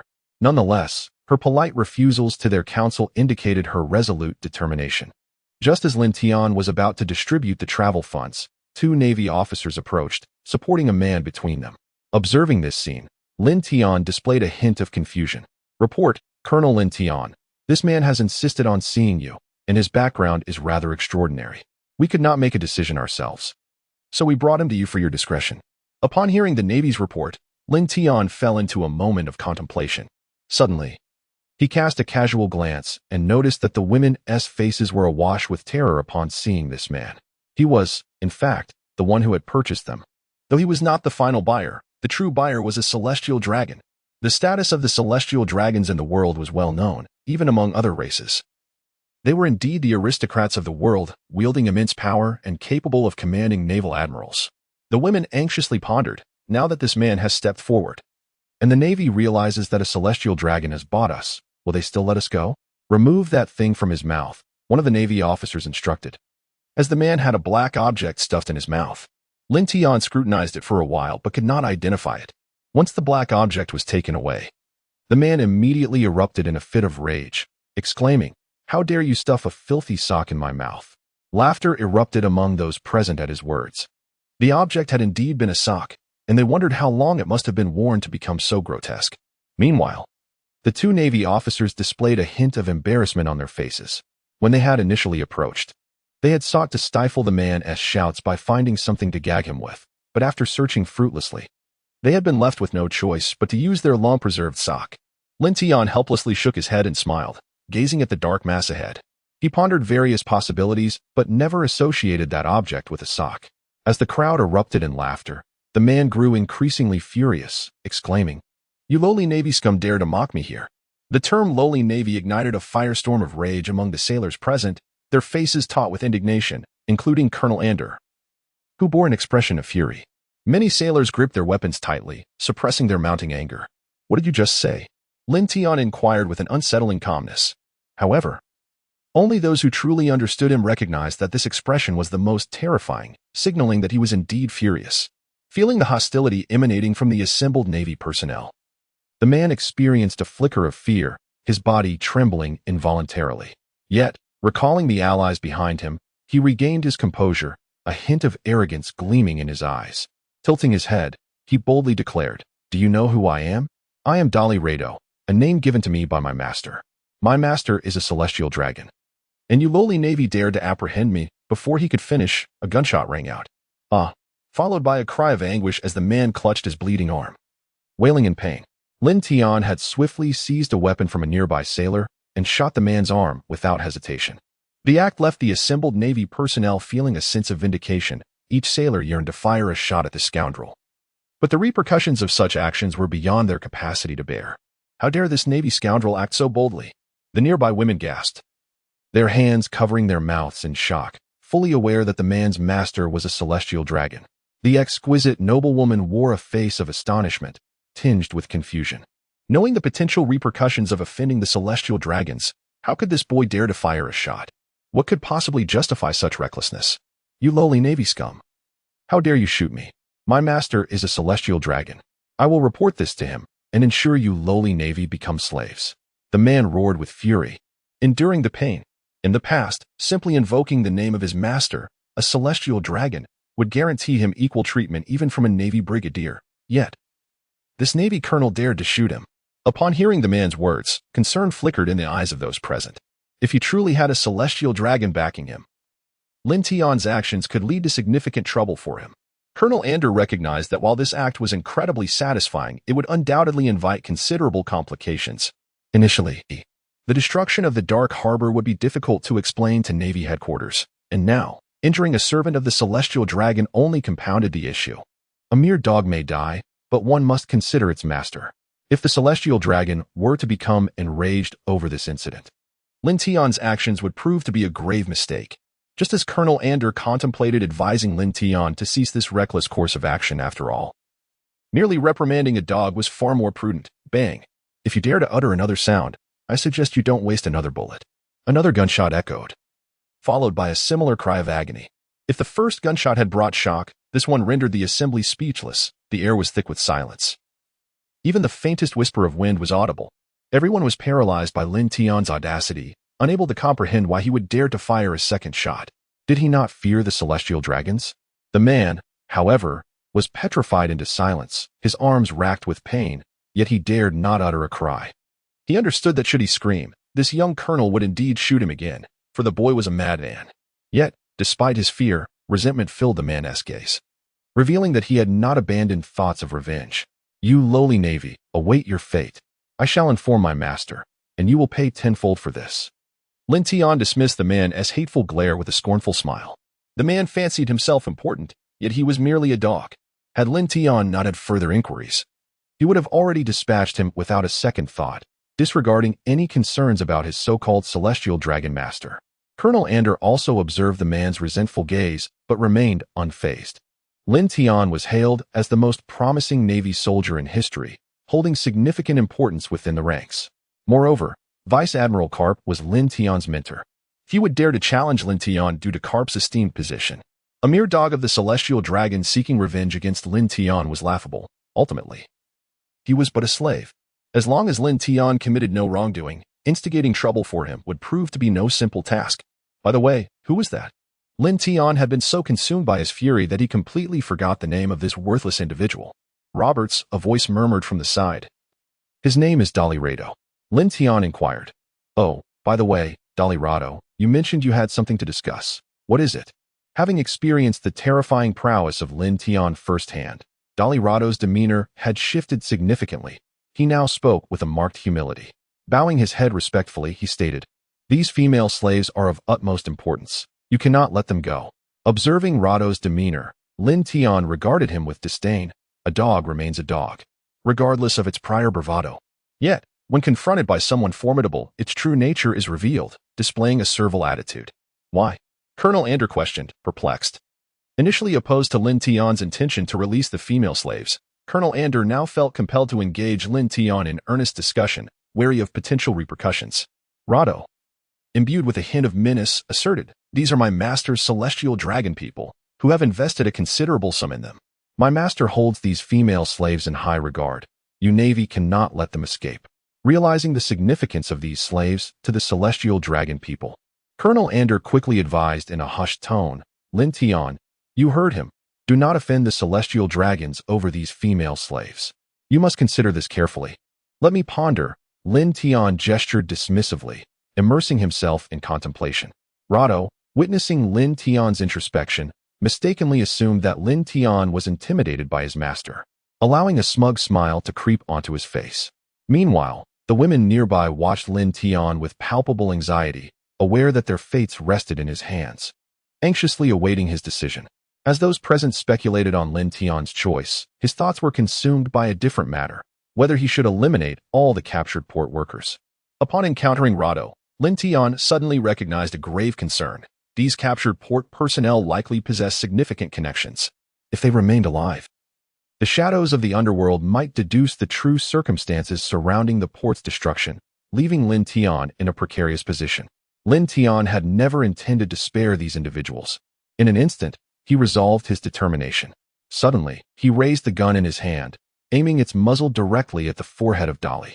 After a moment's contemplation, he decided to release these individuals, but as for you, I can only utter my apologies. Dolly was momentarily rendered speechless by the turn of events. He had just been contemplating how to persuade the master to make this scoundrel of a colonel a slave upon their meeting. However, the situation had now shifted dramatically. Trembling with fear, Dolly exclaimed, "This is a slave coveted by the celestial dragons. How could you possibly let them go? Are you not afraid of retribution from the celestial dragons?" "Afraid? How could I not be?" Lin Tian replied, a flicker of fear crossing his visage. Seeing that expression of trepidation on Lin Tian's face, Dolly felt a wave of relief wash over him. It appeared that this colonel was merely posturing. As long as he invoked the name of the celestial dragons behind him, the colonel would not dare to act against him. Lin Tian looked at Lado with a mocking gaze and continued, "However, I have already promised them that I would assist them in returning home. And I am a man of my word."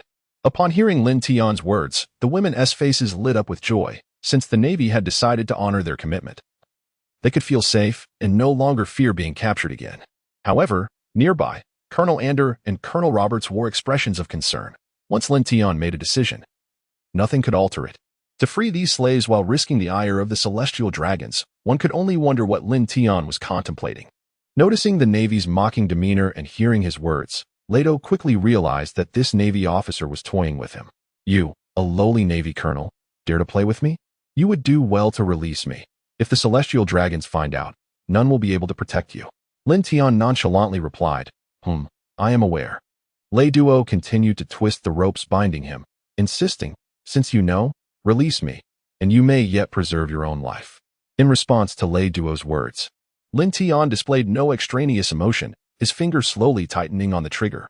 "I have no inclination to plead for assistance, hence I must conceal this secret." In an instant, Lei Duo comprehended Lin Tian's intent. Lin Tian meant to eliminate him, thereby ensuring that the celestial dragon behind him would remain oblivious to his demise. Realizing this, a stream of yellow liquid uncontrollably flowed from his lower body. Under the threat of death, Lei Duo finally grasped that his life had always been at the mercy of another. "Please, do not kill me. Do not kill me. I know nothing. I will say nothing. Just treat me like a mere nuisance and let me go, please." The onlookers regarded Lei Duo with disdain, having witnessed his earlier arrogance. Now realizing it was too late for remorse, "I apologize, but I find it difficult to trust others. Only the dead can keep secrets," Lin Tian said with a seemingly sincere expression.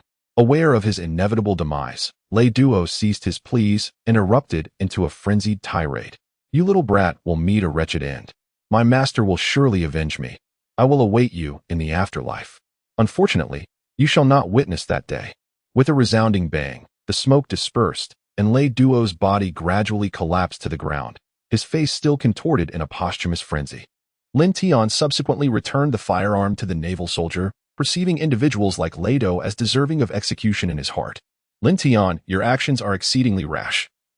Even if Lado is insignificant, you must consider the implications of his demise on Colonel Andy, who was observing Lado's lifeless form," he remarked from behind Lin Tian. "Indeed."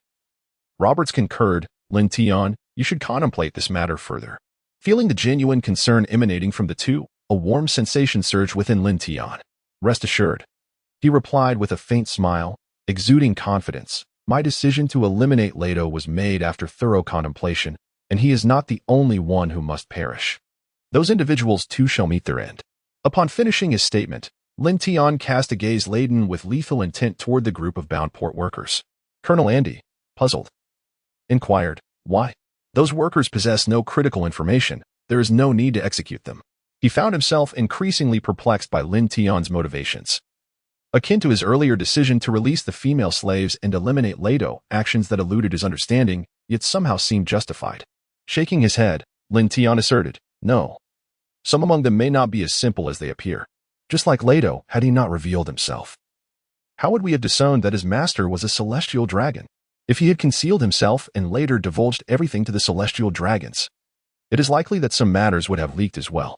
At that juncture, we would find ourselves at a disadvantage. Hence, we must take precautions." Upon hearing Lin Tian's words, both Andy and Roberts narrowed their eyes, sinking into contemplation, fully aware of the dire consequences such revelations could entail. If someone with ill intent discovered anything, it could prove to be exceedingly grave for them. Better safe than sorry. These individuals cannot be spared. Andy ultimately acquiesced to Lin Tian's course of action. Though he detested bloodshed, Andy understood that when the time for decisive action arose, he could not afford to hesitate. Without such resolve, he could never ascend to the rank of naval colonel. However, if there are innocents among them, would we not be committing a grave error? Roberts voiced his concerns. "Ha ha ha, you are worrying excessively," Lin Tian responded with a light-hearted laugh. Lin Tian pointed at the wooden crates. "Roberts, they transport these items daily. Do you think there might be any innocent individuals among them?" Roberts, feeling somewhat embarrassed, replied, "Hee, perhaps I am overthinking it. Well then, let us first release these slaves of various races. They have their own burdens to bear here." Anders and Roberts nodded in agreement, recognizing that these women were ordinary individuals, lacking any sense of confidentiality and could inadvertently reveal something. "Everyone, silence."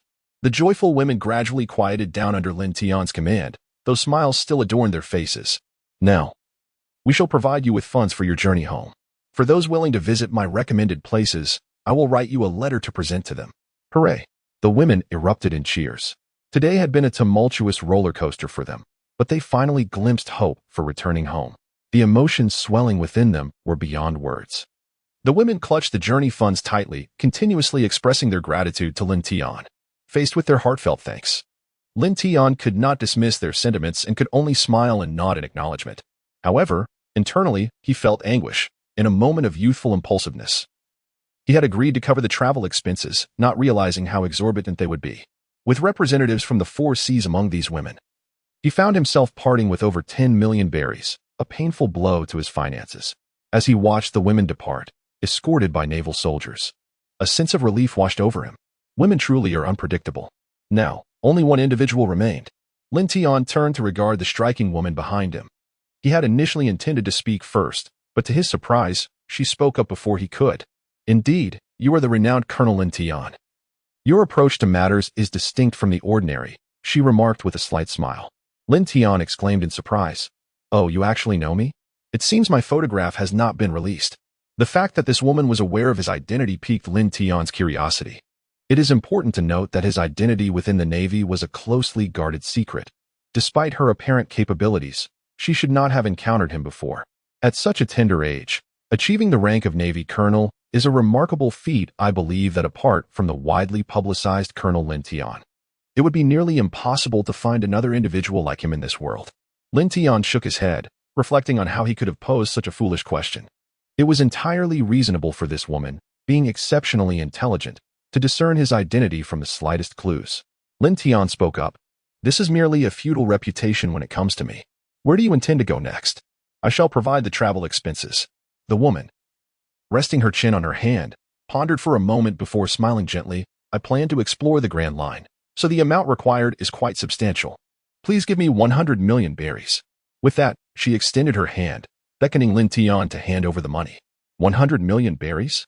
Why don't you simply rob it? "Even if you were to sell me, I wouldn't fetch that much," Lin Tian retorted. Like a cat whose tail had been stepped on, leaping about in agitation, the woman couldn't help but cover her mouth with a soft laugh. With that smile, her allure increased severalfold, but unfortunately, Lin Tian missed this charming moment entirely. The woman, with unwavering confidence, remarked, "That may not be the case at all. Given your reputation, you could easily be sold for over 100 million berries." Upon hearing her words, Lin Tian felt as though a flock of crows had taken flight above his head. Offering a resigned and bitter smile, Lin Tian pondered for a moment before producing a box he had meticulously prepared in advance, placing it before the woman. Within this box lay 5 million berries, accompanied by an item he believed she would cherish.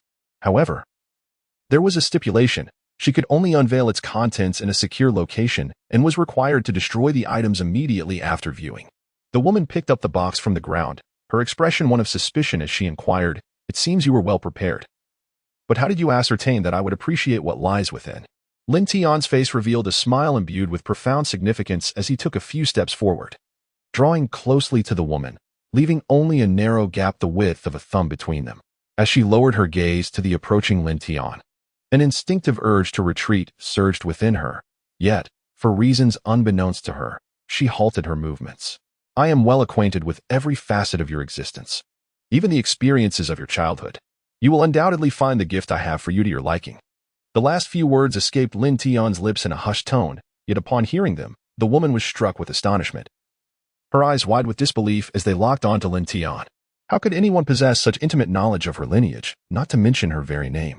Over the years, she had divulged nothing of her past, often resorting to an alias in public. The only individual in this world who could possibly possess such knowledge was Lin Tian, and she was left to ponder how he had come by this information. Battling the unease swelling within her, she softly inquired, "Who exactly are you? And how could you possibly know these things?" "Rest assured, I harbor no animosity toward you. As for how I acquired this knowledge, I believe everyone harbors their own secrets," Lin Tian replied, gazing into her eyes. The woman clenched her teeth, opting for silence as she turned and walked away. Confronted by such an enigmatic figure who seemed to know her so intimately, she felt an unsettling instinct urging her to leave sooner rather than later. Lin Tian gazed at the woman's panicked retreat, a knowing smile flickering across his face. "We shall meet again." Recently, Xiao Tian has been exceedingly busy, preoccupied with examinations, which is why today's arrival is slightly delayed. Under the naval command, the port workers were compelled to remain seated on the ground. Yet their eyes occasionally lingered on the figure ahead. After resolving matters with all the slaves, Lin Tian promptly arrived here, having already stood for over an hour. Throughout this duration, he issued but a single command: to remain crouched and refrain from looking up or around, after which he continued to stand in silence. Ender and Roberts, though perplexed, merely stood quietly by, refraining from further commentary. This was simply due to Lin Tian's earlier instructions, indicating that they should observe quietly. Having deemed sufficient time had passed, Lin Tian finally spoke. "How shall I articulate this? Upon learning of the deeds you engage in, my initial inclination was to extinguish your lives, and I assure you that sentiment remains unchanged." Lin Tian's words struck like a tempest, stirring up tumultuous waves within their already restless hearts. Many individuals' expressions shifted dramatically, yet some remained composed and unfazed. Although Lin Tian harbored intentions to eliminate these individuals, he was driven by an even more significant objective: to gain a clearer understanding of the underworld through these captives. The earlier encounter with Lidu had revealed a substantial target, and Lin Tian was convinced that there were more prominent figures to uncover within this realm. Thus, he remained in his position, refraining from executing them immediately. His previous actions were merely a strategic maneuver designed to instill a profound psychological pressure, facilitating the subsequent steps in his plan. Lin Tian cast a sweeping glance over the expressions of all present, mentally noting those few whose faces remained unchanged. These individuals were the most suspicious, as those with exceptionally strong psychological resilience often held positions of significantly higher stature than the average person, though the likes of the fool Lado were rare exceptions.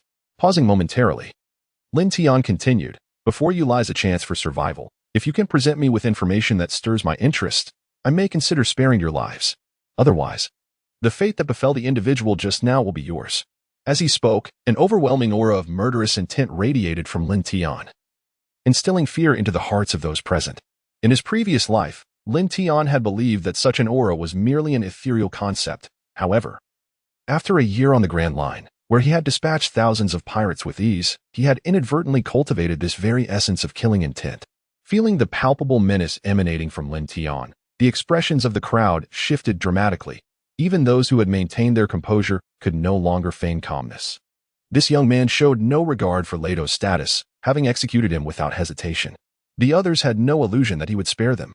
The scene of Lado's demise was vividly etched in everyone's minds, and they were all acutely aware of his identity, as he frequently proclaimed his connection to the celestial dragons. Lin Tian waited for a while, noticing that none of the individuals present uttered a word, nor did any of them step forward. He felt it was time for him to take action. The reason these individuals remained silent was that they still clung to a sense of false hope. In the past, the Navy, for various reasons, had breached numerous dark ports without a single fatality among those inside. These people believed that the current Navy would behave similarly to its predecessors. However, this time they were confronted with Lin Tian, who was unlike any other Navy officer. Lin Tian possessed his own distinct sense of justice. Lin Tian casually extended his hand towards the crowd, and a man began to levitate slowly in midair under Lin Tian's control. Having previously witnessed Lin Tian lift an entire tent, the onlookers were not particularly astonished by this display. "I am not a person of great patience," Lin Tian declared.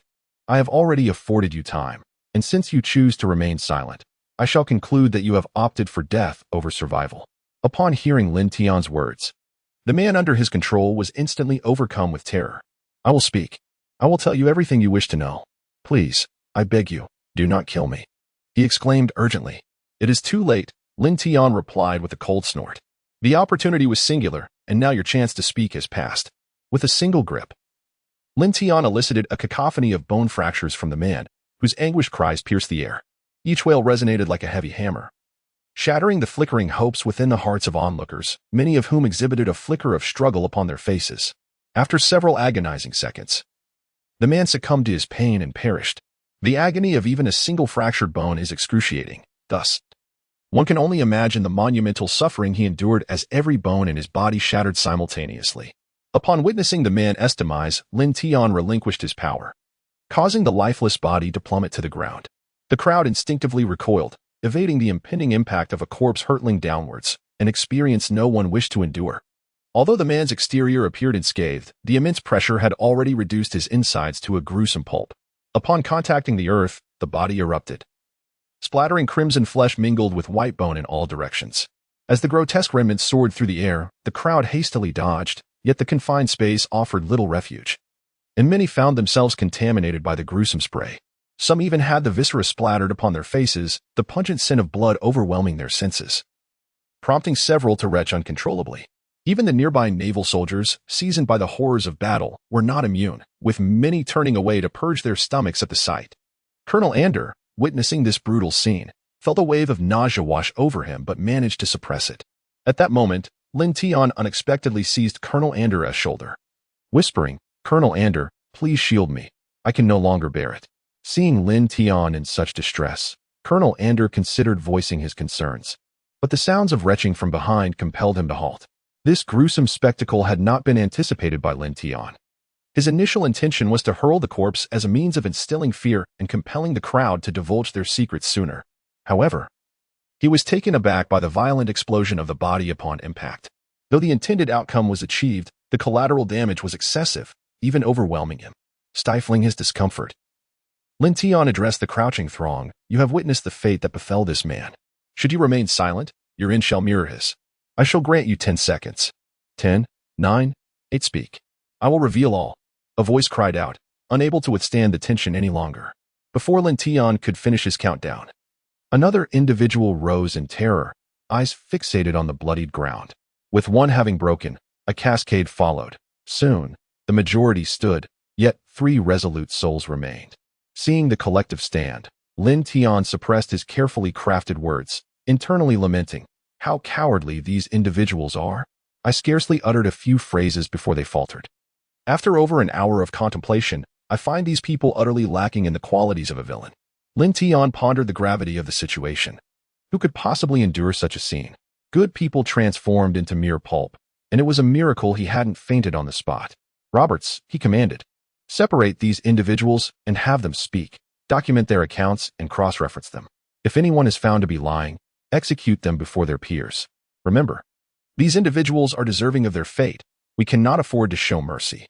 With the weight of the moment bearing down on him, Lin Tian felt powerless. After all, he prided himself on being a man of his word, and thus he entrusted Roberts with the task of gathering information. Roberts, puzzled, inquired, "What are your intentions?" "There are still 3 stubborn ones left. I need to pry the truth from them." Lin Tian cast a glance at the remaining trio. Roberts nodded in agreement. "Very well. But let us not prolong this ghastly display. It is truly repulsive." As he spoke, the sight became too much for Roberts, who doubled over in retching. Observing Robert's distress, Lin Tian could only manage a rueful smile. He too wished to avoid such horrific circumstances. Suddenly, an idea struck him. Aren't there some valuable items yet to be examined? Have a few of your men open them. Roberts waved his hand dismissively. Understood. I shall attend to that immediately. If I linger any longer, my stomach may betray me. Once they dealt with the 3 remaining individuals, this ordeal would be brought to a satisfactory conclusion. P.S. Thank you, dear readers, for your support and recommendations. Ah, how swiftly it has been resolved. Surely those 3 were not so feeble.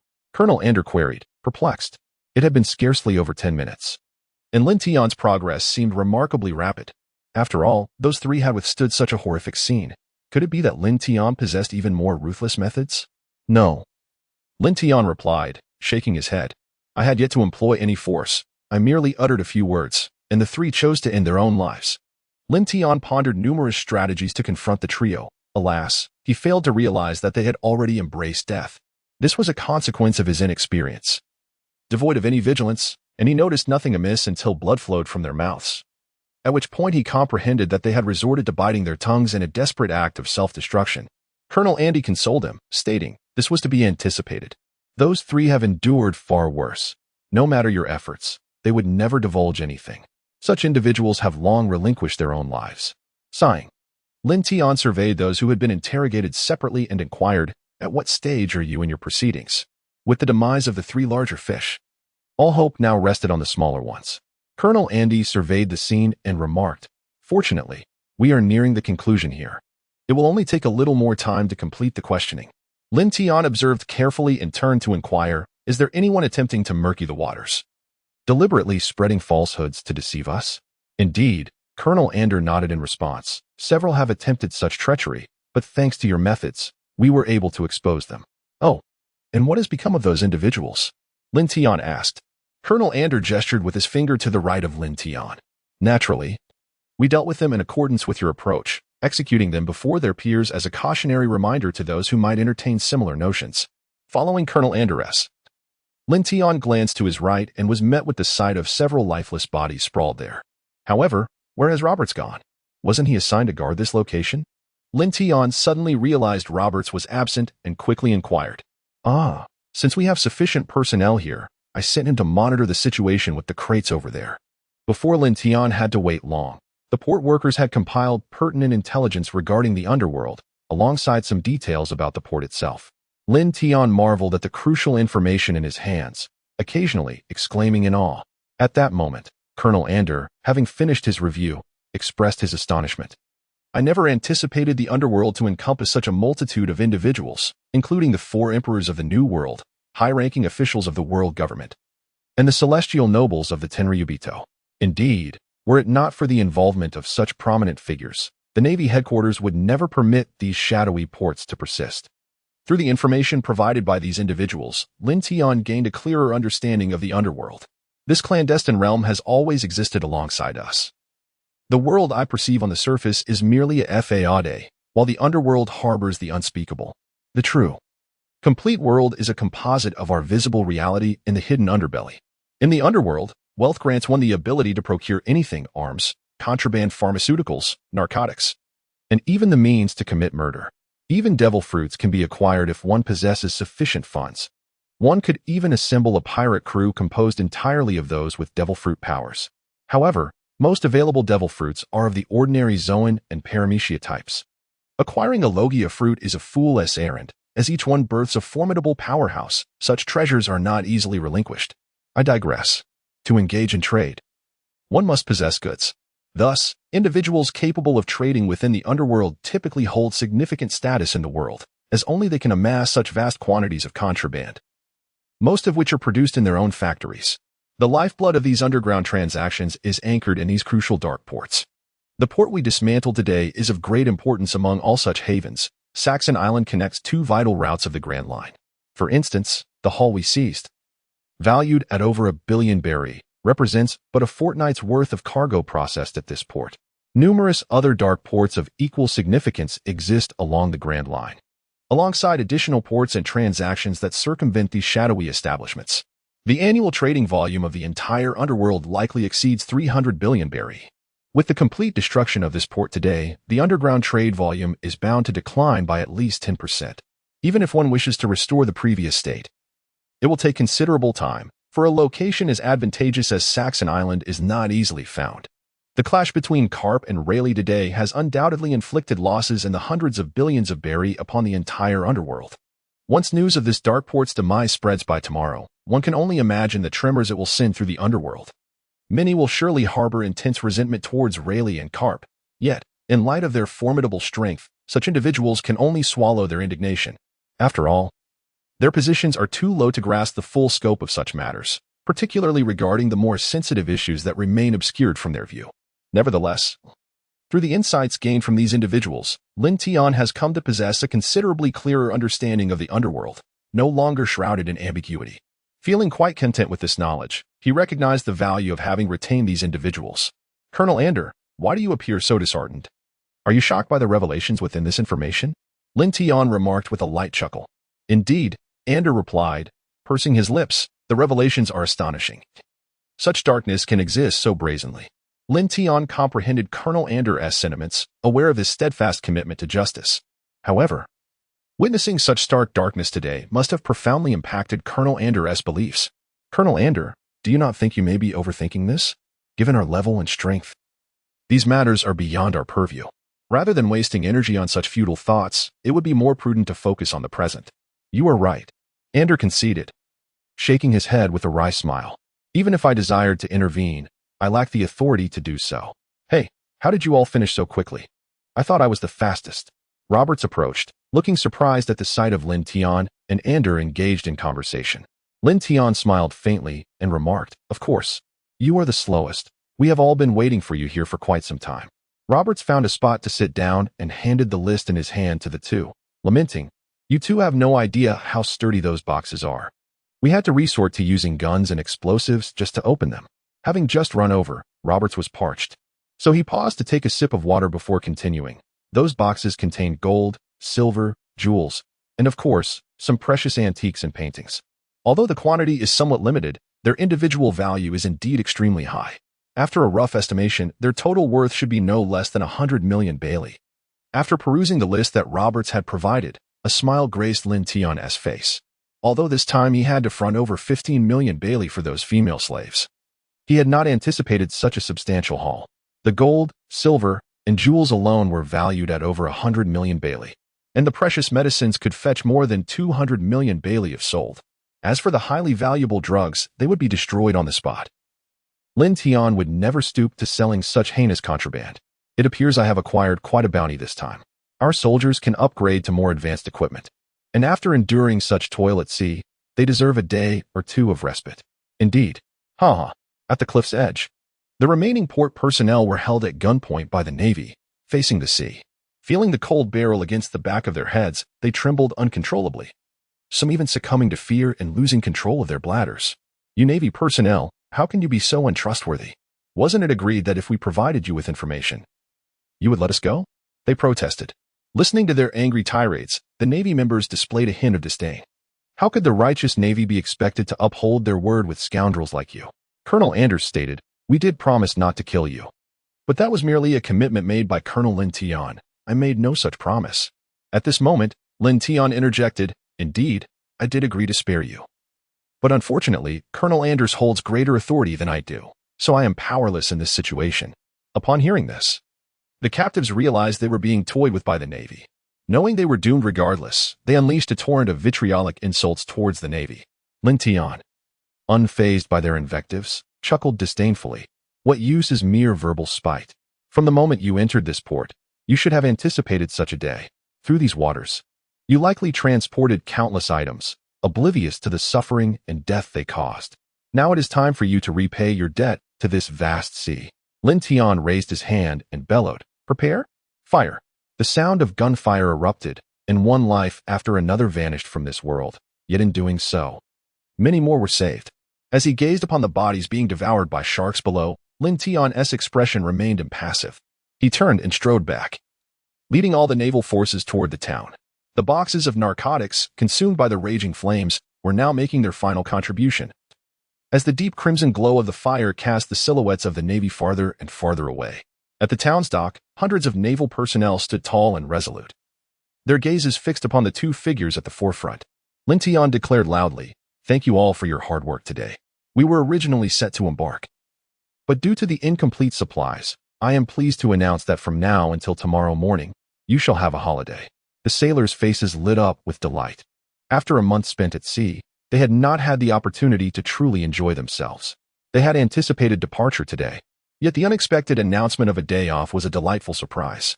Everyone knew that the ship's supplies had long been depleted, and Colonel Lin Tian's pronouncement was merely a gesture to grant them a reprieve. Before the crew could fully bask in their joy, Lin Tian unveiled an even more exhilarating piece of news. "This suitcase before me contains 50 million berries, freshly exchanged from the goldsmith. Now, head over to Major Roberts, and each of you shall receive 100,000 berries as your expenses for today. Be sure not to return until you have claimed your share."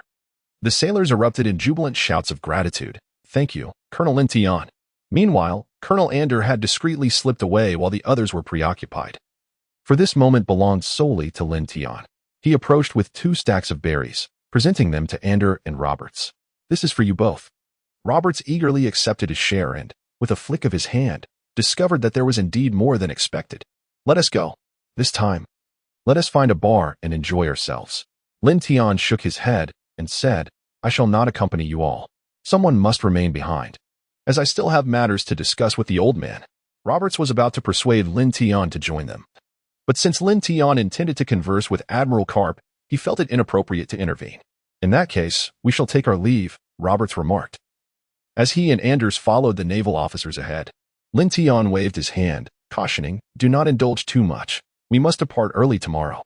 Rest assured." After everyone had dispersed, Lin Tian turned back towards the warship. It was not that he wished to avoid the gathering, but rather that he was unable to partake. Although the wound on his abdomen had been treated with a healing ointment, it still required ample rest, let alone the consumption of alcohol. Moreover, Lin Tian feared being recognized by the sailors from the 7th Division roaming the streets. Despite having concealed his face and changed his attire amidst the throngs of people, certain individuals might still detect his distinctive features. If fate were unkind and someone recognized him, complications would surely ensue. Thus, it was more prudent to remain aboard the ship and tend to his injuries. Upon climbing aboard, Lin Tian immediately spotted Garp standing at the stern. After a moment of contemplation, he strolled over to Garp. Just as he approached the rear of Garp, the latter suddenly spoke, "You little rascal, today. The masked assailant who attacked the 7th Division was you, wasn't it?" Earlier, Garp had met with Admiral Dar of the 7th Division. Although Dar had sustained serious injuries at the hands of Rayleigh, the latter had shown restraint. With proper recuperation, Dar would not suffer any lasting effects. Garp shared his encounter with Rayleigh and inquired about the events surrounding their confrontation, during which Dar had mentioned Lin Tian, the masked figure. "Indeed, I had intended to assist Rayleigh in his escape, but unexpectedly, before we could make our move, we were surrounded by the 7th Division. Reluctantly, I had to take action." Leaning against the railing, Lin Tian gazed at the vast ocean ahead. "Alas." Garp sighed deeply. "Your actions today were somewhat reckless. Fortunately, no one discerned anything amiss. Otherwise, we would have been in a predicament." "I understand, but to act as a mere bystander is beyond my capabilities," Lin Tian replied, looking up at Garp. Over the past 2 years, Garp had come to know Lin Tian well and was aware that he was not the type to stand idly by. Otherwise, upon learning that the 7th Division intended to capture Rayleigh, Garp could have surmised that Lin Tian was also involved in the affair. "By the way, old man, the destruction of that dark port today must have affected you significantly," Lin Tian inquired with slight concern. Although the dark port publicly claimed it was destroyed in a battle against the pirate king Rayleigh, the ramifications for the underworld were immense, and it was inevitable that some would be unwilling to accept this outcome, potentially using the incident to their advantage. This matter is not overly concerning. Those port staff in the know were eliminated, and the Navy has kept it under wraps. Furthermore, with the assistance of my old friends Sengoku and Tsuru, these individuals lack evidence. Even if they had it, the world government would not dare to act against me." Relieved by the assurance, Lin Tian felt a weight lift from his shoulders. However, as silence fell between them, neither spoke further. They stood quietly, gazing at the distant sea, both aware that some thoughts did not require words to convey. After a prolonged silence, Lin Tian turned to head towards the cabin, saying, "Old man, I shall take my leave to rest." At that moment, he heard a sudden whooshing sound behind him. Instinctively, he reached out, and upon opening his palm, he discovered a small porcelain vial. Just as Lin Tian pondered the nature of this object, Garp's voice resonated from behind. That is a vial of healing ointment. Applying it generously will benefit your wounds. A faint smile suddenly graced Lin Tian's face. The sound of roaring thunder echoed as everyone returned to their respective posts, promptly hoisting the sails atop the mast. Brigadier General Ander bellowed from the deck, commanding the crew with authority. Under his orders, the Navy personnel operated like a colossal machine, each member diligently fulfilling their role. However, there were two notable idlers aboard this vessel. One was Garp, who, remarkably, managed to slumber amidst the chaos. Even the other idler had to admire Garp's ability to sleep under such circumstances. Observing the crew scurrying about in the downpour, Lin Tian dawned in boredom. Embracing his status as the second most indolent individual on the ship, his resilience to embarrassment was forged through countless trials and witnessing everyone laboring. He had no intention of lending a hand. The weather was indeed capricious. Just moments ago, the sky had been brilliantly clear, and now a torrential rain had begun to pour. Lin Tian lamented the unpredictable nature of the elements. The efficiency of the sailors was astonishing. Within a mere minute, they had completed all necessary tasks. Brigadier General Ander, braving the storm, approached Lin Tian, shedding his raincoat and taking a seat on a nearby chair on the deck. Shielded from the relentless rain above, he praised, "Lin Tian, your ability is truly remarkable. You have managed to create a sanctuary from the tempest." Outside, the winds howl and the rain lashes, yet within, one feels none of it and can observe the world outside with clarity. Lin Tian lifted a cup of steaming tea and savored a sip. Indeed, this ability is truly unique to this esteemed establishment. Lin Tian's spatial shield could withstand even artillery shells, let alone the relentless rain. Unfortunately, it was still not possible to envelop the entire warship within it. However, Lin Tian was confident that it would not take long to achieve the goal. Amidst a tempestuous storm and towering waves, a vessel hoisted its sails, bravely cutting through the surging waters, which was an exhilarating thought. By the way, where exactly are we? It has been pouring since we entered this area, and the rain has persisted for several hours. Brigadier General Ander exclaimed in surprise, "You truly do not know? I recall mentioning it the night before last." "Is that so? I must have been preoccupied with other matters at the time, so I likely did not hear," Lin Tian replied, his heart tightening as he discreetly took a sip of tea. "Really?" Ander regarded Lin Tian with skepticism. "I distinctly remember discussing it during dinner. And you were not even aboard the ship then." He thought to himself that Lin Tian could not possibly deceive him.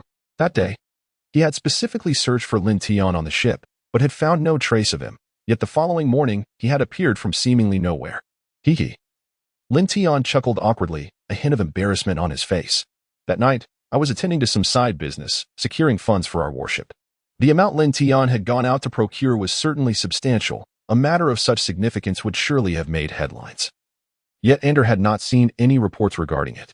Suddenly, a thought struck Ander about the newly inducted pirate of the Seven Warlords. He recalled the events surrounding that individual, which had taken place not far from their warship. A flicker of astonishment crossed Ander's eyes as he glanced around. Leaning closer to Lin Tian, he whispered, "Hey, Lin Tian. The matter of heavenly gold, could it possibly be your doing?" Upon hearing Ander mention heavenly gold, Lin Tian's expression shifted, his mind racing with countless thoughts. How could Ander know about this? He had not confided in anyone, leaving no trace whatsoever. Observing Lin Tian's demeanor, Ander was immediately convinced that Lin Tian was indeed responsible. Noticing Lin Tian's anxious expression, Ander reassured him, "Do not worry, this is merely my deduction." "Deduction?" Lin Tian replied incredulously. "I was so meticulous in my actions, and yet you managed to deduce it?" "Brigadier General Ander, are you certain you are not jesting?" Ander nodded, explaining, "Yes, that night I specifically sought you out, which is how I knew you were absent. Considering what you just mentioned, along with the proximity of our location at the time, I deduced it was you. Rest assured, I possess sufficient information to arrive at this conclusion. Aside from me, no one else would connect this matter to you." Lin Tian pondered over which part of his actions may have been leaked. Since Andy was aware, could it be that the rest of the Navy also knew? However, upon hearing An's explanation, Lin Tian instantly felt a wave of relief. The previous moment had truly terrified him. After understanding the reasoning behind An's deductions, he couldn't help but chuckle bitterly. He had thought his actions were executed flawlessly, only to discover how easily Andy had pieced it all together. Fortunately, An's knowledge stemmed from a mere coincidence, his realization that Lin Tian was absent from the ship. As for the others, it was unlikely they had any inkling. Andy chided softly. Lin Tian, you possess quite the audacity to venture into such perilous situations. A moment's carelessness could lead to life-threatening consequences, rather than feeling anger at En's reprimand. Lin Tian experienced a flicker of warmth. He could sense the profound concern underlying En's words. Rest assured, you know how I operate. Before embarking on any endeavor, I meticulously plan it out, erasing all traces of my involvement. Lin Tian held firm confidence in his abilities, enveloped by spatial power. He had left no evidence of his presence. You're unaware of the commotion you've stirred. There are likely numerous individuals searching for you at this very moment. Lin Tian was acutely aware of this. After all, it was a treasure worth billions of berries, merely in terms of gold and jewels.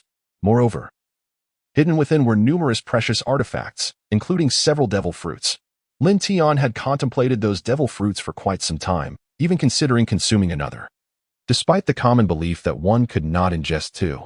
However, for him, who was inherently not of this world, the rules were different. Ultimately, he refrained from doing so, driven by his immense ambition.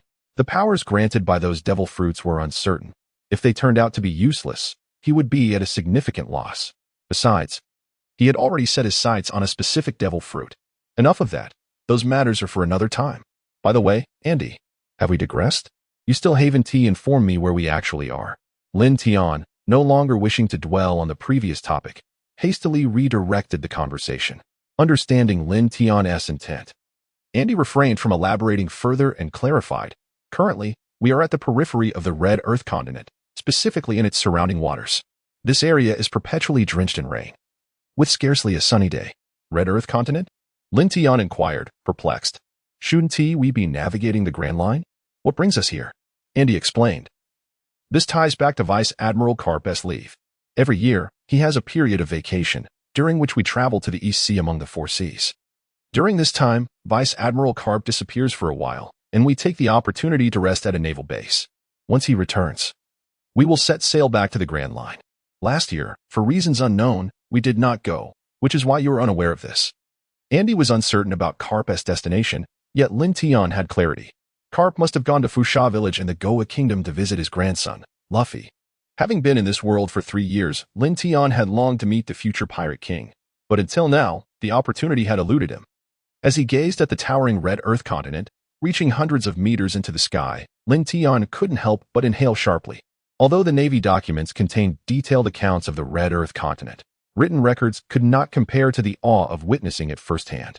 The edge of the Red Earth continent loomed hundreds of meters above sea level, a sight Lin Tian had never encountered before, leaving him momentarily speechless. The Red Earth continent formed a circular landmass intersecting with the Grand Line, with Reverse Mountain being part of its structure. Its towering peaks served as a necessary passage for all pirates. Together with the Grand Line, it divided the seas into 4 regions: East Blue, South Blue, West Blue, and North Blue. Regardless of their origin, any pirate aspiring to enter the Grand Line must first traverse the Red Earth continent and navigate the currents of Reverse Mountain. Wait.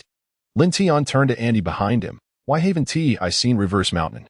Isn't it located at the junction of the Red Earth continent and the Grand Line? Andy replied, we are merely approaching the Red Earth continent. We will need to sail further before we can catch sight of Reverse Mountain. Understood. Lin Tian turned back and continued to gaze upon the crimson land. Before his eyes lay an expanse of red, devoid of any other hue. The red earth of this land towered several hundred meters above sea level, and the sheer cliffs, rising high, were barren of any verdant flora. The relentless waves, driven by the ocean currents, surged tens of meters high, crashing against the red land and sending forth countless magnificent splashes. However, after a few minutes of observation, the novelty began to fade for Lin Tian, and he found little to admire in the monotony of red, which, after prolonged scrutiny, became rather tiresome. Yet, before long, the military vessel surged forward, propelled by the winds and currents, revealing the silhouette of a mountain before Lin Tian. This colossal shadow grew larger and clearer as the ship advanced. Gazing at the peak, Lin Tian found himself at a loss for words, overwhelmed by sheer awe. The majestic mountain loomed between heaven and earth, and despite his intense focus, he could only discern its formidable base. The height of the mountain remained a mystery, as its summit was shrouded in clouds, hidden from view. Although he had never beheld the towering Himalayas of his previous life, this mountain appeared even more imposing. The Crimson Land and the Grand Line formed 2 concentric rings, intersecting at 2 points. The the first of which was this very mountain, known as Reverse Mountain, or Rivas. It was a site of incredible wonder and peril, serving as the gateway to the Grand Line.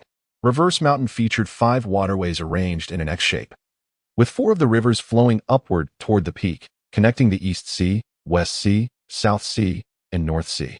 The final waterway gathered the waters from the 4 seas and cascaded into the Grand Line. Thus, entry to the Grand Line was exclusively through this outflowing river, marking the starting point of the voyage. Reverse Mountain, therefore, represented both the inception and conclusion of the Grand Line, as its opposite side led to the terminus of the New World. This mountain could be regarded as the most iconic landmark in this world, fraught with danger. For no one had ever scaled its heights. The only way to traverse to the world's opposite side was to navigate around the Grand Line. Beyond Reverse Mountain lay Laugh-Tale, the fabled resting place of the world's greatest treasure, One Piece, a site shrouded in the most profound secrets. As Luffy once described it, this was indeed an extraordinary mountain.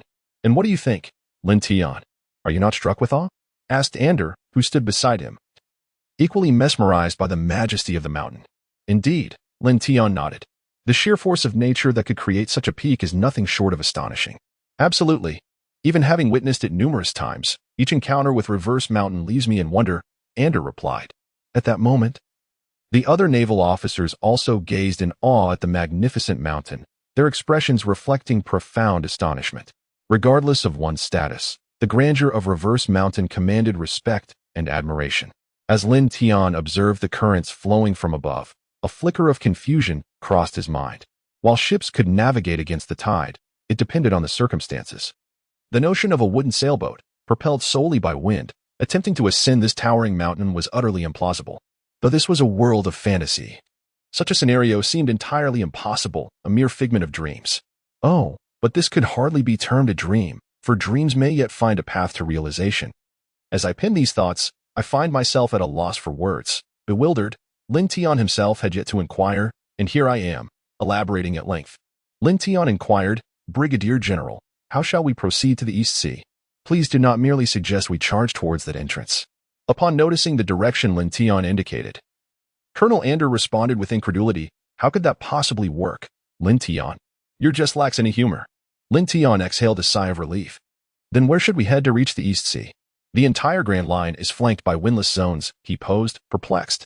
Ander smiled slightly. Indeed. The vicinity of the Grand Line is surrounded by such zones, allowing us to exit from virtually any location. Are you implying we can depart from the windless zone? Lin Tian questioned, unable to believe his own hypothesis. Yes, precisely. Ander exclaimed, laughter escaping him. Brigadier General, your jest is hardly amusing. The windless zone is devoid of any breeze, rendering the sea's surface eerily calm. This environment is quite detrimental for wooden vessels reliant on wind power. While they may still navigate, they must rely heavily on manual propulsion. However, that is not the gravest concern. The windless zone serves as a sanctuary for formidable sea creatures, teeming with colossal beings. Attempting to break through such an area would be exceedingly arduous, although the presence of the old man alleviates some fears regarding these creatures. Our ship would be vulnerable to their numerous attacks. Should our vessel be compromised at sea, it would spell certain doom, particularly for someone like me, who possesses a fruit ability. Ander asserted seriously, who claims this is merely a jest. We indeed intend to exit from the windless zone. Lin Tian found himself momentarily speechless, unsure of how to respond. Dr. Vegapunk has recently developed a method of embedding sea prism stone into the hull of naval ships, enabling sea creatures to perceive the vessels as part of the ocean, thus allowing the Navy to traverse windless zones. Our ship is equipped with this innovation. If it was indeed conceived by Vegapunk, there would be no doubt regarding its efficacy. That old man is regarded as a scientist whose intellect surpasses humanity by 5 centuries, likely a product of his idle musings. However, has this method been tested? Lin Tian thought it prudent to inquire for caution's sake.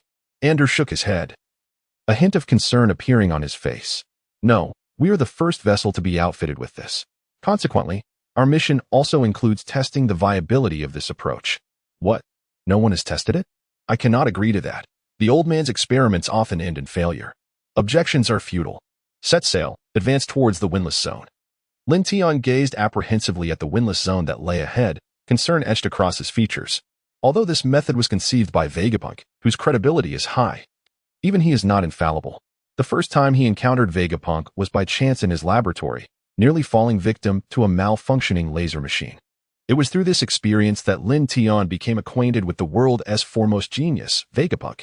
The brilliance of Vegapunk, whose intellect transcends the ages, combined with Lin Tian's own imaginative mind from his previous life, forged a profound camaraderie between them in an instant.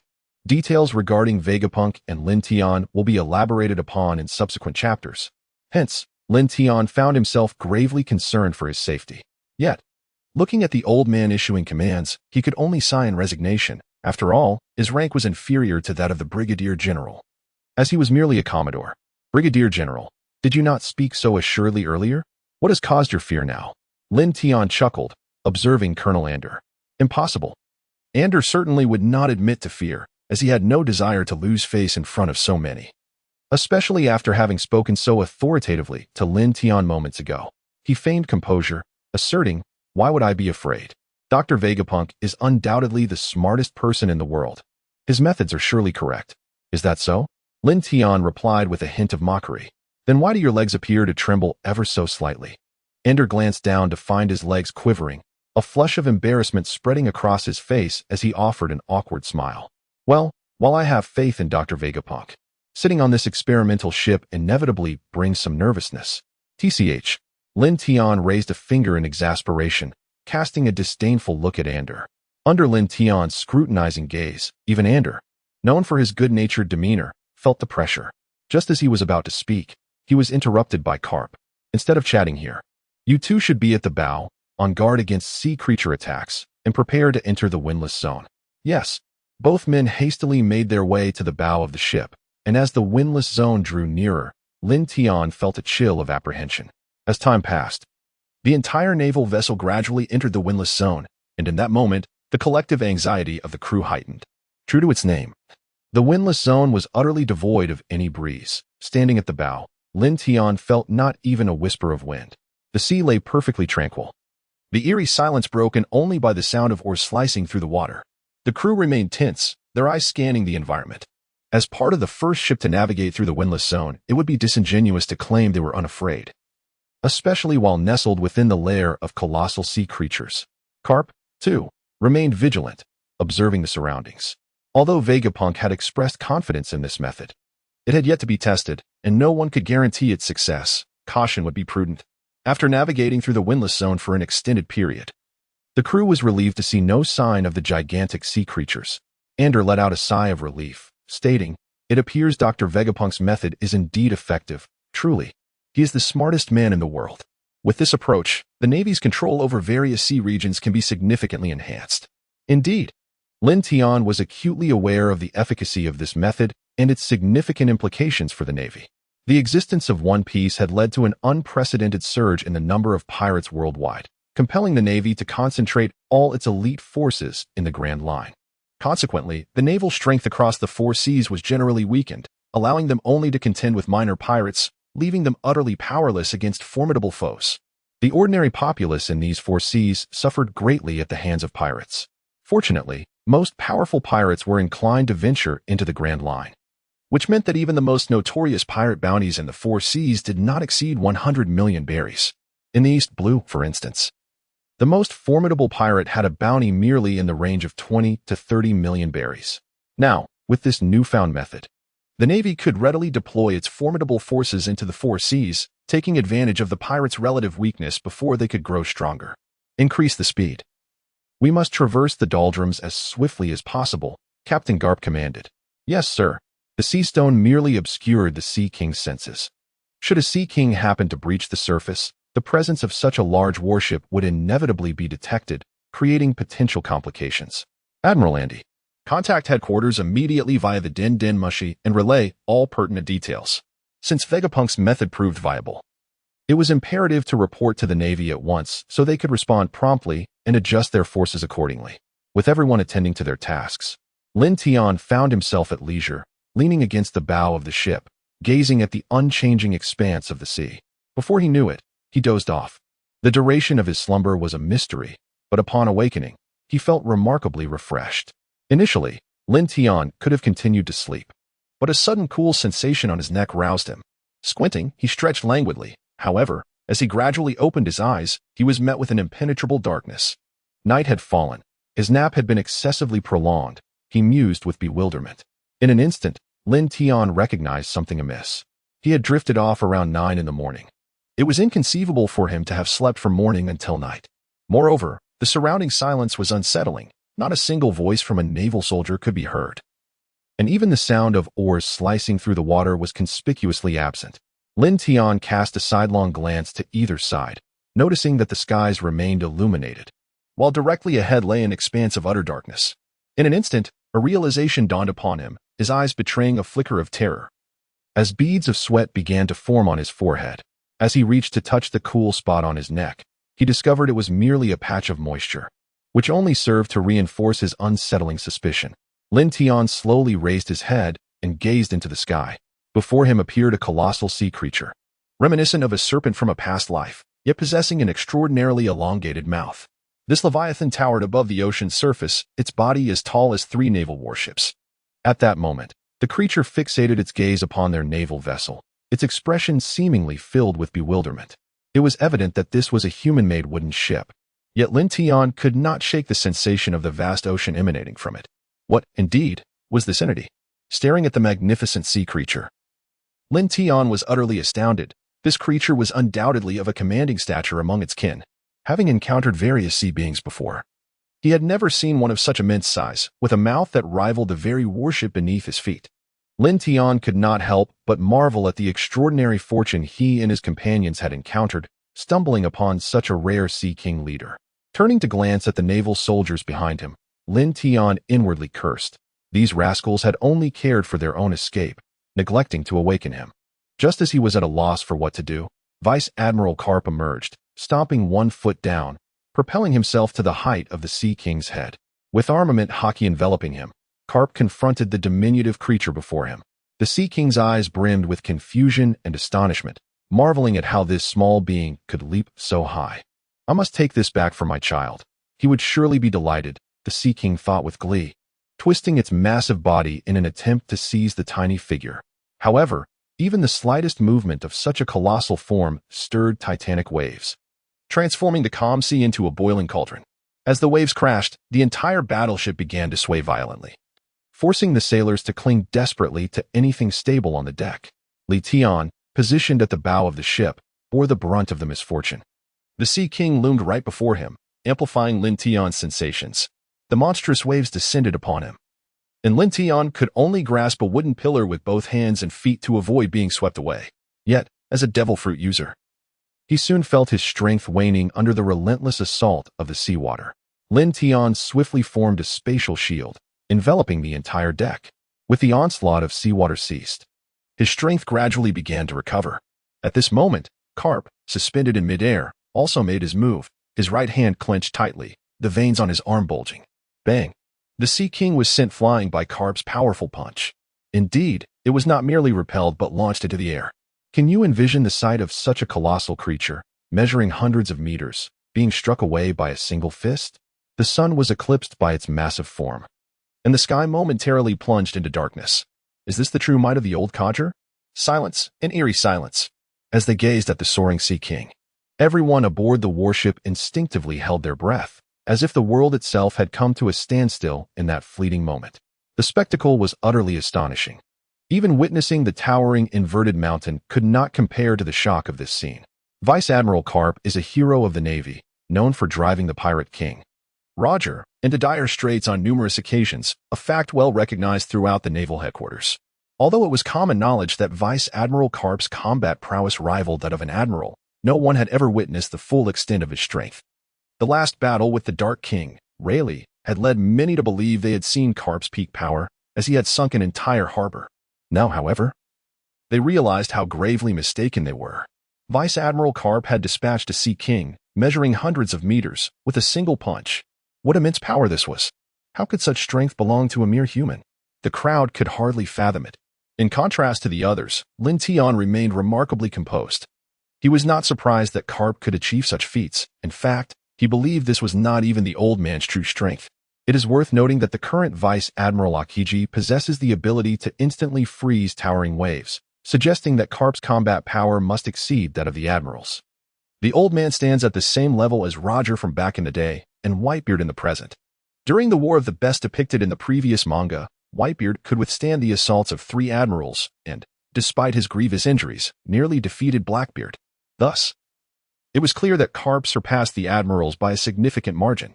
Upon witnessing Garp's prowess and reflecting on his own capabilities, Lin Tian felt a surge of urgency within. This level of power might not even represent the pinnacle of this world. The 5 elders of the world government could very well be the strongest individuals within it. In a world where strength reigns supreme, it is inconceivable that the 5 elders could maintain control of the world government for so many years without possessing formidable power. Lin Tian had always believed himself to be formidable, yet he now realized the vast chasm between himself and these powerful masters. The thud of Garp's landing jolted everyone awake. Upon touching down, Garp urgently commanded, "Return to your posts immediately and traverse the doldrums at the swiftest pace." Understood, though the reasoning behind Vice Admiral Garp's orders eluded them. The crew complied without hesitation, propelling the warship swiftly across the sea with the powerful strokes of its massive oars. Meanwhile, only Lin Tian and Ander grasped the gravity of the situation, their faces betraying a flicker of terror as they exchanged glances and hurried towards the stern of the ship. Roar. As Lin Tian and Ander reached the stern of the ship, a tremendous roar echoed from a distance. They turned their gaze forward, only to see that the sea monarch was still alive, furiously bellowing at the sky before swiftly approaching them. Witnessing the creature's advance, a deep concern etched itself onto Lin Tian's face as his previous fears materialized. The roar of the sea monarch signified not only its immense rage, but also served as a call to its companions.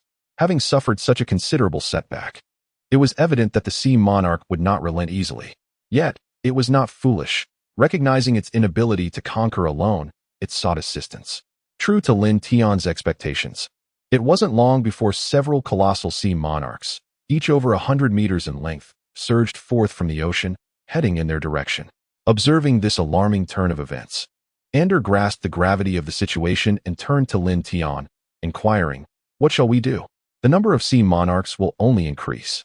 Lin Tian replied, "There is nothing I can do in such a predicament." Lin Tian shook his head, his gaze fixed upon the colossal sea king ahead, worry etched across his face. The calm belt was indeed the nesting ground of the sea kings, and their numbers were substantial. At this moment, only a few had emerged, yet it was certain that more would soon follow. While he and his companions could manage these few sea kings, should their numbers continue to swell, even the full might of Rear Admiral Garp might not suffice to protect their vessel. Ultimately, the majority of the Navy aboard would likely meet a grim fate at the jaws of these creatures, with only a handful escaping the onslaught. During Lin Tian's contemplation, several more sea kings surfaced in the waters, joining the relentless pursuit. The Navy on the foredeck soon became aware of the dire situation, their faces reflecting sheer terror. What was happening? Wasn't he their only one sea king? How could so many suddenly appear? Upon realizing the approaching threat, the Navy exerted every ounce of strength, vigorously rowing the oars, which significantly increased the ship's speed. However, no matter how hard they tried, a vessel propelled solely by human effort could not outpace the Sea Kings in the calm belt. Before long, the Sea Kings had caught up, their immense forms casting shadows over the sky, instilling a sense of helplessness in the hearts of those aboard. Just then, another gigantic Sea King emerged in the path of their ship, effectively trapping it between 2 formidable foes, while several others hastened to join the chase from behind. As despair settled in, 2 fierce shouts rang out. "Conqueror's Hockey! Blade of Space!" In this moment of peril, Lin Tian and Garp acted decisively. A formidable aura emanated from Garp, and the Sea King at the bow, sensing the overwhelming pressure, recoiled in fear. Ultimately, this creature could no longer withstand the intensity and let out a low cry before submerging back into the depths. Meanwhile, Lin Tian had long prepared his blade of space, which now hovered above him, a black, semicircular blade stretching several dozen meters in length. This was the culmination of his efforts, representing his most powerful technique to date. The extent of its might was unknown even to Lin Tian, for he had never unleashed his full potential until this very moment. With a fierce shout, he directed the blade of space towards the pursuing Sea King, which was instantly cleaved in 2. Yet, the onslaught did not cease there. The blade of space continued its trajectory towards another Sea King that was surging forward, swiftly severing it as well. Lin Tian's spatial blade dissipated in the air only after he had vanquished 3 Sea Kings in swift succession. The blood from the 300-meter-long Sea Kings instantly stained the ocean a deep crimson. As the fallen Sea Kings plunged into the water, They created towering waves of blood that painted the sky a vivid red. Despite the tumultuous, blood-red waves threatening to capsize the vessel, it continued to surge forward at an astonishing speed. Upon witnessing the remarkable prowess of Brigadier Lin Tian, who had effortlessly dispatched the 3 Sea Kings, the naval crew erupted in jubilant cheers, their voices resonating through the heavens. A faint smile of satisfaction graced Garp's face as he acknowledged Lin Tian's impressive feat, however. Upon hearing the raucous cheers, Lin Tian could only manage a wry smile. That last maneuver had drained him of all his strength, leaving him utterly exhausted and reliant on the support of Brigadier Ander to remain standing. "Brigadier Ander, I am utterly spent. Please help me find a place to rest," he implored. Just then, the remaining Sea Kings, witnessing the demise of their comrades at the hands of a mere human, let out a mournful roar that echoed across the ocean. The sound reverberated through the waters, and in response to their calls, 10 more Sea Kings emerged from the depths. The naval crew, gripped by terror at the sight of 10 new foes after just defeating 3, felt a wave of despair wash over them. "East Blue lies ahead. We are about to cross the doldrums," shouted the naval observer atop the mast. Upon hearing this news, the crew's spirits reignited, and they vigorously wielded their oars, propelling the ship forward towards the East Blue. The pursuing Sea Kings, sensing the vessel's intent to flee, twisted their massive bodies, sending forth colossal splashes as they surged after the ship. A desperate race for survival ensued. With a resounding splash, the naval soldiers exerted themselves to their utmost, guided by the observer atop the mast, as the entire warship sped towards the East Blue. As they glimpsed the distant shores of the East Blue, a flicker of joy appeared on the faces of the crew. The fatigue that had previously weighed them down was suddenly replaced by a surge of energy, prompting them to quicken their pace. However, the Sea Kings, capitalizing on their speed, had already caught up to Lin Tian and his fellow sailors. Spotting the detestable human vessel within striking distance, one Sea King unleashed a powerful jet of water, resembling a dragon gliding across the surface, aimed directly at the warship. Should this torrent strike, the ship would surely be obliterated. Spatial shield. Lin Tian, having regained some strength, swiftly conjured a formidable shield at the ship's stern, enveloping the entire vessel in protection. With a thunderous crash, the immense force of the water jet collided with his shield, which held firm against the onslaught. Yet, the Sea King, undeterred by its failed attack, summoned even greater strength, intensifying the water jet's power. Amidst this formidable force, Lin Tian strained against the shield, being pushed backward with each powerful surge. Lin Tian had scarcely regained any strength, and now he found it difficult to withstand the onslaught. Under the formidable impact of the water column, Lin Tian's spatial shield began to cave in. Crack. What initially was but a small fissure soon multiplied into a multitude of cracks. Lin Tian gritted his teeth and exerted all his strength to thrust forward, causing the fissures on the shield to cease their expansion. At that moment, the Sea King could no longer sustain itself. The water it had been expelling from its mouth had been entirely depleted, and the formidable water column vanished in an instant. With the disappearance of the water column, Lin Tian breathed a sigh of relief, his body going limp as he involuntarily collapsed towards the ground, and hurriedly rushed to Lin Tian's side, supporting him. During this brief respite, the entire battleship had reached the edge of the calm zone, and in less than a minute, it would break free, thereby ensuring their escape from the pursuing Sea Kings. Suddenly, a series of water columns erupted, filling the sky with their formidable presence as they crashed towards the battleship. The Navy personnel aboard, witnessing the descending deluge, wore expressions of sheer horror. In the face of life-threatening peril, the crew's latent potential surged forth, propelling the battleship to accelerate sharply, more than doubling its speed. Da and Lin Tian, caught off guard, nearly stumbled on the deck. Lin Tian turned to Garp beside him and exclaimed, "You old geezer, I am utterly exhausted. Why don't you lend a hand?" Upon hearing Lin Tian's words, Garp ambled towards the stern of the ship, muttering to himself, "Alas, the youth of today are quite lacking. They cannot even handle such trivial matters and still require my assistance, this old man." Lin Tian was engulfed in frustration, turning his head away and feigning ignorance to the old man's remarks. Were it not for his insufficient strength, he would have charged forward to engage in a fight. This old man, possessing such formidable power, remained stationary while forcing a mere child like him to struggle. Observing the towering columns of water, Garp stood motionless, a nonchalant smile gracing his face. The immense water columns seemed to reflect Garp's disdain, swirling up torrents of seawater. Before they could strike, the multitude of seawater resembled sharp arrows, saturating the sky and instilling fear in the hearts of onlookers. With a mighty roar, Garp unleashed an overwhelming aura, causing the countless droplets to erupt in an explosion. With a single forceful stamp of his foot, the entire battleship sank several inches, yet the vessel remained unscathed. Not even a plank splintered, demonstrating Garp's impeccable control over his own strength. Confronted with the water columns looming nearby, Garp executed a simple, unembellished straight punch. There was no sound. Upon contact with Garp's fist, the surface of the water column rippled in concentric circles. In less than a breath, the hundreds of meters-long water column detonated with a resounding crash. But the spectacle did not end there. The immense force traveled along the length of the water column, cascading upon the Sea King behind it.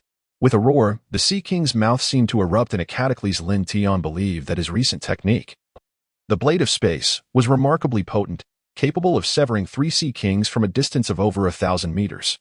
Had there been more opponents present, he could have vanquished even more.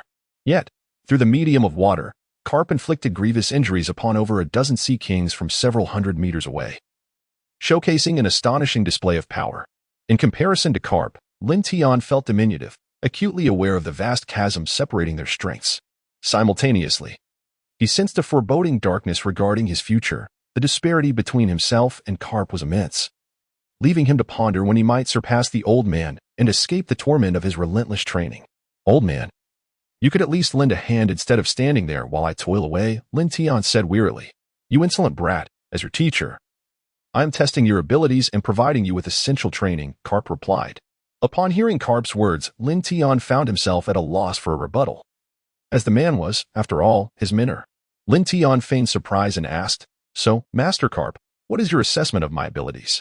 Clearing his throat, Garp responded with earnestness, Overall, your strength is commendable. It reflects the dedication of my years of teaching. Internally, Lin Tian smirked, giving an invisible middle finger, realizing that Garp had ultimately turned the praise towards himself. Finally, we have arrived. We are now in the East Sea. As Lin Tian conversed with Garp, the battleship emerged from the calm winds and entered the East Sea, one of the 4 great oceans. The faces of the sailors aboard the ship were illuminated with joy. The experience of navigating through the windless zone had left them with a singular sentiment, fear. Fear. Beyond fear, it was merely fear. Curiously, the pursuing Sea Kings, whether intimidated by Garp's prowess or for some other reason, ceased their chase, turning back and slowly submerging into the depths, vanishing from sight.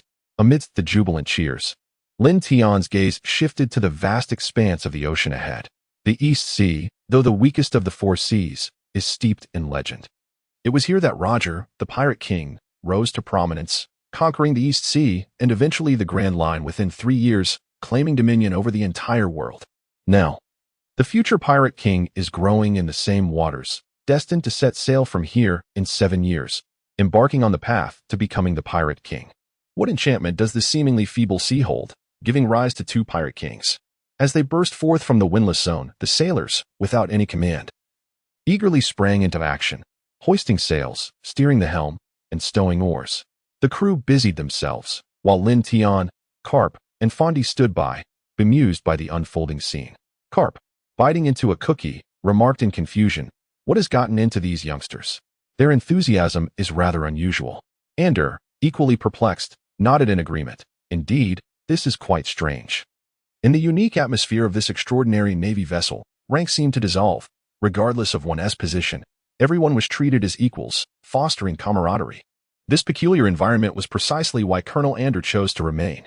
Typically, when Ander issued commands, he had to urge the sailors repeatedly before they would spring into action. Thus, giving orders became a form of torment for him. Yet, in this critical moment, the crew had acted swiftly, despite it not being an urgent situation, which was indeed remarkable. Lin Tian simply smiled, observing it all. He understood that the harrowing experiences they had just encountered in the windless zone had left everyone on edge. Even though the Sea Kings had inexplicably retreated, there lingered a collective worry about their potential return. For no one could assert that Sea Kings could not leave the windless zone. This unspoken understanding prompted the crew to efficiently prepare and depart from the area as swiftly as possible, before Garp and the others could fully comprehend the situation. The sailors had organized everything. Report, Vice Admiral Garp. All preparations are complete. May we set sail? Garp commanded. Yes.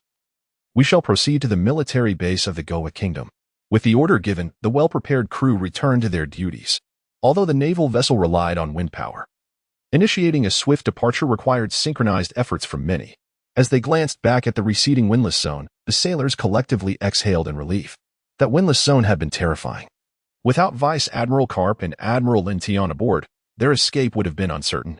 Unbeknownst to them, the pursuit by the Sea Kings was merely a stroke of bad luck. Typically, Sea Kings do not surface, and had they not encountered such misfortune, they could have safely traversed the windless zone with Vegapunk's methods.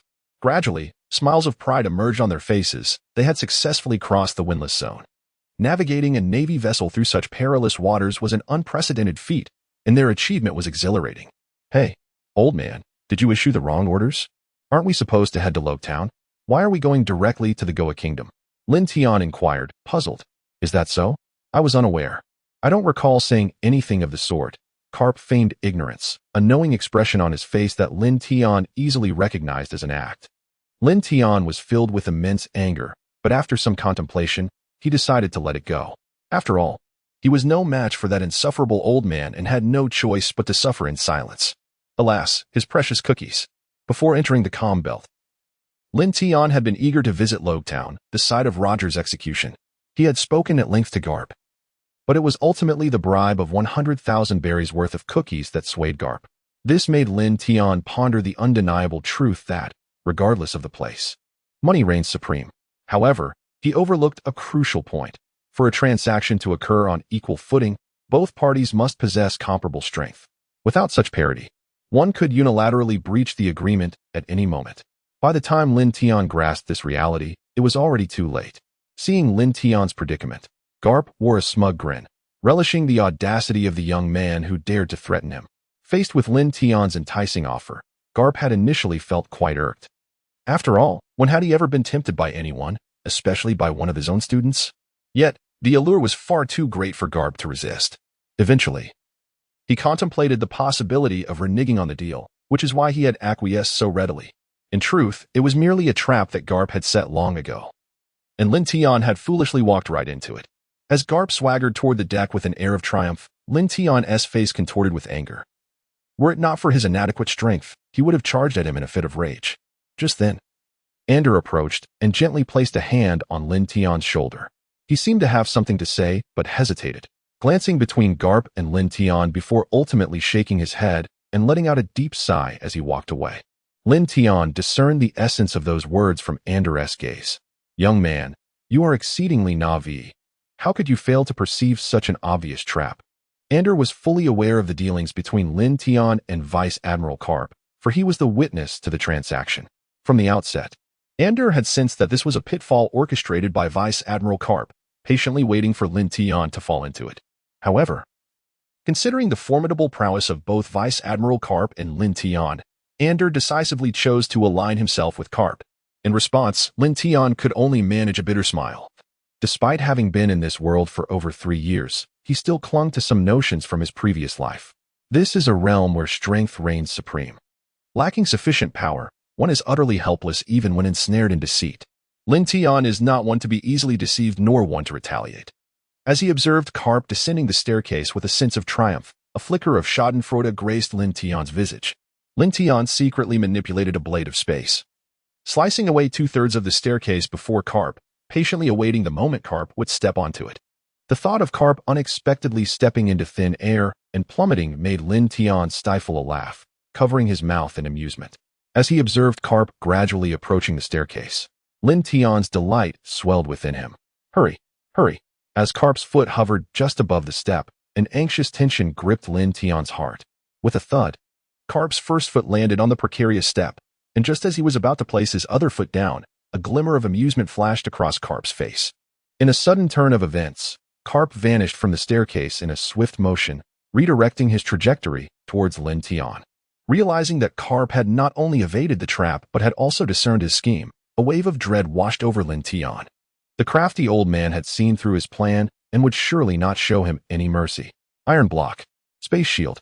Lin Tian understood that, given Garp's speed, evasion was futile, and he had no choice but to brace himself for impact. Just as he had fortified his defenses, Garp's fist was already upon him. The formidable spatial shield shattered instantaneously beneath the force of Garp's blow. Unrelenting, Garp's fist struck Lin Tian squarely in the chest, creating a resounding clash of flesh against steel. Bang! Yet, steel could not withstand the might of Garp's powerful punch, and Lin Tian was sent hurtling backwards, suppressing the tumultuous surge of blood within him. He executed a series of 3 kicks with his right leg, unleashing 3 ethereal blue waves of energy directed at Garp. This was the Raging Foot. During his 3 years in the Grand Line, Lin Tian had mastered 2 of the Navy's 6 styles, Raging Foot and Finger Pistol, leaving only paper drawing yet to learn. As for Moonwalk, it was unnecessary at this stage. With his fruit abilities, Lin Tian could soar freely through the skies without the need for such a technique. The 3 potent waves of Raging Foot were swiftly obliterated by Garp's punch. Seizing this fleeting moment, Lin Tian cloaked himself in invisibility and utilized Sara to close the distance to Garp. As Lin Tian approached, his right hand forged the long-prepared spatial sword, aimed with full intent at Garp. Upon activating both observation haki and armament haki, Garp immediately sensed the impending threat and swung his fist towards Lin Tian. Clenching his fist, he enveloped it in armament haki. Lin Tian's spatial sword was exceedingly sharp, and Garp dared not rely solely on his bare fists to withstand its lethal edge. Lin Tian and Garp were vastly mismatched in strength. Although the sword of space was sharp, it was still shattered by Garp's punch. Just as Garp's fist was about to strike, Lin Tian's body suddenly soared into the air.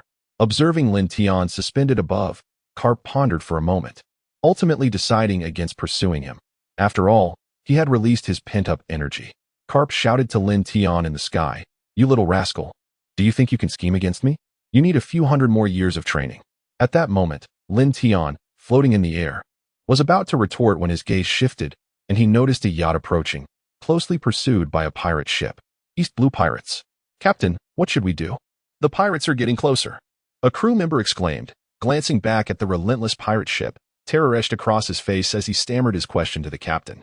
Though the captain was equally terrified, his composure as the leader of the ship prevailed, and he responded calmly, "Why panic?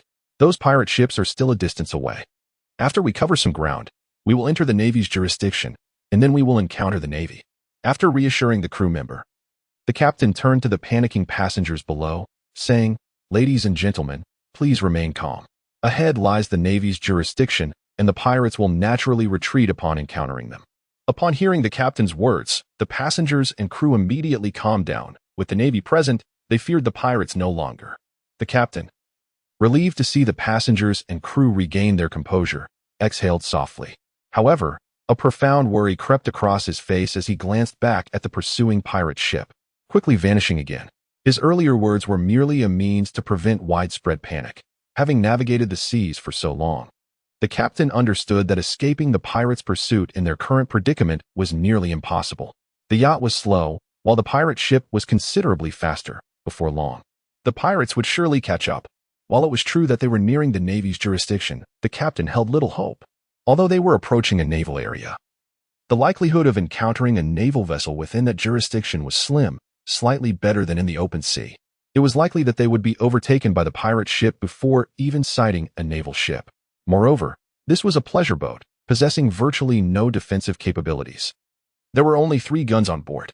The crew consisted mainly of service personnel and sailors, with little combat strength. Their only hope was to be fortunate enough to encounter a naval vessel soon. As the captain remained troubled, Lin Tian had already relayed the situation he observed to Rear Admiral Andy. "Is that so? How far away are these pirates from us now?" Andy pondered, resting his chin on his hand. Lin Tian pondered for a moment and estimated that it was approximately 10 nautical miles. Indeed, that was the distance. 10 nautical miles. With our vessel sailing in opposition to the cruise ship, would allow us to glimpse it in roughly 5 minutes. Should we encounter it directly, it would take about 10 minutes. In the blink of an eye, Ander had calculated the approximate time. Lin Tian remarked, "Let us proceed and observe the pirates of the East Sea." Shouldn't we consult Captain Garp?" Ander inquired with a hint of concern. "It's of no consequence." Lin Tian waved his hand dismissively. "That old man is currently asleep. Consulting him would be futile. If anything goes awry, I shall bear the responsibility."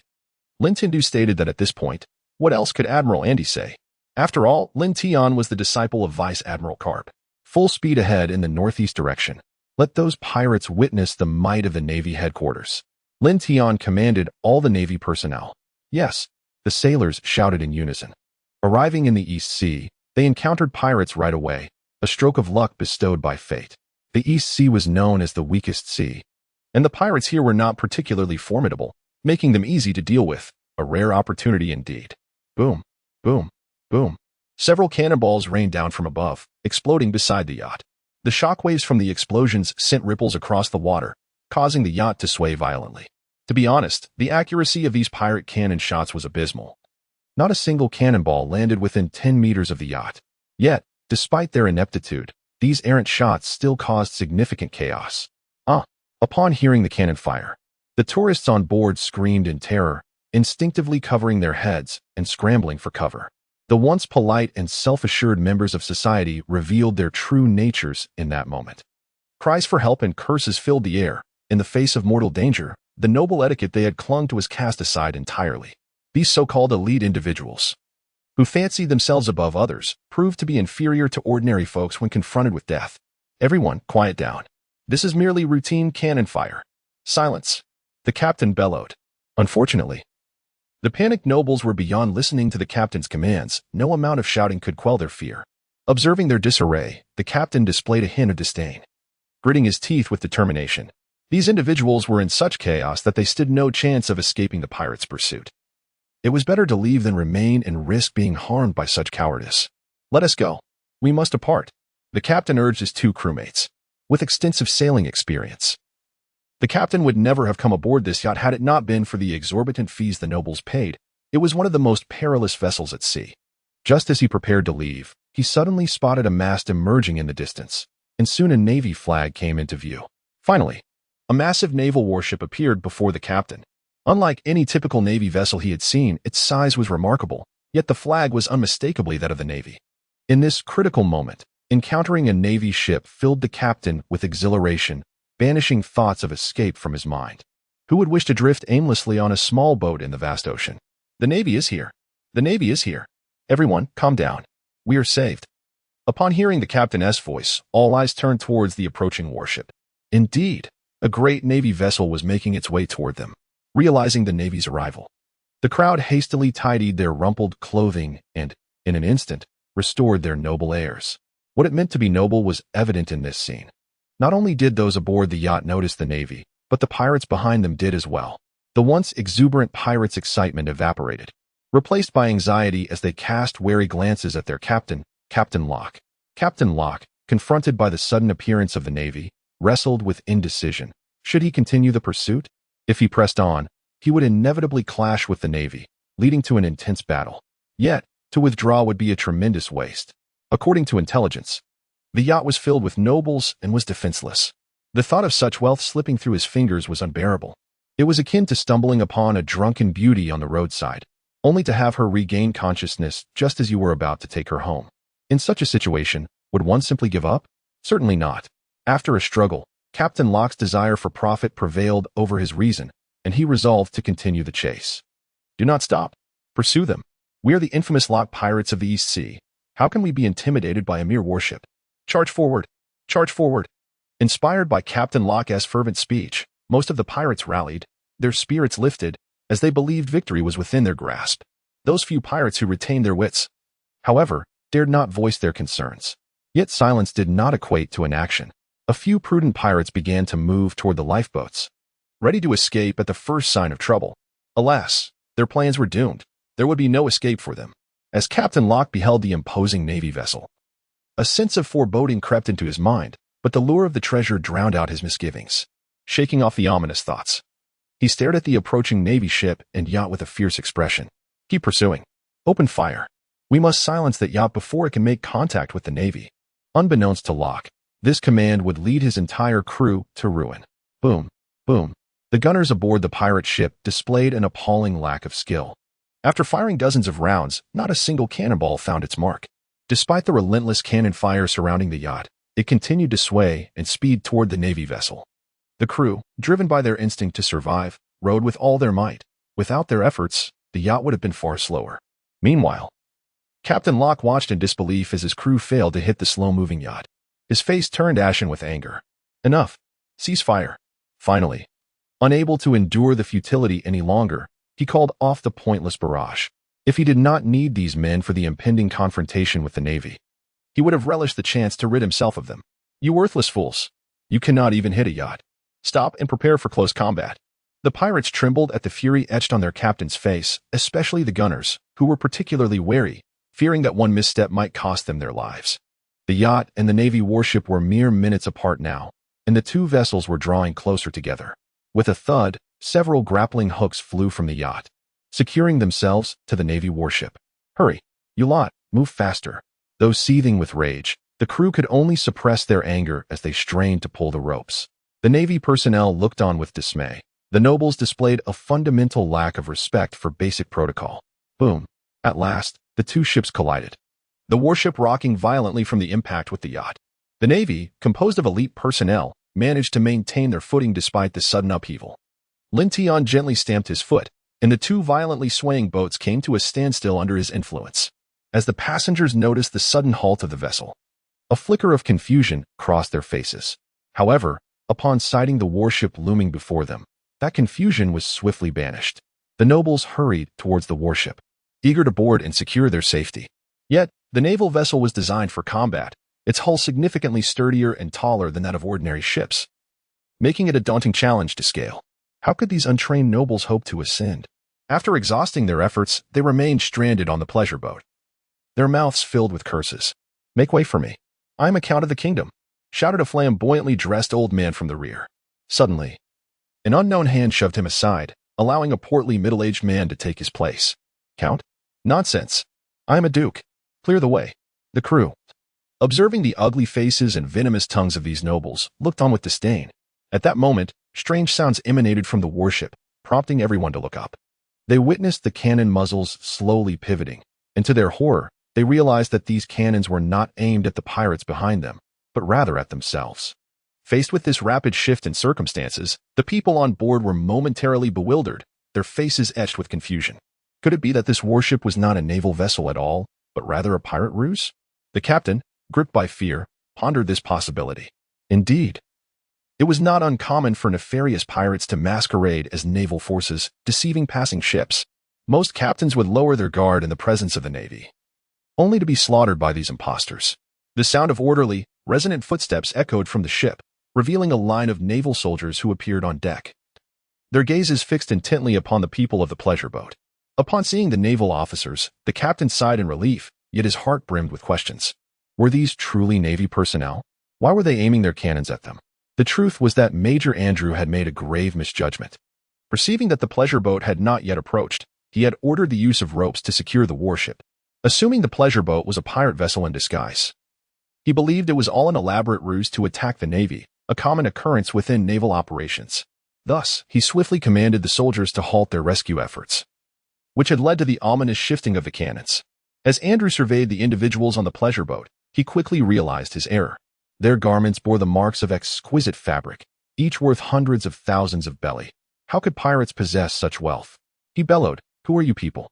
Yet, instead of an answer, he was met with a barrage of insults. "You filthy Navy, what are you doing? Hurry and rescue us. Do you not see the pirates behind us? We are nobles from various nations. Should we suffer even a scratch, it is a burden you cannot bear."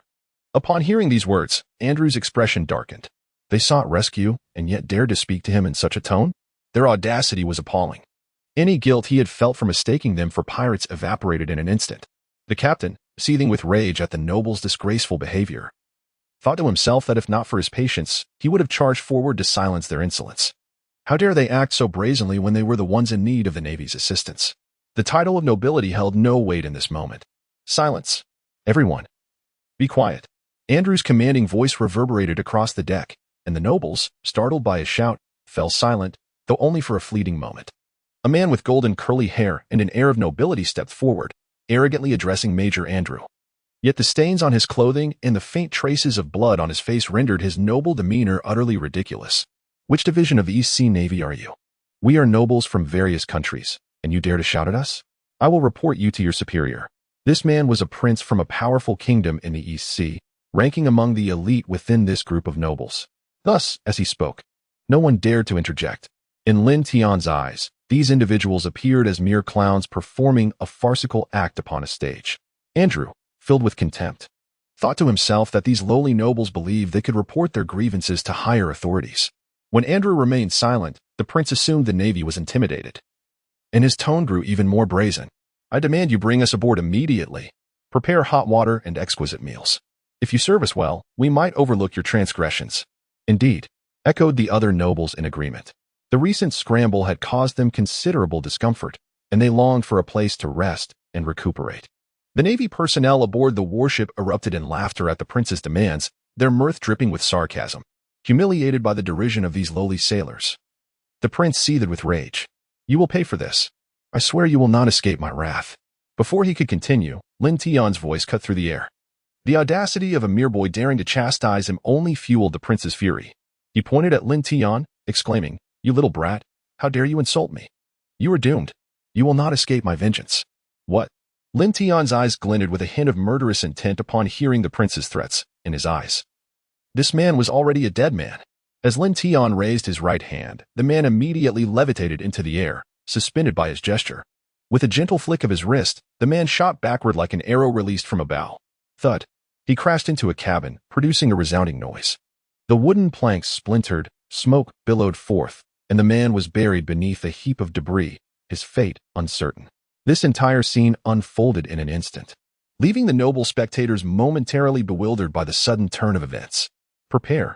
The sight of the naval soldiers raising their rifles induced sheer terror among the nobles. In their eyes, Lin Tian had transcended the status of a mere boy and had become a ruthless demon, ready to eliminate anyone at the slightest provocation. The naval forces awaited Lin Tian's command. The moment he lowered his right hand, they would not hesitate to unleash the bullets they had long since prepared. Upon witnessing the nobles finally fall silent, Lin Tian let out a cold snort. Not bad, Lin Tian, you managed to quiet them in an instant. Praised Andy in a hushed tone. These nobles were merely a bunch of cowardly wretches. They would not shed tears until they faced the grim reality of death. Andy nodded in agreement. If he had been skeptical before, this scene had left him without doubt.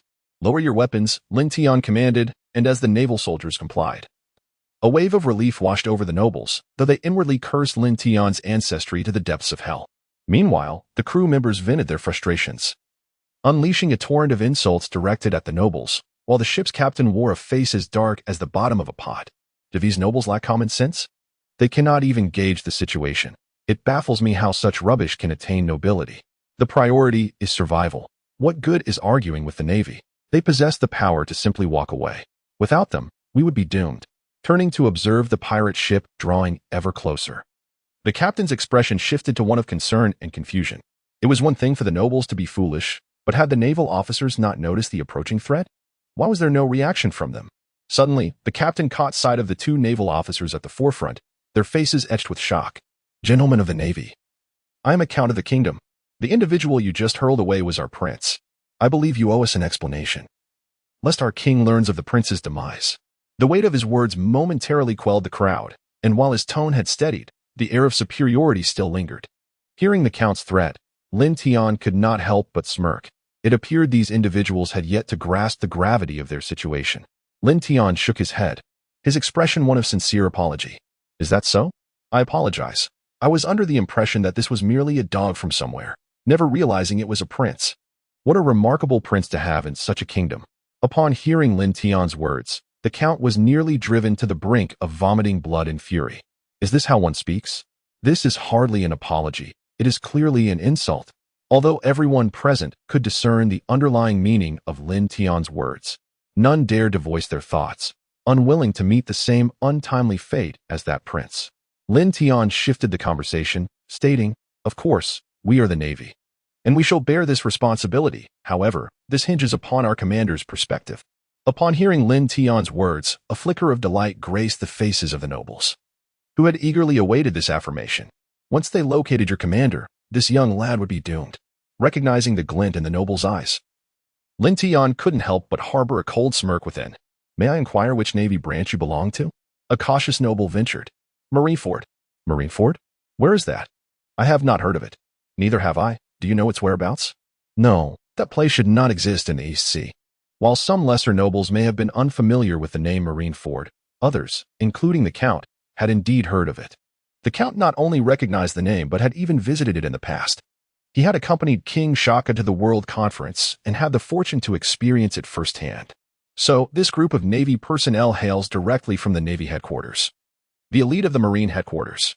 The thought sent tremors through the Count's entire being. It was at this moment he noticed the Brigadier General insignia on Andre's shoulder. Indeed, the captain murmured upon hearing the name. Although he had never been to this place, it had been etched in his memory from tales told by an elder. "My Lord Count, what sort of place is Marineford? Surely it does not exist in the East Sea," a noble inquired. The Count quivered as he replied. "Marineford is not in the East Sea. It is the Navy headquarters, and these sailors are from there."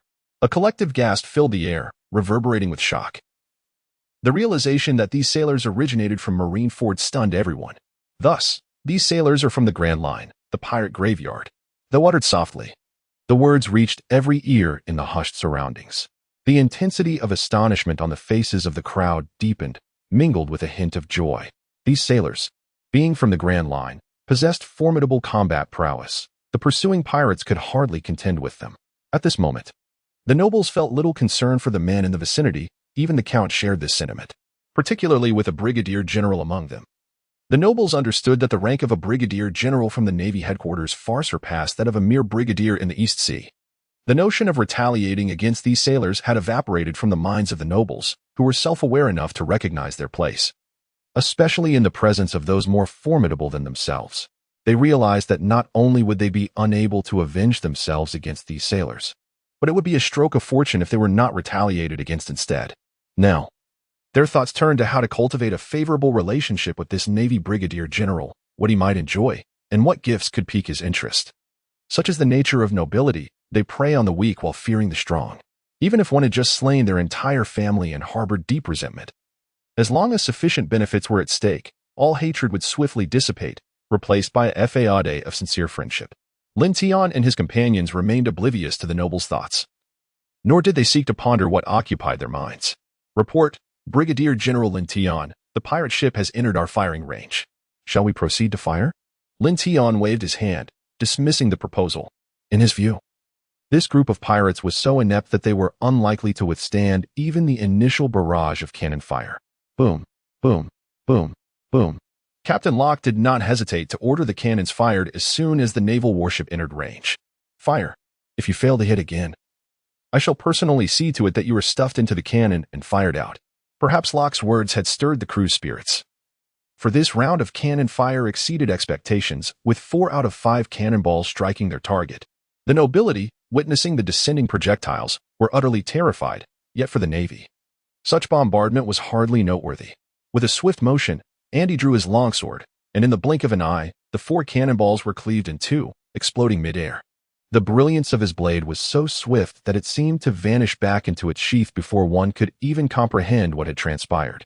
This was the might of a Navy brigadier. To sever 4 cannonballs without so much as a glance was a testament to extraordinary strength.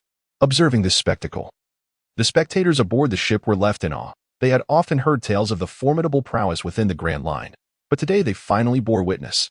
And this was merely the combat capability of a brigadier. One could only imagine the sheer power of the rear admirals, vice admirals, and even the admirals themselves.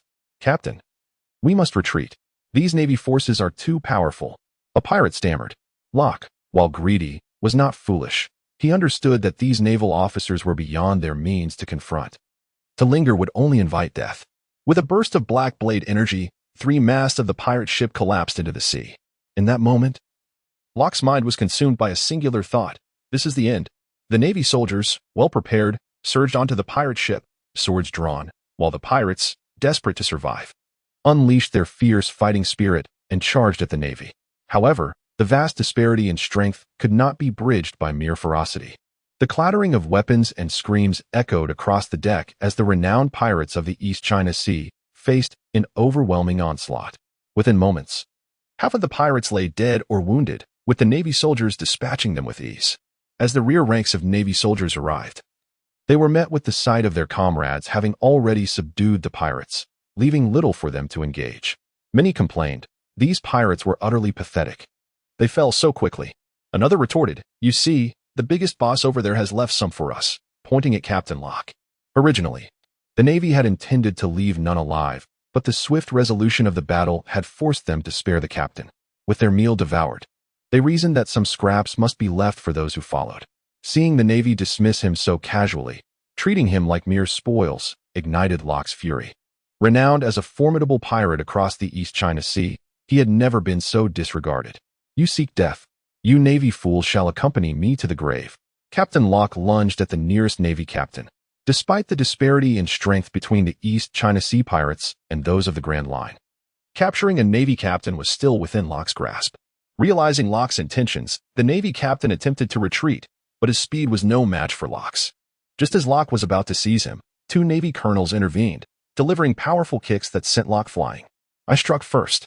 This pirate belongs to me, one colonel claimed. No way. I clearly got him first. He is mine, the other argued. Amid their bickering, a third colonel suddenly leapt from the crowd, charging at Locke. Corey, you scoundrel. How dare you strike from the shadows? The two colonels, having delivered their blows, saw Locke struggle to rise. Without hesitation, Locke raised his sword to strike at the approaching colonel. Yet, the colonel easily evaded Locke's attack, and by the time he reappeared, his sword was at Locke's throat. How was it possible? Your speed. Locke gasped in disbelief. Before he could finish, the colonel effortlessly slid his blade, severing Locke's head, which fell to the ground with a resounding thud. The two colonels, having witnessed Locke's demise, paused, chuckling. Corey, how do you plan to compensate us now? Surely, we deserve a drink. Colonel Andy remarked, enough chatter, let us move. We must reach the Navy base today. As the formidable Locke pirate crew was swiftly annihilated, the spectators aboard the ship struggled to comprehend the overwhelming power they had just witnessed. Was this the caliber of the Navy within the Grand Line? It was no wonder the Grand Line earned its reputation as a pirate graveyard. With the pirates dispatched, the entire Navy vessel continued its course towards the designated base. As for the nobles aboard, Lin Tian chose to disregard them, preferring to engage in a grand battle rather than associate with such individuals. The recent pirate crew had been merely a fleeting encounter, with little concern among the onlookers. However, just as Lin Tian and his companions departed, a small figure emerged from a barrel aboard the wrecked pirate ship, gazing at the retreating naval vessel with a visage of deep regret. Little did Lin Tian know that this very individual would become intertwined with his destiny in unforeseen ways. At a naval base, the highest-ranking officer awaited the arrival of Rear Admiral Garp, accompanied by a contingent of soldiers. Garp acknowledged them with a nod and proceeded towards the base with Lin Tian and Andy, while the remaining Navy soldiers busied themselves organizing the ship's supplies. The colonel trailing behind quickly fell into step, standing respectfully behind Garp, ready to receive any instructions. Faced with a rear admiral from headquarters, the colonel tread carefully, aware that any misstep could have dire consequences. This morning, an urgent message from naval headquarters had announced the impending arrival of a rear admiral in the East China Sea. Meanwhile, a contingent will be stationed at their naval base for a period of time, necessitating their cooperation. To the astonishment of the colonel, a vice admiral had actually emerged from the Grand Line and specifically come to the East Sea for a duration. This news left the colonel utterly speechless. The fact that a vice admiral would travel to the East Sea indicated that something significant must be occurring, yet the colonel had no inkling of any related information. After some contemplation, the colonel decided to exercise caution. Thus, he summoned all the naval personnel present to welcome the arrival of the vice admiral. Vice Admiral, may I inquire about the purpose of your visit? The colonel asked with careful curiosity. Not at all. We intend to remain here for a month, and I kindly ask for your assistance during this time, Garp replied with a smile. Seeing the vice admiral's courteous demeanor put the colonel at ease. It appeared that this vice admiral was not a difficult individual to interact with, which considerably alleviated the colonel's concerns. It is no trouble at all. It is our honor to have you stationed here, Vice Admiral, the colonel flattered, a hint of ingratiation in his voice. Garp continued, however, I will be departing for a period during this month. The remaining naval personnel will stay to assist you with any unresolved matters. Though puzzled by the vice admiral's impending departure, the colonel understood that as a vice admiral, Garp's duties were beyond his speculation. Yet the subsequent statement filled the colonel with joy. These were elite forces from the naval headquarters, seasoned in executing missions in the Grand Line, undoubtedly formidable in strength. The East Sea was plagued by numerous powerful pirates who were exceedingly bold, some even daring to assault the Navy, resulting in the loss of several naval lives. The East Sea Navy had long wished to resolve these issues, but had been powerless to do so. Now, with the assistance of these elite forces from headquarters, the menace posed by the pirates seemed trivial, leading to an imminent improvement of the maritime environment in the East Sea. With this thought, the colonel expressed his gratitude. Thank you, Vice Admiral. With your assistance, the pirates in the East Sea are bound to face dire consequences. Garp nodded and turned to Major General Ander, saying, Major General Ander, you are to cooperate thoroughly with the Navy's operations this month. Though it is a leave, do not take it idly. Certainly. We shall exert our utmost cooperation, Ander responded with a grin. Vice Admiral Garp, if you truly allow us to rest, we may end up rusty. Is that so? Garp replied, a slight smile appearing. In that case, I shall conduct a thorough evaluation of you all after a month. Upon hearing Garp's words, Ander's expression shifted to one of despair. He was well aware that Garp's evaluation typically entailed a rigorous beating, resulting in several days of recovery in bed. You brought this upon yourself by speaking out of turn, Ander chastised himself internally. Observing this scene, Lin Tian could not suppress his amusement, wearing a look of schadenfreude.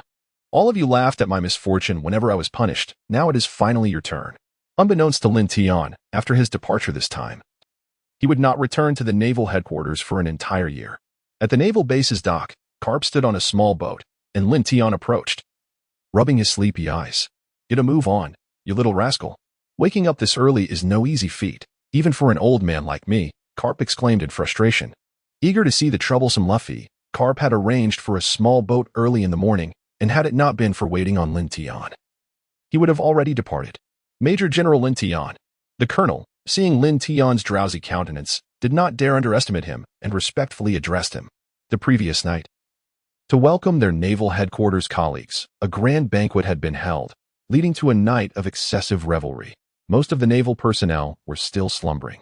However, the camaraderie fostered through such festivities was the quickest way for men to forge friendships.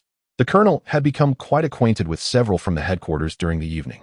The price paid was numerous trips to the restroom within an hour, and the colonel's head still spun from the aftermath. Had it not been for the fact that Vice Admiral Garp was departing that morning, leaving a careless impression would have been the least of his concerns. Thus, the colonel had gleaned a wealth of information about the naval headquarters and the Grand Line, Lin Tian's identity being among the revelations. When the colonel learned that the boy who had been constantly by Vice Admiral Garp's side was, in fact, a major general from the naval headquarters, he was utterly astounded.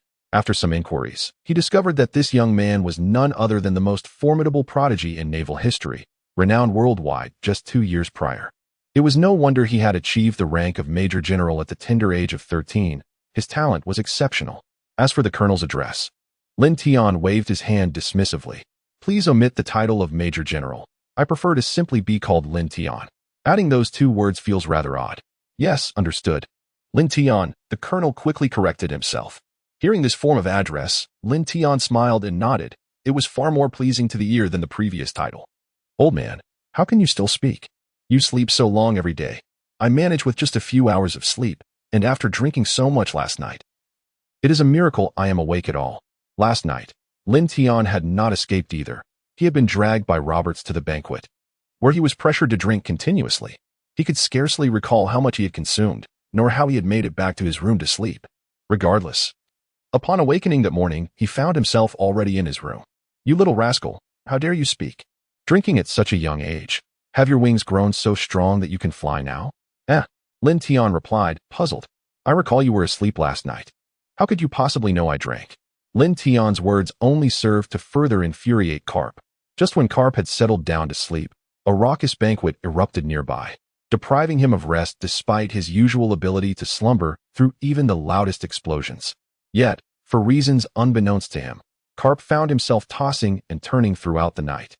Upon stepping outside, intent on reprimanding the ruffians hosting the revelry, he encountered Roberts, who was unsteadily supporting a drunken Lin Tian as they staggered toward a room. However, upon spotting Garp, the mischievous Roberts abandoned Lin Tian in an instant, fleeing as if he had seen a ghost.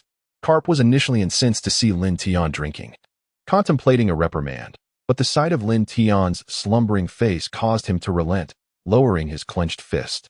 With a deep sigh, Garp crouched down and lifted Lin Tian, carefully making his way to the boy's room.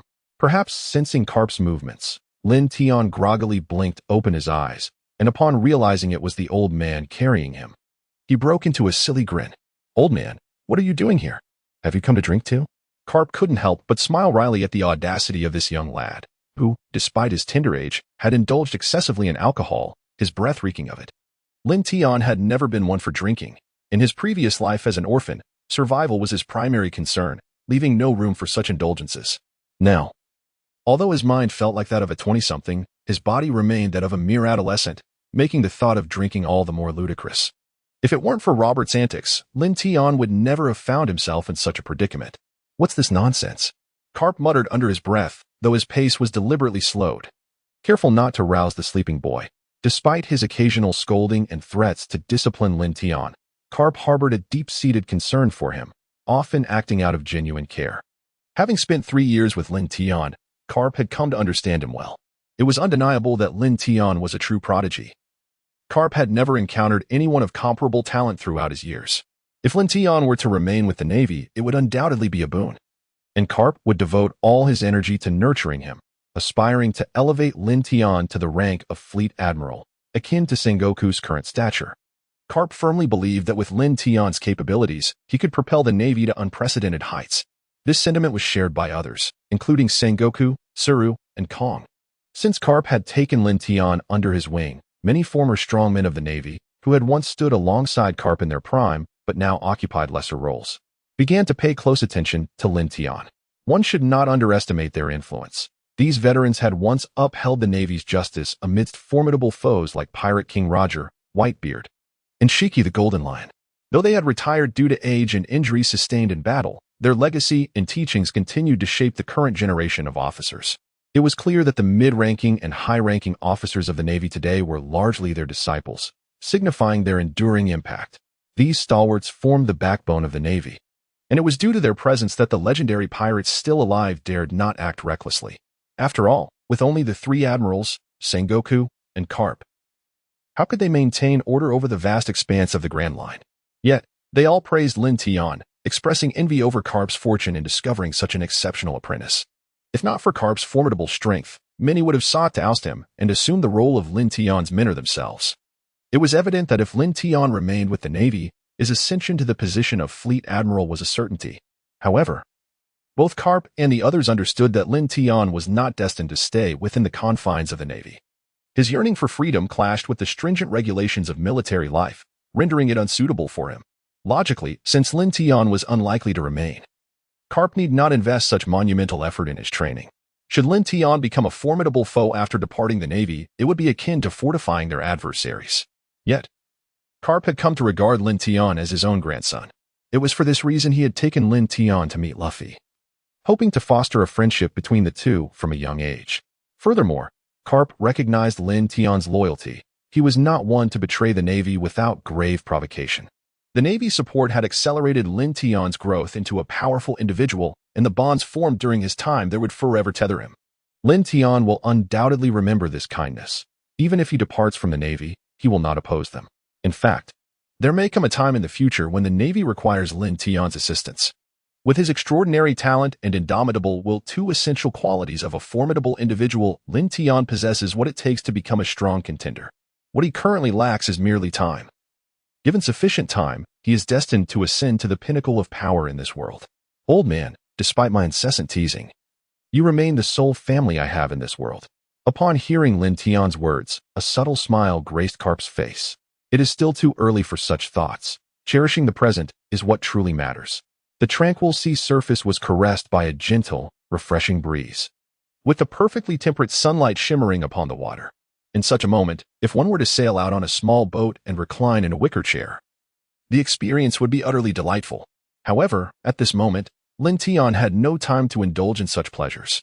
On the small boat, Lin Tian and Garp exchanged intense gazes, their eyes colliding like sparks igniting in the air.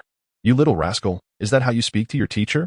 Garp exclaimed, his irritation palpable. "And what do you expect me to say? I am completely in the dark." "Is that so?" Lin Tian clearly doubted Garp's response. "Quickly tell me. After I got drunk yesterday, did I say anything?" Knowing that it was Garp who had escorted him to his room while he was intoxicated left Lin Tian feeling uneasy. Lin Tian was acutely aware that inebriated individuals often indulge in nonsensical chatter, revealing thoughts that ought to remain unspoken. The notion of truths spoken under the influence is not without merit. Consequently, Lin Tian harbored a profound apprehension, fearing that in a state of intoxication, he might inadvertently disclose his most profound secret, that he was not of this world, but rather hailing from an alternate realm. This concern prompted Lin Tian to incessantly question Garp about whether he had uttered anything peculiar while intoxicated. "Oh, regarding that matter, let me ponder. It seems there might have been, yet perhaps not," Garp replied, lifting his gaze and resting his chin in a feigned vagueness. As Lin Tian absorbed Garp's words, his heart leapt to his throat, particularly upon hearing the word might. He felt as though his heart was on the verge of escaping his chest. Yet, the subsequent knot brought his heart back down to its rightful place, eliciting a sensation akin to soaring to an altitude of 10,000 meters, only to plummet into a profound abyss without a moment's clarity. Were it not for Lin Tian's robust heart, such an experience might have induced a cardiac crisis. Upon noticing the elusive smile dancing on Garp's face, Lin Tian comprehended that Garp was purposefully toying with him. However, rather than feeling angered by this revelation, Lin Tian experienced a wave of relief. Given the circumstances, it appeared he might have uttered something, yet he had successfully safeguarded the secret of his rebirth. Observing Lin Tian's lack of reaction and the evident relief washing over him, Garp found himself puzzled. Typically, Lin Tian, despite recognizing Garp's superiority, would retaliate, often resulting in a rather vigorous confrontation. Yet today, he had remained entirely passive. The atmosphere grew still, with both individuals seated in silence, each absorbed in their own thoughts. Lin Tian had never anticipated that Garp would take him to meet Luffy. Lin Tian had always presumed that his first encounter with Luffy would likely occur amidst a fierce battle, with himself as a naval officer capturing Luffy, the pirate. Such a scenario seemed perfectly natural. However, as he prepared to meet Luffy, curiosity took hold of Lin Tian. For it was known that the manga depicted Luffy's adventures only after he turned 17. At that moment, Garp, after deep contemplation, appeared to have resolved something within himself, and inquired, "Lin Tian, speak honestly, was this incident involving the Sky Gold orchestrated by you?" Upon hearing Garp's question, Lin Tian felt a jolt of surprise within his heart. Lin Tian, of course, was reluctant to admit it, yet upon observing Garp's stern expression, he realized that Garp must have uncovered something, otherwise he would not have posed such a question. With a slight nod, Lin Tian affirmed, "Yes, it was indeed my doing." Although Garp had long suspected this answer, the moment he actually heard it, his indignation surged. "You reckless boy, do you comprehend the peril of this situation?" "Indeed," Lin Tian replied with unwavering certainty. From the moment he contemplated undertaking that action, he was acutely aware of its inherent dangers. A single misstep could lead to irrevocable consequences. Garp, pointing an accusatory finger at Lin Tian, expressed his frustration. "You knew the risks, yet you still proceeded. Are you courting death?" Garp held Lin Tian in high regard, as he was his sole disciple, but this particular endeavor had incited Garp's fury. This matter represented an unfathomable vortex. A moment of carelessness could result in utter devastation. Any rational individual would steer clear of such a treacherous path. Garp himself recognized the depths of this quagmire, which was why he had previously declined Sengoku's orders, deeming them too burdensome. However, what astonished Garp was that Lin Tian, this audacious young man, had willingly ventured into the fray. How could this not provoke Garp's ire? Yet Lin Tian smiled faintly. "But look at me now. I am unscathed, and no one would suspect my involvement." Lin Tian understood that Garp's anger stemmed from a deep-seated concern for him. Thus, rather than feeling incensed by Garp's scolding, Lin Tian was instead enveloped in warmth. In his previous life, he had been an orphan, devoid of anyone who cared for his well-being. It was only in this world that he truly felt the solace of familial affection. Garp was momentarily rendered speechless by Lin Tian's words. Frustrated by his inability to retort, Garp resorted to action. A loving fist struck Lin Tian's head.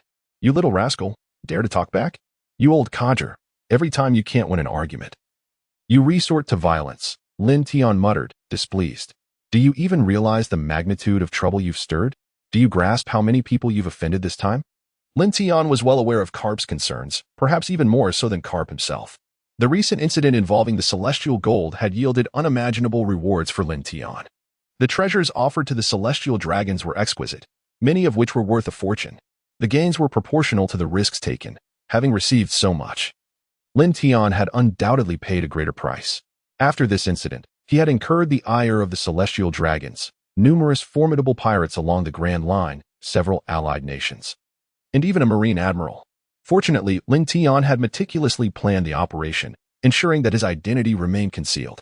While the world was aware that there was a mastermind behind the celestial gold, none knew the specifics of his identity. "I was fully cognizant of the consequences before making my decision," Lin Tian said with serene composure. Sighing, Garp expressed his helplessness. Even if you possess considerable confidence, one must weigh whether such actions are worth the risk. Is it truly worth offending so many and placing yourself in jeopardy for those treasures? Given his understanding of Lin Tian, Garp was acutely aware that Lin Tian was not one to act impulsively. He must have contemplated everything thoroughly and held a significant degree of assurance before proceeding with his plan. Lin Tian pondered for a moment and confidently stated, "It is worthwhile, but not for those trivial matters." The young rascal, if not for those things, then for what purpose? Upon hearing Lin Tian's words, Garp displayed a hint of confusion. The celestial treasure list was something Garp had witnessed with his own eyes. Most of the items listed were gold, silver, and various national specialties, alongside some peculiar objects of unknown utility. Among the treasures of the heavens, the most priceless possessions were indeed the few devil fruits. While these fruits were extraordinarily valuable, it seemed unreasonable for Lin Tian to pay such a steep price for them. Lin Tian chuckled softly, scratching his head, and awkwardly confessed, "To be honest, I merely wished to witness this significant event. Yet, I found myself unwittingly entangled in a series of events, ultimately leading to an unexpected confrontation." Upon hearing Lin Tian's words, Garp nearly choked on his breath. He had initially assumed that Lin Tian had uncovered something of great importance during this incident, which would justify his willingness to take such considerable risks. However, to his astonishment, this mischievous lad had acted without clarity, seemingly oblivious to the circumstances, leaving Garp at a loss for words. In truth, Lin Tian was not entirely mistaken. He had no direct connection to this matter. His involvement stemmed from mere curiosity, which spiraled into an unforeseen sequence of events that ultimately drew him into the fray. If one were to delve deeper into the reasons, it was only after Lin Tian became aware of the identity of the mastermind behind the heavenly gold incident that his interest was piqued. Otherwise, he would have preferred to remain uninvolved, even wishing for the downfall of the celestial dragons. Nevertheless, Lin Tian harbored no regrets about his choices. What transpired remains to be seen in the details of the heavenly gold incident below. P.S. Here comes the third update. In the year 1512 of the sea round calendar, which also marked the second year of Lin Tian's voyage at sea, today was yet another splendid, sunny day. Typically, Lin Tian would be found on the deck, relishing this beautiful day alongside most of the Navy. However, today was destined to be a busy one. Bang, bang, bang. On the surface of the sea, a naval warship was engaged in a fierce exchange of fire with a pirate ship. Cannonballs soared through the air, slicing through the atmosphere with a piercing sound as they hurtled towards their target. The warship embroiled in combat with the pirates was none other than Lin Tian and his comrades. At this moment, all the Navy personnel had gathered on the deck, their faces alight with excitement as they gazed upon the pirate ship ahead. Although each battle was fraught with peril, those who had chosen the path of the Navy had reconciled themselves to this reality. Moreover, combat presented not only dangers but also opportunities. It was through relentless fighting that one could swiftly enhance their abilities and accumulate military achievements. Upon closer inspection, one could discern that many Navy uniforms were tattered and stained with blood. Some Navy personnel bore visible wounds, a testament to their recent encounters and fierce battles. Ander handed a telescope to Lin Tian, his expression one of confusion. "What is going on? How have we encountered two groups of pirates in just one morning? Usually, it is quite a challenge to spot a single pirate ship in half a month. Yet today seems unusually abundant," Colonel Ander mused, a sense of foreboding creeping into his mind. Lin Tian held the binoculars and remarked, "Indeed, today's events are somewhat unusual. The likelihood of encountering pirates in this maritime region is exceedingly high." Before him lay a pirate ship, a three-masted vessel, the archetype for most pirate ships, adorned with a flag depicting a skull wearing a green hat. Upon witnessing this peculiar pirate flag, Lin Tian could not contain his laughter. "Ha! A green hat. This pirate ship is truly something else." The thought of the special connotation associated with green hats in his past life elicited uncontrollable mirth from him. Ander, startled by Lin Tian's sudden outburst of laughter, glanced at him in bewilderment, his expression riddled with questions. Taking the binoculars for himself, he scrutinized the ship and concluded it was merely an ordinary pirate vessel without any remarkable features. "Lin Tian, what is so amusing?" he inquired. Lin Tian finally stifled his laughter, although the smile on his face lingered. "Just take a look at their pirate flag, particularly the hat atop the skull." "Huh, the hat," Ander murmured in confusion, lifting the binoculars again for a closer look. Upon inspection, he discerned that it was simply a standard skull pirate flag. albeit with a rather peculiar green hat. While the color struck him as odd, it remained within the realm of acceptability and did not invoke much amusement. There is nothing abnormal. This pirate flag is quite ordinary, Ander declared, lowering the binoculars and addressing Lin Tian. It was at that moment Lin Tian suddenly realized that in this world, the term green hat bore no special significance. Lin Tian gestured for Ander to come closer. Ander, with a hint of skepticism, pondered for a moment before taking a few steps towards Lin Tian, leaning in to listen. The term green hat, as its name suggests, refers to a hat of that color. However, it carries an additional, more nuanced implication when a man's partner engages in an affair with another man. That man is said to be wearing a green hat. Ha. Upon hearing Lin Tian's explanation, Anders suddenly grasped the entire concept and erupted into laughter. The pirate flag of this ship features a green hat, which implies that they are the Green Hat Pirates. Lin Tian, where did you hear this? I was completely unaware of such a meaning. Lin Tian smiled faintly and said, I came across this by chance in an ancient text. It appears to be a saying passed down from a long-lost civilization. In my previous life, this knowledge was a secret known only to me, with no one else in the world privy to its meaning. However, after today, it is likely that this concept of the green hat may spread beyond the confines of the world. Lin Tian and Major General Ander laughed heartily, their exuberant mirth resonating loudly enough for all the soldiers to hear. Curiosity sparked among the troops as they turned their gazes toward the bow of the ship, where Lin Tian and Major General Ander were engaged in such joviality. Colonel Ander and Colonel Lin Tian, what could possibly be the cause of such amusement? Indeed, what has prompted this sudden outbreak of laughter? Realizing that the booming sound of cannon fire had ceased, Lin Tian glanced downward and observed the naval soldiers, who were left utterly astonished. Their eyes wide with disbelief as they beheld him and Ander. Lin Tian quickly realized that his laughter had been somewhat excessive.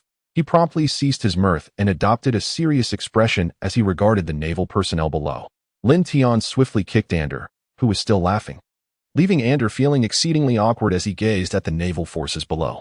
Clearing his throat, Ander attempted to mask his embarrassment and proclaimed loudly, What are you all staring at? Hurry and pursue the pirates ahead.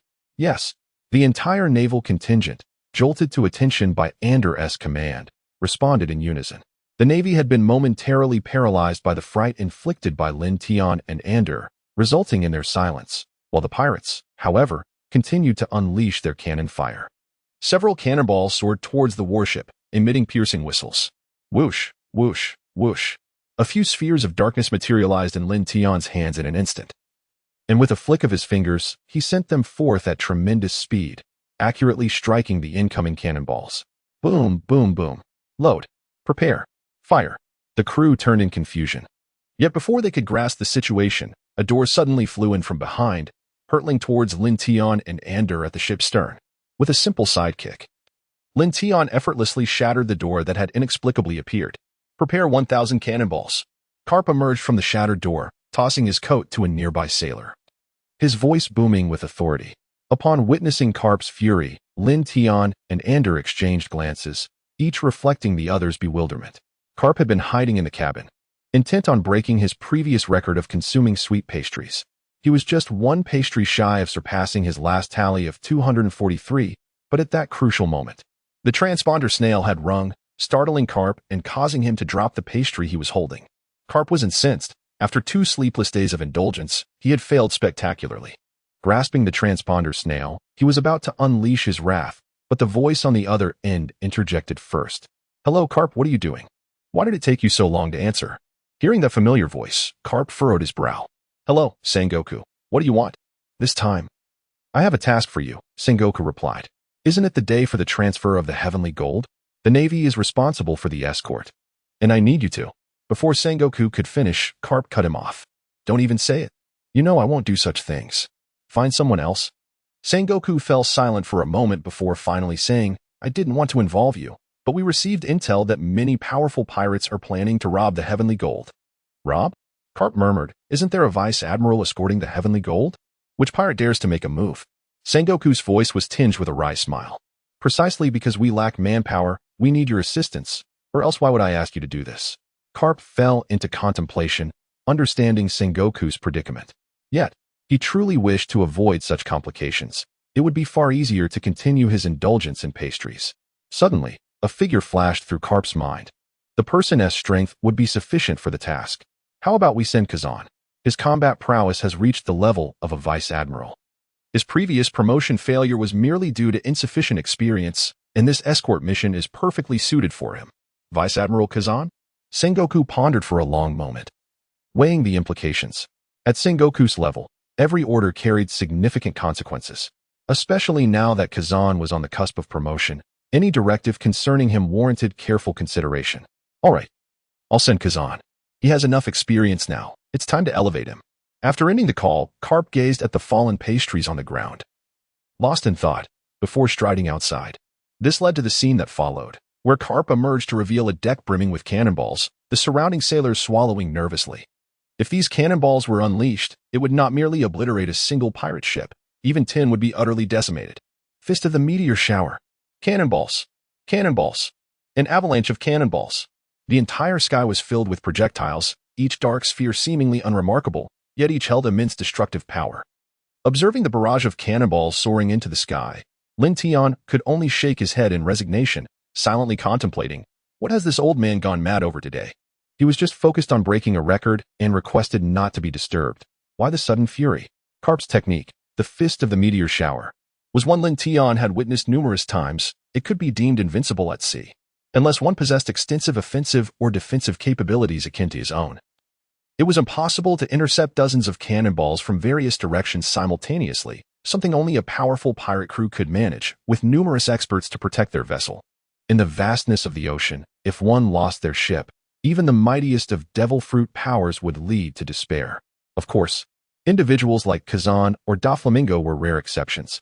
Moreover, such individuals were not merely capable of withstanding the devastation wrought by Garp's fist of the meteor shower.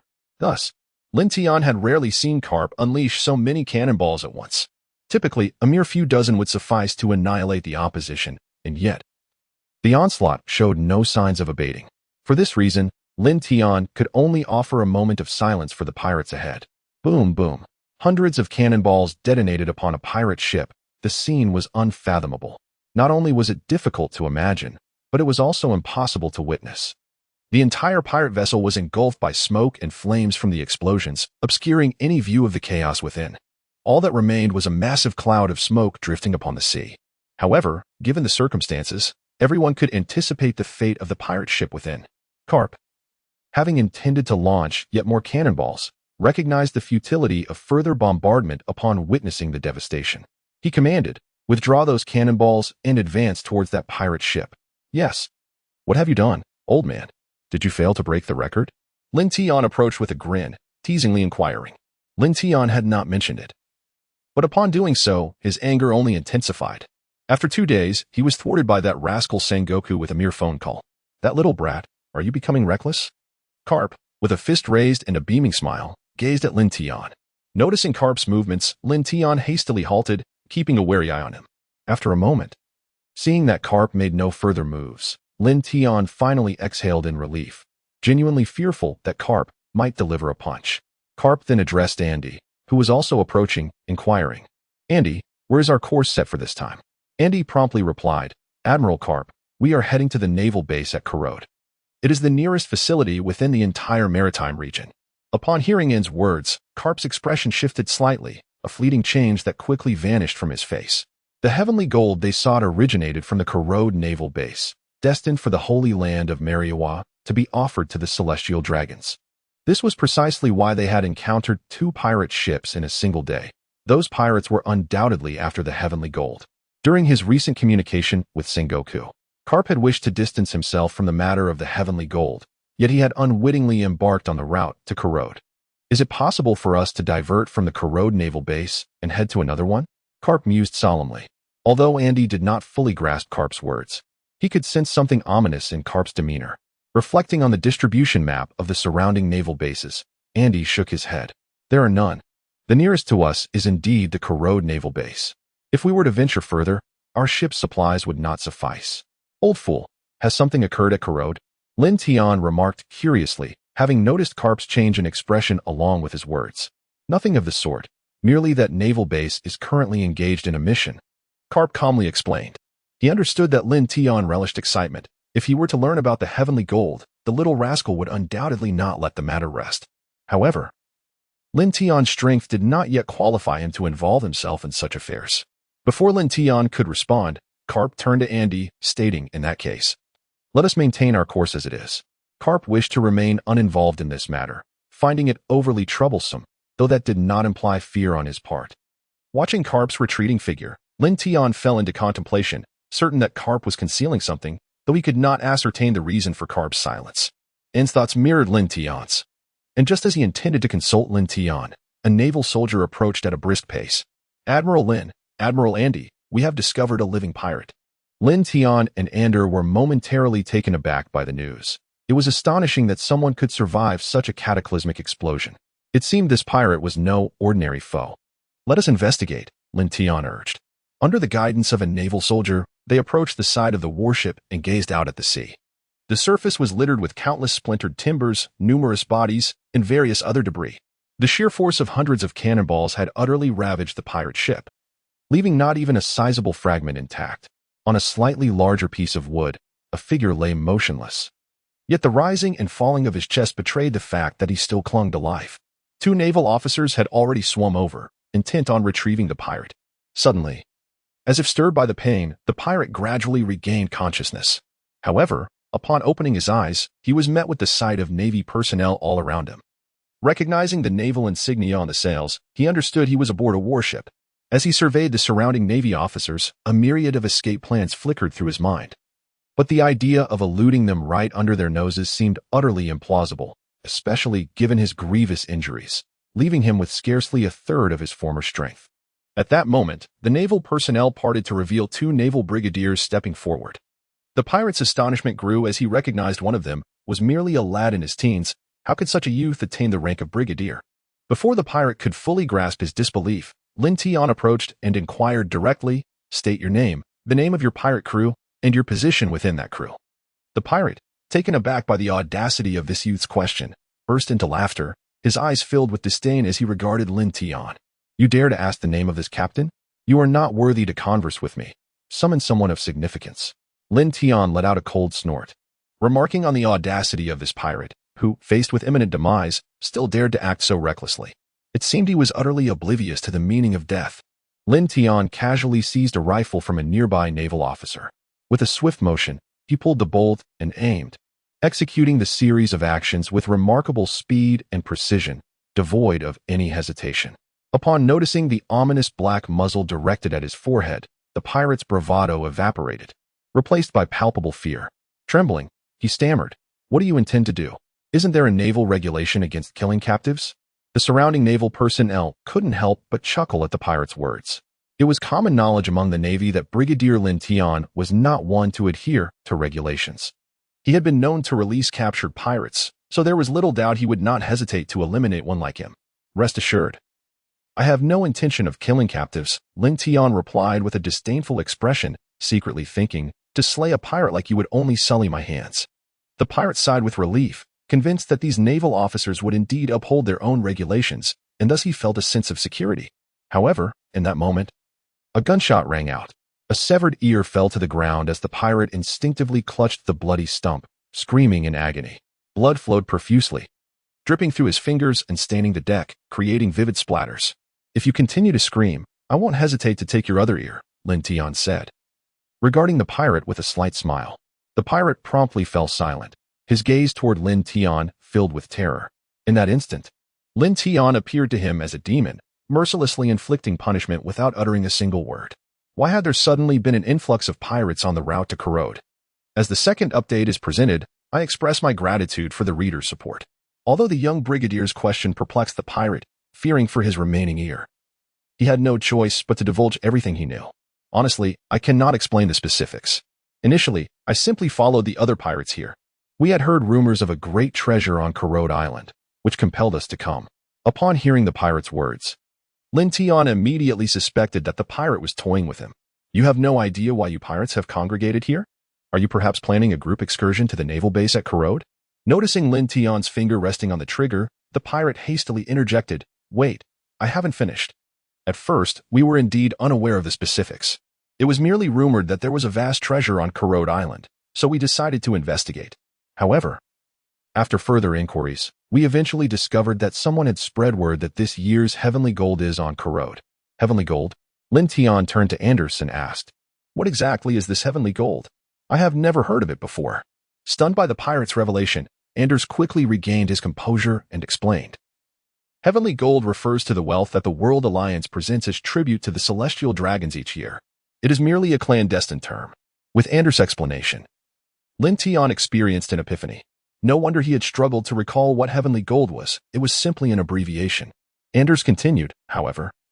This heavenly gold is something that is offered to the celestial dragons. Who in this world would dare to touch it? Furthermore, its protection is exceedingly stringent. I have participated in operations to safeguard the heavenly gold and am well aware of the security measures in place. At the very least, there is one admiral, 2 vice admirals, and several thousand naval soldiers, along with more than a dozen naval ships. Given such formidable protection, the heavenly gold had existed for centuries without ever being successfully looted. It was inconceivable that these pirates could succeed. Perhaps only the formidable pirates of the New World might stand a chance. Lin Tian was also aware of the security surrounding the heavenly gold, and thus found himself puzzled. Observing Lin Tian and Anders' confusion, the pirate promptly clarified, the reason so many pirates have gathered this time is due to some leaked information. Recently, one of the 4 emperors of the New World, Kaido of the Beasts, has made new movements, and several admirals have gone to the New World, leaving no admirals to protect at this time. Lin Tian finally understood that without the escort of an admiral, these pirates dared to take such risks. The heavenly gold comprises treasures contributed by over 170 member nations, making its value abundantly clear.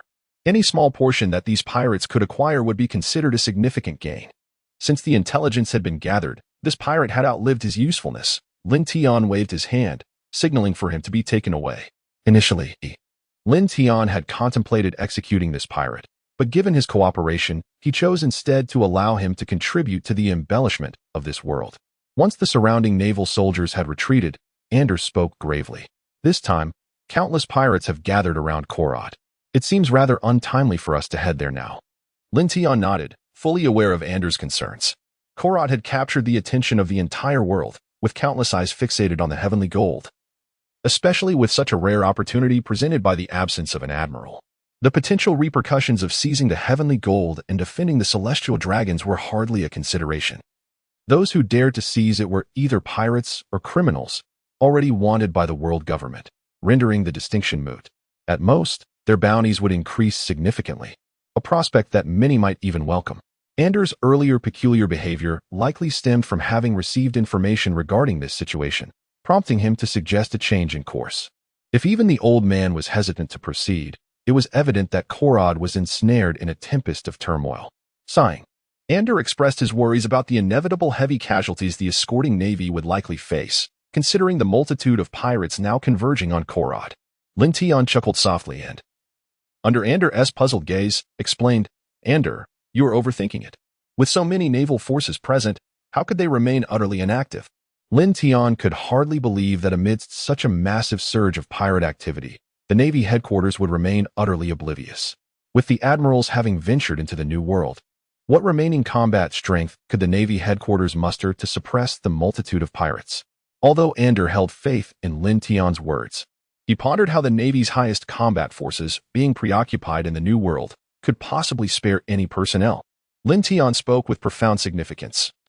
That may not necessarily be the case. Within the Navy, there are forces that rival those of the admirals.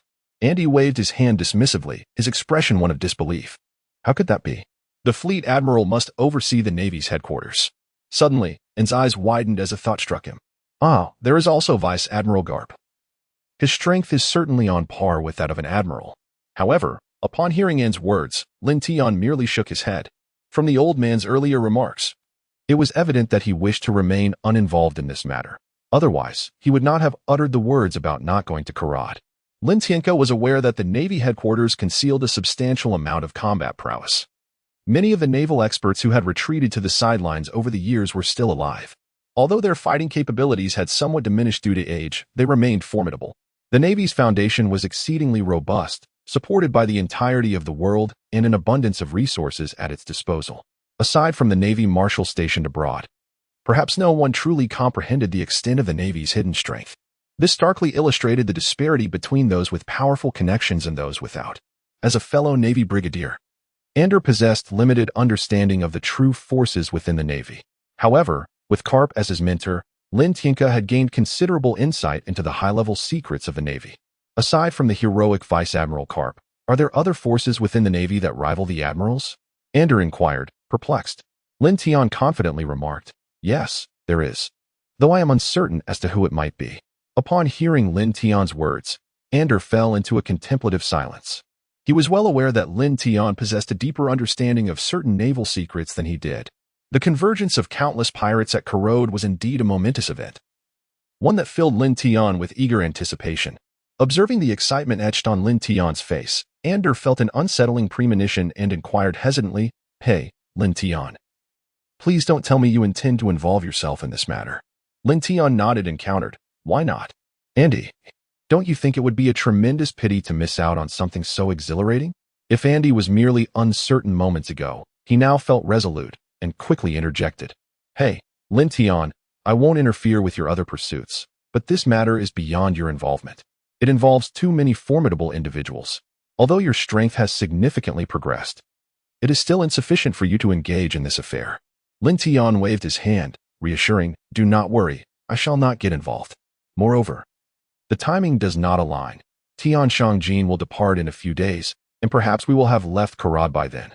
Although Ander was forcing himself to believe this, he could not shake off the lingering hope reflected in Lin Tian's eyes.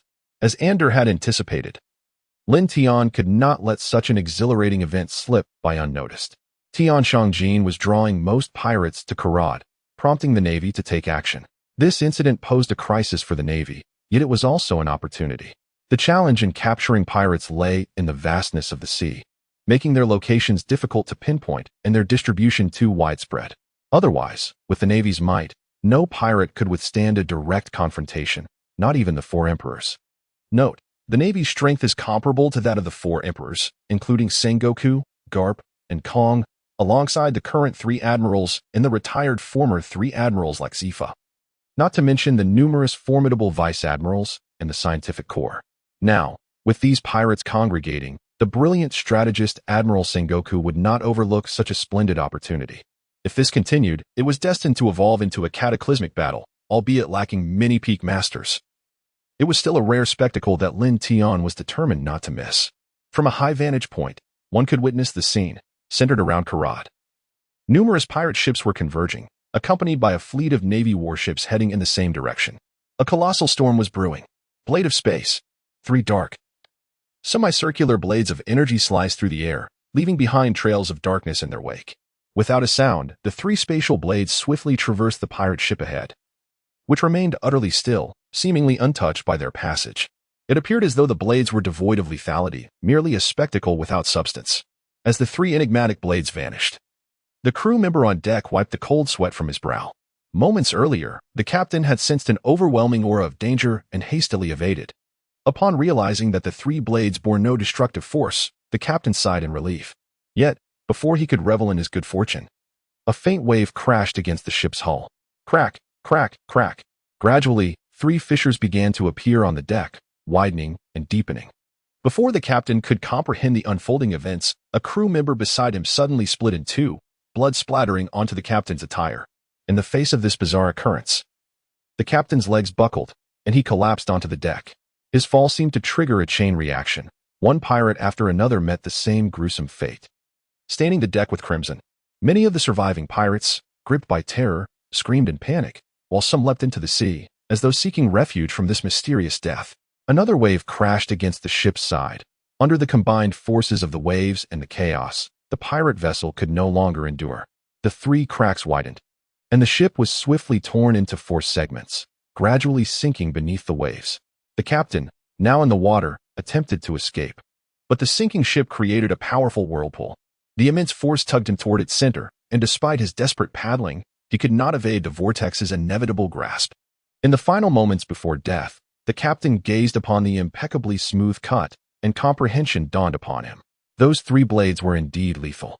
Their extraordinary sharpness had cleaved the entire ship, leaving it adrift upon the surface of the sea. Brigadier General Lin Tian. Brigadier General Lin Tian. Witnessing Lin Tian obliterate a pirate ship with a single strike, the assembled navy could not help but cheer for him. After executing such a formidable move, Lin Tian felt a significant drain on his stamina, his steps becoming slightly unsteady. "Eliminate the remaining pirates," ordered Andy. "Understood." The navy responded promptly, returning to their respective positions as the ship's cannons roared to life once more. "Brigadier General Lin Tian has taken care of the majority of the pirates. We must not fall behind." Andy approached, extending a flask of water. "How do you feel?" "That technique was incredibly powerful, and it must have taken quite a toll on you." Lin Tian nodded, accepting the water bottle from Ander and taking a sip. "Fortunately, it was merely a matter of physical exertion. A brief respite would suffice." Observing Lin Tian's display of skills, which only seemed to drain a bit of energy, Ander couldn't help but lament the passage of time, remarking that he was far behind the vigor of the youth. "Come now, Ander," Lin Tian jested. "You are barely in your 30s. I doubt your wife would agree with such defeatist talk." "You cheeky lad," Ander retorted with a laugh, playfully swatting at Lin Tian, who effortlessly evaded the gesture. After exchanging light-hearted banter, Ander shifted the conversation to more serious matters. "Indeed, the number of pirates gathered at Crocodile Island is quite staggering. Today alone, including those we encountered earlier, we have faced 5 different pirate crews." Lin Tian replied solemnly. "However, we have only encountered those of relatively weak prowess. The truly formidable pirates have likely already arrived." Ander cast a glance at the wrecked pirate ship, shaking his head in disbelief. "These pirates have lost their senses. How could they dare to wade into such treacherous waters with such feeble strength?" Lin Tian let out a cold chuckle. All of this stemmed from a sense of recklessness and the maddening allure of profit. The pirates who dared to venture into the Grand Line were not fools. They were acutely aware that ahead lay only death. Yet, the immense profits clouded their judgment. They believed they could thrive amidst the chaos, convinced that even a mere morsel would be enough to drive them to madness. Suddenly, Lin Tian spotted Roberts pacing on the deck, his face a mask of confusion. "Hey, Roberts, weren't you at the helm? How did you end up on deck?" Upon hearing someone call his name, Roberts turned to see Lin Tian, seated at the bow of the ship, waving at him. A slight smile crept onto Roberts' face as he approached. "Hey, Lin Tian, we're about to reach Corod, so I have little to do now. After being cooped up inside for so long, it's only natural that I come up to breathe some fresh air." "Oh, we're already at Corod," Lin Tian exclaimed, his voice brimming with astonishment. Just moments ago, he had not even glimpsed Corod, and his conversation with Ander had been brief, yet they had arrived with remarkable speed. Turning to look back, he indeed saw the shadow of a small island materializing before them. The ominous clouds above enshrouded the entire isle in a veil of darkness. From a distance, only a vague silhouette was discernible, the entire Corod resembling a ravenous beast lurking within the black mist. Presently, a tremendous storm was brewing over Corod Island, causing the currents in the surrounding waters to quicken significantly. Otherwise, they would not have reached their destination so swiftly. Lin Tian uttered a sound of understanding, as the earlier questions were resolved. Alas! Gazing at the tempest above Corod Island, Anderson let out a deep sigh. The entire island seemed to be brewing a storm both within and without. Indeed, Lin Tian concurred, stating that the waters surrounding Corod Island were now ample enough to drown a person. Roberts, overhearing their cryptic exchange, appeared utterly perplexed, as if he were deciphering an ancient script. "Storm? Drown? What are you two discussing? I cannot comprehend a word." Lin Tian and Ander exchanged a glance and then burst into laughter. Under Robert's puzzled gaze, Lin Tian placed his hand on Robert's neck and cheerfully remarked, "You should first address the immediate concern at hand, our navigator, how to safely traverse this tempest." Prompted by Lin Tian's reminder, Roberts finally recognized the gravity of the situation, shrugged off Lin Tian's hand, and hurriedly dashed toward the deck. "Lin Tian, you scoundrel, why didn't you tell me earlier? Only now do you remind me." Upon hearing Robert's reproach, Lin Tian smiled faintly, turning to gaze at the enigmatic silhouette of Corod Island shrouded in darkness. Just how vast was this whirlpool? It was indeed a source of anticipation. Boom. Crash. Wail. As they entered the realm of Corod, Lin Tian and his companions were immediately confronted by the ferocious storm. Towering waves capable of submerging vessels surged forth, while flashes of lightning pierced the sky accompanied by deafening roars, all amidst the relentless gusts and torrential rain. The raw power of nature was on full display in that instant. On board the warship, thanks to prior preparations, everything on the deck was securely fastened. Aside from a few naval officers who had to remain on deck, The rest had retreated to the ship's interior. For Lin Tian and Ander, both endowed with extraordinary prowess, remaining on deck at such a moment posed no challenge. Faced with the formidable storm, the entire warship rocked violently under the waves. Yet under the navigator's skillful command, it gradually advanced toward the storm's epicenter, Corod Island. At the bow, Ander praised, "Robert's navigational skills are indeed commendable. To maintain the ship's course amidst such a storm is truly impressive." Indeed, Lin Tian concurred.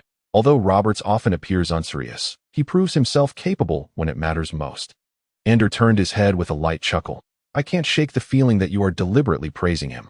"Absolutely," Lin Tian openly acknowledged. It was only natural for him to speak highly of his good friend, a fact well known among the crew. Rest assured, Roberts has amassed quite a few military accomplishments over the past year. These achievements are sufficient for him to be promoted to lieutenant colonel. His rate of advancement is commendable within the entire Navy. Hearing Ander's words, a sincere smile graced Lin Tian's face. Despite his ruthless demeanor towards enemies, Lin Tian was deeply loyal, especially to friends. Indeed, Robert's swift rise could be attributed to Lin Tian's assistance. Observing the towering waves ahead, Ander mused, "I wonder if the waves of Corod are truly this formidable." Lin Tian smiled gently, raising his right hand slowly as a colossal sphere of death gradually took shape in his palm. With a casual toss, the sphere shot forth like a meteor, tracing a dark arc as it collided with the waves. "Why not just dive in and take a look?" With a resounding bang, a tremendous explosion erupted, creating a vast circular hole in the tumultuous sea.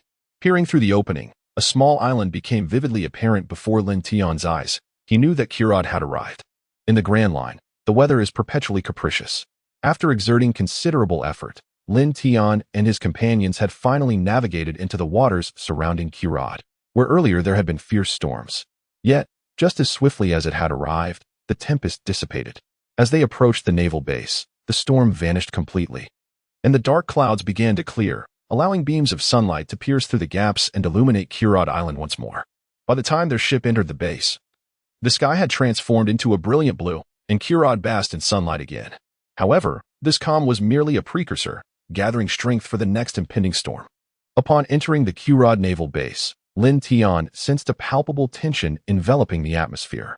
Each artillery platform was manned by vigilant naval personnel, while soldiers on the lookout towers meticulously scanned their surroundings through binoculars. Patrol teams were visible throughout the base, indicating the highest level of alert. This signified that the entire naval installation was on a war footing, poised to unleash formidable combat capabilities at a moment's notice. In search of an available dock, a massive iron anchor was slowly lowered into the water with the concerted effort of several sailors. "Hey, you old geezer, we've arrived," Lin Tian called out to Garp, who was lounging in a chair, dozing off. Awakened by the commotion, Garp stretched leisurely, surveying the heavily fortified naval base. "What? We've arrived so soon." However, silence reigned around him, with everyone absorbed in their own tasks. Even Lin Tian, the second biggest slacker, was busy moving items. Glancing around, Garp muttered sheepishly, "It seems I'm the only one not occupied." Under Garp's guidance, Lin Tian and a dozen others disembarked from the ship. The personnel from the naval base had come out to greet them, and it would be impolite for Lin Tian and his companions to remain aboard, keeping them waiting. "Greetings, Vice Admiral Garp. The Corod naval base welcomes your arrival." A naval rear admiral saluted Lin Tian. Garp returned the salute, replying, "Hello, Rear Admiral Jonathan." The alert status of the base has certainly intensified. Upon hearing Garp's inquiry, Jonathan donned a wry smile, confessing that he had been overwhelmed in recent days. The revelation of the Golden Incident had attracted an influx of pirates to Corod. Consequently, the base's security measures had to be heightened to their utmost. Faced with such a multitude of pirates, the base's combat strength was insufficient, necessitating a cautious approach. After conversing with Garp, Jonathan turned his gaze to Lin Tian, extending his hand with a smile. "Hello, I am Rear Admiral Jonathan of the Corod Naval Base." Lin Tian was startled by the sudden outstretched hand of Major General Strongson. Although he was somewhat puzzled as to why this Major General was greeting him, he extended his hand in return, introducing himself. "Greetings, Rear Admiral Lin Tian." Upon hearing Lin Tian's introduction, a smile broke across Stronson's face. It seemed he was not mistaken. "You are indeed the most promising prodigy of the Navy." "Rear Admiral Lin Tian, I have frequently heard your name, but until now, I have never had the opportunity to witness the true face of the Navy's greatest genius." In response to Strongson's praise, Lin Tian smiled shyly, choosing not to elaborate. Such matters, after all, were futile to discuss since the entire world held this belief. Strongson released Lin Tian's hand and addressed Vice Admiral Garp, stating, "Vice Admiral Garp, you must be weary from your time adrift at sea. We have prepared resting quarters for you, and all supplies are ready." Under Strongson's guidance, the group proceeded into the depths of the Navy base. Along the way, Lin Tian suddenly inquired, "General Strongson, I observed earlier that there are no ships transporting the heavenly gold." Strongson cast a knowing glance at Lin Tian, recognizing that this rear admiral was indeed as formidable as the rumors suggested. The purpose of this base was merely to consolidate the tributes from various nations, all of which were escorted by the Navy and subsequently gathered here. Within the base, personnel from the world government would compile them, load them onto ships, and the Navy would then escort them directly to the holy land of Mariehua. It was no wonder that all pirates congregated in Corod. All treasures would ultimately find their way to this Navy base. This base also served as the sole assembly point for the Navy's escort fleet. Once the heavenly gold convoy departed from this base, it would vanish into the sea, heading straight for Mariehua without stopping at any other Navy base. The exact route was subject to constant change, known only to the fleet admiral of the Navy. Even the escorting Navy personnel were unaware of the specifics. At that moment, Garp also posed a question. How many pirates are currently gathered on Corod Island? Strongson shook his head. We do not know the exact number. There has been an overwhelming influx of pirates over the past few days. We've captured 10 pirate crews just in the last 2 days. After a brief pause, Strongson continued. Based on intelligence from various sources, it is estimated that there are nearly 200 pirate crews. And that is a conservative estimate. The numbers have been steadily increasing. Hearing Strongson's words, the group could not help but gasp in disbelief. Even Garp's expression darkened upon hearing this figure. After years in the Navy, he had seldom witnessed such a mass gathering of pirates. At least 200, with the potential for more. How many pirates had truly converged upon Corod? It seemed that the majority of pirates from the first half of the Grand Line had arrived. Given the sheer volume of pirates, it was no surprise that the security level at this Navy base had been elevated to the highest degree. However, Garp's presence would significantly alleviate the situation. Once news of Vice Admiral Garp's arrival spread, most pirates would likely retreat. Strongson had indeed been troubled by the sheer number of pirates in recent days. However, with the arrival of the Navy hero Garp, the pressure on Corod would be greatly reduced. The pirates' audacity in attempting to seize the heavenly gold stemmed solely from the absence of a Navy admiral. With Garp, an individual of comparable stature, present, the pirates would surely retreat. Regrettably, contrary to Strongson's expectations, Garp shook his head, stating, "I will not be involved in this matter. Once our supplies are replenished, we will depart." Strongson was momentarily rendered speechless by this revelation. "Vice Admiral Garp, did you not come here to resolve this issue?" Garp shook his head again, replying solemnly, "Although I am not here to address this situation, the Navy headquarters has devised a relevant plan, and reinforcements will arrive by tomorrow at the latest." Upon hearing Garp's words, Strongson exhaled in relief, his previously anxious heart now at ease. Then, "Vice Admiral Garp, how many Navy personnel will the headquarters dispatch?" Strongson quietly inquired. "That I am also unsure of. However, rest assured, the combat power deployed this time will not be less than that of a Navy admiral." Strongson's heart settled completely. Only the strength of an admiral could effectively quell such a multitude of pirates. Furthermore, given his understanding of the headquarters, Strongson knew they would not let this prime opportunity slip away. Corod was currently ensnared in a complex situation, with both pirates and Navy eyes fixated on this small island. As the commanding officer of the Corod Navy base, Strongson found himself in a precarious position. Reflecting on this, he felt a headache coming on. Encountering such a predicament in his first year as commander was rather unfortunate. He could only hope that the Navy headquarters personnel would arrive swiftly.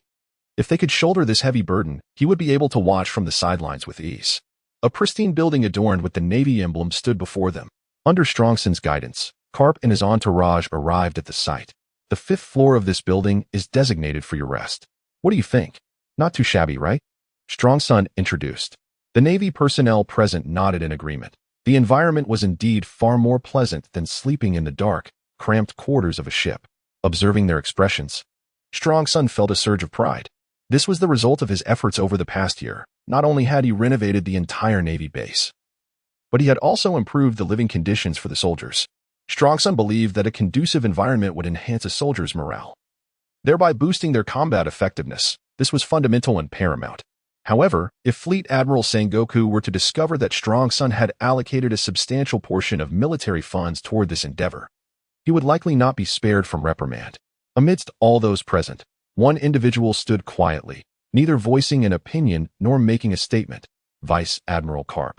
At that moment, the crowd noticed Garp's unusual demeanor, and just when they speculated that he might be displeased, Lin Tian suddenly approached and, to everyone's astonishment, gave Garp a hearty pat on the shoulder, exclaiming, "Old man, we're here.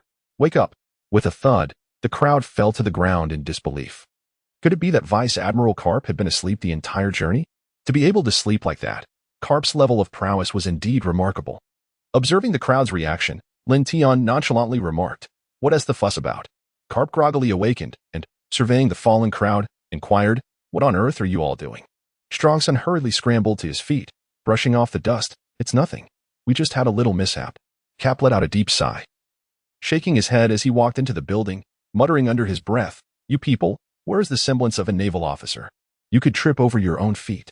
The crowd's lips twitched in discomfort, acutely aware that it was indeed his presence that had frightened them, and yet he had the audacity to express such sentiments. Jonathan turned to the remaining Navy soldiers with a faint smile, saying, "You shall rest here for the evening.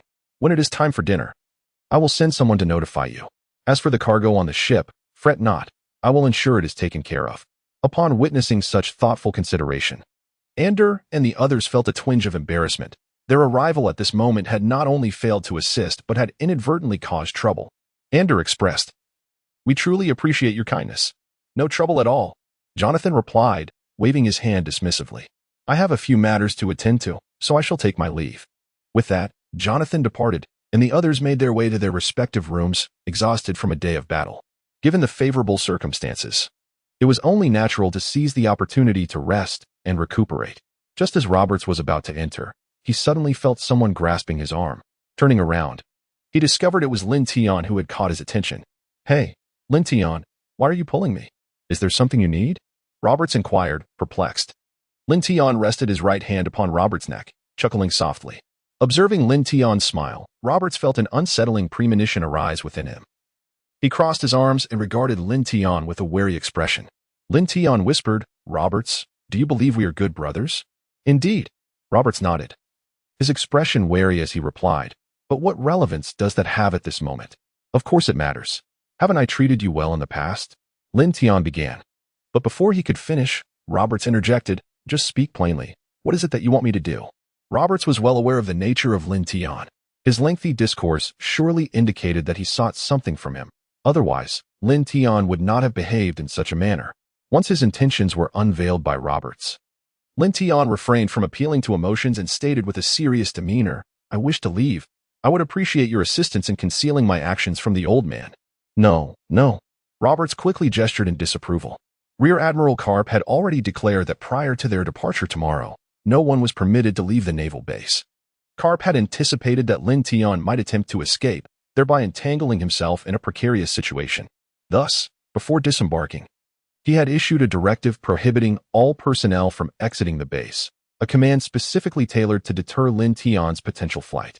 Lin Tian forcefully swatted away the trembling hand before him, tightening his grip around Robert's neck as he menacingly declared, "Of course I am aware of that. Otherwise, why would I ask for your assistance in concealing it? So tell me, will you help or not?" When appealing to emotions proved futile, he resorted to intimidation. "That is hardly a single sentence. It is, in fact, two," Roberts retorted, stalling for time. The thought of being discovered by Kapu filled Roberts with dread, for he knew it would surely result in a severe beating. The strength in Lin Tian's hands immediately intensified as he once again threatened, "Will you help, or will you not?" Feeling the urgency around his neck, Roberts hastily replied, "I will help. Of course, I will help." Upon hearing Roberts' agreement, a smile swiftly blossomed on Lin Tian's face, and he released his grip. "If you were to speak up earlier, it would have sufficed. Why must I say so much?" Roberts rubbed his sore neck, his expression one of discontent. "You, always scheming against me, will inevitably bring about your own downfall one day." In response to Roberts' dissatisfaction, Lin Tian merely chuckled. Such trivial matters could not tarnish the profound friendship between them. Just then, a booming voice echoed from within the building. "You little rascal, don't even think about going out. Today, you are to remain obediently at the base.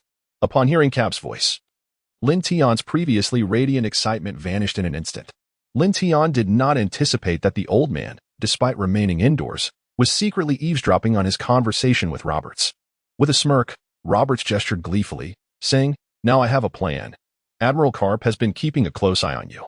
Observing the malicious delight on Roberts' face, Lin Tian clenched his fist and attempted to strike, but Roberts deftly evaded the blow and swiftly retreated into the building. Gazing at the structure before him, Lin Tian realized that Garp was lurking somewhere within, vigilantly monitoring his every move. Nevertheless, he could discern the ever-shifting eyes, indicating that he had not abandoned his intention to escape. Though now was not the time to flee, he resolved to seek an opportunity later. Convinced that Garp could not maintain his vigilance indefinitely, with a glimmer of determination in his eyes, Lin Tian made his way into the building, directly to his room, where he lay down upon the bed and succumbed to slumber. Meanwhile, in the adjacent room, Garp employed his observation haki to scrutinize Lin Tian's actions. Noticing that Lin Tian had fallen asleep, he refrained from immediately dispersing his haki, continuing to watch intently. Garp was skeptical that Lin Tian would remain peacefully asleep. That wretched boy must be feigning slumber, biding his time until I lower my guard to make his escape, Garp mused inwardly. However, as time passed, Lin Tian remained utterly motionless, deep in sleep. Garp began to feel perplexed. Could it be that this insolent youth had truly changed his ways and opted to steer clear of this turbulent mess? Yet, he quickly dismissed such an implausible notion. If Lin Tian were to give up, he would no longer be Lin Tian. Suddenly, a realization struck Garp, and he slapped his thigh in frustration, hastily rising to his feet and making his way towards Lin Tian's room. With a forceful kick, Garp burst through the door and flung aside the blankets, only to discover that he had been outwitted by Lin Tian. Indeed, as Garp had surmised, the figure beneath the covers was not Lin Tian, but merely a dummy. No wonder his observation haki had detected no movement. This ability relies on sound to discern activity, unable to perceive the object itself. Lin Tian exploited this vulnerability by creating a decoy, utilizing his abilities to control this puppet to enter his own room, leading Garp to mistakenly believe it was him. "You little brat, just wait. I want to let you off the hook."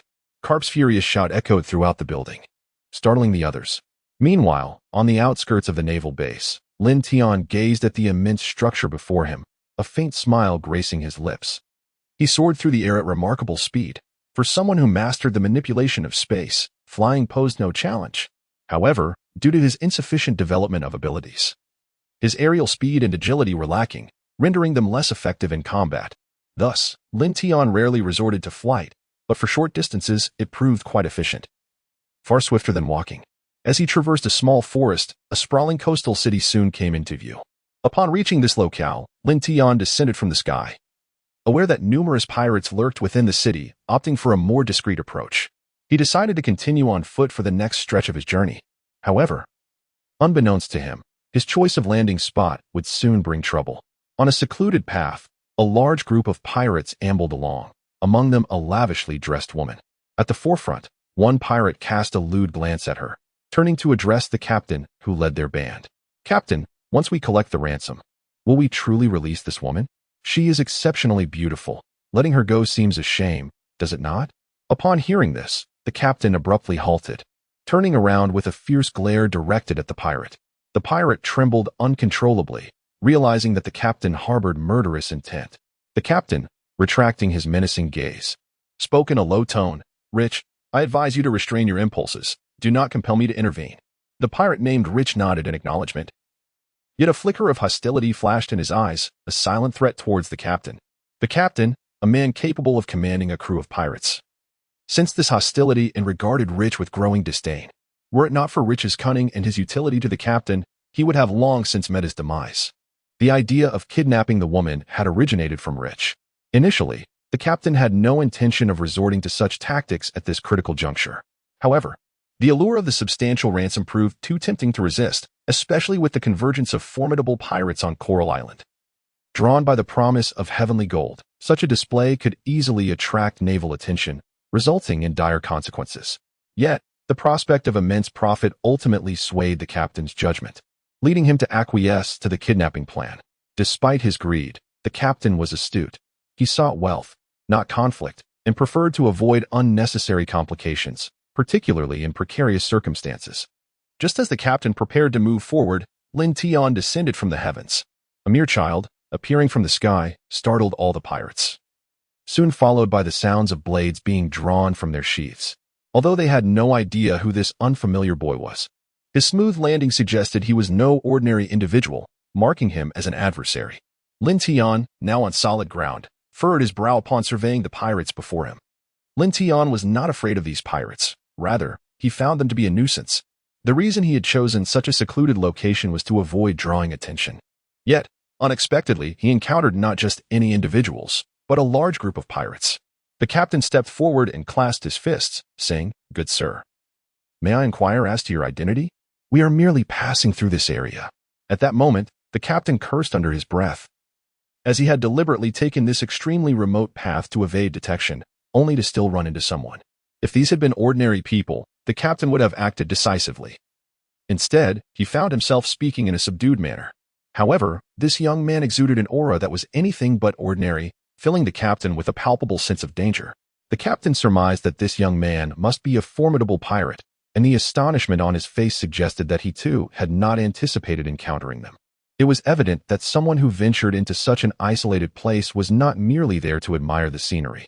Now, having stumbled into this unfortunate situation, the captain was left pondering how the young man might react. In the blink of an eye, countless thoughts raced through the captain's mind.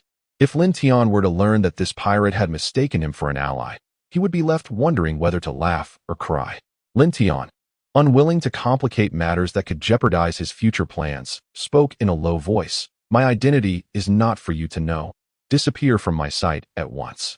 Sensing the disdain in Lin Tian's tone, the captain seethed with anger, yet, under the current circumstances, he had no choice but to concede.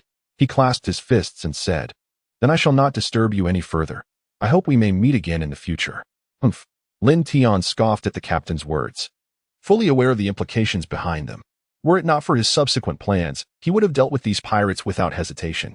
"Leave." The captain waved his hand behind him, signaling everyone to follow. One by one, the pirates passed by Lin Tian, casting him glares filled with hatred. Had it not been for the captain's orders, they would have relished the opportunity to kill him.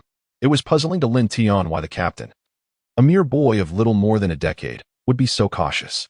To Lin Tian, these pirates were inconsequential. They were not worthy of his attention. Suddenly, Lin Tian noticed a figure among the pirates, a person whose head was covered and who was struggling against the grasp of two pirates, futilely attempting to break free. Although her features were obscured, her attire revealed her to be a woman. "Wait!" Lin Tian suddenly called out. Instantly, all the pirates halted and turned their gaze toward him. Observing Lin Tian's intense focus on the bound woman, the captain approached with a sense of foreboding. "Brother, may I inquire why you impede our way?" "I believe we have not offended you," the captain asked. Lin Tian smiled faintly, saying, "It's nothing. I have changed my mind."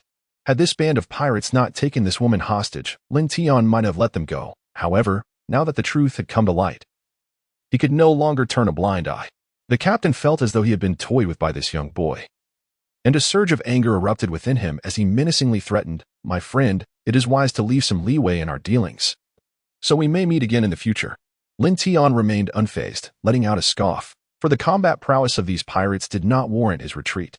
"However, if you release this woman, I could allow you to depart," he stated, gesturing towards the abducted lady.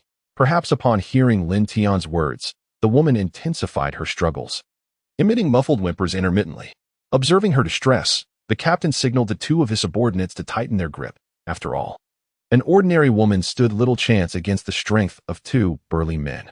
Once the woman ceased her struggles, the captain menaced Lin Tian once more. "My friend, this woman holds little significance to you. It hardly seems worth it to offend us over someone you do not even know." In a bid to avoid complications at this critical juncture, the captain sought to intimidate Lin Tian into retreating. Lin Tian gradually raised a finger and declared, "First, we are not friends. We are merely strangers to one another. Second, do not overestimate yourselves. Given your capabilities, you lack the qualification to threaten me." As Lin Tian articulated each point, the fury within the pirates intensified, their expressions growing increasingly grim. Finally, the third point, "I am a Navy officer. As a member of the Navy, it is my duty to eliminate pirates." Upon uttering these two words, Navy, all the pirates were devoid of any extraneous thoughts. instinctively drawing their weapons and aiming them at Lin Tian. The captain had always presumed this young boy to be a pirate, never anticipating that he was, in fact, a Navy officer. This misunderstanding was not entirely the captain's fault. After all, this pirate crew was among the weakest in the Grand Line, and the Navy officers they encountered were typically in large numbers. They had never seen a Navy officer like Lin Tian, who donned civilian attire rather than the standard naval uniform. Given the actions of these pirates, it was evident that they were not the honorable sort. To such pirates, Lin Tian had but one word: eliminate. You pirates have forfeited your right to exist in this world. Ha ha. The pirates erupted into laughter as though they had heard the most ludicrous joke. You pirates have forfeited your right to exist in this world. One of the pirates mimicked Lin Tian's voice, prompting further laughter from the rest. To the pirates, it was acceptable for a large group of Navy officers to make such statements, but for a solitary officer to audaciously proclaim such words was preposterous. The captain laughed heartily. Little brat, we were initially inclined to spare you, but since you are a Navy officer, do not blame us for what comes next. Although the captain was aware of the boy's strength, he was confident that he was not alone.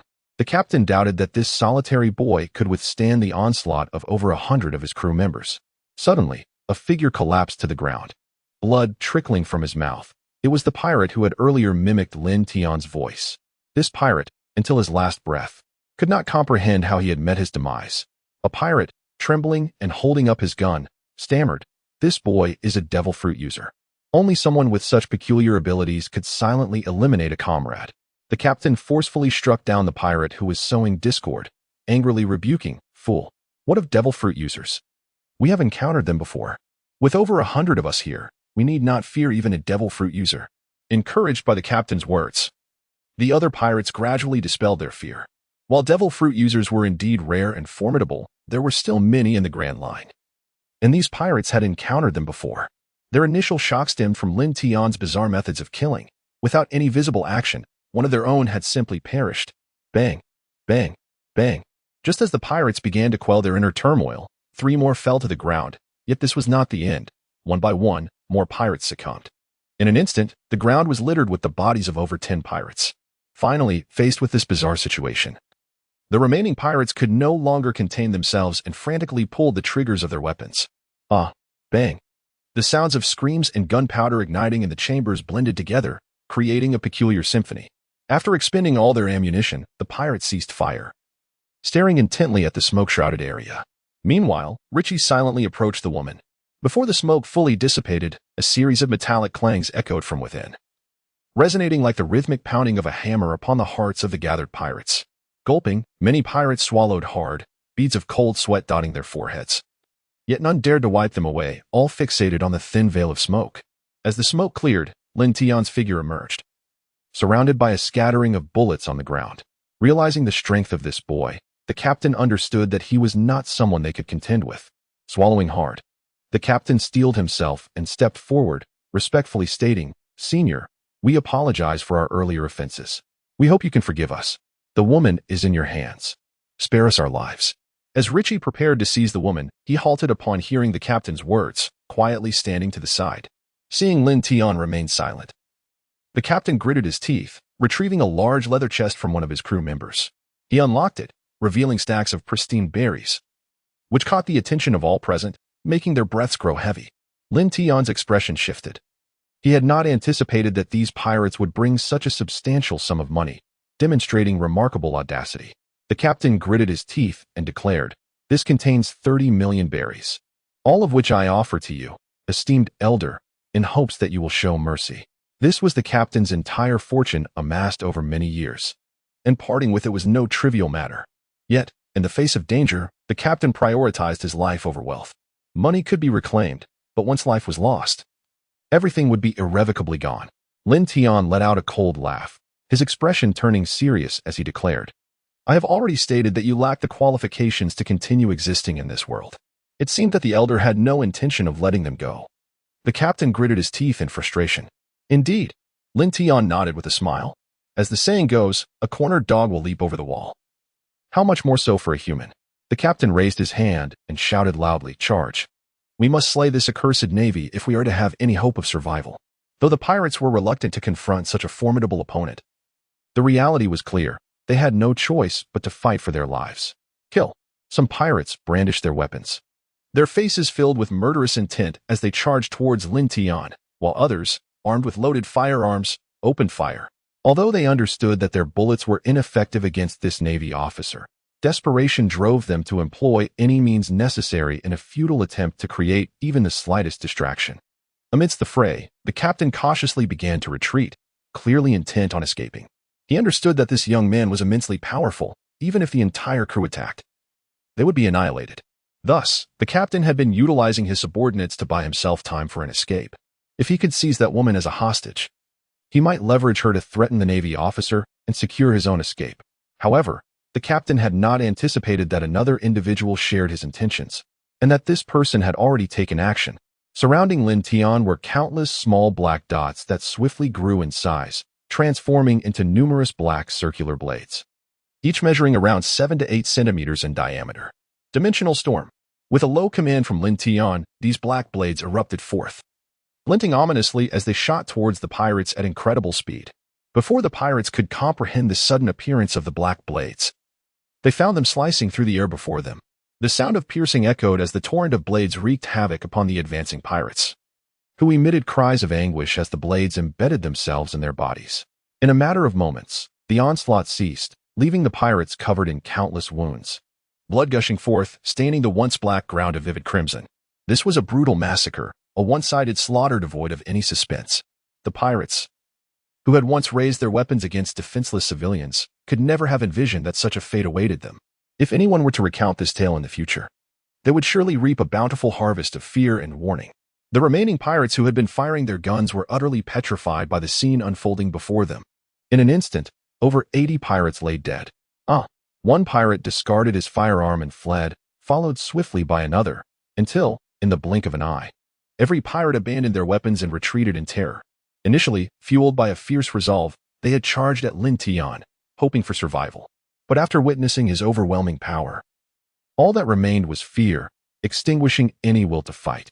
Meanwhile, the captain, observing the vanishing woman and Richie, quickly grasped the gravity of the situation.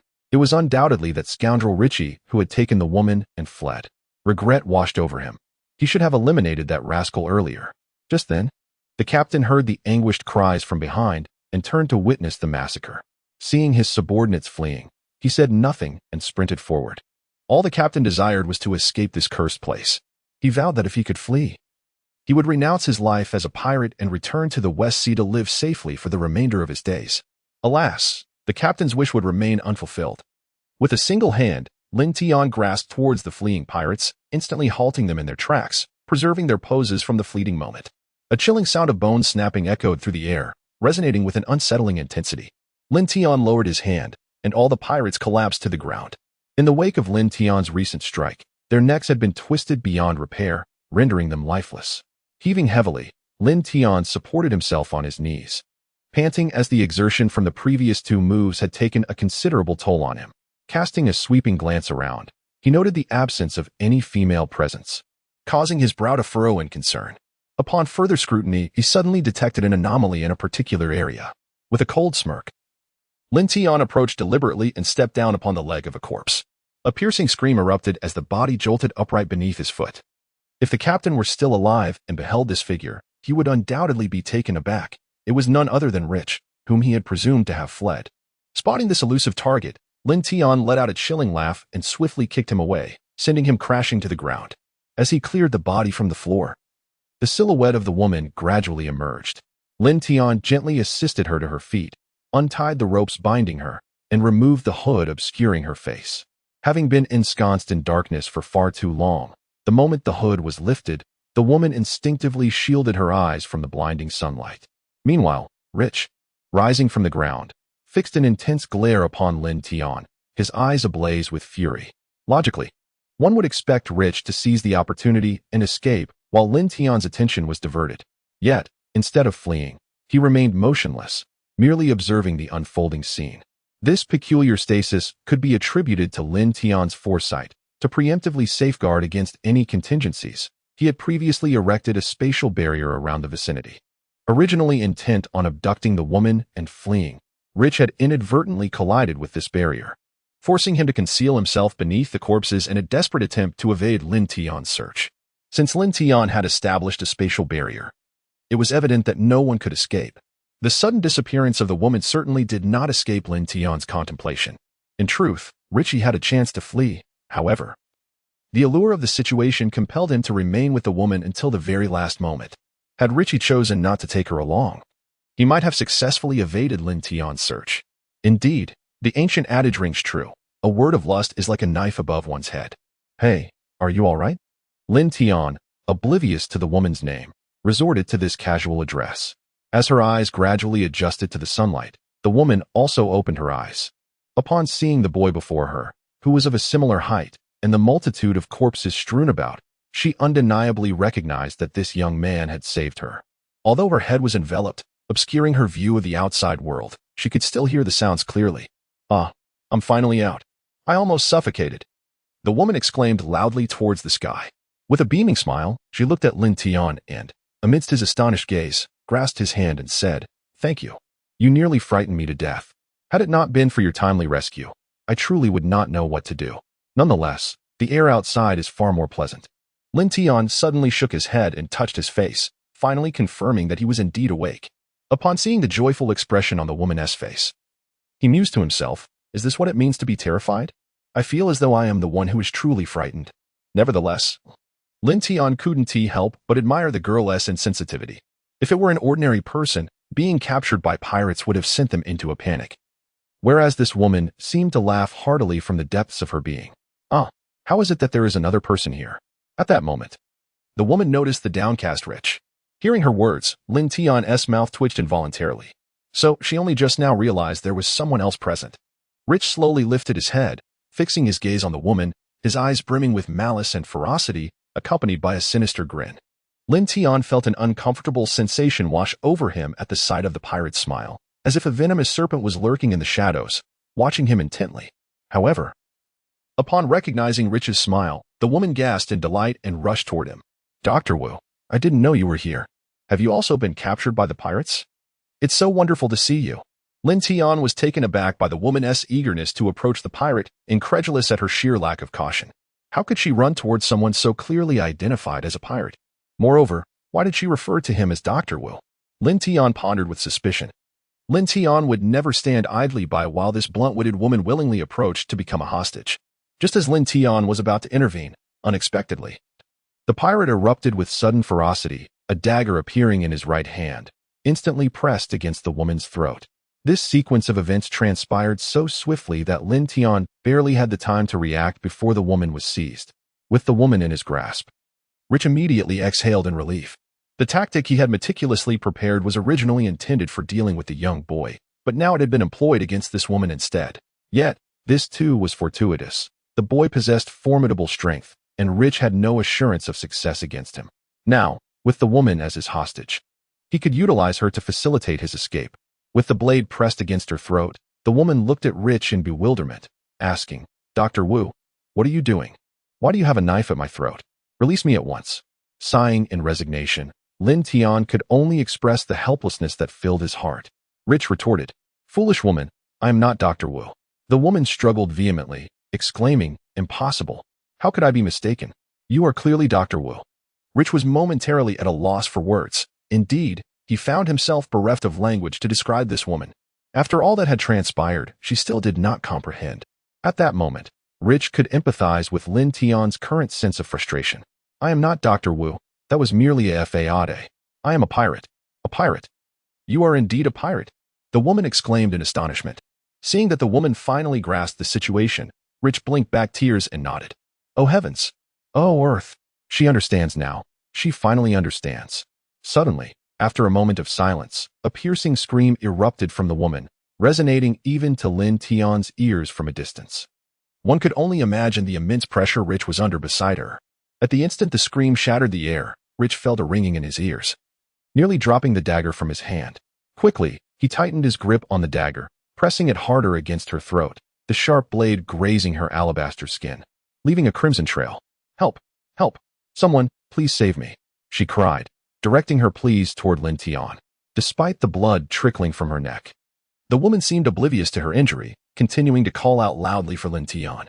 Witnessing her lack of reaction to her own wound, Rich's eyes flashed with astonishment as he angrily shouted, "Silence! You wretched woman, be quiet." At Rich's furious command, the woman finally sealed her lips, her eyes brimming with tears as she gazed at Lin Tian with a pitiful expression. Lin Tian was immediately overwhelmed with frustration, silently thinking, "Do not regard me with such a gaze, as if I have committed some heinous act deserving of universal ire." Yet, he merely mused this internally, aware that he had yet to reach such familiarity with the woman before him. Rich held the struggling woman tightly, threatening Lin Tian, "Navy, this woman is in my grasp. You would do well to let me go, or I shall ensure that she meets her demise alongside me." With a dismissive wave, Lin Tian stepped aside, creating a path and gesturing courteously, "Very well. If you release this woman, I shall permit your exit." "Humph," Rich scoffed. "Do not presume I am unaware. You have concealed an invisible barrier outside, obstructing everyone's passage." A glimmer of surprise flickered in Lin Tian's eyes. He had initially believed that this pirate was unaware of the situation, yet to his astonishment, the pirate did possess knowledge of it. However, what significance did this knowledge hold? The pirate was undoubtedly doomed. To Lin Tian, the act of taking hostages bore no weight whatsoever. Gradually raising his right hand, Lin Tian regarded Riche with a serene smile. Upon witnessing Lin Tian's smile, Riche felt an unsettling premonition stir within him, causing him to press the dagger deeper into his grip. "What are you intending? Lower your hand, or I shall take action," he warned. "Spatial confinement," Lin Tian silently commanded within his mind. Immediately, Riche felt an overwhelming force seize his entire body, rendering him immobile and stripping him of control over his own form. Noticing that the pirate had ceased his movements, the young woman swiftly bowed her head and slipped out from Riche's grasp. As the liberated woman delivered a swift kick to Riche's leg, she seethed, "You foul pirate! How dare you bully me, Iski?" Iski, a rather delightful name, Lin Tian murmured, resting his chin in contemplation. After delivering a flurry of kicks, Iski's fury began to dissipate, and her expression reverted to one of innocent naivety. It was only then that the somewhat oblivious Iski noticed a sticky sensation around her neck. She reached up with her small hand to investigate. "Blood! Blood!" she exclaimed, staring in shock at the crimson stain on her palm. Iski stood frozen, her gaze fixated on the vivid red mark at the center of her hand. Meanwhile, Lin Tian observed with a wry smile as Iski finally came to the realization that her neck had been wounded. He could only shake his head in bemusement at her obliviousness. Yet, in his heart, he envied Iski for her carefree disposition, free from the burdens of worry that plagued his own mind. To him, it was a remarkably splendid trait. Suddenly, Lin Tian noticed Iski swaying unsteadily before she collapsed onto the ground.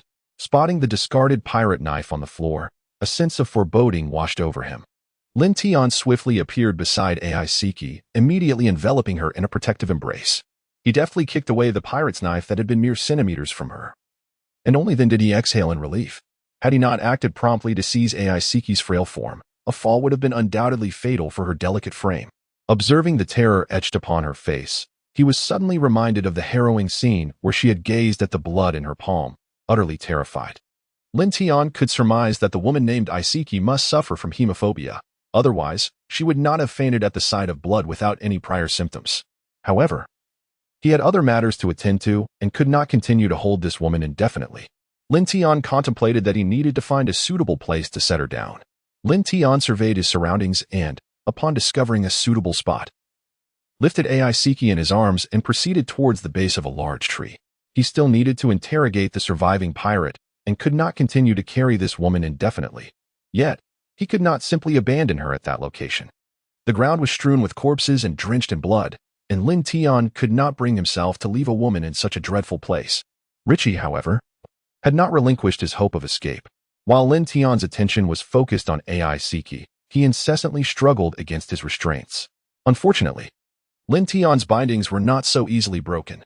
After a considerable effort, Richie could only manage slight movements, and that was only when Lin Tian had distanced himself. Upon noticing Lin Tian returning, Richie quickly ceased his struggles, standing motionless in his original position. Lin Tian was well aware of Richie's subtle movements. He could sense every attempt the pirate made to break free.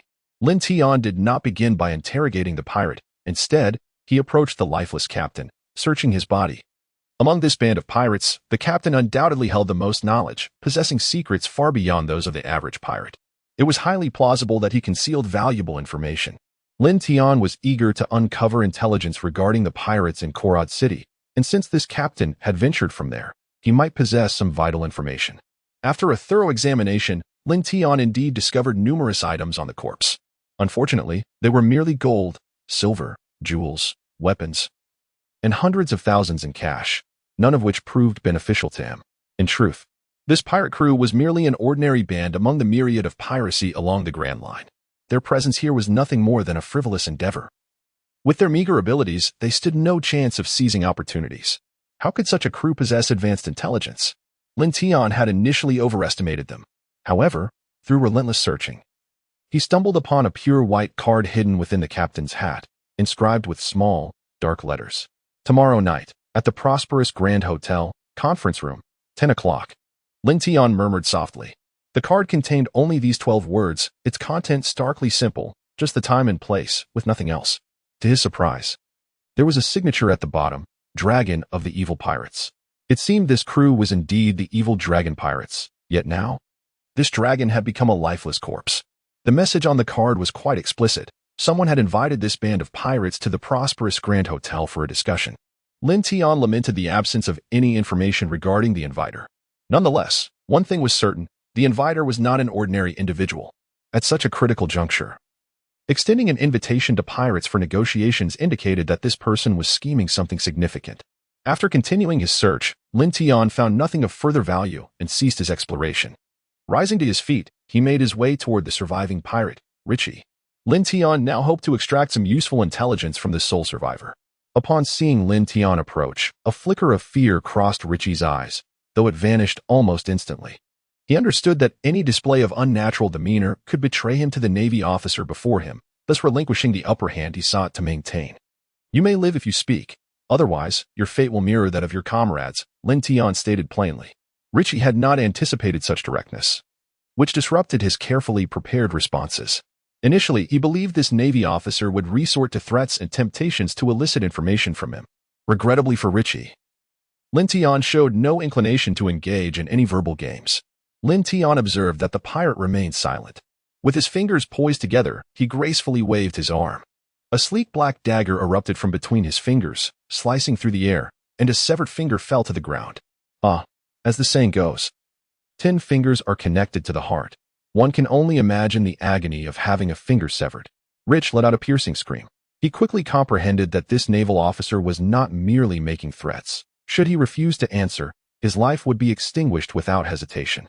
Enduring the excruciating pain from the amputation, Rich's features contorted under the relentless torment. Witnessing Rich's reaction, a flicker of astonishment crossed Lin Tian's eyes. This individual possessed an extraordinary resilience, enduring what most could not. If given the opportunity, his accomplishments would be remarkable. Yet, at that moment, Lin Tian's resolve to eliminate him intensified greatly. Such a person could not be permitted to remain at large. Otherwise, he would lurk like a venomous serpent in the shadows, evading detection. In that fleeting instant, Lin Tian resolved he could not spare this pirate. Rich gritted his teeth and implored, "If I divulge what you wish to know, will you grant me my life?" Lin Tian shook his head, fiddling with the cards in his hand, and smiled faintly.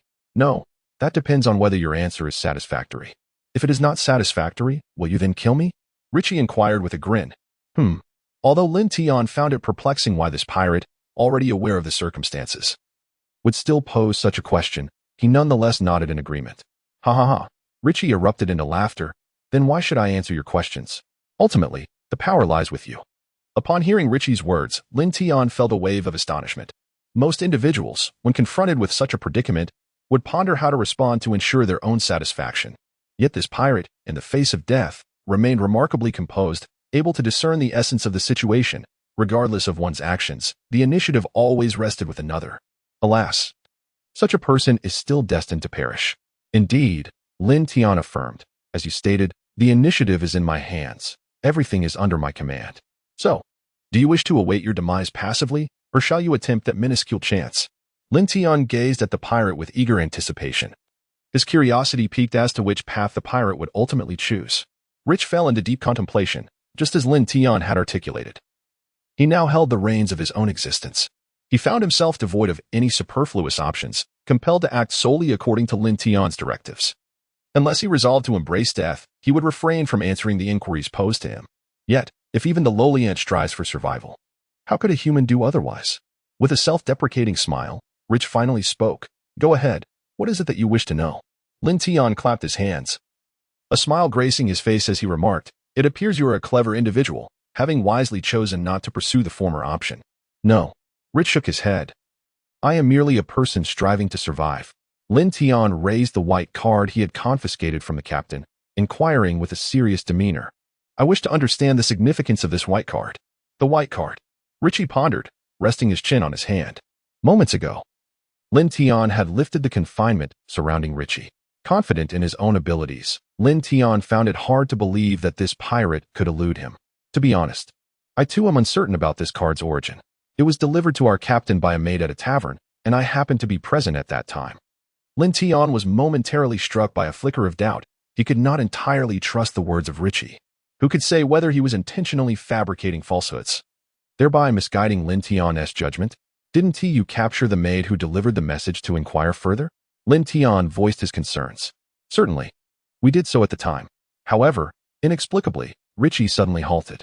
Observing Richie's abrupt pause, Lin Tian became increasingly curious about what could have transpired to render Richie reticent. After a moment of contemplation, Richie bashfully confessed, In the end, our entire group was bested by a girl of merely a dozen years. It was precisely due to the embarrassment of the situation that Richie was reluctant to divulge it in front of a large crowd. 100 grown men had confronted a single girl, only to be soundly defeated, and to add insult to injury, they were subsequently rescued by another young lady. Lin Tian had not anticipated such a reason. He had previously speculated that it was fear that rendered him unable to speak. However, if he were to consider the situation from Rich's perspective, he might have acted similarly. Rich continued, stating that this was not the crux of the matter. Subsequently, they discovered that numerous pirates, like themselves, had also received these mysterious white cards. Lin Tian furrowed his brow, lost in contemplation. What could this enigmatic figure possibly intend by gathering such a multitude of pirates? Was it conceivable that he aimed to unite them in a quest for the golden treasure above? In an instant, Lin Tian dismissed this notion. Pirates are inherently free spirits, operating independently and refusing to submit to one another. It is illogical for even the most astute individuals to attempt to assemble so many pirates for a singular purpose. What, then, could be the ulterior motive behind this gathering? Lin Tian pondered deeply, yet remained perplexed by the motives of the mysterious figure behind it all. Moreover, a larger enigma loomed in his mind. Realizing that further contemplation would only lead to unnecessary distress, he decided to cease his musings. Is that all? Lin Tian inquired, a hint of confusion in his voice. Rich, bowing slightly, replied candidly, That is all. Lin Tian, feeling reluctant, inquired, Surely you must have heard some other whispers, right? Richie replied with a wry smile, My dear brother, you are overthinking it. With the recent upheaval surrounding the treasure in the sky, countless pirates have flocked to Corod Island. In the midst of such fierce competition, who would dare to reveal themselves? That would be courting disaster. Moreover, consider our own capabilities. Even if there were more privileged information available, it is beyond our reach.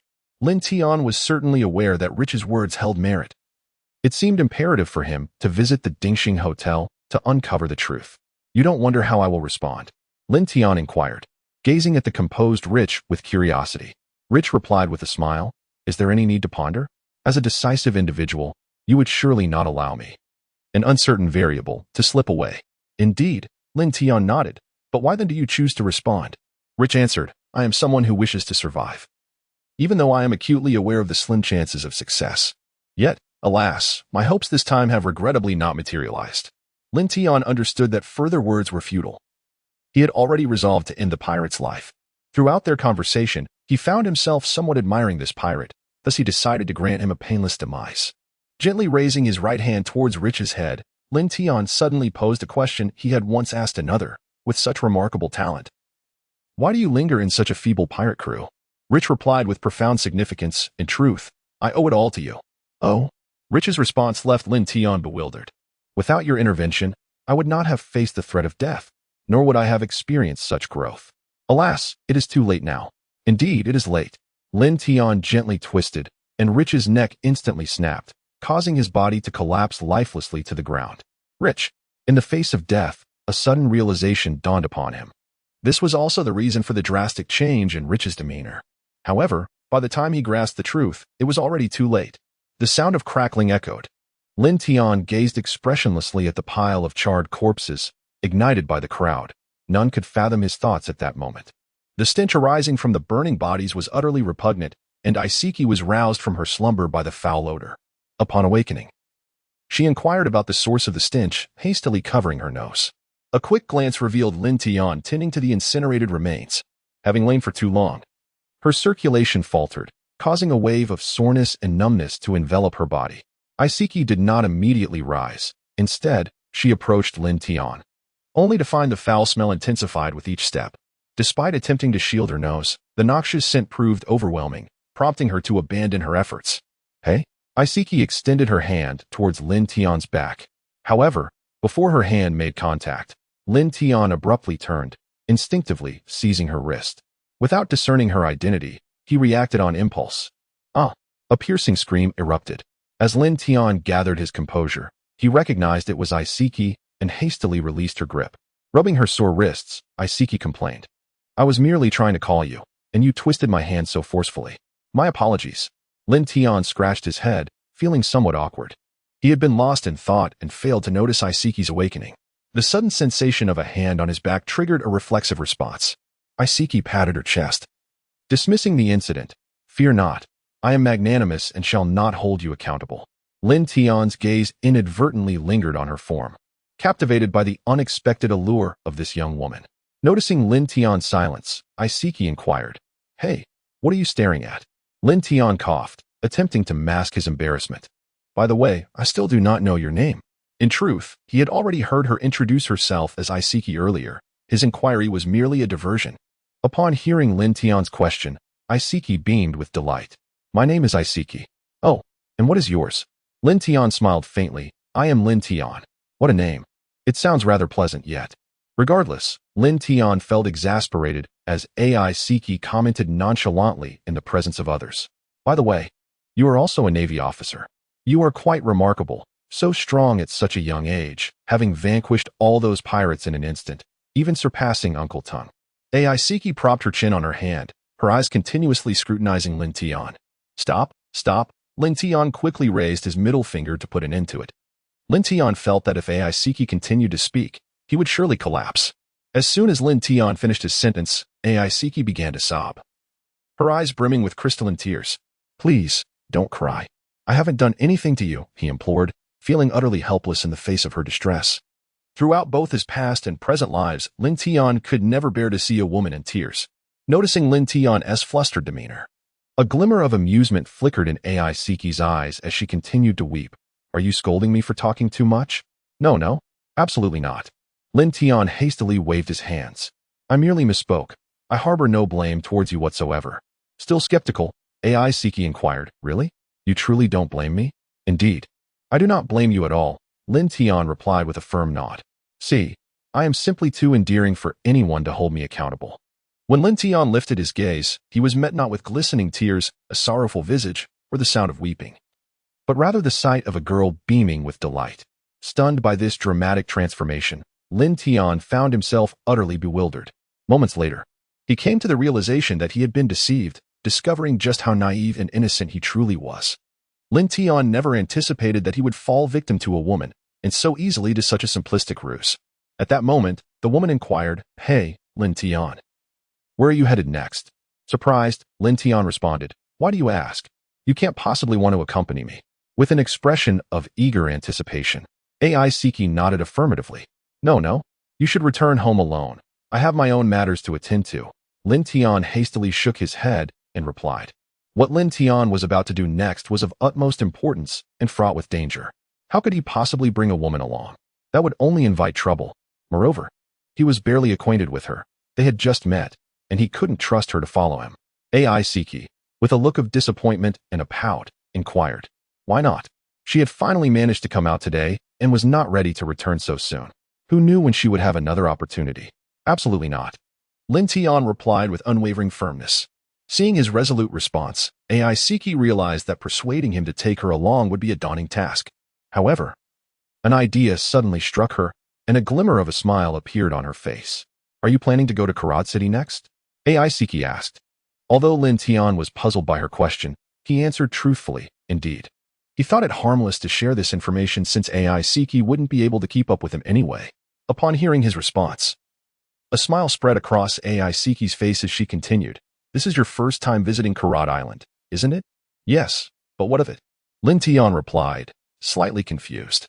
AI Siki, brimming with enthusiasm, exclaimed, it matters a lot. Since it's your first visit, you absolutely must take me with you. Why? Lin Tian asked, perplexed. Well, AI Siki chuckled, since this is your first time, you surely aren't familiar with Corod City. I grew up there and know it like the back of my hand. I can be your guide.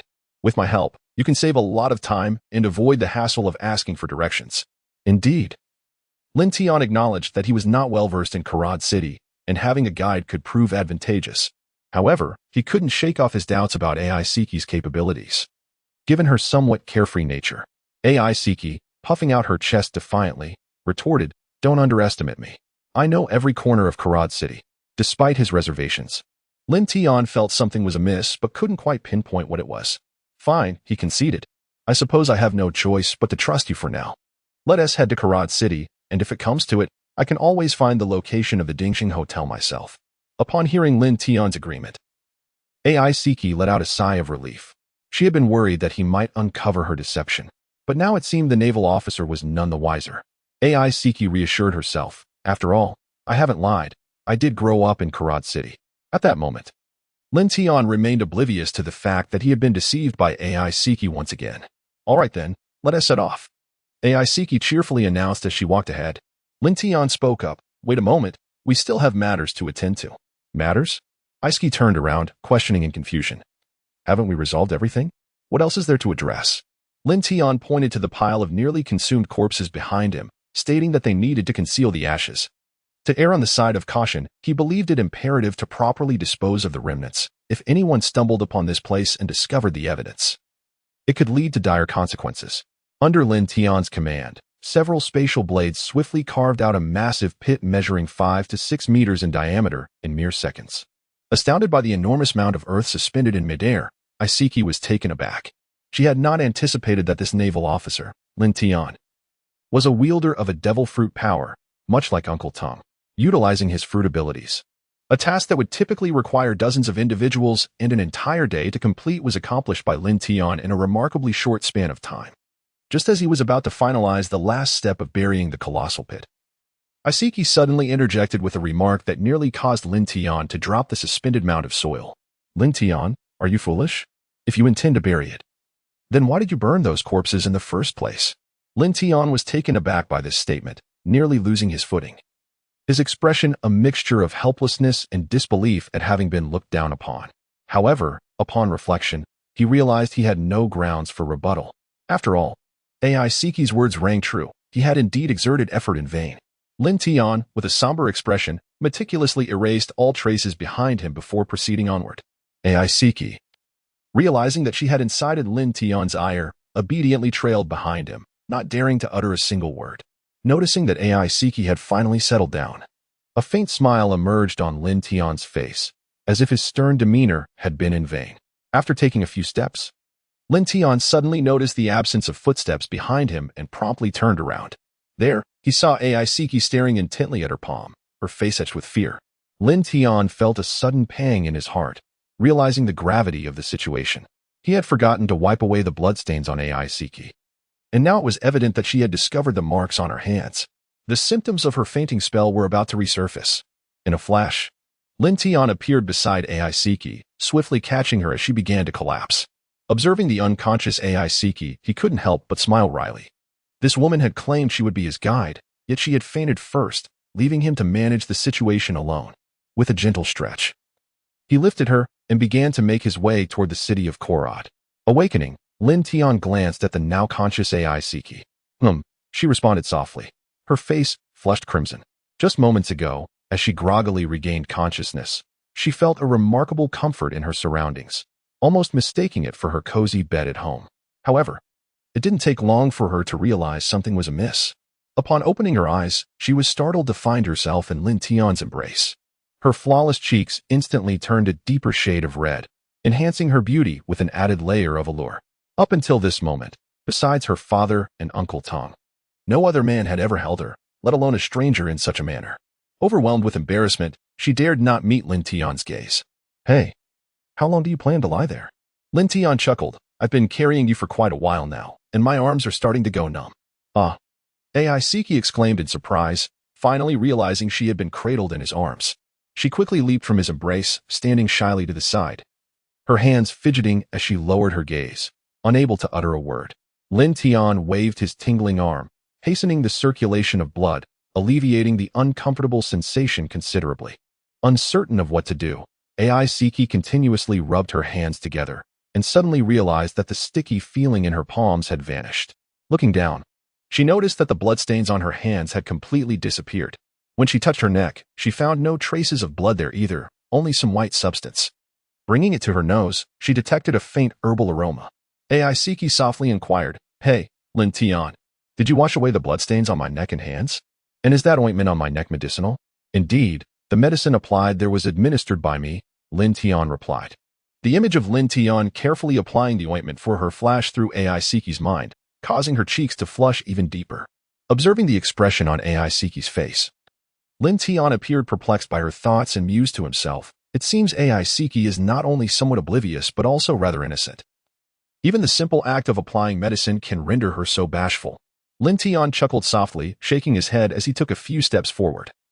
Addressing the still pondering Ai Siki, "Hey, Ai Siki, why are you lingering back there?" Ai Siki promptly snapped back to reality and hurried to catch up, apologizing, "I'm sorry. I didn't take you to Corod City." "No need. We have arrived," Lin Tian replied as he came to a halt. The silhouette of a vast city loomed before him. Corod City had come into view. As Lin Tian and Ai Siki strolled along the streets of Corod City, the afternoon sun cast a golden hue, exuding a warmth devoid of midday intensity, enveloping the scene in unparalleled comfort. Particularly after the recent storm, the air felt remarkably invigorated.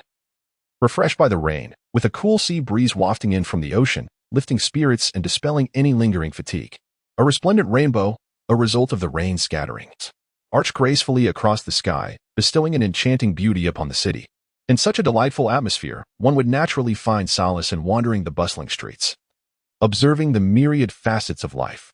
It was a perfect fusion of time, place, and camaraderie. Yet, Lin Tian could not share in this joy. Since entering the city, an unsettling feeling had taken root within him.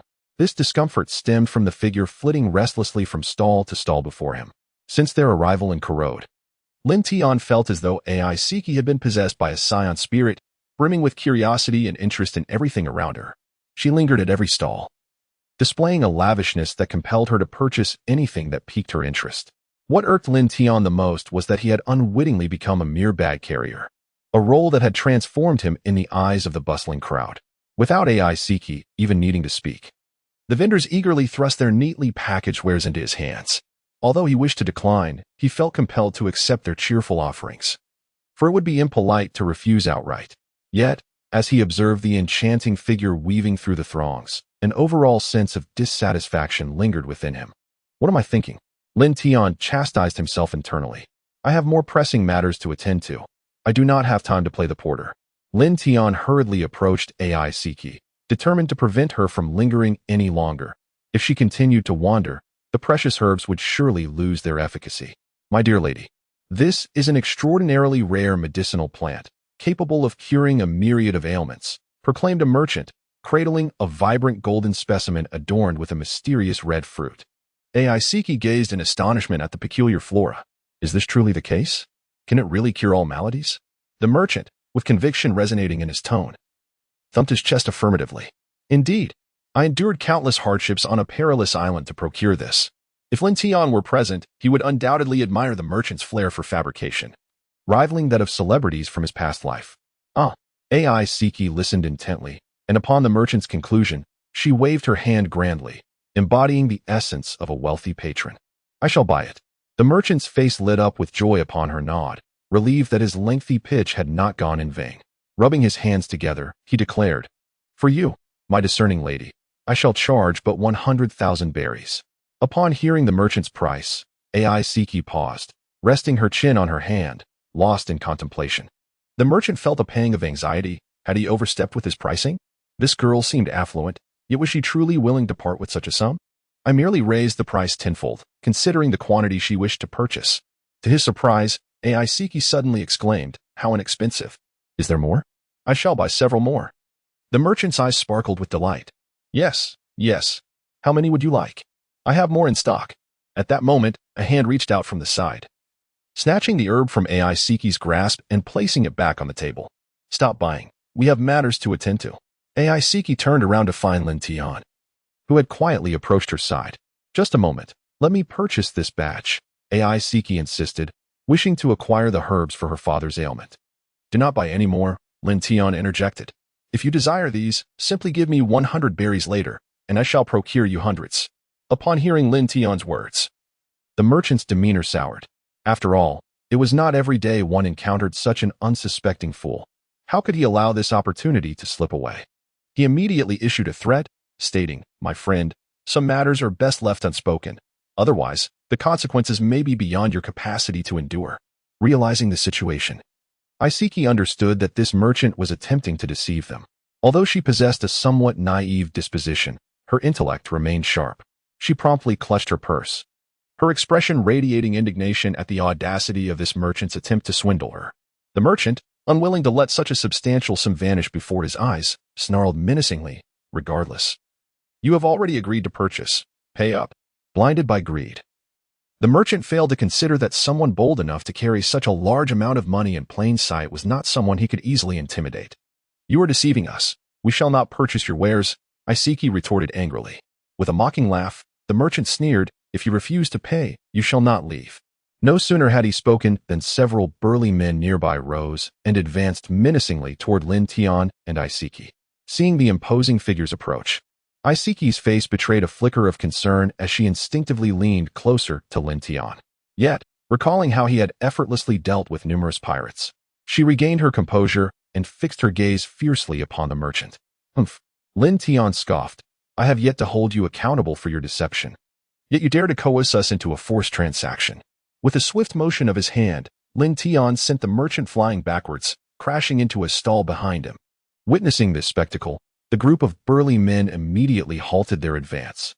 The ability to send a person hurtling through the air with a mere gesture was beyond the capacity of ordinary individuals like themselves. The fallen merchant, now sprawled on the ground, gazed up at Lin Tian with sheer terror. Initially, he had assumed these two were outsiders, whom he could intimidate without fear of retribution. However, he was astounded to discover the true strength of the youth behind him. On the bustling street, the scene unfolded before the eyes of many. Yet not a single soul dared to utter a word. They too were mere commoners, unwilling to provoke further conflict. Among the merchants, a flicker of fear appeared in their eyes as they regarded Lin Tian. These individuals, much like the fallen merchant, had previously attempted to deceive Aiseki with counterfeit goods and now dreaded the prospect of Lin Tian seeking retribution. This was precisely Lin Tian's intention. Only by instilling fear could he subdue these merchants, whose vision was clouded by greed. Grasping Aiseki's wrist firmly, he began to lead her forward. However, after only a few steps, Lin Tian abruptly turned to glance back, his eyes gleaming with intensity as he scanned the crowd behind them. "What's wrong?" Aiseki inquired, puzzled by his sudden movement. "Nothing," he replied. A faint smile graced Lin Tian's lips, only to vanish almost instantly. He turned around and continued to lead Aiseki away. Just moments ago, Lin Tian had suddenly felt the piercing gaze of someone fixed upon him, evoking a sense of urgency within him. However, he discerned no malice emanating from that gaze. As he turned back, the scrutinizing eyes disappeared in an instant, and despite scanning the surroundings several times, he could find no trace of the observer. The most profound thought echoing in Lin Tian's mind was the undeniable strength of this individual. The ability to remain concealed from his perception, leaving no hint or clue, indicated that this person's prowess was undoubtedly far superior to his own.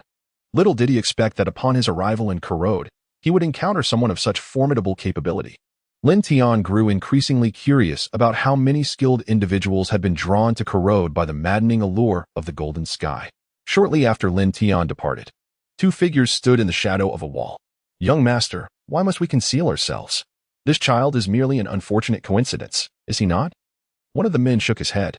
"No, he has indeed sensed our presence. If we do not hide swiftly, he will surely discover us. But how could this child possess such power? The other man remained skeptical, noting their distance from the boy, several hundred meters away. How could he possibly discern that we are watching him from such a distance? Even with our capabilities, it seems implausible. This has nothing to do with strength. I sensed something familiar in his eyes, the first man replied. Then shall we still proceed to abduct that girl? The second man inquired. No. That woman is already under the covert protection of others. Anyone who dares to act now would be doomed. We must withdraw. Meanwhile, Lin Tian and AI Siki walked side by side along a street. Lin Tian glanced at the numerous bags in his hands, turned his head, and spoke to Aisiki. I never expected you to be quite the affluent lady, purchasing such extravagant items. Following Aisiki, Lin Tian was well aware of the value of the items in his possession. Collectively, they amounted to several million berries.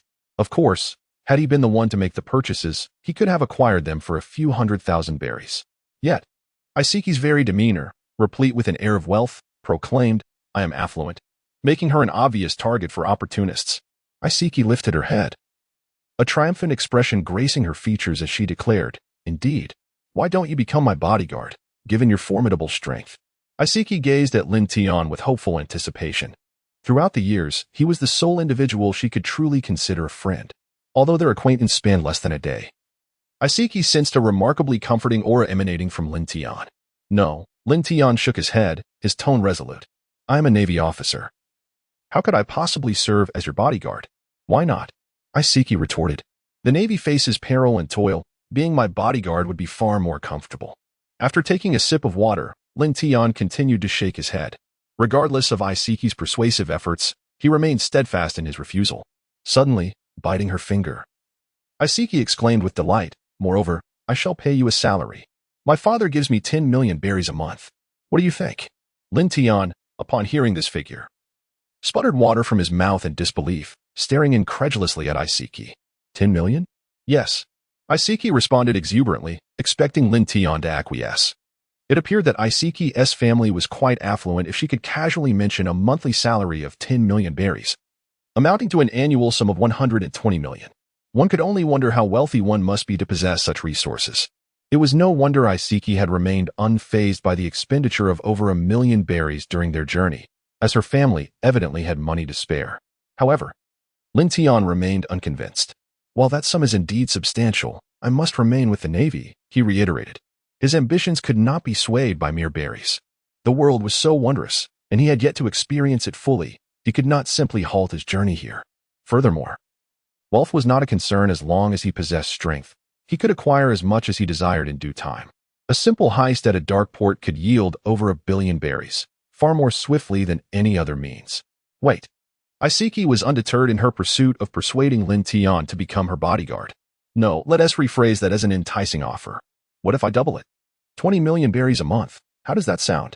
Seeing Lin Tian's silence, Aisiki continued her enticing proposition. 30 million berries. 40 million berries. Or perhaps 50 million berries. Enough. Lin Tian interjected hastily. Lin Tian felt that if Aisiki continued speaking, he might truly find it difficult to resist. 50 million berries a month amounted to 600 million berries in a year, and all he needed to do was indulge in playful activities with this wealthy young lady. Even among the vast expanse of the Grand Line, pirates with bounties exceeding 600 million were exceedingly rare, yet here he was, expected to achieve this within a year. No more, he declared, it is impossible for me. I have my own ambitions and cannot remain here. Oh, Aisiki replied despondently, understanding from Lin Tian's resolute tone that her request would not be granted. The two lapsed into silence, walking slowly side by side. Eventually, it was Lin Tian who broke the quietude. By the way, your family must provide you with bodyguards. How then did you fall into the hands of those pirates? Given Aisiki's affluent background, one would presume that her protectors were formidable, while those pirates were rather weak. Hee, Aisiki replied bashfully. It was so dull staying at home without anyone to play with, so I secretly ventured out on my own. Lin Tian finally understood that with the strength of those pirates, it was inconceivable for them to capture Aisiki. It turned out she had escaped on her own. It must have been you, purchasing items, which drew the attention of those pirates, Lin Tian remarked. Had he not seen Aisiki's wealth, he would have never fathomed why those pirates would target her. However, Aisiki shook her head and said, No, at that time, as soon as I escaped, I encountered a renowned doctor known as Dr. Wu.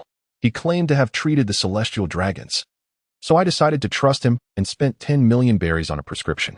Lin Tian interjected. However, I did not expect that he was deceiving you. In truth, he is merely a pirate, the very same one who captured you earlier and threatened me. Sighing, AI Siki looked astonished. How did you come to know this? You mentioned it earlier. Lin Tian replied. Did I? AI Siki pondered aloud. Lin Tian nodded slightly. When Aiseki escaped from Rich's grasp, she had mentioned that this unscrupulous doctor had deceived her. Astonishingly, she could not recall such words, despite her prolonged contemplation. Lin Tian, observing Aiseki's lack of awareness, could only manage a wry smile and shake his head, unsure of how to respond. Never mind. If I can't remember, then I won't. Aiseki gestured dismissively, expressing her frustration. After pondering where she had left off, Aiseki resumed her narrative. Subsequently, I wandered through the city of Corod, yet soon found myself utterly lost, completely unaware of my surroundings. Until I stumbled into a halt. Wait a moment, Lin Tian suddenly interjected, having heard a crucial piece of information, hastily interrupting Aiseki. Lin Tian stared at AI Siki in astonishment. What did you just say? You actually got lost. Did you not mention earlier that you were quite familiar with this place? As he spoke, Lin Tian's voice grew increasingly louder, realization dawning upon him that he had once again fallen victim to AI Siki's antics. He should have anticipated it.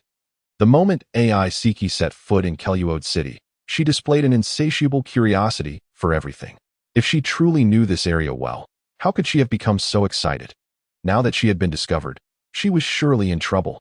AI Siki immediately recognized her slip of the tongue and hurriedly lowered her head, avoiding Lin Tian's gaze, her expression betraying her anxiety. As Lin Tian's voice had been too loud, the entire street turned to him with expressions of discontent. Feeling embarrassed under the collective scrutiny, Lin Tian scratched his head and offered an apology. I sincerely apologize, everyone. My voice was rather loud. Lin Tian swiftly turned around, seizing the opportunity to grasp Aiseki, who attempted to slip away. Where do you think you're going? He inquired. Feeling a firm grip on her collar, Aiseki's expression immediately soured.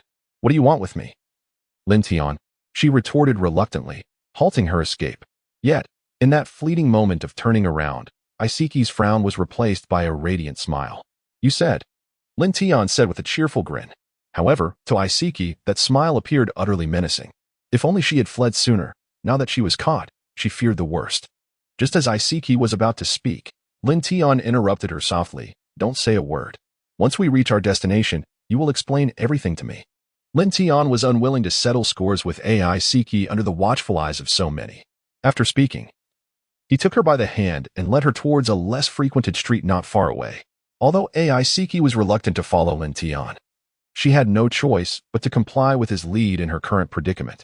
Lin Tian grasped AI Siki's left shoulder with his right hand, and the two walked side by side. AI Siki, aware of her wrongdoing, dared not meet Lin Tian's gaze, keeping her head slightly bowed. From a distance, they appeared to be a couple in an affectionate embrace. The passers-by on the street, witnessing this scene, couldn't help but shake their heads. The youth of today are indeed too mature. At such a tender age, they are already engaging in romantic affairs and displaying affection publicly. What a lack of decorum. Indeed. As these remarks were not whispered deliberately, both Lin Tian and AI Siki heard them clearly. Upon hearing such comments, AI Siki's face turned crimson, and she lowered her head even further, struggling to see the path ahead. It was only by relying on Lin Tian's steady hold that she could continue to walk. Lin Tian felt as if a dark line were being drawn across his forehead with each passing word. It was not merely the overwhelming crowd that caused this sensation. Lin Tianjin felt an overwhelming urge to turn around immediately, brandishing his size 43 shoes before the faces of these individuals with their size 30 shoes, measuring just how large their mouths truly were. It was evident to anyone observing that we bore no resemblance to a couple. Rather, this was a display of concern between victim and perpetrator. He was the victim. In a secluded alley, unnoticed by anyone, Lin Tian sat with a dark expression on a stone bench, facing AI Siki, whose face was etched with an expression of injustice. This scene inevitably conjured images of the stern-faced Bao Gong presiding over a court, interrogating each of the offenders. Alas, it lacked the presence of characters like Zhang Zhao, Gong Sunsu, Wang Chao, Mahan, Zhang Long, and Zhao Hu, which would have made it even more reminiscent. But I digress. Let us return to the matter at hand. What should I say? AI Siki whispered through her quiet sobs. Earlier, She had resolved that by feigning a victimized demeanor and shedding a few tears, she could maintain her innocence, believing Lin Tian would be powerless against her. Observing this display, Lin Tian licked his lips, a hint of a resigned smile appearing on his face. From this perspective, it seemed as though he had transformed from victim to perpetrator, while the perpetrator had assumed the role of victim. Yet, Lin Tian had gained experience. Anyone who had been deceived by the same person twice would develop a keen awareness. He could see through AI Siki's charade, recognizing it as a ploy to render him helpless against her. Lin Tian had no initial intention of confronting AI Siki. However, after being duped twice, he felt compelled to reclaim some dignity, lest he suffer further embarrassment. Although no one else was aware, being deceived by a woman on the same day was a slight Lin Tian was unwilling to let slide. He thought it only fitting to instill a sense of trepidation in her. What to say? Surely, you should be more aware than I am, he said, his expression darkening as he feigned a grave tone. To amplify the intimidation, he allowed a faint trace of murderous intent to seep through. Even Lin Tian himself was unaware of how many nefarious individuals had met their demise at his hands, which spoke volumes about the depth of his lethal aura. Even the slightest hint of it was sufficient to instill a modicum of fear in AI Siki. In that instant, AI Siki felt the temperature around her plummet dramatically, a chilling sensation coursing through her entire being. Looking up, she met Lin Tian's piercing gaze, causing her to shudder and quickly avert her eyes. In AI Siki's perception, the warmth and sunlight that Lin Tian once exuded had vanished, replaced by an aura of cold darkness. After a fleeting glance, she promptly lowered her head, unwilling to gaze upon him any longer. AI Siki realized that Lin Tian was genuinely angry this time. Otherwise, he would not display such ferocity. However, she was taken aback by the sheer terror that emanated from him when he was provoked. What am I supposed to say? You haven't told me what to say. AI Siki pouted, visibly displeased. Lin Tian found himself momentarily at a loss for words, acknowledging that this indeed was his oversight. After a moment's contemplation, he continued to intimidate AI Siki with a low tone, then explain why you misled me about residing in Kelluod. Humph. AI Siki huffed indignantly. I didn't deceive you. I genuinely reside in Kelluod. In that instant, Lin Tian was momentarily taken aback by her assertive demeanor, but it was only a fleeting moment. Regaining his composure, he looked at her in confusion. If you live in Kelluod, then why are you unfamiliar with this place? Who says that growing up in Kelluod guarantees familiarity with it? I spent most of my time at home with little opportunity to explore. Naturally, I am not well acquainted with Kelluod. Otherwise, why would I be out here? After speaking, AI Siki rolled her eyes at Lin Tian, as if to imply, you're quite foolish for not understanding such a simple concept. Faced with AI Siki's disdain, Lin Tian found himself at a loss for words. He felt as though he was being thoroughly outmatched, and his previously advantageous position had crumbled in an instant. It was imperative to take action, otherwise, he, the victim, would remain suppressed by the perpetrator. Suddenly, an idea struck him. But didn't you previously claim to be well-versed in Kelluod? AI Siki was caught off guard by this sudden counter, rendered speechless and unsure of how to respond. For she had indeed made that statement. The tide of the conversation shifted dramatically in Lin Tian's favor, his confidence soaring. Conversely, AI Siki's previously tenuous stance collapsed, leaving her at a disadvantage. Is that so? I don't recall saying those words. Perhaps you misremembered, she retorted defiantly. Unable to counter his assertion, AI Siki launched her own counterattack, refusing to concede, knowing that as a woman, Lin Tian would hesitate to act against her. With this tactical maneuver, she successfully thwarted Lin Tian's relentless advance. Lin Tian pressed his lips together, uncertain of how to proceed. If his adversary had been before him, he would have resorted to severe interrogation long ago, rather than engaging in idle threats. However, the individual before him was a woman, and he had initially intended merely to frighten her. Suddenly, a spark ignited in Lin Tian's eyes as he conceived a clever idea. A sinister grin spread across his face as he fixed his gaze on Isiki, slowly advancing towards her with a series of chilling chuckles. Isiki, sensing the ominous shift in his demeanor, felt a wave of foreboding wash over her and began to retreat cautiously. Unfortunately, her retreat was futile, as she soon found herself cornered against a high wall, with no escape in sight. As Lin Tian approached, Isiki instinctively crossed her arms over her chest. Her voice tinged with alarm as she inquired, Hey, Lin Tian, what are you planning to do? Please, don't come any closer. Lin Tian did not answer the question directly but instead retorted, Do you know why I chose this secluded corner, rarely traversed by others? A change swept across AI Siki's face as she contemplated a chilling possibility. Terror etched upon her features, her entire being trembling uncontrollably. Observing AI Siki's fright, Lin Tian feigned a nonchalant expression, while inwardly he reveled in amusement. Do not come near. Hurry away. Do not approach. With her eyes closed, AI Siki incessantly waved her hands, her lips murmuring in a frantic plea. Lin Tian firmly grasped Isiki's hands, pinning them against the wall, and made incessant licking sounds beside her ear. Don't come any closer. If you do, I will call for help. Go ahead. Shout as loud as you can. No one will come to your aid, he threatened, suppressing the laughter bubbling within him. Ah, help. Someone save me. Isiki cried out for a while, but Lin Tian remained unmoved. Feeling perplexed, she ceased her cries and gradually opened her eyes. To her astonishment, she found Lin Tian gazing at her with a mischievous grin. Upon realizing that Isiki had caught on, Lin Tian could no longer contain himself and released her hands, bursting into hearty laughter. Isiki quickly understood that all of this had merely been a ploy to frighten her. In reality, Lin Tian harbored no such intentions. Everyone understood the implications of those intentions. The thought of having been so flustered and shouting in panic at Lin Tian's antics filled Isiki with embarrassment. Particularly, witnessing Lin Tian's laughter only fueled her indignation further. She raised her foot and stomped down hard on the back of his foot. A piercing scream echoed through the alley. Before Lin Tian could react, a flurry of punches rained down upon his head, prompting him to bend over and shield himself. You despicable Lin Tian! Wicked Lin Tian! You dare to scare me! I will surely make you pay. Initially, he felt a twinge of guilt for having frightened Isiki so, and he thought it permissible for her to hit him once, considering her lack of strength and the fact that it wouldn't hurt much. However, Isiki showed no signs of stopping her relentless assault. Lin Tian swiftly seized Isiki's hands, exclaiming, Hey, stop fighting. You deceived me, and I frightened you. Now we are even. No, you can't scare me and expect me to fight back. Isiki protested, struggling to free her hands. At that moment, Lin Tian suddenly sensed a sound piercing through the air from the alley's entrance, approaching him rapidly. Lin Tian hastily pushed Isiki aside, crossing his arms protectively over his chest. The sound of something slicing through the air was astonishingly swift, akin to a clap of thunder, catching Lin Tian unprepared for defense. In an instant, a fist appeared before him, hurtling towards him with such force that the very air trembled in its wake, creating swirling currents around the fist. Boom! A thunderous explosion resonated through the air as a powerful shockwave radiated outward, the punch having shattered the atmosphere itself, embodying sheer terror. Lin Tian was sent flying backward, a singular thought echoing in his mind, a true powerhouse. Boom!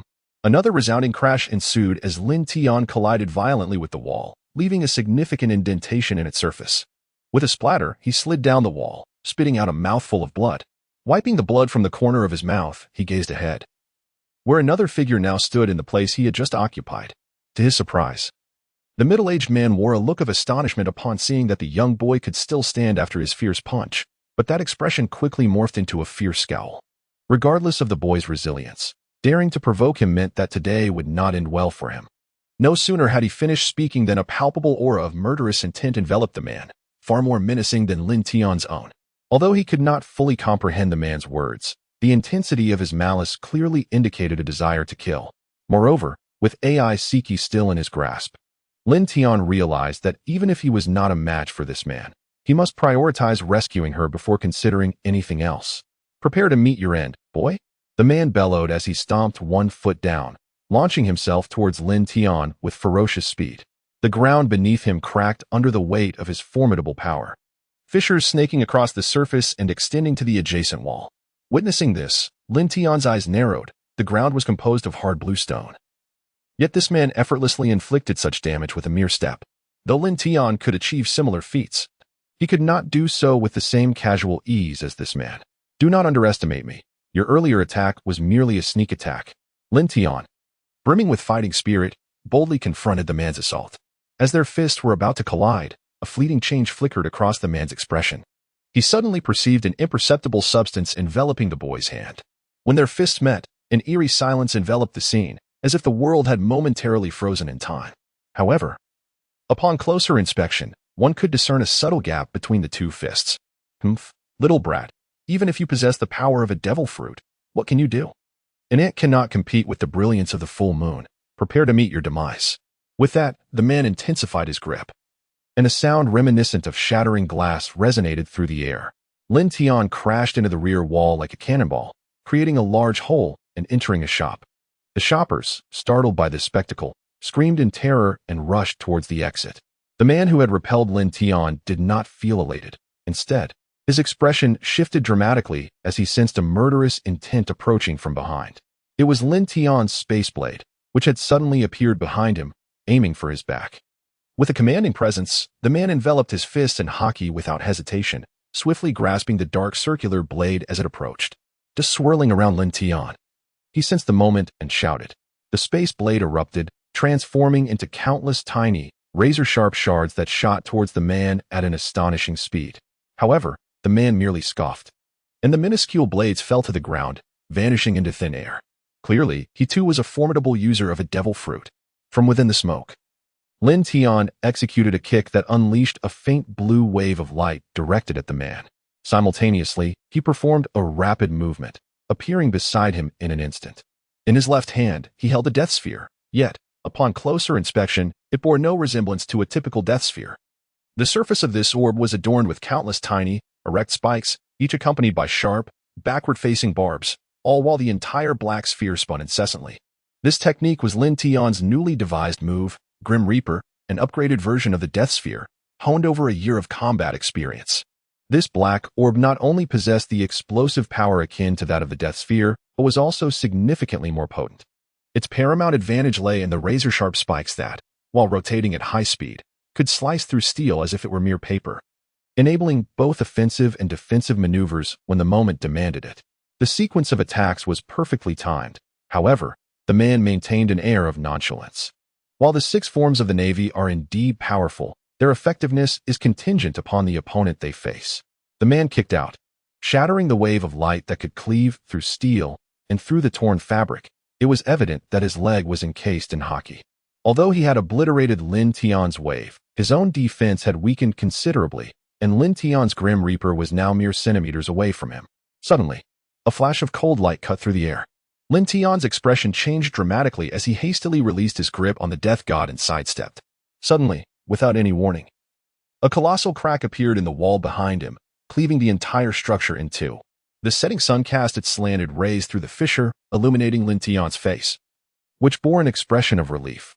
Meanwhile, the man beside him had drawn a slender sword, and upon witnessing Lin Tian evade his strike, a flicker of astonishment crossed his features. It was important to note that his previous move, the cutting slash, though not among his most formidable techniques, possessed considerable lethality. Its only advantage lay in its unparalleled swiftness, which this young boy had miraculously evaded. Observing the severed death god lying on the ground, Lin Tian couldn't help but smile. In that brief exchange, he had indeed gained the upper hand. He had noticed a faint trace of blood on the ground, and since he was unscathed, it could only belong to the man. The man made no effort to conceal his injury. He produced a piece of white cloth to wipe the blood from the back of his hand, folding it neatly before placing it in his pocket. To his surprise, this young boy was a naval officer, proficient in the 6 powers and adept at wielding the powers of the devil fruit, quite impressive. Regrettably, he was a disgrace to the Navy, having committed such acts. Today, I shall rid the Navy of this disgrace. Hey, what do you mean by calling me a disgrace to the Navy? What have I done? Lin Tian exclaimed hastily. Lin Tian was unwilling to be wrongfully accused and subsequently beaten without cause. Such an experience was one he had no desire to endure. Observing the young boy, who, even when faced with imminent peril, refused to admit his fault, the man's anger intensified significantly. You insolent child, I have witnessed your misdeeds with my own eyes.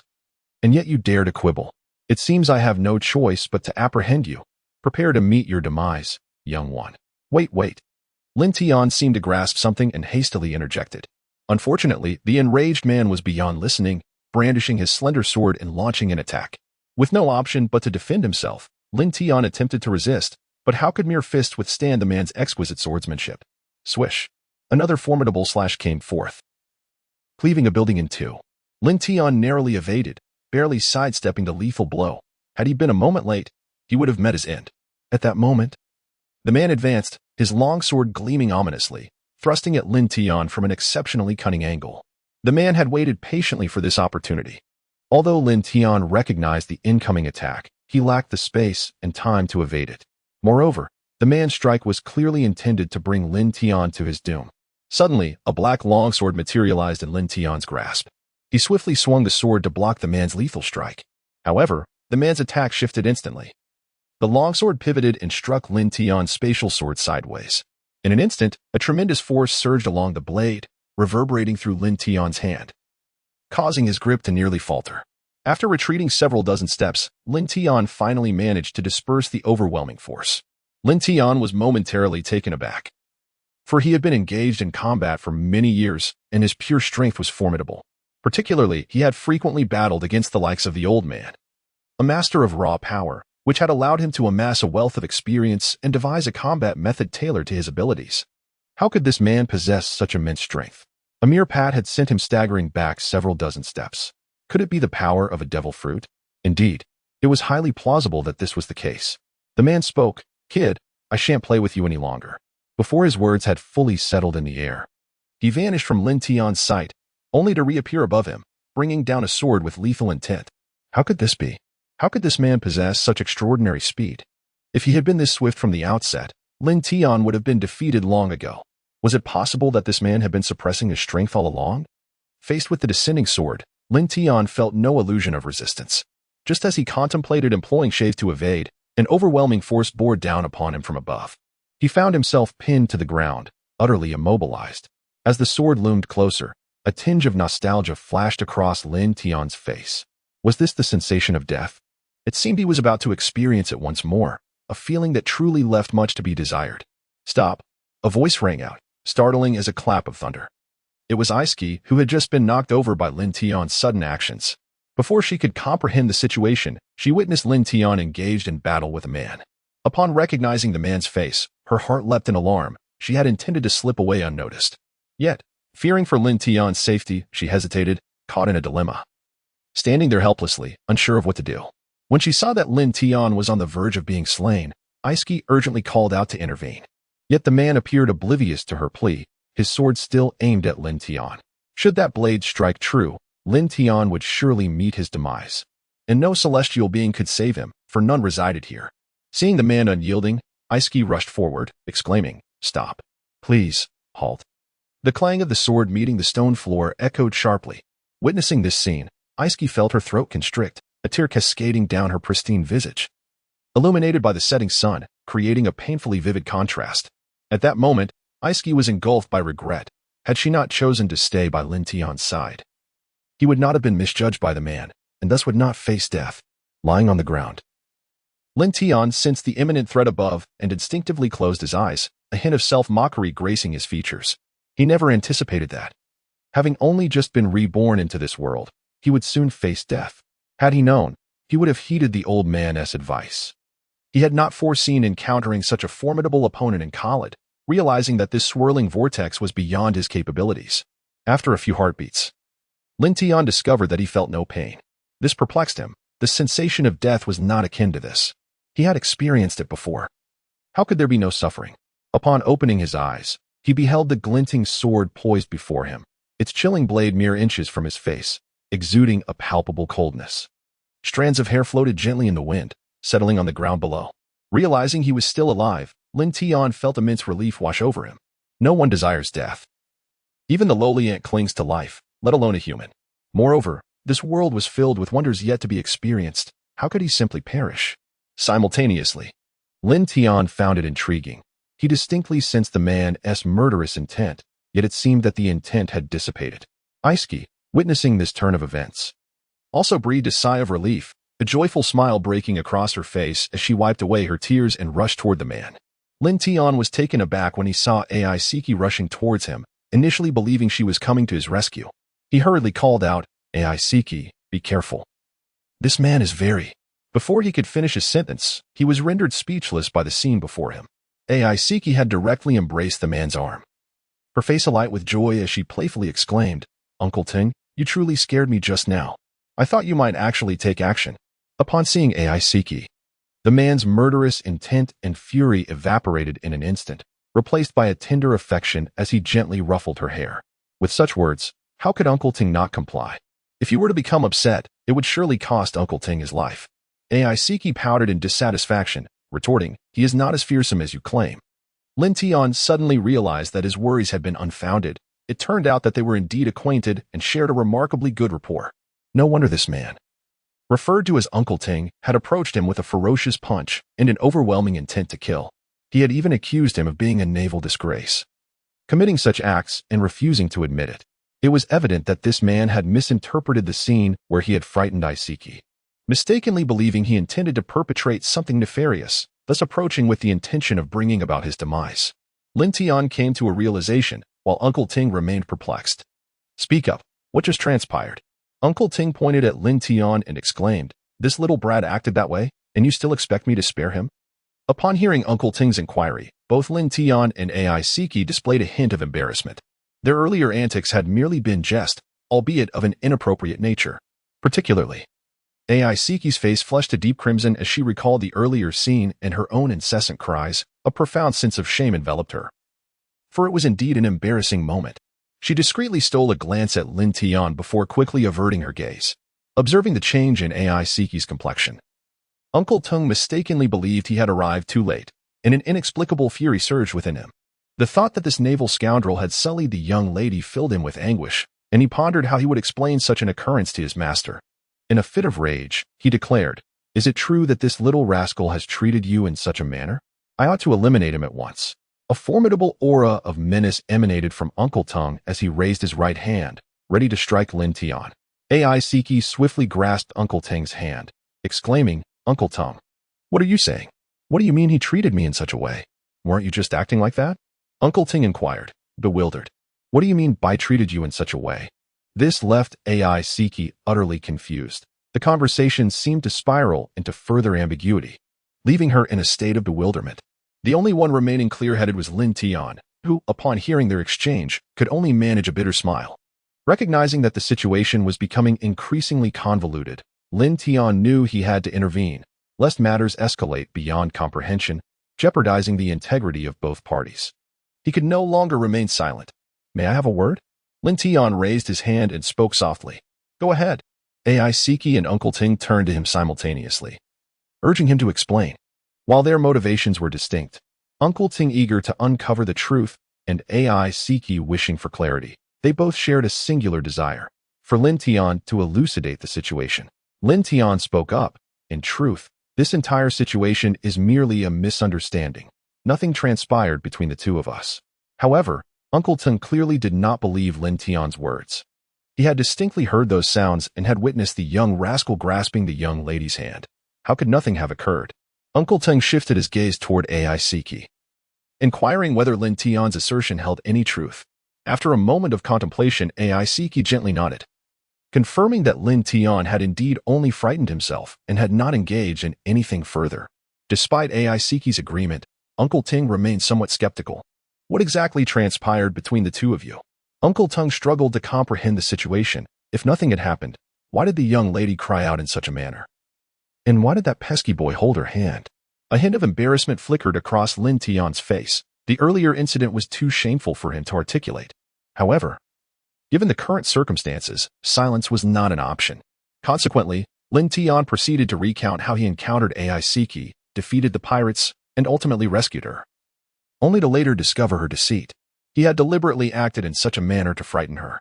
Upon hearing Lin Tian's explanation, Uncle Tung's lips twitched involuntarily.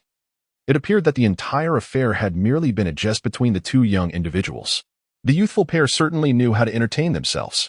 Nevertheless, knowing that the young lady had nearly fallen into the clutches of those pirates left Uncle Ting profoundly anxious. Had it not been for this young rascal, the lady might have faced dire consequences, and he would bear the weight of tremendous guilt.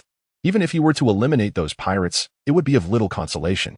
Those pirates truly deserve their fate, and I shall certainly dispatch someone to apprehend them all upon my return.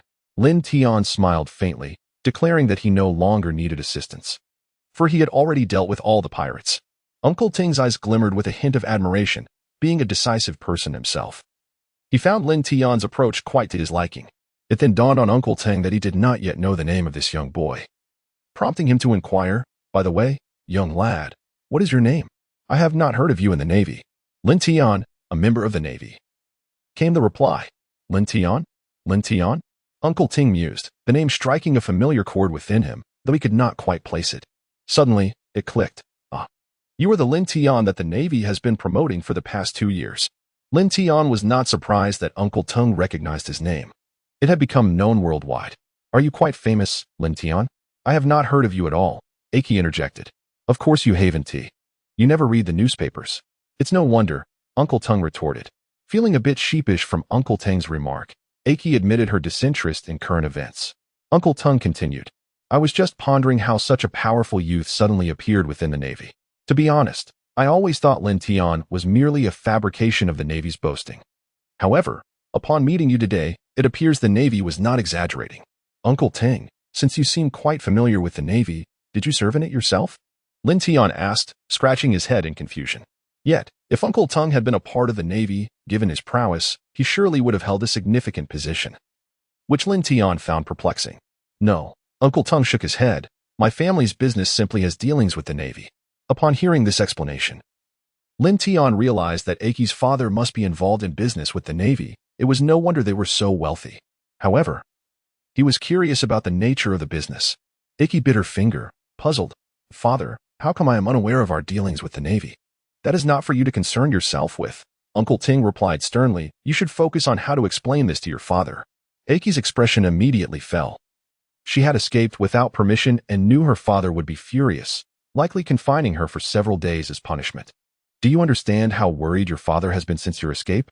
He sent everyone out to search for you in Corod City and discreetly issued a substantial bounty. Uncle Tung admonished, tapping Aki lightly on the head, his tone reproachful, yet laced with genuine concern. Lin Tian inquired, Uncle Tung, how did you manage to locate us? I did not notice anyone following us. We have personnel stationed on every street throughout Corod City. Thus, the moment you entered Corod City, we became aware of your presence. At that time, however, we were uncertain of the situation and chose not to pursue you. Nevertheless, you have always been within our sight, and we awaited my arrival. Lin Tian couldn't help but draw in a sharp breath. Although Uncle Ting spoke as if the task were simple, Lin Tian was acutely aware of the immense difficulty inherent in its execution. Gathering such a multitude of people was an arduous endeavor, given the vastness of Corod City. To ensure that every street was manned would require an extraordinary number of individuals. The fact that Isaki's father managed to assemble such a force in a remarkably short time serves to illustrate the extent of his influence. As Lin Tian conversed with Uncle Tung, Isaki's eyes darted around, and she prepared to discreetly slip away. However, unbeknownst to her, Uncle Tung and Lin Tian, with their formidable prowess, had already detected her intentions. Upon catching sight of the nearby alleyway, a flicker of joy graced Isaki's face. Just then, a voice echoed from behind her, commanding, "Stop the young lady." No sooner had Uncle Tung's words left his lips than 4 figures clad entirely in black emerged from the shadows at the alley's entrance, blocking her escape. Witnessing these sudden apparitions caused Lin Tian's eyes to narrow, his expression betraying a hint of shock. Despite having spoken with Uncle Tung for an extended period, he had failed to notice the presence of these 4 individuals. He was oblivious to when they had arrived, whether they had come alongside Uncle Ting, trailed behind him, or had been lurking there all along. The fact that such skilled assassins could remain undetected right before him was a testament to their exceptional concealment abilities. In that instant, Lin Tian comprehended that these 4 were undoubtedly highly skilled assassins, for only those of such caliber would possess such extraordinary stealth techniques. Lin Tian couldn't help but wonder, if they were here to assassinate him, he would probably not even know how he died. Fortunately, he was not their enemy. Being targeted by them truly made it difficult to find peace in his dormitory, as one could never be certain. A dagger might be thrust at his throat while he was eating or sleeping. Similarly, Lin Tian's curiosity about Isaki's father deepened. Not only did he have the formidable Uncle Ting by his side, but he also had 4 equally powerful assassins. Who exactly was Isaki's father?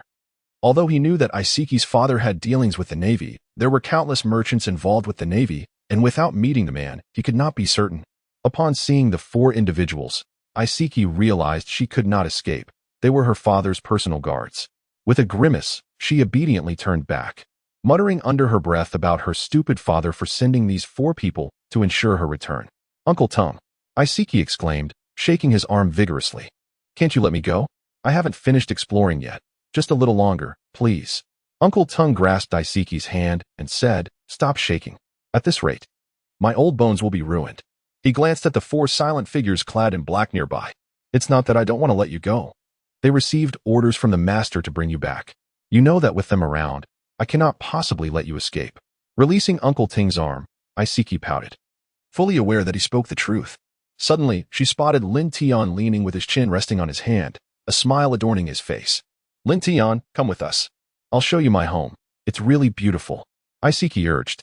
I want to go. Lin Tian promptly shook his head. He understood Isiki's intentions all too well. She merely wanted him to accompany her in her escapades, but he had matters to attend to. Moreover, with so many experts around, Lin Tian found Isiki's home rather daunting. Once inside, he might never leave. Uncle Ting then spoke up. Indeed, Lin Tian, you could join us. I believe our master would be very pleased to see you. Isiki shook Lin Tian's hand in agreement. Yes, Lin Tian, do come. Feeling the warmth of her grip, Lin Tian was almost swayed. Yet, his resolve was steadfast. He would not be lured by mere allure. Uncle Ting, it's not that I don't want to go, but I have something I must attend to today. Lin Tian apologized. Seeing the sincerity in Lin Tian's eyes, Uncle Ting nodded in understanding. Oh, in that case, I want to press the matter further. However, since you seem unfamiliar with Kelluod City, if there is anywhere you wish to go, I can arrange for someone to escort you. Lin Tian's face beamed with joy. Really? Thank you, Uncle Ting. He had just been contemplating how unfamiliar he was with the area and feared he would have to ask someone for directions to that Dingsheng hotel. With darkness fast approaching, venturing out alone would undoubtedly consume considerable time, and he might very well miss his opportunity. However, with Uncle Ting offering assistance, he felt much more at ease. On the other hand, Isiki wore a look of displeasure. It was a rare occasion to encounter a friend like Lin Tian. And yet, after just one day of fun, he was about to depart. Where is the place you seek? Uncle Ting inquired with a smile. Dingsheng Hotel. What? Both Isiki and Uncle Ting exclaimed in surprise in unison. Yay! Isiki suddenly shouted joyfully, while Uncle Ting wore an expression of bemused curiosity. Lin Tian, touching his head in confusion, asked, Is there a problem? Lin Tian, it seems we share a remarkable fate. We are destined to embark on this journey together. And our destination is also prosperous. What? At this moment, it was Lin Tian's turn to exclaim in astonishment. Could it truly be such a coincidence? It is indeed quite possible. Uncle Ting was equally astonished, were it not for his familiarity with Lin Tian. He might have believed that this was a deliberate statement with some ulterior motive. Overjoyed, Isiki seized Lin Tian's hand and pulled him towards the alleyway. Let's go, Lin Tian. Suddenly, she realized, wait, I don't know the way, as she faced the fork in the road. Bang! Lin Tian suddenly fell down, expressing his surprise at the fervor despite being unfamiliar with the route. Hey, you two slow down, shouted Uncle Ting, who was leisurely approaching from behind. The other four individuals cloaked in black had not yet appeared, but Lin Tian was acutely aware that they were lurking in some shadowy corner, observing everything. Isiki complained. Uncle Ting, why are you so slow? Hurry up. Uncle Ting wore a wry smile, remarking on the stark contrast between her earlier reluctance and her current impatience. What a remarkable change. In a swift motion, Uncle Ting appeared beside Isiki. She pushed him forward, incessantly urging, faster. Lead the way. I don't know how to get there. All right, just stop pushing me. Uncle Ting replied, glancing back at Isiki, who had her head lowered and hands pressed against her waist, exerting force in her insistence. Choosing the left boulevard, Uncle Ting began to lead the way. Once he made his choice, Isiki seized Lin Tian's hand, surpassing Uncle Ting in her haste, and pulled Lin Tian forward. Uncle Ting shook his head with a smile, quickening his pace to closely follow the two. Before long, Isiki, with Lin Tian in tow, arrived at an exceedingly bustling commercial street.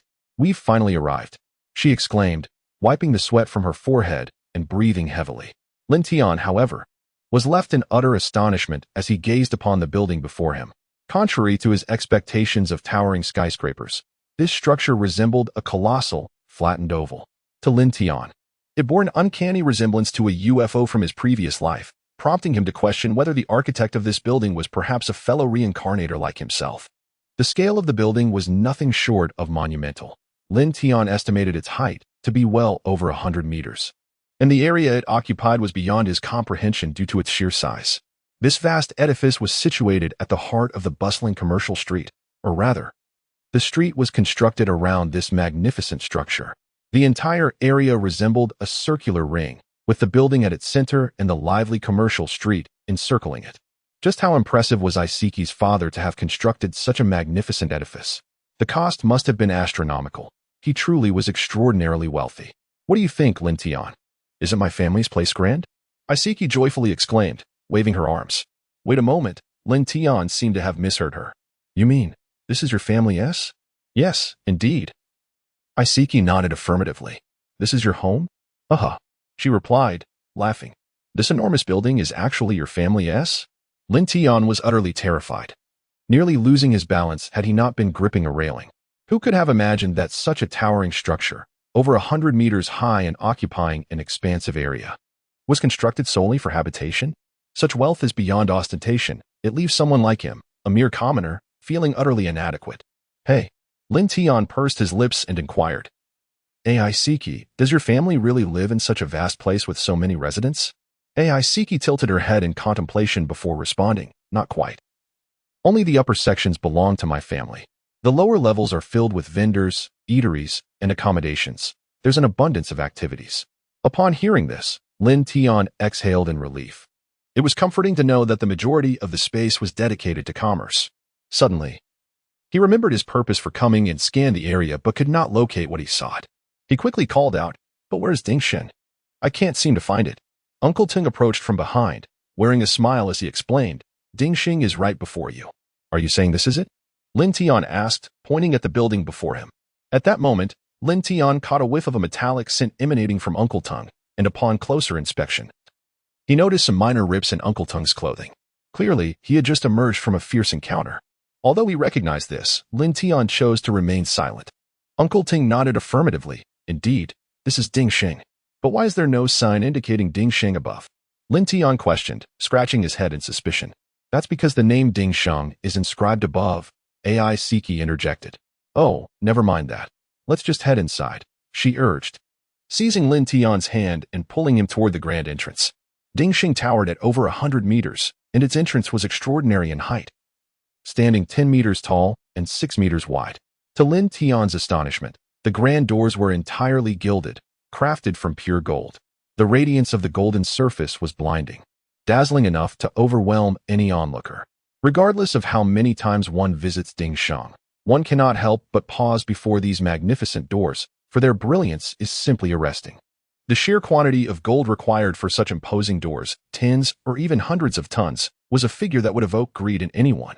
Beside these grand doors stood 2 rows of bodyguards clad in black suits, as if anticipating the arrival of esteemed guests. Numerous staff members in uniforms were directing the crowd toward other entrances, as a building of such magnitude undoubtedly possessed several. However, most of the attendees opted to remain, eager to witness the arrival of an important figure, especially considering that Dingsheng had cleared its entrance for this occasion, with the managing director personally present to greet them. Curiosity ran rampant among the gathered crowd, resulting in an increasing number of spectators over time. Dingsheng was compelled to withdraw a significant number of staff to maintain order and prevent any potential disturbances. Manager, the crowd is growing. I fear there may be chaos. A suited man murmured to the manager. Observing the throng, the manager furrowed his brow. With so many people, it was inevitable that some may harbor ill intentions. After weighing his options, the manager solemnly declared, deploy the security team. Remain vigilant. If anyone makes a suspicious move, eliminate them on the spot. Is it truly necessary to mobilize the security team? You must realize that those men are elite soldiers, handpicked by the boss from the military, the suited man cautioned, aware of their formidable prowess. The manager waved his hand dismissively and responded sternly, enough. Hurry and relay the orders. Yes, sir, the suited man replied, hastily retreating. Unbeknownst to the suited man, the manager was acutely aware of the identity of the impending visitor. She was the young lady, the apple of the elder's eye. Her recent disappearance had incited the elder's fury, resulting in the loss of many lives. Moreover, her absence had intensified the already turbulent atmosphere surrounding Corod, as numerous factions sought to exploit the situation. With the lady's return, it was inevitable that those factions would not relent, potentially taking action at the most critical moment. Although Uncle Tung was present to provide protection, one could never be too cautious. Should anything untoward occur, the elder's wrath would be unforgiving. Manager, everything is in place as you instructed, the suited man reported upon his return. Spotting the concealed security team within the crowd, the manager nodded slightly. With such formidable protectors at hand, he felt a measure of reassurance. At that moment, Lin Tian and AI Siki emerged before the crowd. Upon seeing the lady safe and sound, the manager sighed in relief, only to be met with astonishment as he noticed Lin Tian firmly grasped by AI Siki. Who was this child? He pondered, bewildered.